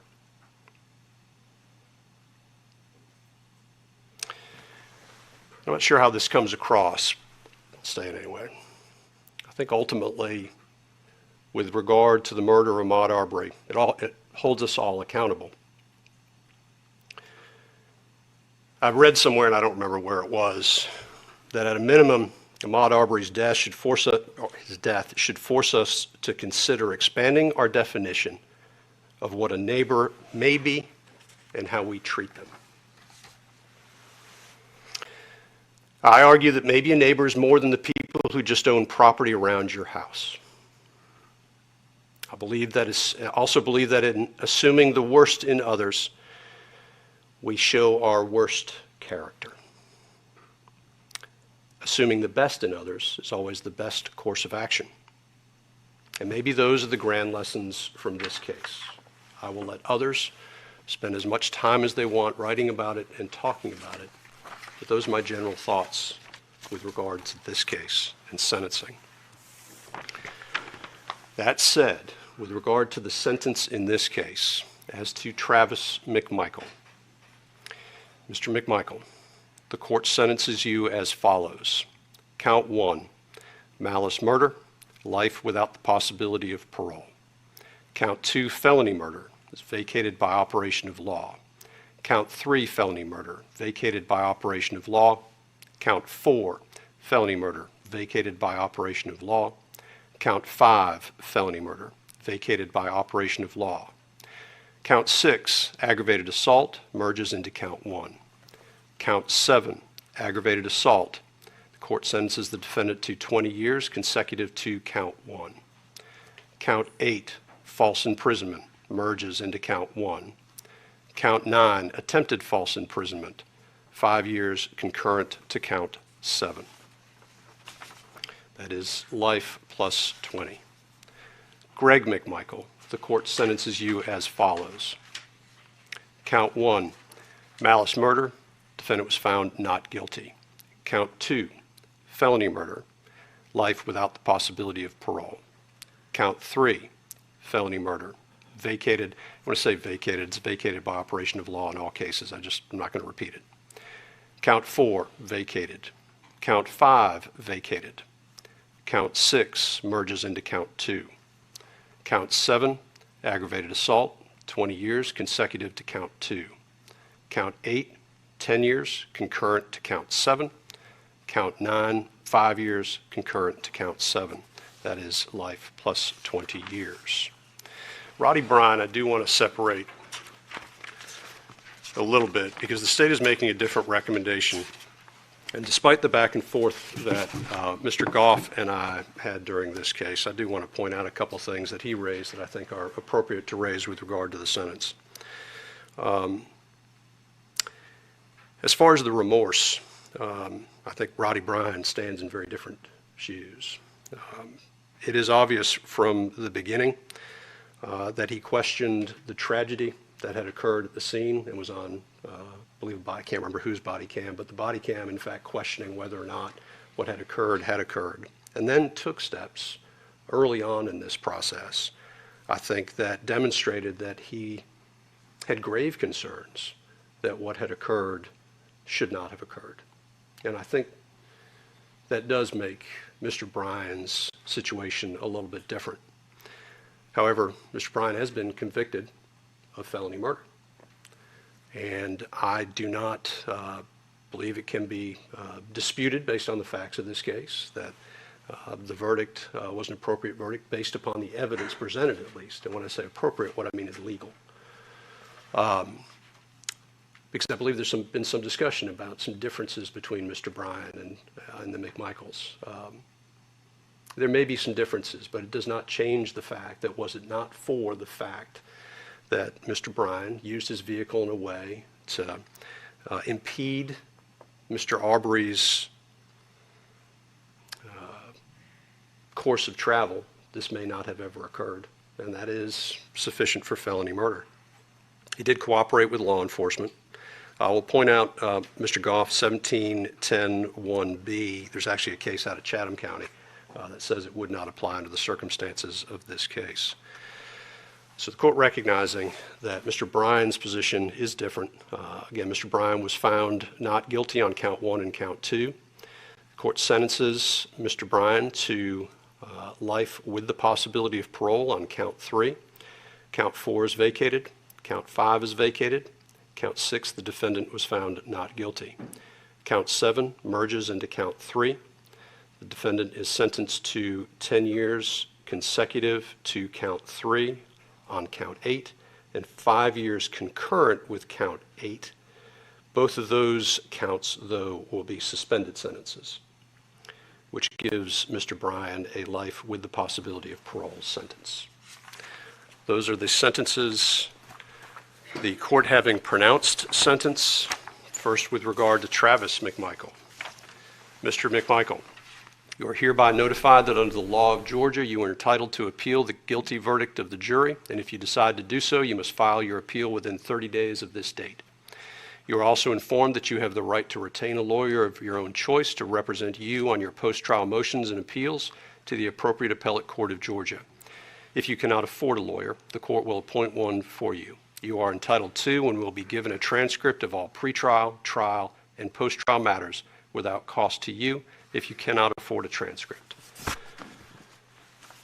You may file a motion for a new trial, or you may appeal your case directly to the appropriate appellate court of Georgia for review. You are also advised that the statute of limitations for habeas corpus in this state is 4 years in the case of felonies and 1 year in the case of misdemeanors. The statute begins to run from the date the conviction becomes final. And just to be clear on the record, I'm going to go through the statement with regard to each defendant. So as to Gregory McMichael, you are hereby notified that under the law of Georgia, you are entitled to appeal the guilty verdict of the jury, and if you decide to do so, you must file your appeal within 30 days of this date. You are also informed that you have the right to retain a lawyer of your own choice to represent you on your post-trial motions and appeals to the appropriate appellate court of Georgia. If you cannot afford a lawyer, the court will appoint one for you.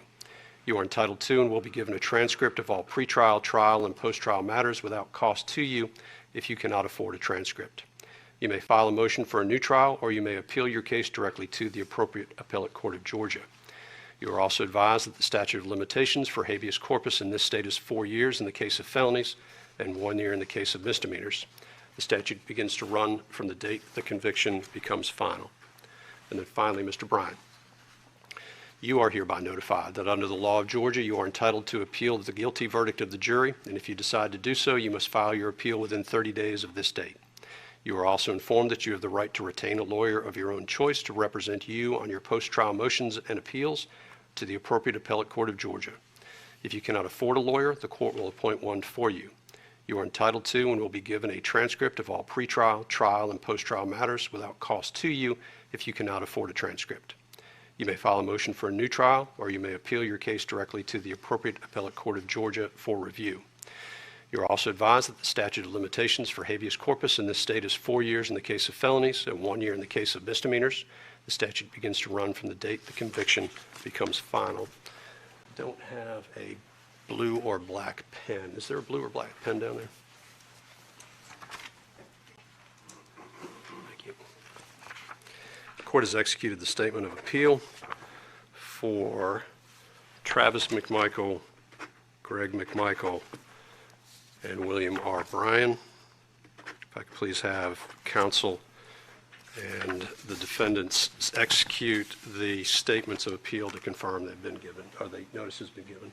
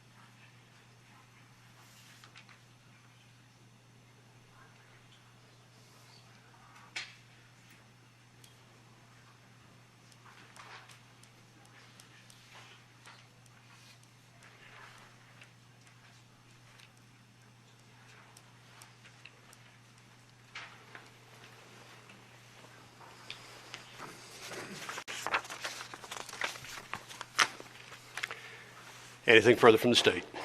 Yes, Your Honor. The state would ask for a condition imposed along with this sentence, and that is this, that the defendants are not allowed to make any money off of their actions, such as a book deal, a movie deal, social media deal, or anything along any way, shape, or form, make any money off of this experience, this conviction, and this trial.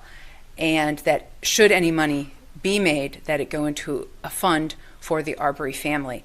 And I've had this condition imposed before, and given the nature of this case, we just seek to make sure that, based on their actions, having been found guilty of murder, that they do not then reap some sort of profit or benefit off of their actions via such remuneration to or from anyone in the form of, like I said, book deals, movie deals, consulting fees, or telling their story to someone in exchange for money. There was a statute on this, but maybe I'm wrong. It's not a SAM statute in other states. I'm not aware of Georgia's, but there is. I assume. Yeah. Cite it. Well, yeah, let's do this. I submit something more formal to the court. I'll go ahead and take a look at it. Thank you, Your Honor. And Judge, well, when the court does that, my only concern is how that would impact Mr. Ryan's ability to raise money for his defense, for his appeal. I wouldn't want to be in a situation where he couldn't do that inadvertently because of a sentencing condition. Yeah, no, I understand the request, but I don't want to just offhandedly grant the request without understanding exactly what the terms are that the court is seeking. So I'd like something in writing from the state explaining what exactly the terms are that the state would be seeking with regard to the condition, and then I guess address that once that's come in more formally with defense counsel. Thank you, Your Honor. Anything from Travis McMichael? No, Your Honor. From Greg McMichael? No, Your Honor. From Mr. Bryant? No, Your Honor. All right, we are adjourned. Thank you. All right, so once again, do want to say thank you to everyone who is watching here live with us. The sentencing coming down here today. Greg McMichael sentenced to life in prison without parole, plus 20 years. Travis McMichael, the same sentencing, life in prison without parole and 20 years. Then we do have William Bryant, who has been sentenced to life in prison with the possibility of parole. So this, again, is something that we brought to you right here on Live Now from Fox, and do want to show all of our viewers. We do also have some microphones set up outside. Earlier, we heard not only from the Ahmaud Arbery family, but also their attorneys, as well as they were trying to make some comments ahead of time. They were talking about their hopes, and now those hopes have been given here today as they had that sentencing come down again with two of them, both McMichaels being sentenced to life in prison without the possibility of parole. So until we do see the family here to help to give a little bit of reaction, we do want to bring in yet one of our own. He's been a legal expert who's been with us time and time again, helping us walk through different cases. And so we're going to be welcoming back here with us once more Ben Taylor. So Ben, thanks so much for being here with us. We appreciate the time that you give us. And let's just kind of break down these sentencings. First, both McMichaels, Travis and Greg McMichael, let's just talk about what that sentencing means for those two men. No, you said next week, right? Basically, you're in prison for the rest of your life. Unless you're able to file a motion to appeal the case, those men are going to be spending the rest of their life in prison, and they will most likely die in prison unless the Court of Appeals overturns their sentence. And so let's talk about what their attorneys may try to do to lower that sentencing, or at least get it to not be without the possibility of parole. Yes, you have to find anything that was wrong, done wrong by the judge, by the prosecutor, any evidence that was submitted that shouldn't have been submitted. So as a defense attorney, your job is to try to appeal the case, get the case overturned, and try to get a brand new trial. And ultimately, a higher court, which is called the Court of Appeals, will look at all the evidence. They'll go through all the transcripts of this case, look at what the judge said, what the prosecutor said, what the defense attorney said, and see were they given a fair trial. If they were not given a fair trial, then the judge could grant a new trial in the future to any one of the gentlemen. However, if the Court of Appeals denies this, they could ultimately have to go up to the Supreme Court, their state Supreme Court or the Supreme Court of the United States. Doesn't mean the Supreme Court will listen to their case, but ultimately, if they ever want to see the light of day, they have to appeal this, and hopefully they would have to win the appeal to be able to get a new trial. And so let's just talk now also about William Bryan, because his sentencing, also life in prison. He, as though, does have the possibility of parole.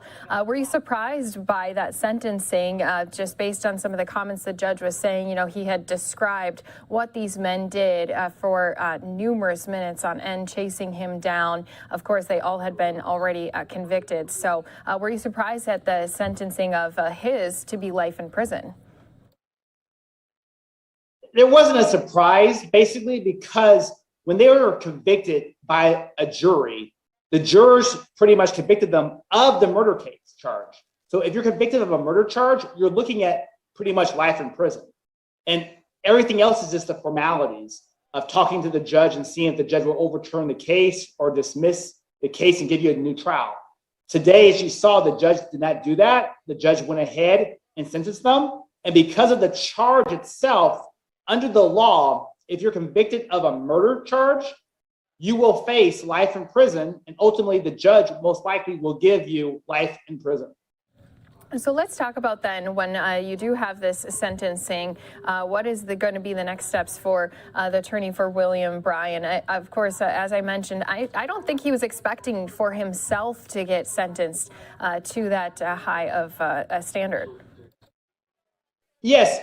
Evidence showed that William, he was the one who was driving the vehicle behind filming. The McMichaels, it makes sense. One of the McMichaels, the youngest one, was the one who actually pulled the trigger. The person who filmed the video, I'm sure he is in shock right now, because he's like, all I did was film the video, and here I am, life in prison for filming the video and driving behind the McMichaels who actually pulled the trigger. Under the law, and this is what's kind of tricky, it's called a felony murder law.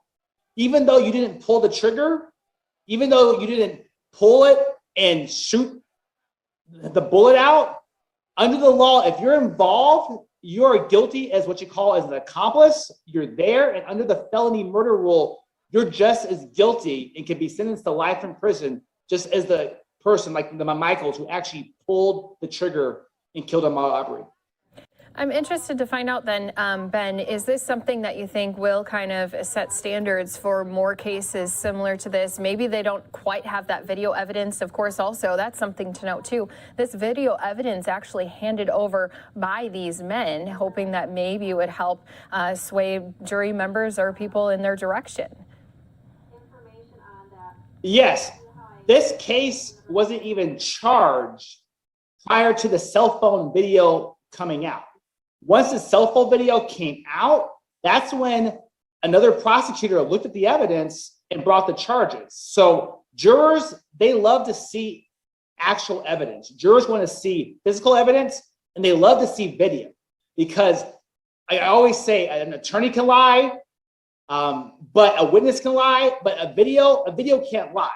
Jurors look at the video, they judge for themselves, they use their common sense, they apply the law and the facts to the video, and they come out with a decision. So video evidence going forward in this type of case, in all cases, those are key pieces of evidence that jurors like to see.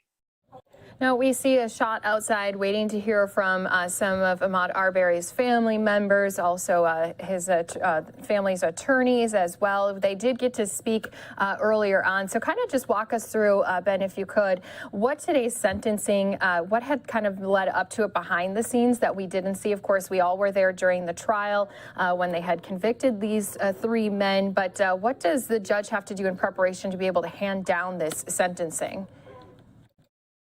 So what the judge does is look at the criminal history of these three men.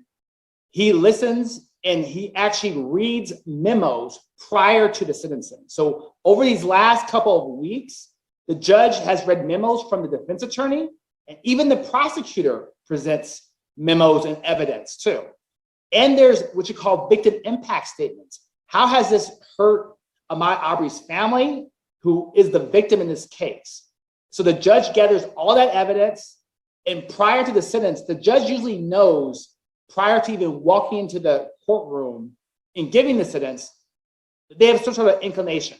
Only thing that would change their minds, unless three men were to say something differently, or the prosecutor or the defense attorney would change their mind. But the judge has read all the evidence. The judge was there at the trial. So the judge saw the trial, heard the testimony for witnesses, and ultimately the judge takes all this evidence, listens, and at the end of the day, as we saw just now, the judge takes this and gives the sentence, as you see, a life sentence for all three men.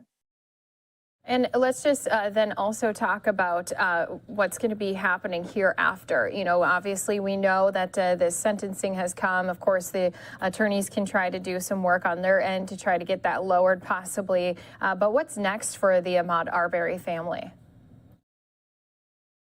Right now, the Ahmaud Arbery family, all they can do is just grieve. I mean, this sentence right here, of course, is justice for them. They feel some sort of justice. However, this sentence doesn't bring back Ahmaud Arbery as a person. You can never bring back a person after a sentence. However, it does have some sense of closure to the case, and their family can move on. Only thing else would be is the appeal process. The family has to wait through the appeal process, just like the Michaels will have to wait through the appeal process. And once all appeals are exhausted, either a new trial or no new trial, that's when the family and the defendants will get final closure on this case. And finally, Ben, you know, I want to just touch on something that the judge was talking about when he was kind of going through before he had read out his decision on what he was going to be sentencing these men. You know, he was saying, you know, these defendants were saying it was a terrible day for them. It was an even worse day for Ahmaud Arbery. Is that common for the judges to be kind of putting a little bit of more emotion into these decisions when they're laying out these sentencings? Judges are human. I mean, naturally, a judge shouldn't put their own emotion into a case or their own bias into a case. However, I see judges all the time. They get emotional when they hear from victims, when they see victims cry, when they hear statements. So a lot of times you do hear the judge give a lecture to the defendant, especially if the defendant was found guilty. If these defendants won the case and were innocent, they wouldn't even be here today. But because they were found guilty, a lot of times judges, before they hand down their sentence, they give their verbal and personal opinion on how they felt about the case, as you see here, and this judge did, and this judge gave his own personal opinion, and then after his personal opinion, the judge did lay down the sentence of life in prison for all three men. And, lastly, Ben, something that I wanted to ask you about that just popped in my head was just what the prosecution team was asking at the very end. The sentencing came down and they asked, could these men not be allowed to make any profits off of, anything else that they do from here on out? What was the reasoning behind that request from the prosecution team? The reasoning behind that is more of a respect issue. A lot of times, famous defendants in high-profile cases, they can go write a book. They can try to sell their interviews to the media or to the public or whoever wants to hear them. So as we haven't heard from any of these defendants since the sentencing, since the trial was found guilty. So what the prosecutor is trying to prevent is them profiting off of this killing and being found guilty and then becoming rich and be able to give it to their family. They're saying if they are trying to profit, judge, stop this now. Do not let them profit. And if they are going to try to do that, give it to Ahmaud Arbery's family or to some sort of charity. So that's what the prosecutor was saying is he wants to make sure that these three defendants do not profit off of this killing and this murder. Right, because again, they were found guilty after that lengthy trial that took place. They want to just make sure now that Ahmaud Arbery's family can heal and not see anything else good come from this. So we do say thank you again, Attorney Ben Taylor, for joining us here and helping kind of give us some details and a look into what happened here today inside of the courtroom in Georgia. We appreciate your time with us. Yes, anytime. Thank you for having me. And don't forget, right here, we are waiting for even more to come out of Georgia. You can see that we do have quite a few people who have made their way onto the steps outside of the courthouse. And as we mentioned, waiting to see if the Arbery family or possibly even their attorneys do step out here to make some comments after all three men have been convicted. And now they have been sentenced to life in prison. Greg and Travis McMichael sentenced to life in prison plus 20 years without parole. And then we do also have William Bryan, who was sentenced to life in prison with the possibility of parole. So we will continue to keep you right here in Georgia. If we do see those family members stepping up to the microphone, of course, we'll be turning that audio on here for you.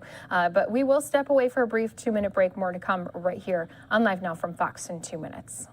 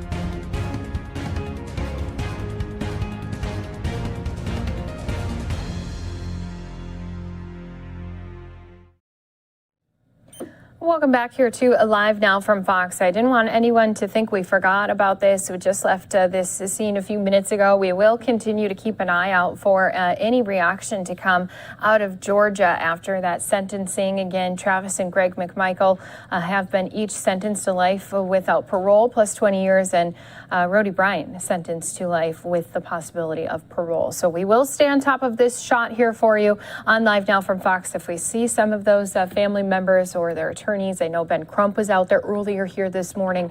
We will take you back down to Georgia so that you don't miss anything that happened. But I do want to continue to talk about other top stories that have been coming in here to our Live Now from Fox desk. A lot of people mourning another great Hollywood actor has passed away this morning. Let's go ahead and listen into more with Jonathan Hunt.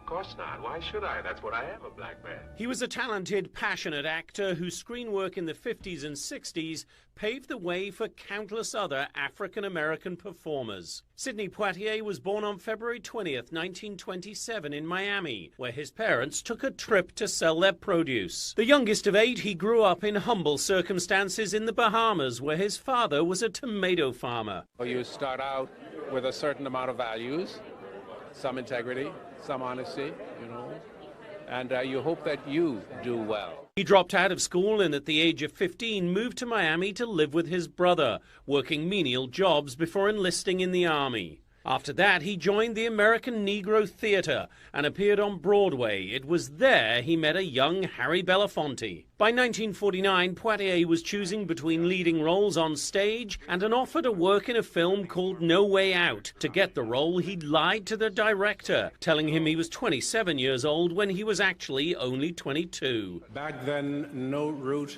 had been established for where I was hoping to go. No pathway left in evidence for me to trace.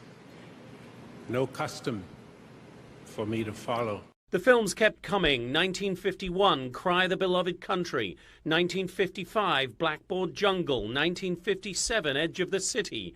And in 1958, The Defiant Ones, where Poitier became the first black actor nominated for an Academy Award. But it was in 1963 that Poitier starred in the film that would become a part of his legacy.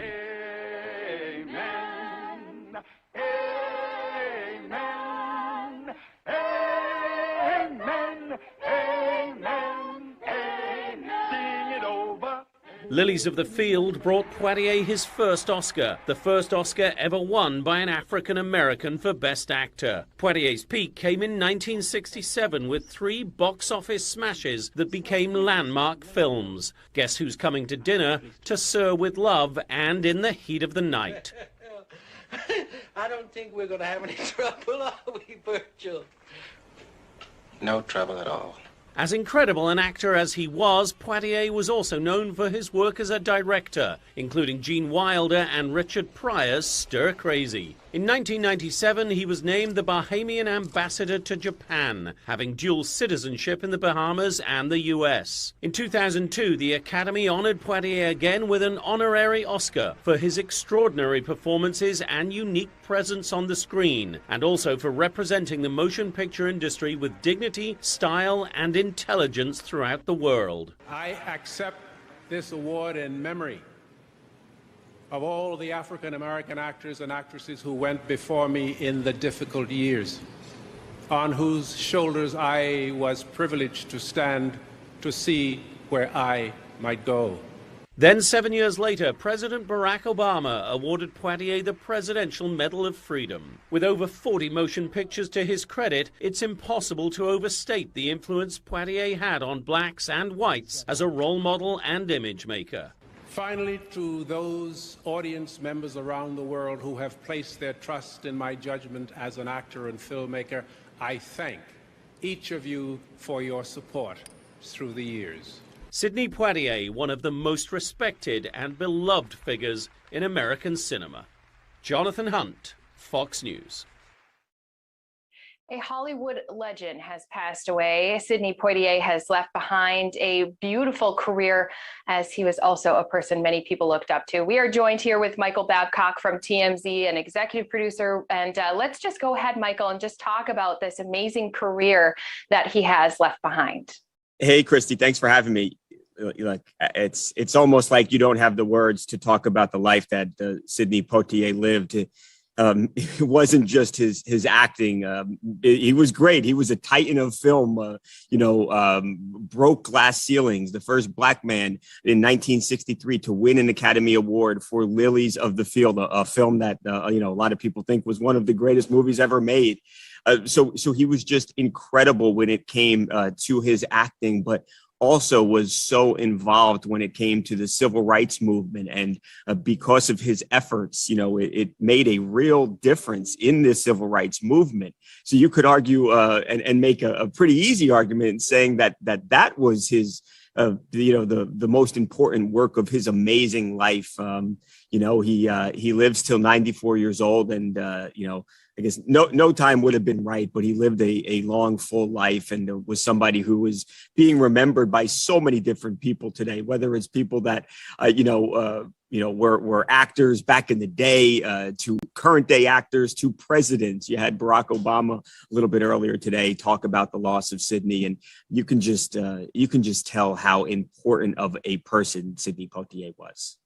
Yeah, I mean, 2009, he got the Presidential Medal of Freedom. He also has left behind a career with so many successful movies. But you pointed out, too, it's not just his career legacy, but also his just legacy of the personality he had. So let's just talk about the impact he had, because a lot of actors say he really paved the way. He didn't look at people by race. He really just looked at them for their work ethic, and really just put the best foot forward he could each and every single time. It's so true. And right, talking about receiving the Presidential Medal of Freedom, that's the highest award that a civilian can receive. And he received it at the White House from Barack Obama, and was obviously a very special moment for both of the men. But you talk about the impact that he had. And I remember hearing Denzel Washington a few years ago talk about the impact that Sidney had on his career. And Denzel Washington, not a career that's too shabby. One of the greatest actors of this generation, and he talked about how important Sidney was for his career. And I suspect that if you asked a lot of actors, and whether you be white, black, purple, whatever it may be, your race, or the nationality, I think that you'd hear a lot of actors say that Sidney paved the way, and that is exactly what he did. That's just how important he was. A lot of things would be very different, in many different fields, and again, civil rights, and in certainly in film, if Sidney Poitier had not been here. One of the things I've heard some people talk about, too, is just how selective he was with his roles, because he knew he was just such a leader in the industry as far as the African Americans go. He really turned down a lot of roles because he wanted to portray his image in certain ways for young people to look up to. And I think that's because he realized that he wasn't only taking these roles for himself. It wasn't only about getting another paycheck. He knew that that he was going to be the role model. And if he could make these good films and take these interesting characters, that would benefit other actors, especially other black actors that he knew would one day follow him. And I think that's why he was as selective as he was. That's not the case with all actors. You see a lot of actors who will take any role as long as it comes with a check, and Sidney was not that way. And we talk a lot about, too, how, this is kind of yet another titan in the golden age of Hollywood. Last week, we lost Betty White. So I know it's sad to say, but they were in their 90s. So we just have to kind of look at that as they had amazing careers, and now they're probably laughing together somewhere. Right. Yeah, right. At least they have each other, to provide some company. But yeah, it's kind of sad. Betty was 2 weeks shy of her 100th birthday, and Sidney was 94. So both lived long, full lives and happy, healthy lives. But, it's still sad to see these two legends, gone. And I think we had them for a long time, and we're all fortunate for that. But it's still sad nonetheless. Right. I know that a lot of people are going to remember, as we've been saying, not only Yes. just their career, but also just the impact that they had on everyone that got to meet them. So we do appreciate you helping give some insight. Anything you feel like should be mentioned about him that we haven't touched on yet here today? No, I think, look, and I should have said this, Christy, aside from the films and, everything he did for the civil rights, was also an ambassador to Japan. So was also involved in politics. So it's like, what couldn't Sidney Poitier do? And I know Broadway, thinking about, they've been working on the story of his life too, such humble beginnings. I mean, Right. I'm sure that's going to be now pushed forward and out soon. Right. Yep. To come from Southern Florida in 1927 to become one of the most famous people ever. But pretty darn impressive. Yeah, an impressive life, of course, a legacy that won't be forgotten. We do appreciate you helping kind of shine some light on his career, his life. And so once again, we do say thank you. We do have here with us executive producer from TMZ, Michael Babcock. Thanks so much for being here with us today. Thanks for having me, Christy. And we will continue to give you more top stories coming to us across the country when we return after this 2-minute break.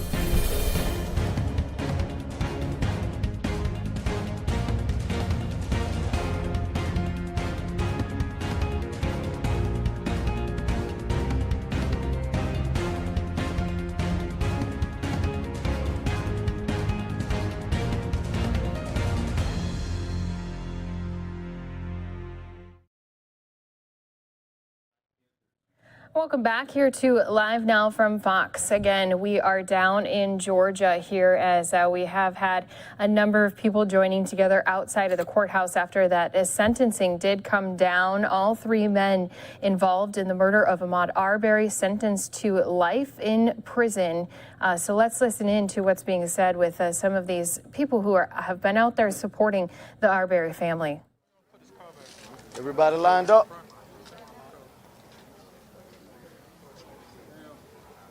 Everybody lined up? Okay. All right, we finna, everybody line up.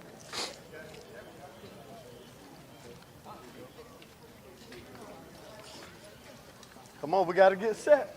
We're moving too slow. All right, so you can see here that they are trying to get ready, to get set up here. This, again, has been a group that's been out here a few times, members of the new Black Panther group. They have already been outside marching, holding flags. They did also have a casket with names of Black men and women who lost their lives at the hands of police. Now speaking outside the courtroom, let's listen in here. Zulu Shabazz, president of Black Lawyers for Justice. These are our statements today. We must continue, Blackfest, we must continue against injustice. We must continue to fight for justice.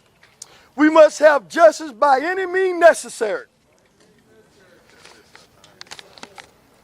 Our attorney, Malik Zulu Shabazz, is a spokesman for Black Lawyers for Justice in Black America. So we say his name, Ahmaud Arbery. Ahmaud Arbery. Black power. Black power. Black power. Black power. Black power. Black power. Attorney Malik Zulu Shabazz. All right. What do we want? Justice. When do we want it? Now. What do we want? Justice. When do we want it? Now. Say his name. Ahmaud Arbery. Say his name. Ahmaud Arbery. Say his name. Ahmaud Arbery. Okay. To all those who are listening, my name is Malik Shabazz, M-A-L-I-K, S-H-A-B-A-Z-Z. I am attorney. I represent Black Lawyers for Justice, and I'm the Attorney General and the leader of the new Black Panther Party. And I have the honor of having with me today a joint collection of Black organizations that have fought hard for this case. And these specific organizations and leaders I will introduce in a moment from around the country. Mr. Mike Payne, Mr. Nasir, and I've been introduced by the national spokesman of the new Black Panther Party, Minister Mikhail Muhammad. First of all, we want to say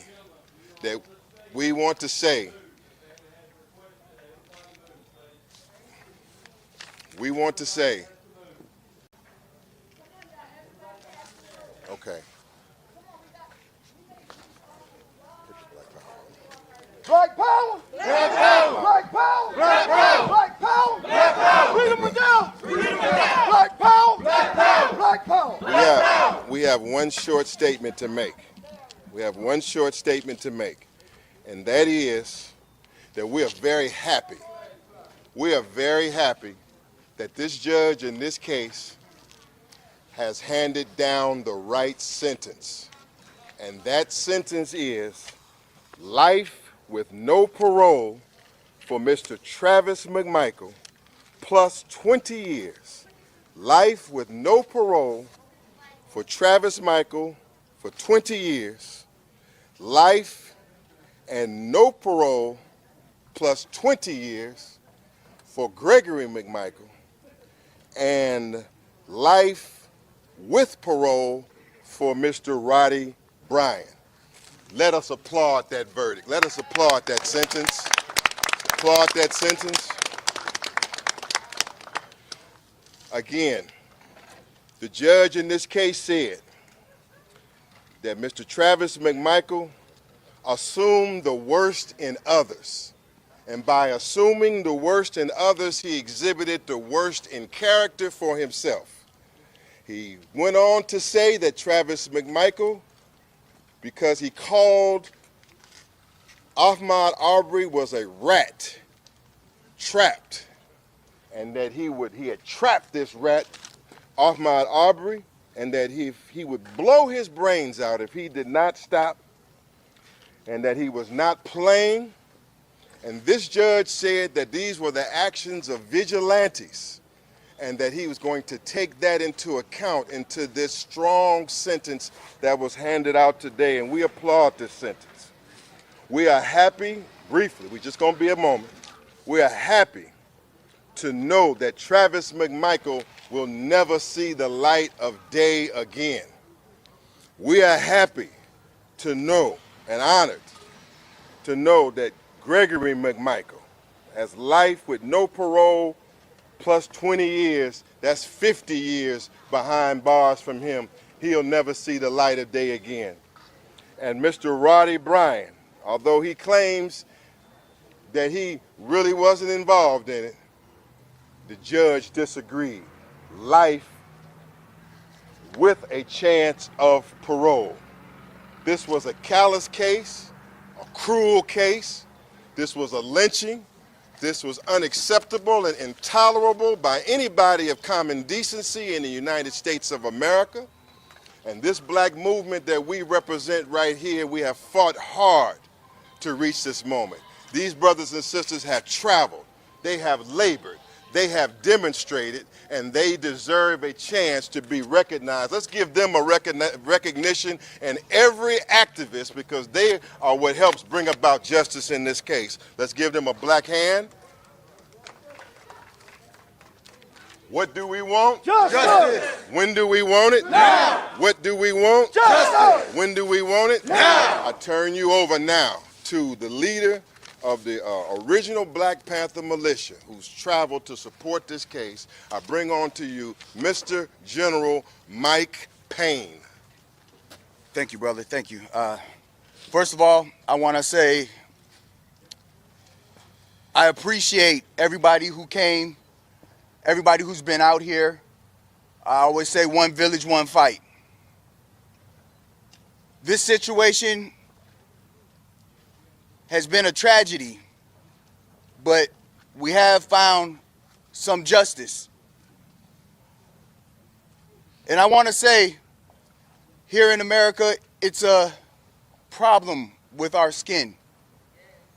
It's a problem with our skin. I'm not gonna tell my people to pull their pants up or stop wearing hoodies, or because it doesn't matter whether they're wearing suits, ties, military uniforms. It doesn't seem to matter. And I know we have MLK Day coming up, and like MLK, I had a dream as well. And my dream was that all the black parents teach their black children how to arm themselves, protect themselves, and protect their property. Black power! Black power! We really need to take this action, because if we don't protect ourselves, we can see no one else will. We are being attacked because of our skin. So therefore, my dream is that we arm ourselves like everyone else in America, and we do what's needed to be done when we're under attack. Black power! Black power! That's all I have. I appreciate you. All right, thank you. Just one more minute, then we want to hear from the family. All of us support this family who has suffered through so much, and our community. I want to bring to you now the head of the Lion of Judah Armed Forces, and this is Mr. Nasir Nasir, who has provided great actions here. Mr. President Nasir Nasir. Black power! Black power! Black power! Black power! Black power! Black power! America, America, America. The Most High is not pleased with the country America. That's right.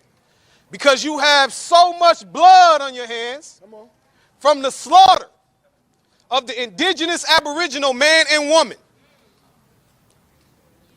Our beloved brother Ahmaud Arbery was hunted down like a hunter shooting a deer.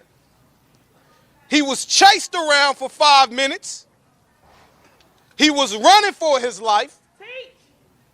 And the devil is a liar. That's right.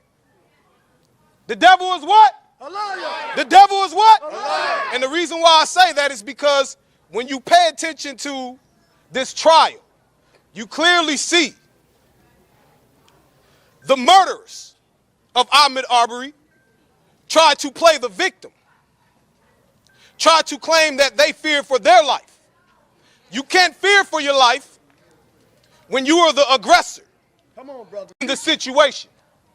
Ahmaud Arbery was unarmed. These type of murders and tragedy have been going on in America for over 400 years. That's right. For over 400 years. And still counting. Still count. And still counting. Right. This was a modern day lynching. And when I say a modern day lynching, I am not referring to black men and black women being lynched from trees. I'm talking about a modern day lynching in broad daylight, shot down like an animal in the street. That's right. These were racist white vigilantes, white supremacists, who hunted a black man down because he was jogging through a white neighborhood. For anyone to sit up here and try to claim that these people was not racist, you are blind to see. Clear as day, Ahmaud Arbery was murdered for jogging while black. Come on, brother. We can't even jog in America while black without being murdered in certain neighborhoods. So therefore, mind your business. Therefore, the vengeance of the Most High, the Almighty, will fall upon America, and America will continue to be judged as it's being judged now. The plague will continue to sweep through this place because of the vengeance of the Most High, because of the wickedness that America is doing to the chosen nation. So with that being said, all praises and glory to the Most High that Ahmaud Arbery's family have received justice. And this is only the beginning, because our brothers and sisters are being murdered every single day in the streets of America. So don't be too happy and surprised, because the fight is still going on. For this justice system is for just us, which is just them. It have never really been for the black man and black woman. We're just now finally starting to receive some type of justice. Thank you. Black power! Black power! Black power! Freedom or All down! right, hold on. Freedom or down! All right, say his name. Ahmaud Arbery. Say his name. Ahmaud Arbery. Say his name. Ahmaud Arbery. Say his name. Ahmaud Arbery. There's a federal criminal civil rights trial starting on February the 7th. There's a federal criminal civil rights trial starting on February 7th, and it's not over. Because in this trial, the death penalty is at stake for these defendants. And we don't mind telling you that we're not satisfied with justice as of yet. We have some measure of satisfaction, but we want all the justice that's coming to these murderers of Ahmaud Arbery, and we are all behind them receiving the death penalty and the death sentence for what they have done. We want the death penalty. What do we want? The death penalty. What do we want? The death penalty. And so that's on February the 7th. In the federal courts here, these defendants will be tried on charges that relate to their racism and whether or not they have pursued Arbery and killed Ahmaud Arbery on the basis of his race and violated federal criminal civil rights statutes. And according to this judge, racism was at the root of their mentality. Racism is all in their statements that they made, and racism is all involved. So we say the struggle continues. We're happy for today, but the struggle continues tomorrow, and we are demanding the death penalty for these defendants, and we will continue the fight for justice by any means. We will make way now for the family, but after the family speaks, there will be a Second Amendment demonstration here to the sides, a Second Amendment assembly right here by all of these forces, because the residents of this area have told us that Ku Klux Klan, white supremacist vigilante activity is a regular course of business.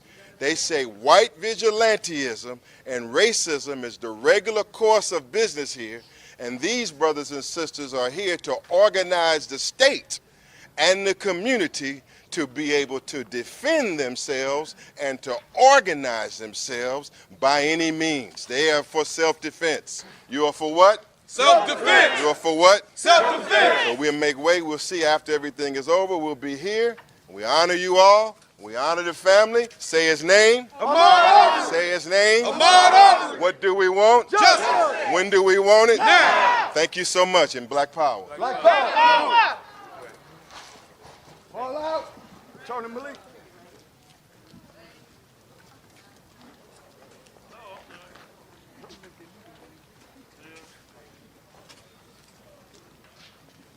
If everybody can clear out the family and comment.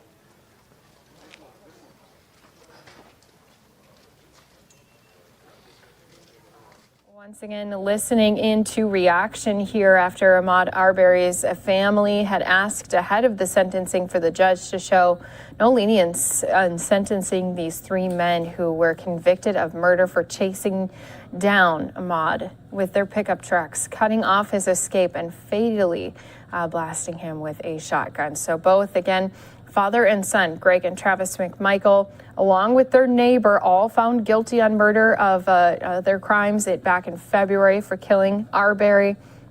And they did have William Bryan. He was the one who had recorded that cell phone video of Travis blasting the 25-year-old black man with a shotgun after Arbery spent several minutes running, the three men chasing him in their pickups. And now here today, again, we do have that sentencing coming down. Travis and Greg McMichael sentenced to life in prison without parole. And finally, William Bryan sentenced to life in prison with a possibility of parole. So out here, we've been hearing some reaction. Gonna, of course, keep an eye on if the family's going to be stepping out. I believe that's why we're zoomed in, waiting here for some more family members as well as their attorneys stepping out. Let's go ahead and take this opportunity to go into a 2-minute break.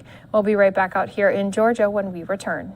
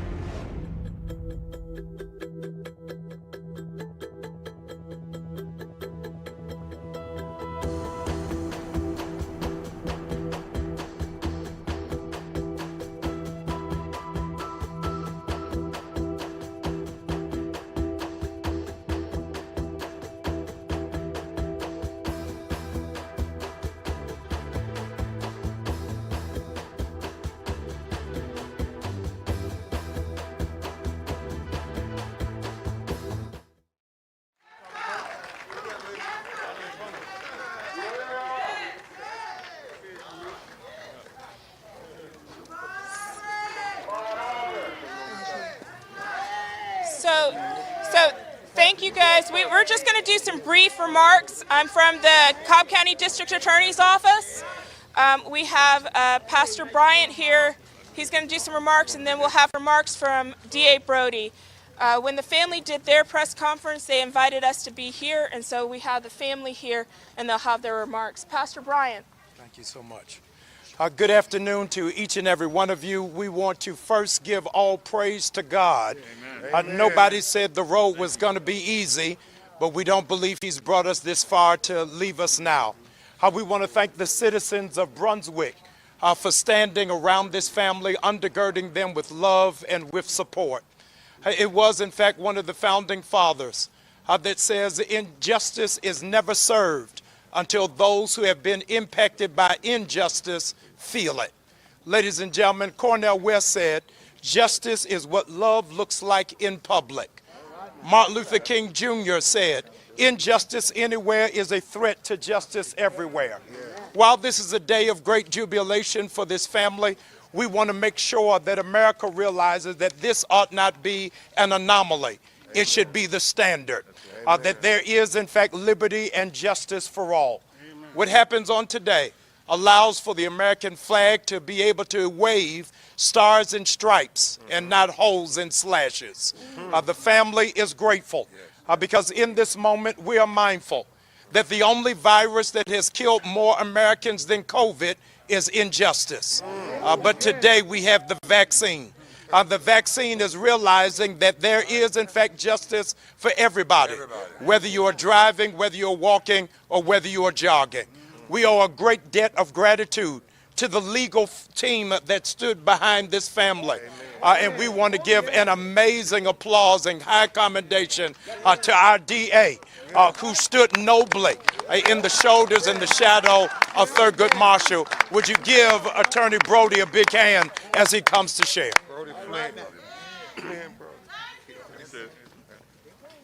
You know, Pastor said some powerful words. For a young African American male, this day means quite a bit, because it tells me that America can meet its promise, that there is liberty and justice for all here. I want to give big time credit to my legal team, Linda, Paul, Larissa, who's not here.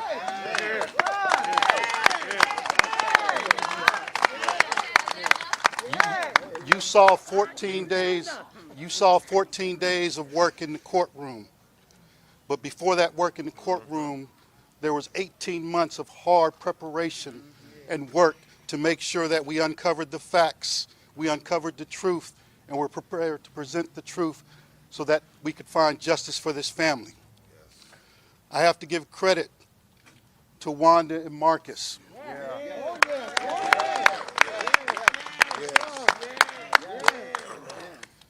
Because they knew the son that they raised. And they knew when they heard the story of what happened that day that it was a bold-faced lie. And they were determined to find out the truth. And you heard the truth over the 14 days here in this courtroom. You heard the verdict of the jurors. And I have to give credit to those jurors. Because we have to understand here in America that the jurors are the ones who represent the community. They're the ones who decide what this community is about. And from day one, when I came here to Brunswick, the community told me that this was not who we were. That the hate, the intolerance, the divisiveness needed to go away. And that juror made sure that that decision was made in the courtroom where it should be made. And so I'm thankful for the jurors. I'm thankful for Judge Walmsley. That man is a man of integrity who today demonstrated how much this case hit every single one of us and the importance of justice in this country. I cannot reiterate enough that it's time we take away the hate. It's time we take away the intolerance and the divisiveness. And if we're going to call ourselves a nation under God, we have to remember God's number two commands. Amen. Love God with all your heart. Amen. But the second one, and Judge Walmsley alluded to this, is love your neighbor. Amen. Your neighbor's not the person next to you all the time, but it's each and every one of us. Yes. We are all children of God. And so when you hate one of us, you're telling me you hate God. So let's do this right. Let's take this opportunity to move forward. Send a message to the rest of this country that we are united. We are working together, and we want to do what's right at all times. Thank you for the opportunity to represent the state of Georgia, to represent this community, and to represent this country, and to show that justice will prevail at all times. So thank you. History is going to record that Brunswick is this generation's Selma, that the movement is being rebirthed and relaunched right from this sacred soil, and we're excited about it. At issue beyond this justice moment is voting rights, and Georgia is finding itself under siege. In just a few days, the president and vice president will be landing in this state, and where it is that we have to remind them a part of justice is having access to the ballot and to the vote. Unofficially, we understand that the Attorney General for Black America is Benjamin Crump, and he said a few hours ago that he was unofficial. While court was in session, he was sworn in by Reverend Al Sharpton and Reverend Jesse Lewis Jackson, and he serves in that official capacity. We are thankful for him, that he understands not just the Constitution, but understands compassion and understands virtue and understands the community. We are appreciative that this generation has not Thurgood Marshall, but has Benjamin Crump. And so we're glad to have him. Come on up. All of us, let's come up together. Let's come up together. Thank you so much, Pastor Jamal Bryant, to D.A. Flynn Brody, Linda, Paul, your whole staff. Just like we said with Attorney General Keith Ellison, after the killers of George Floyd was convicted, we say to you, Flynn Brody, thank you all for showing America what equal justice looks like. Give them a big round of applause.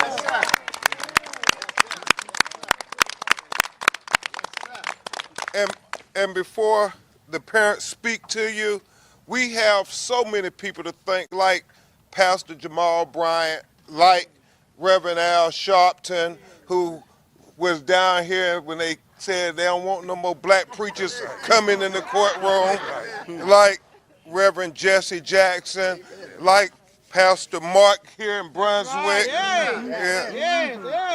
You know, we have so many people to thank. Barbara Unwine and the Transformative Justice Movement. But we also have to thank those people, those regular common folk here in Brunswick, Georgia, both black and white alike, who stood with Wanda and Ahmaud. Even before Lee Merritt and I got here, there were people standing with these parents, and we have to thank them. I want to share something that Reverend Al said. He said the life sentences of the 3 convicted murderers of Ahmaud Arbery is not justice, it's accountability. When National Action Network and other activists got involved last year supporting the parents and the attorneys, the local DA wouldn't even arrest the killers. Today's sentencing shows that the results that have come from sustained movements. And you all represent the sustained movements for justice. So really what we're doing is thanking the people for this day. The people gave justice to Ahmaud Arbery. Justice for Ahmaud Arbery. Justice for Ahmaud Arbery. Justice for Ahmaud Arbery. Justice for Ahmaud Arbery. I will say this before we have my great co-counsel, Lee Merritt, who has fallen in the lineage of Flynn Brody and Keith Ellison and great prosecutors as he makes his historic run to become the next Attorney General of the state of Texas. And we're going to support him because he knows what justice looks like for all people who have been marginalized, disenfranchised, and victimized. But I would be remiss if I didn't say just for a second, as I look at all the great support we're getting from brothers all around the country, the activists, the Panthers, the Transformative Justice Movement, everybody. Think for a minute as we stand here in Glenn County in front of this courthouse. Think about all the black people who have been lynched in the history of America, in Georgia, who never ever got their day in court. Nobody ever heard their evidence. And Wanda and Marcus, they never got accountability. Nobody never went to prison for killing them. Well, today, your son has made history because we have people who are being held accountable for lynching a black man in America. This is for you, Wanda Cooper. This is for you, Marcus Arbery. This is y'all day. Y'all day.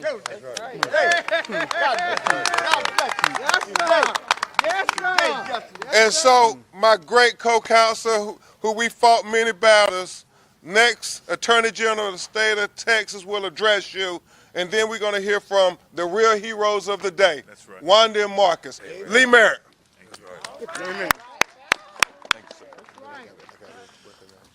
Today I'm thinking about Breonna Taylor. I'm thinking about Jamel Roberson in Chicago. Back in my home state of Texas, I'm thinking about Tatiana Jefferson and Pamela Turner. Thinking about veteran Damian Daniels. In so many communities, so many families that are actively being denied justice. Again, I'm always asked, well, what does this case mean? And it started off with a phone call from Wanda Cooper Jones, a mother who was determined to get justice for her son, just one person. And of course, she had the support of Marcus Arbery and the community here in Brunswick. And you all began to work, and you all refused to let Ahmaud Arbery's name die. And you all came together. And Ben Crump and I, we were honored to become a part of this community. The pastoral community that we've worked with, we're honored to be invited here to pray with you all, to stand with you all, and truly prove how powerful we all are together. But without further ado, I'm going to have some brief words from a woman I consider a friend, an icon for this generation, our Rosa Parks. Yes. Yeah, I like that. Right. Right. Yes. Fannie Lou Hamer. Yes. Right. Right. Yes. Our mother. Yeah. You mean so much to us, Wanda, and we want to tell you publicly that we love you and we thank you for this fight and for your sacrifice. Without further ado, ladies and gentlemen, Wanda Cooper Jones. Yeah. I just want to say thank you. First, I want to say thank you to God who made this all possible. Yes. My prayer was to get justice for Ahmaud. He fought for us in the courts. He gave us a fair judge, Judge Walmsley. He heard the testimonies from each witness. He gave us a very good verdict, and he gave us a very good sentence.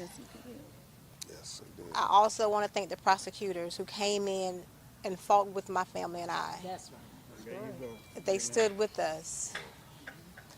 When I entered the courtroom on October 18th, I sat in that courtroom for 5 weeks straight. But I knew that we would come out with a victory. Yes. I never doubted it. And I knew that today would come. When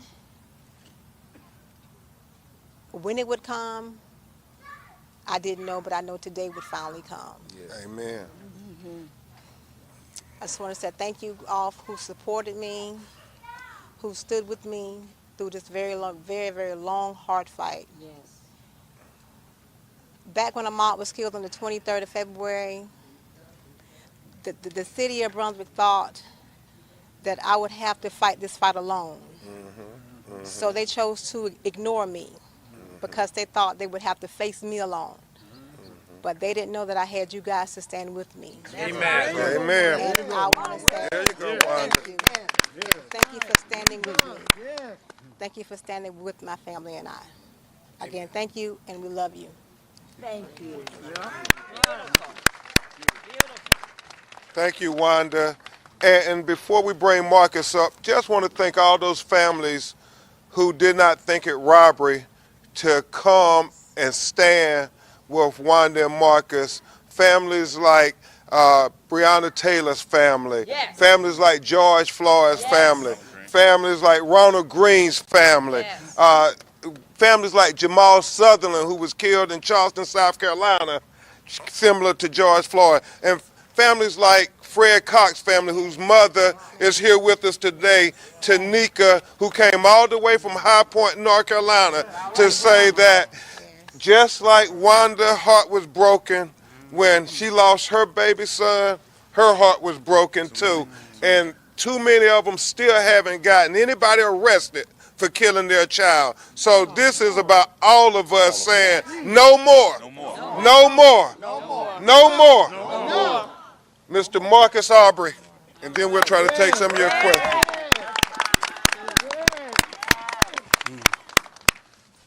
Number one, all glory to God again. Yes.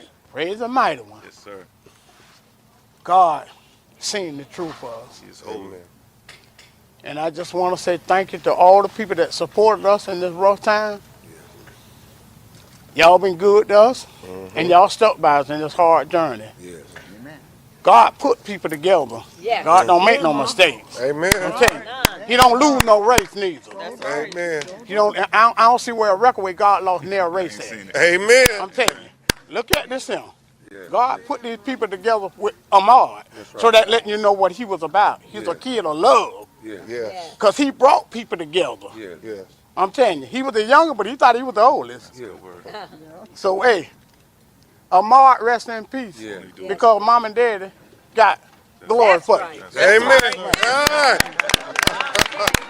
Can I let her say something right quick? Oh, please, please. Hey, and we're going to hear briefly from Tanika because she did come so far to be here, and just a word of solidarity. Yes. Thank you for coming, ma'am. Thank you. First, I want to let Miss Wanda know when they thought that she was standing alone, God was always there. Amen. She was never alone. Never alone. Again, I'm Tanika Shannon, and I'm from High Point, North Carolina. My son, Fred Cox, was murdered in a church by a detective out of his jurisdiction. Unbelievable. It's unbelievable. But on today, on this day, Miss Wanda and Marcus gave me hope. Yeah. And I really appreciate both of y'all. Amen. And I stand in solidarity, not with one, but with both of them. Amen. Not with one, but with both of them. Because I don't have that opportunity. My son's dad died from a heartbreak. He had a heart attack 6 months after my son was murdered in a church in High Point, North Carolina. So I stand in solidarity with both of you, and I thank you. Thank you, Tanika. Thank you. Thank you. All right. As you all can imagine, because this has been Miss Wanda Cooper Jones and Marcus Arbery's temperament, they want to know what's next. And so we are preparing for the federal court trial. Yes.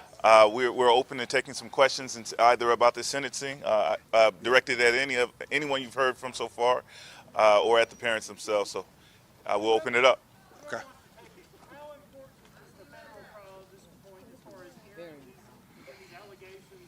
You take it, Lee. Yeah. You know, the criminal sentence in the state of Georgia, what we just experienced was very important for accountability in this community. It was important for this family to see that these men were taken off the streets. It was important for the safety of the community. However, it's so important that the federal hate crime charges move forward because there is an issue of race taking place in this country. It has come front and center and needs to be discussed. And so we are looking forward to the federal trial where the issue of motivation, the issue of hate that we believe was the motivating factor behind this murder is finally addressed. Yeah, I agree with Mr. Merritt. Next, well, you know what? Before we go any further, I want to take a point of personal privilege on behalf of Wanda and Marcus to thank Miss Polite, That's right. 87 years young, who's been here every day of this trial. Every day. And I also want to thank the sheriff of Glenn County for all of their hospitality and protection.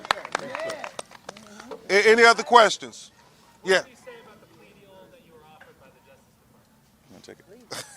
Well, I think Wanda Cooper and Marcus Arbery said it best, that they didn't negotiate on that day when they lynched their son, so why should they be negotiating with their murderers? Is that right, Wanda?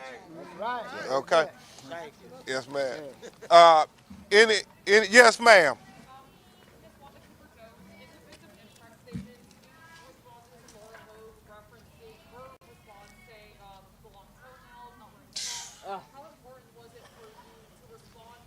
Let her get sun if she wants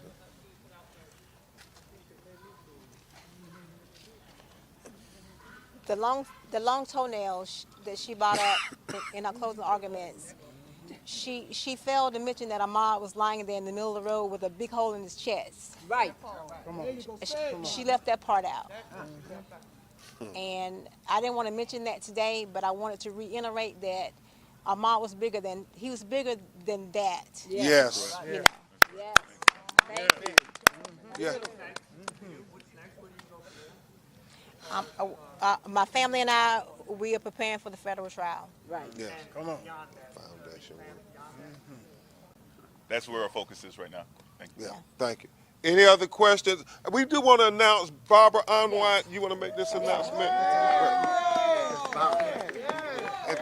Thank you, Barbara, for your leadership. No, thank you. Thanks. Look at what it took to get this done. Look at all these beautiful people who came together. This is what history looks like. Amen. So after this, we are going to meet over at the Ahmaud Arbery mural for a community celebration. Because it's time for this community that's been in grief and shock and pain to be able to let it all go until we come back for the hate crimes trial. Amen. Now, what people need to know about the hate crimes trial real quickly is that there's a kind of a belief that these guys were just silly, that they were stupid and that they acted inappropriately. But we got to have the real record out about their hate, about the hatred that drove these individuals. That story has to be told, because how can America ever get over hate if we don't confront it? Amen. So that's why hate crimes. So see you at the mural. Last question. We got food, music. Okay. All right, going once, going twice. Any more questions? Yeah. Okay. Sister wanted to say something. All right. Auntie, you want to say something? No, we out of here. Okay. Yes. Okay, this is gonna be the last one. I want to say something Yes, ma'am. about my brother. Yes, ma'am. When I look in his eyes every day and I see what my brother going through, and I'm his oldest sister, it kills me to see what they went through. I was just going that way, but And I want everybody just to keep the family in prayer, because we still got a long way to go. And keep my brother in y'all prayers. Thank you. Amen. Thank you, Ben Crump. Absolutely. Thank you. Love you. Thank you. Love you too. Thank you. And we'll keep you in our prayers. Family and attorneys there again speaking out after this sentencing coming down here on this afternoon here on Friday. If you haven't heard it yet, thank you again for being here with us. So we, again, were inside of the courtroom when both the father and son, Greg and Travis McMichael, were sentenced to life in prison without the possibility of parole. And then we also had their neighbor, William Roddy Bryan, who was sentenced to life in prison with the possibility of parole. So this was, again, something we brought to you right here on Live Now from Fox, where we're always taking you out to different parts of the country, keeping you up to date on all of those top stories, especially when we have these different live events happening. So with that being said, I do want to continue showing you some other live pictures we do have coming in at this time to our Live Now from Fox desk. We do have the President and First Lady. They are in Colorado. They are going to be surveying just some of that damage that happened in that Colorado wildfire.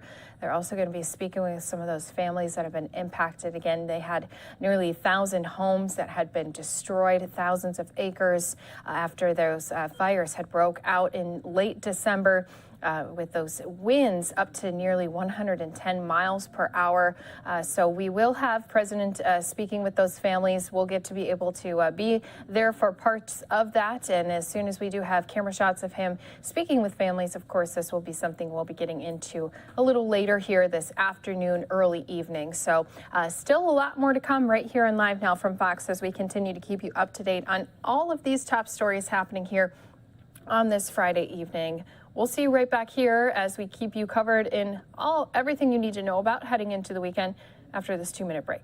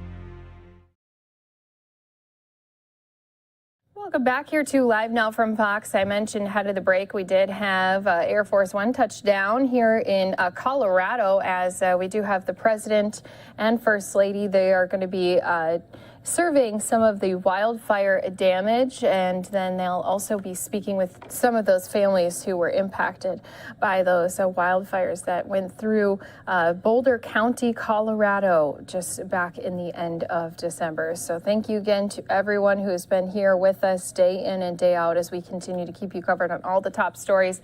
As soon as we do see the president and first lady speaking with those families down on the ground, of course, we're going to be taking you out to those shots in Colorado here. But we've also been keeping you covered on all of the other top stories. Of course, a main one, a concern for many Americans across the country, has been that rise of COVID-19 cases as the newest variant continues to spread. Omicron has certainly seen a surge, and now it has been continuing to put more recommendations and restrictions and even guidelines into place for many of our businesses and states as well. Earlier here this morning, we did have Governor Kathy Hochul, who was speaking about COVID-19 in the state of New York. She's going to be saying that they are going to now start to be putting some extra requirements for those people who are going to be working or even visiting some of those nursing homes. So let's go ahead, listen into their update right here for you on Live Now from Fox. Your fellow colleagues who did not have the courage to come out in this, is this called a snowstorm here? Thank you for joining us here this morning, and we will talk about the weather first. We have been getting a large number of updates around the state. I was on the phone with the county executive of Erie County, the mayor of Buffalo during their record, believe it or not, a record for January snow event with about 18 inches. And I actually had live reports from the first gentleman of New York State who was driving around in the streets of Buffalo in search of breakfast. So in real time, we're managing the snow situation. I do commend New Yorkers for how you've managed this. We're tough. We get through these things, but it doesn't happen without a large amount of help from our team. And I want to thank our team. Catherine Garcia has been part of this, but she is excused because she's working on some other important matters. But Jackie Bray, our Commissioner of Division of Homeland Security and Emergency Services, can give us an update on what we've experienced, what we're doing, how positioned and ready we are, and then we'll be hearing from Dr. Mary Bassett, our excellent person who leads the DREAM team over at the Department of Health. So I want to turn it over to our Commissioner of Homeland Security and Emergency Services, Jackie Bray. Thank you, Governor. The Office of Emergency Management has been busy tracking the significant weather events over the last few days. As the governor said, the lake effect system affecting western New York and the North Country dropped about 18 inches of snow in Buffalo. Turns out that's the second largest snow in January, and about 15 inches in Watertown. We've got a lake effect snow warning still in effect for Cattaraugus and Chautauqua counties. That'll continue until 7 a.m. tomorrow morning. But roads are clear and everything's moving again. Overnight and into this morning, obviously, we've had snow downstate. We've got over 8 inches of snow in New York City, Suffolk, Nassau, and Westchester counties. There continues to be a winter storm warning in effect for Suffolk until noon today, and a winter weather advisory in effect for Nassau, Westchester, and New York City also till noon. There are no MTA storm-related delays at this time. There are no LIIR storm-related delays at this time. There is a 15-minute delay on both the Hempstead and Montauk lines due to equipment issues. No storm-related delays for Metro North, although Metro North is running on a modified Saturday schedule for the Harlem, Hudson, and New Haven lines. The roads are moving, although snowy. The State Department of Transportation has had about 1,800 plows out over the course of both of these events, 51 tow plows and over 300 loaders. The Thruway has had an additional 348 plows, 11 tow plows, and 66 loaders working up and down the Thruway. Both agencies' facilities are continuing to operate 24/7 until we're fully through both of these events. We remain ready to assist all of our partners. We expect relatively mild weather this weekend, although it'll be a little cold, and we've got some precipitation on Sunday. That's what we got, ma'am. And that's for someone who used to be work at the National Weather Service in Washington. So that is spoken with more authority than you can even imagine. So thank you, Commissioner. It has been a busy week for us. We started out with our State of the State, where I was given the opportunity to lay out my vision and my priorities for New York, and feel very good about how that has been received by New Yorkers, who feel that it is a very thoughtful approach to guiding us through not just the pandemic, but also the post-pandemic world. And an important part of it was talking about some of the collateral damage of the pandemic, and that has been the impact on our healthcare workers, which why we still deem it one of our highest priorities to compensate them well, to encourage them to stay, but also increase that workforce by 20%. So at the same time as doing all that, we have been focused on the pandemic. And I do look forward to a day when the big news of the day is the weather. We'll get there at some point. So you too as well. You too as well. So first of all, let's talk about the cases we've seen. 82,000 positive cases. We look at cases per 100,000 people. Now you may look at that trend and see that there's a slight peaking. It's not the straight up and down like an arrow it was before. I want to be cautiously optimistic about what that means, but we're not going to make any pronouncements other than that is a better trend line than we had been seeing up until now. So let's just state that. But every day that we can flatten that is going to be a good day. So, and we're also hoping for a plateau, and we've had an enormous number of tests, record number of tests, 37,000 tests in one day. There was a time when that could have been a weekly total not that long ago, and that is 37,000 tests in one day. And you know, you've heard me describe what a military-style operation that was to get out test kits, and we'll talk some more about that. But again, statewide, our cases per 100,000, it's still a high number. It's still a very high number, but we'll give some more details on what that means. I mean, it's still 11 in our hospitalizations, which, as you know, let's put this all in perspective. It's still a number that is very high, 11,548 people in the hospital for COVID. Statewide deaths continue to rise, 155 people we lost just yesterday, and our hearts and prayers go out to their family members. But let's talk about this hospital capacity number and what that really means. And you see the trends heading upwards, but this is usually a lagging indicator. This follows the upward trajectory we had in the number of cases, and hospitalizations always lag behind. So if this correlates properly to our number of cases, that hospitalizations should start seeing a plateau, as beginnings of a plateau. I'm not declaring an official plateau, but a plateauing from where it had been before. But as you can see, this is not there yet. But let's talk more about that.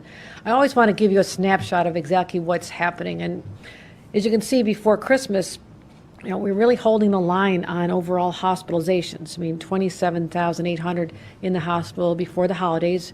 We predicted a spike in cases. We got the spike in cases, as we predicted and just talked about. But let's look at the hospitalizations. We're not that much higher, maybe 700 more hospitalizations since December 21st.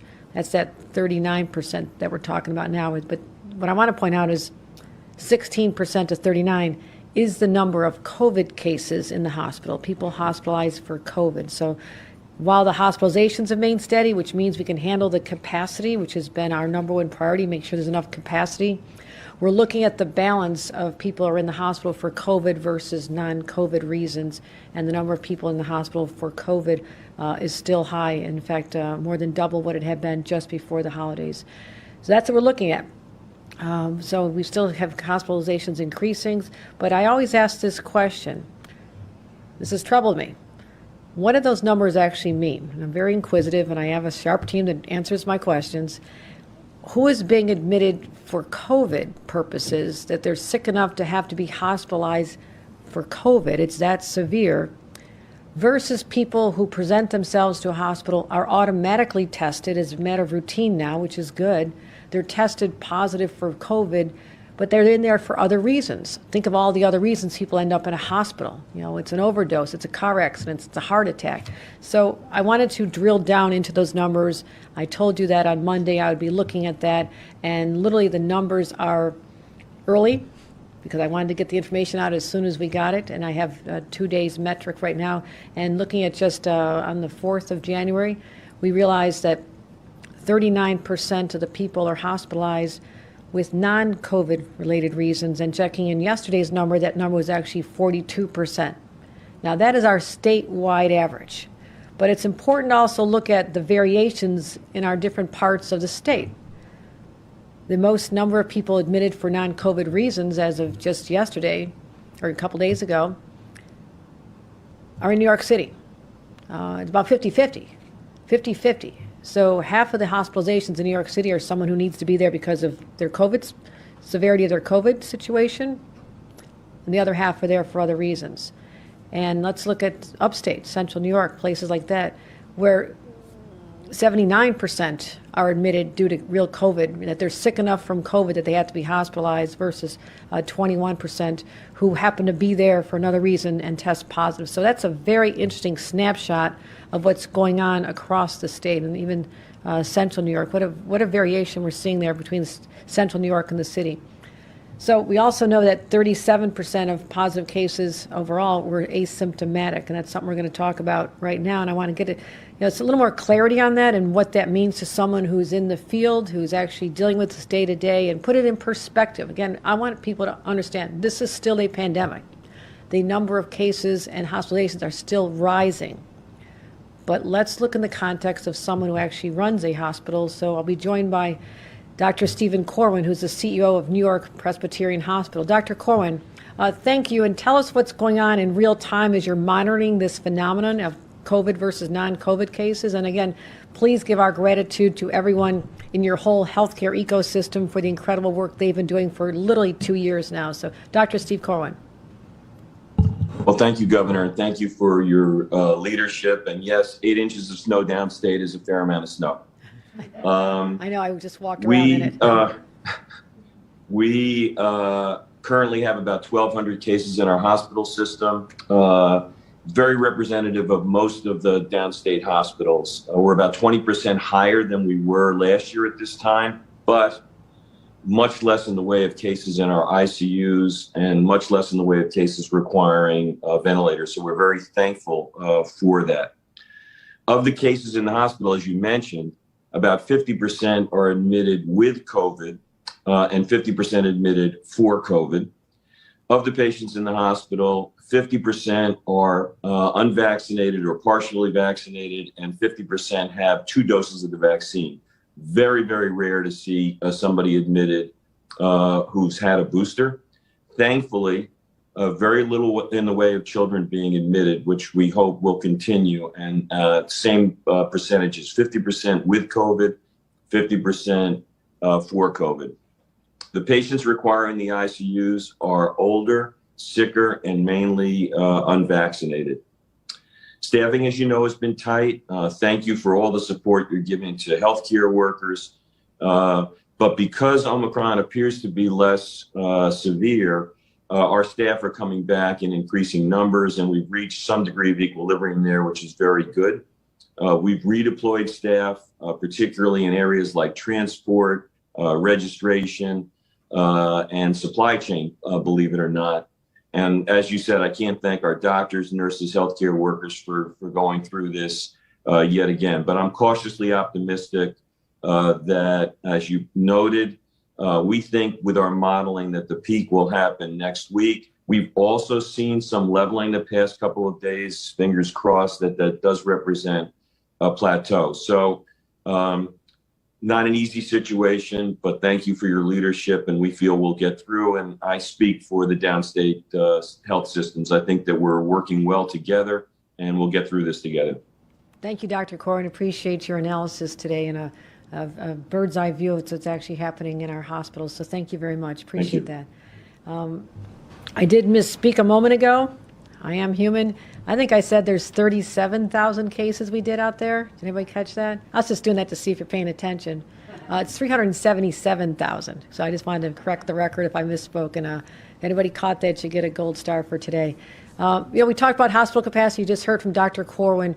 What is hospital capacity all about? And you've heard me talk about this, but these are all the buckets, the buttons we can push. And so, as you know, we talked about elective procedures. That is still an option available to us if we need to increase more capacity. We still have about 30 some hospitals where they've suspended elective surgeries to increase capacity.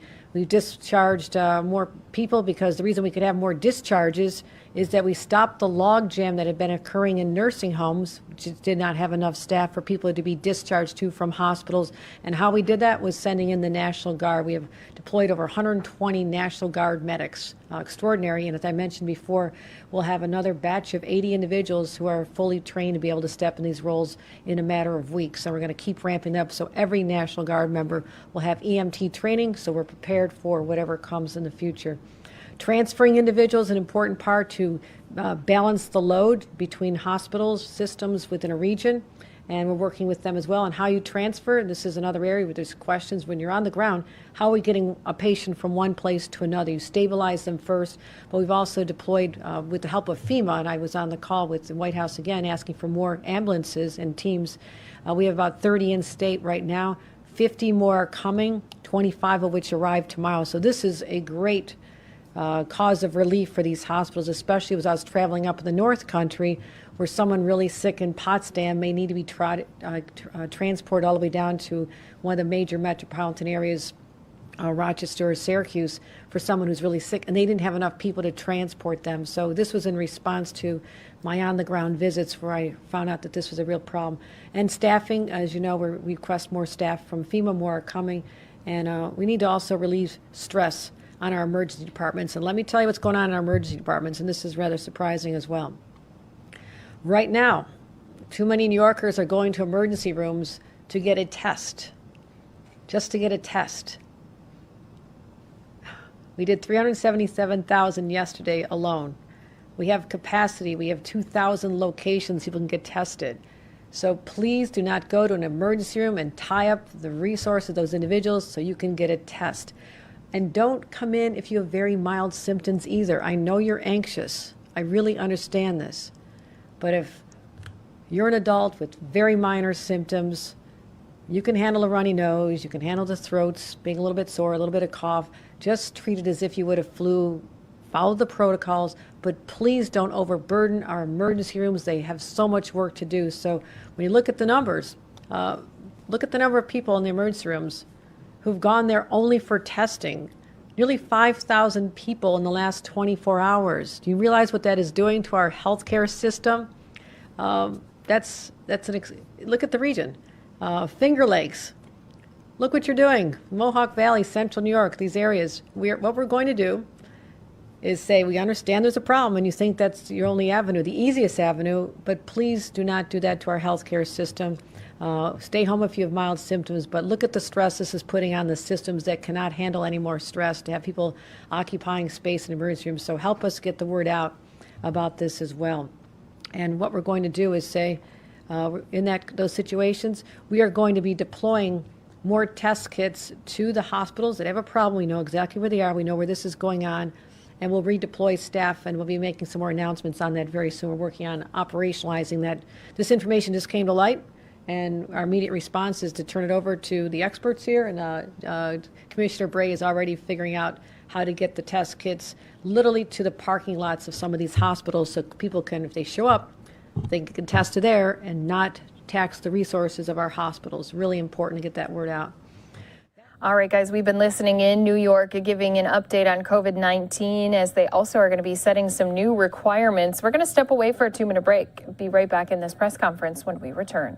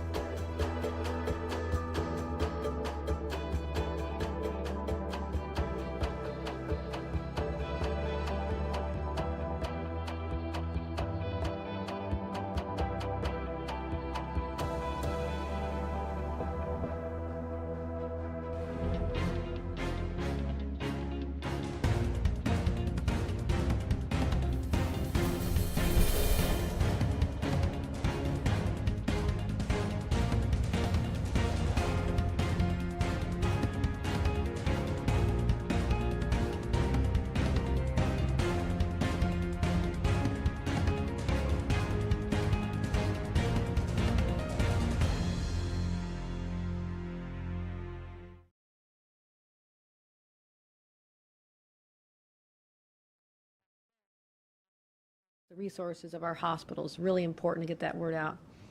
Vaccinations, okay. Still not seeing what I want to see in children. 29%, you had the whole holiday to do it. Now we can get more kids vaccinated. We've had the ability to do this. But the best news I've heard is that the CDC is now allowing 12 to 15-year-olds to be eligible for a booster shot, the Pfizer boosters. So this is our overall booster update. You can see the areas of the state that have had more boosters. That's a high number, and that's extraordinary. We're working very hard to get those numbers even better. But get the CDC after 5 months now instead of 6, and that's an important distinction. It had been 6 months. The CDC now says after 5 months you can do that. So we'll be launching some new guidance on exactly how we're going to do this here in the state of New York, but I wanted you to hear first that we'll be following that guidance.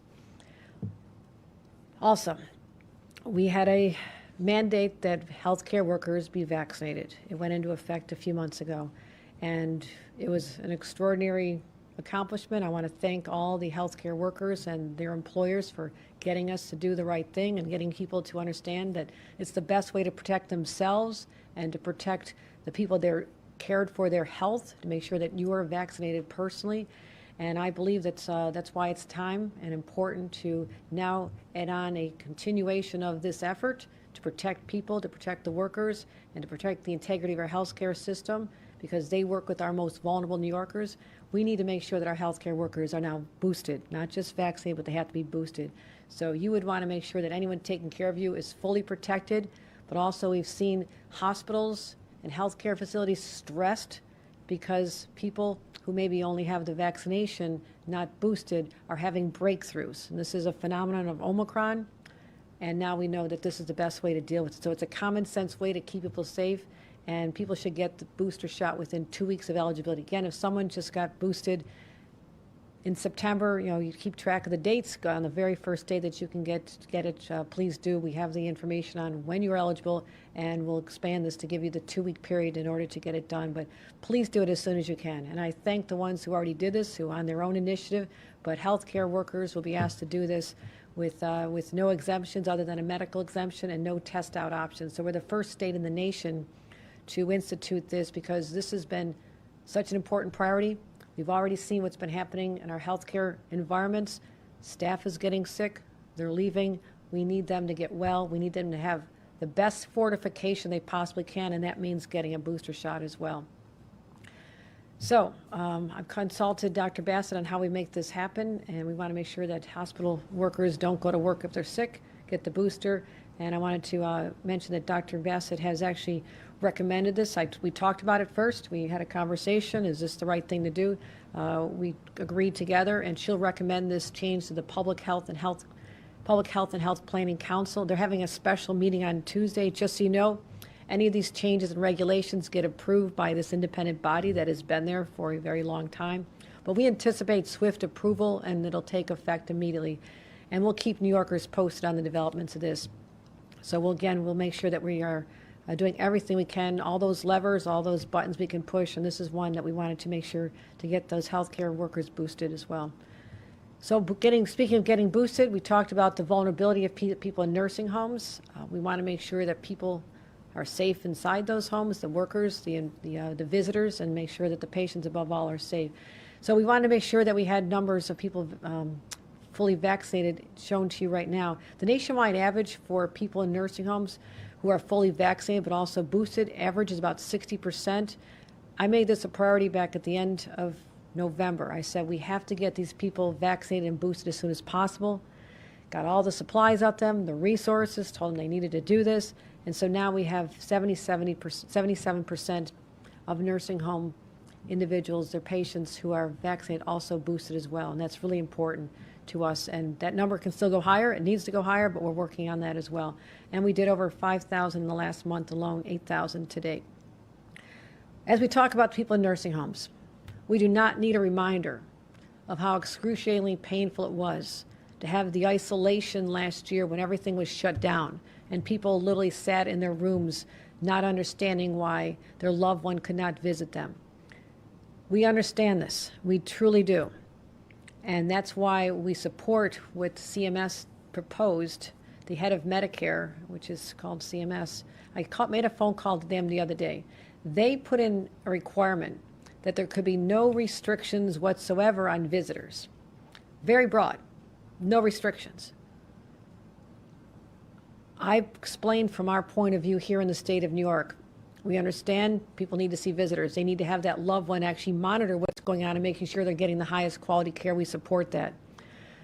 But the last thing we want to do is create a situation where visitors are coming in and now getting people that they love or their neighbors in the next room sick from the pandemic. And we're starting to see an increase in cases in our nursing homes, as much as we've done to protect them with the vaccinations, the booster shots. So now we're going to be making sure that when visitors do come in, that they have to wear a better mask, they have to wear a surgical type mask, and they have to have a negative COVID test within 24 hours. We prefer that they do it at home, bring the results, show us, or do it in the parking lot before we go in, show us that it's true. But also, we will provide the tests. Again, the reason I'm asking you to do it in advance is not to overtax the workers in the nursing home, but we'll make sure that every nursing home has the supply they need to make sure that visitors are tested and not positive when they walk in the door to go possibly expose an entire facility. This will spread like wildfire. It is starting to in some places, and we're getting a real clear view of what's going on, but we believe that the visitors, it's a point of vulnerability for us. The workers, the patients getting vaccinated, that's great. Ideally, every visitor would be vaccinated and boosted, but we don't have the authority to create that restriction because of the CMS laws which they enacted, the regulations they put in place. So here's what we're going to do. Ask people to have a higher quality, more protective mask, but also make sure that they have a negative test before they walk into the facility. Critically important. I mentioned testing. You know how many we have. I keep talking about the 37 million, but that's not enough. That's not enough. We ordered another 12 million tests, so we have 49 million tests ordered. And we wanted to make sure, as we talked about schools opening this week, and what an amazing accomplishment it was to get so many children in schools safely, all public and charter schools now have enough tests available to them. Again, a major operation to get them deployed and out there, but now they have it to be able to implement the Test to Stay program, which we think is so important. And more are on the way. So we'll keep announcing how many of those are coming. We've ordered more. 12 million have arrived. We're receiving 3 to 5 million tests per week. Huge push. And again, New York City's now had 3 million test kits from us, tests I should say. And we've had 3.1 million distributed outside the state. So that's why it's important. Mayor Adams and I spoke about this yesterday, how important it was to have this teamwork approach to making sure that we support each other. And one of them was making sure that the city of New York had enough test kits so parents felt safe with their children heading into schools.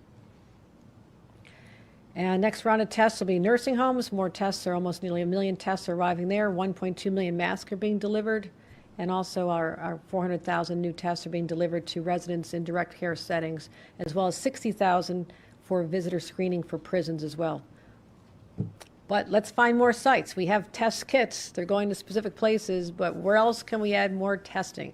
We already have existing sites at the MTA, Times Square, Grand Central, Penn Station, Broadway Junction in Brooklyn, East 188th in the Bronx, Roosevelt Avenue, Jamaica. But also, let's add a few more. 125th Street in Manhattan, Bedford Park, Coney Island, and Queens Plaza. So we'll now have 11 in total. And those are going very well. And I want to thank the MTA staff and everybody who's making this work so well. It's easy, no excuses. Take it right there. And again, this is another reminder. Come back on the subway. It's safe. It's good. You can even get a test there. That's an added addition. So please come back on our subway system. And they ran very well during a snowstorm, so that's even more impressive. As I mentioned, we thought we could also expand our operations for testing to utilize the sites where students have been tested during this calendar year, the school year, and now while they're on break, let's use those sites as well. So we have current sites at Oswego, Binghamton, and Plattsburgh, Cortland, Buffalo, Buff State, SUNY Oneonta, Albany, Stony Brook, and Purchase. So we'll be adding many, many more, so we're excited about that as well. New ones, I'm sorry, those were the existing ones. Geneseo, New Paltz, Potsdam, Fredonia, Brockport, Farmingdale, Morrisville, Canton, Cobleskill, and SUNY Polytech. So I think we're covering just about every one of them. I just said this is a resource to us. Why aren't we taking advantage of this? And so the team made my wishes happen, so thank you.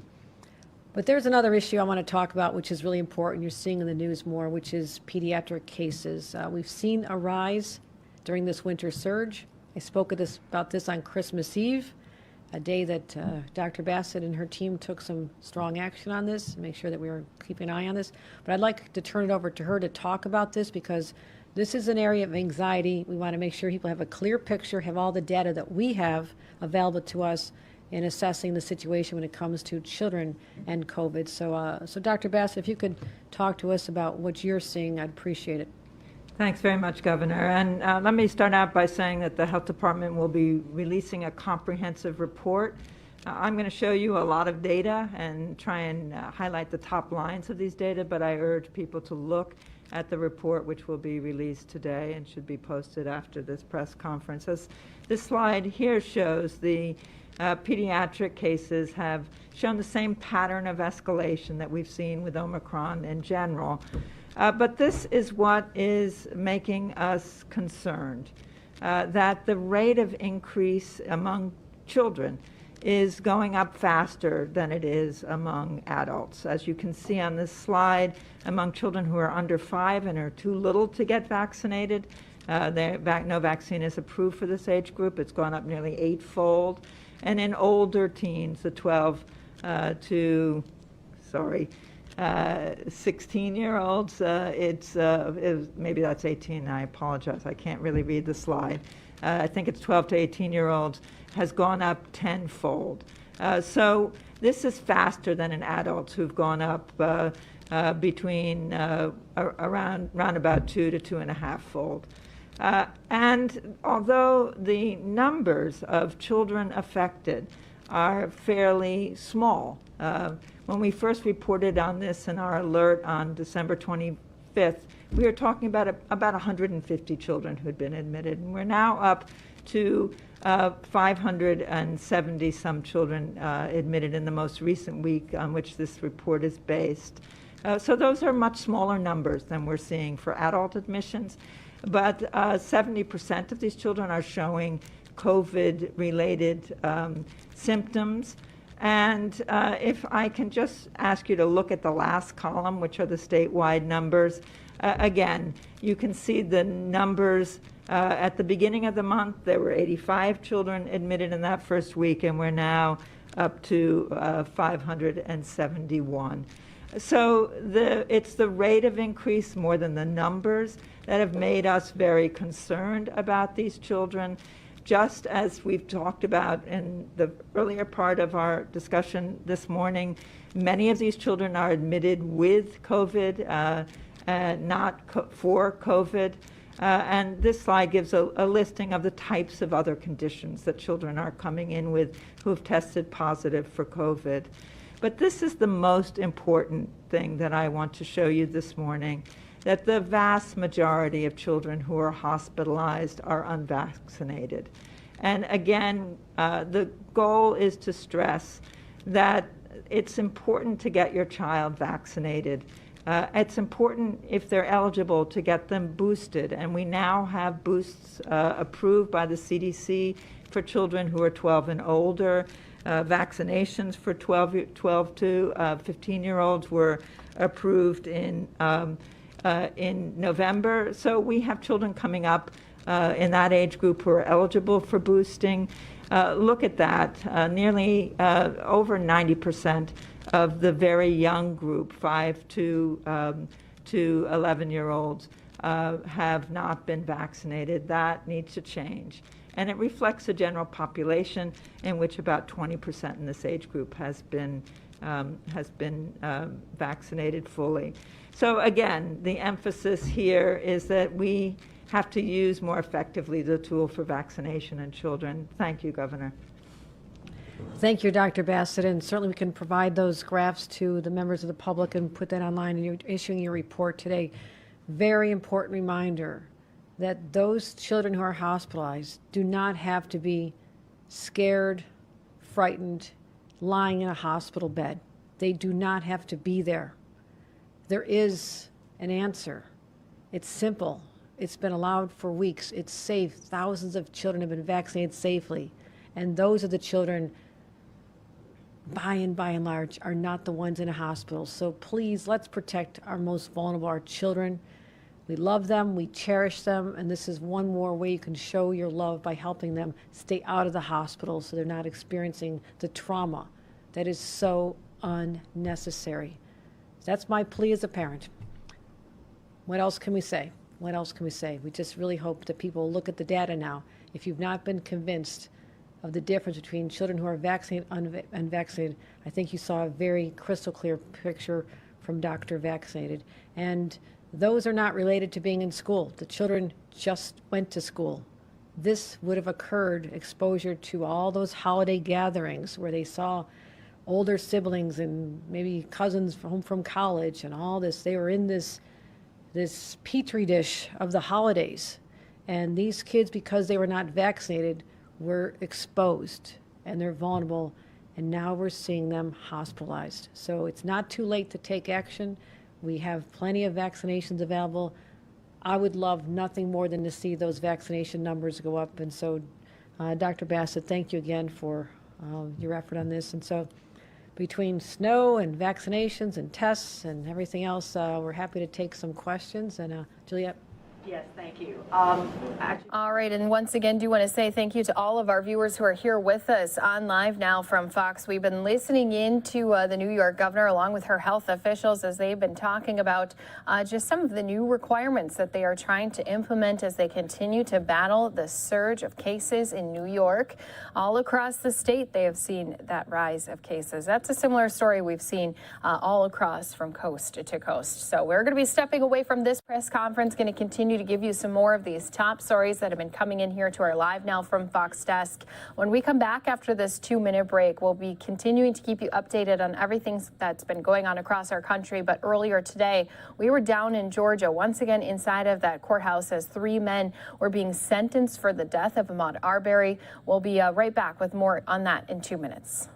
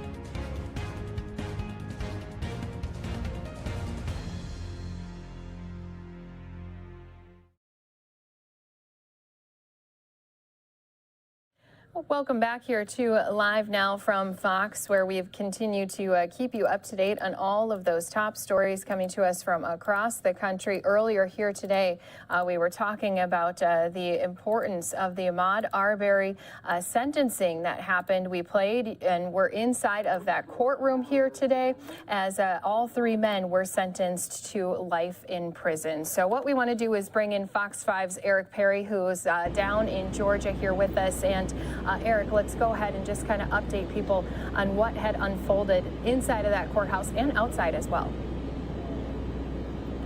Yeah, Christy, you know, the family of Ahmaud Arbery came out after those sentences were read inside, and his mom said these are answered prayers. She says she vowed to get justice for her son, who was killed almost 2 years next month to the day here in Brunswick by those three men that were convicted back in November. The judge, before reading those sentences, really said that he thought about the last moments of Ahmaud Arbery, saying that he could only imagine how frightened that 25-year-old must have been in the 5 minutes he was running from the defendants. Son, I love you as much today as I did today that you were born. Bone-chilling impact statements from Ahmaud Arbery's family as a judge sentences 3 men found guilty in his death. This verdict doesn't bring you back, but it does help bring closure to this very difficult chapter of my life. For the first time in court, we heard from Arbery's grieving mom, father, and sister. These men have chose to lie and attack my son. I made a promise to you. Today, I laid you to rest. I told you I love you, and someday, somehow, I will get you justice. The man who killed my son has sat in this courtroom every single day next to his father. I'll never get that chance. Ahmaud had a future that was taken from him in an instance of violence. The family and state have all pushed for the maximum sentence in the case, which is life in prison without the possibility of parole. On the other side, defense lawyers push for the judge to have mercy. As thoughtless as they may have been, they are not evidence of a soul so blackened as to deserve to spend the rest of his life in prison. Greg McMichael is a good man. He's not a perfect person. Justice for Ahmaud Arbery. Justice for Ahmaud Arbery. Outside the courthouse, attorneys for the family along with members of the clergy came together in prayer and support ahead of the sentencing. If you don't stand for something, you'll fall for anything. Including Metro Atlanta Pastor Jamal Bryant. My prayer for today is that justice will be served, not symbolically, but substantively.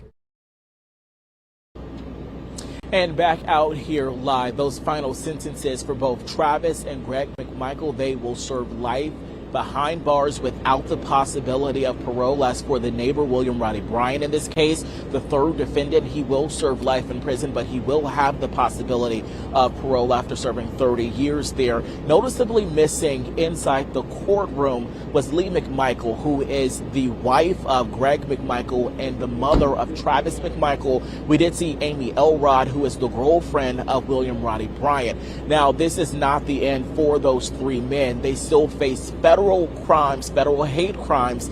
That goes to trial next month. But again, after that sentence, those sentences were read, really just a lot of excitement and grins from the family. We also heard from the lead prosecutor, the state prosecutor in this case. They were based out of Cobb County in Georgia. They made that journey down here. But again, the mother of Ahmaud Arbery just thanking everyone. She says, quote, no one believed her. She thought she was going to have to fight this alone, but after everything that happened, she thanked those who stood by her since day one. Christy. And Eric, I have to ask, something that we saw also afterwards with the Ahmaud Arbery family, as well as attorneys, was they were saying they were going to head over to a mural that's been painted in his honor and do a celebration of his life. How have the events been around after this sentencing has come down? Have things been pretty quiet, or are people out celebrating today?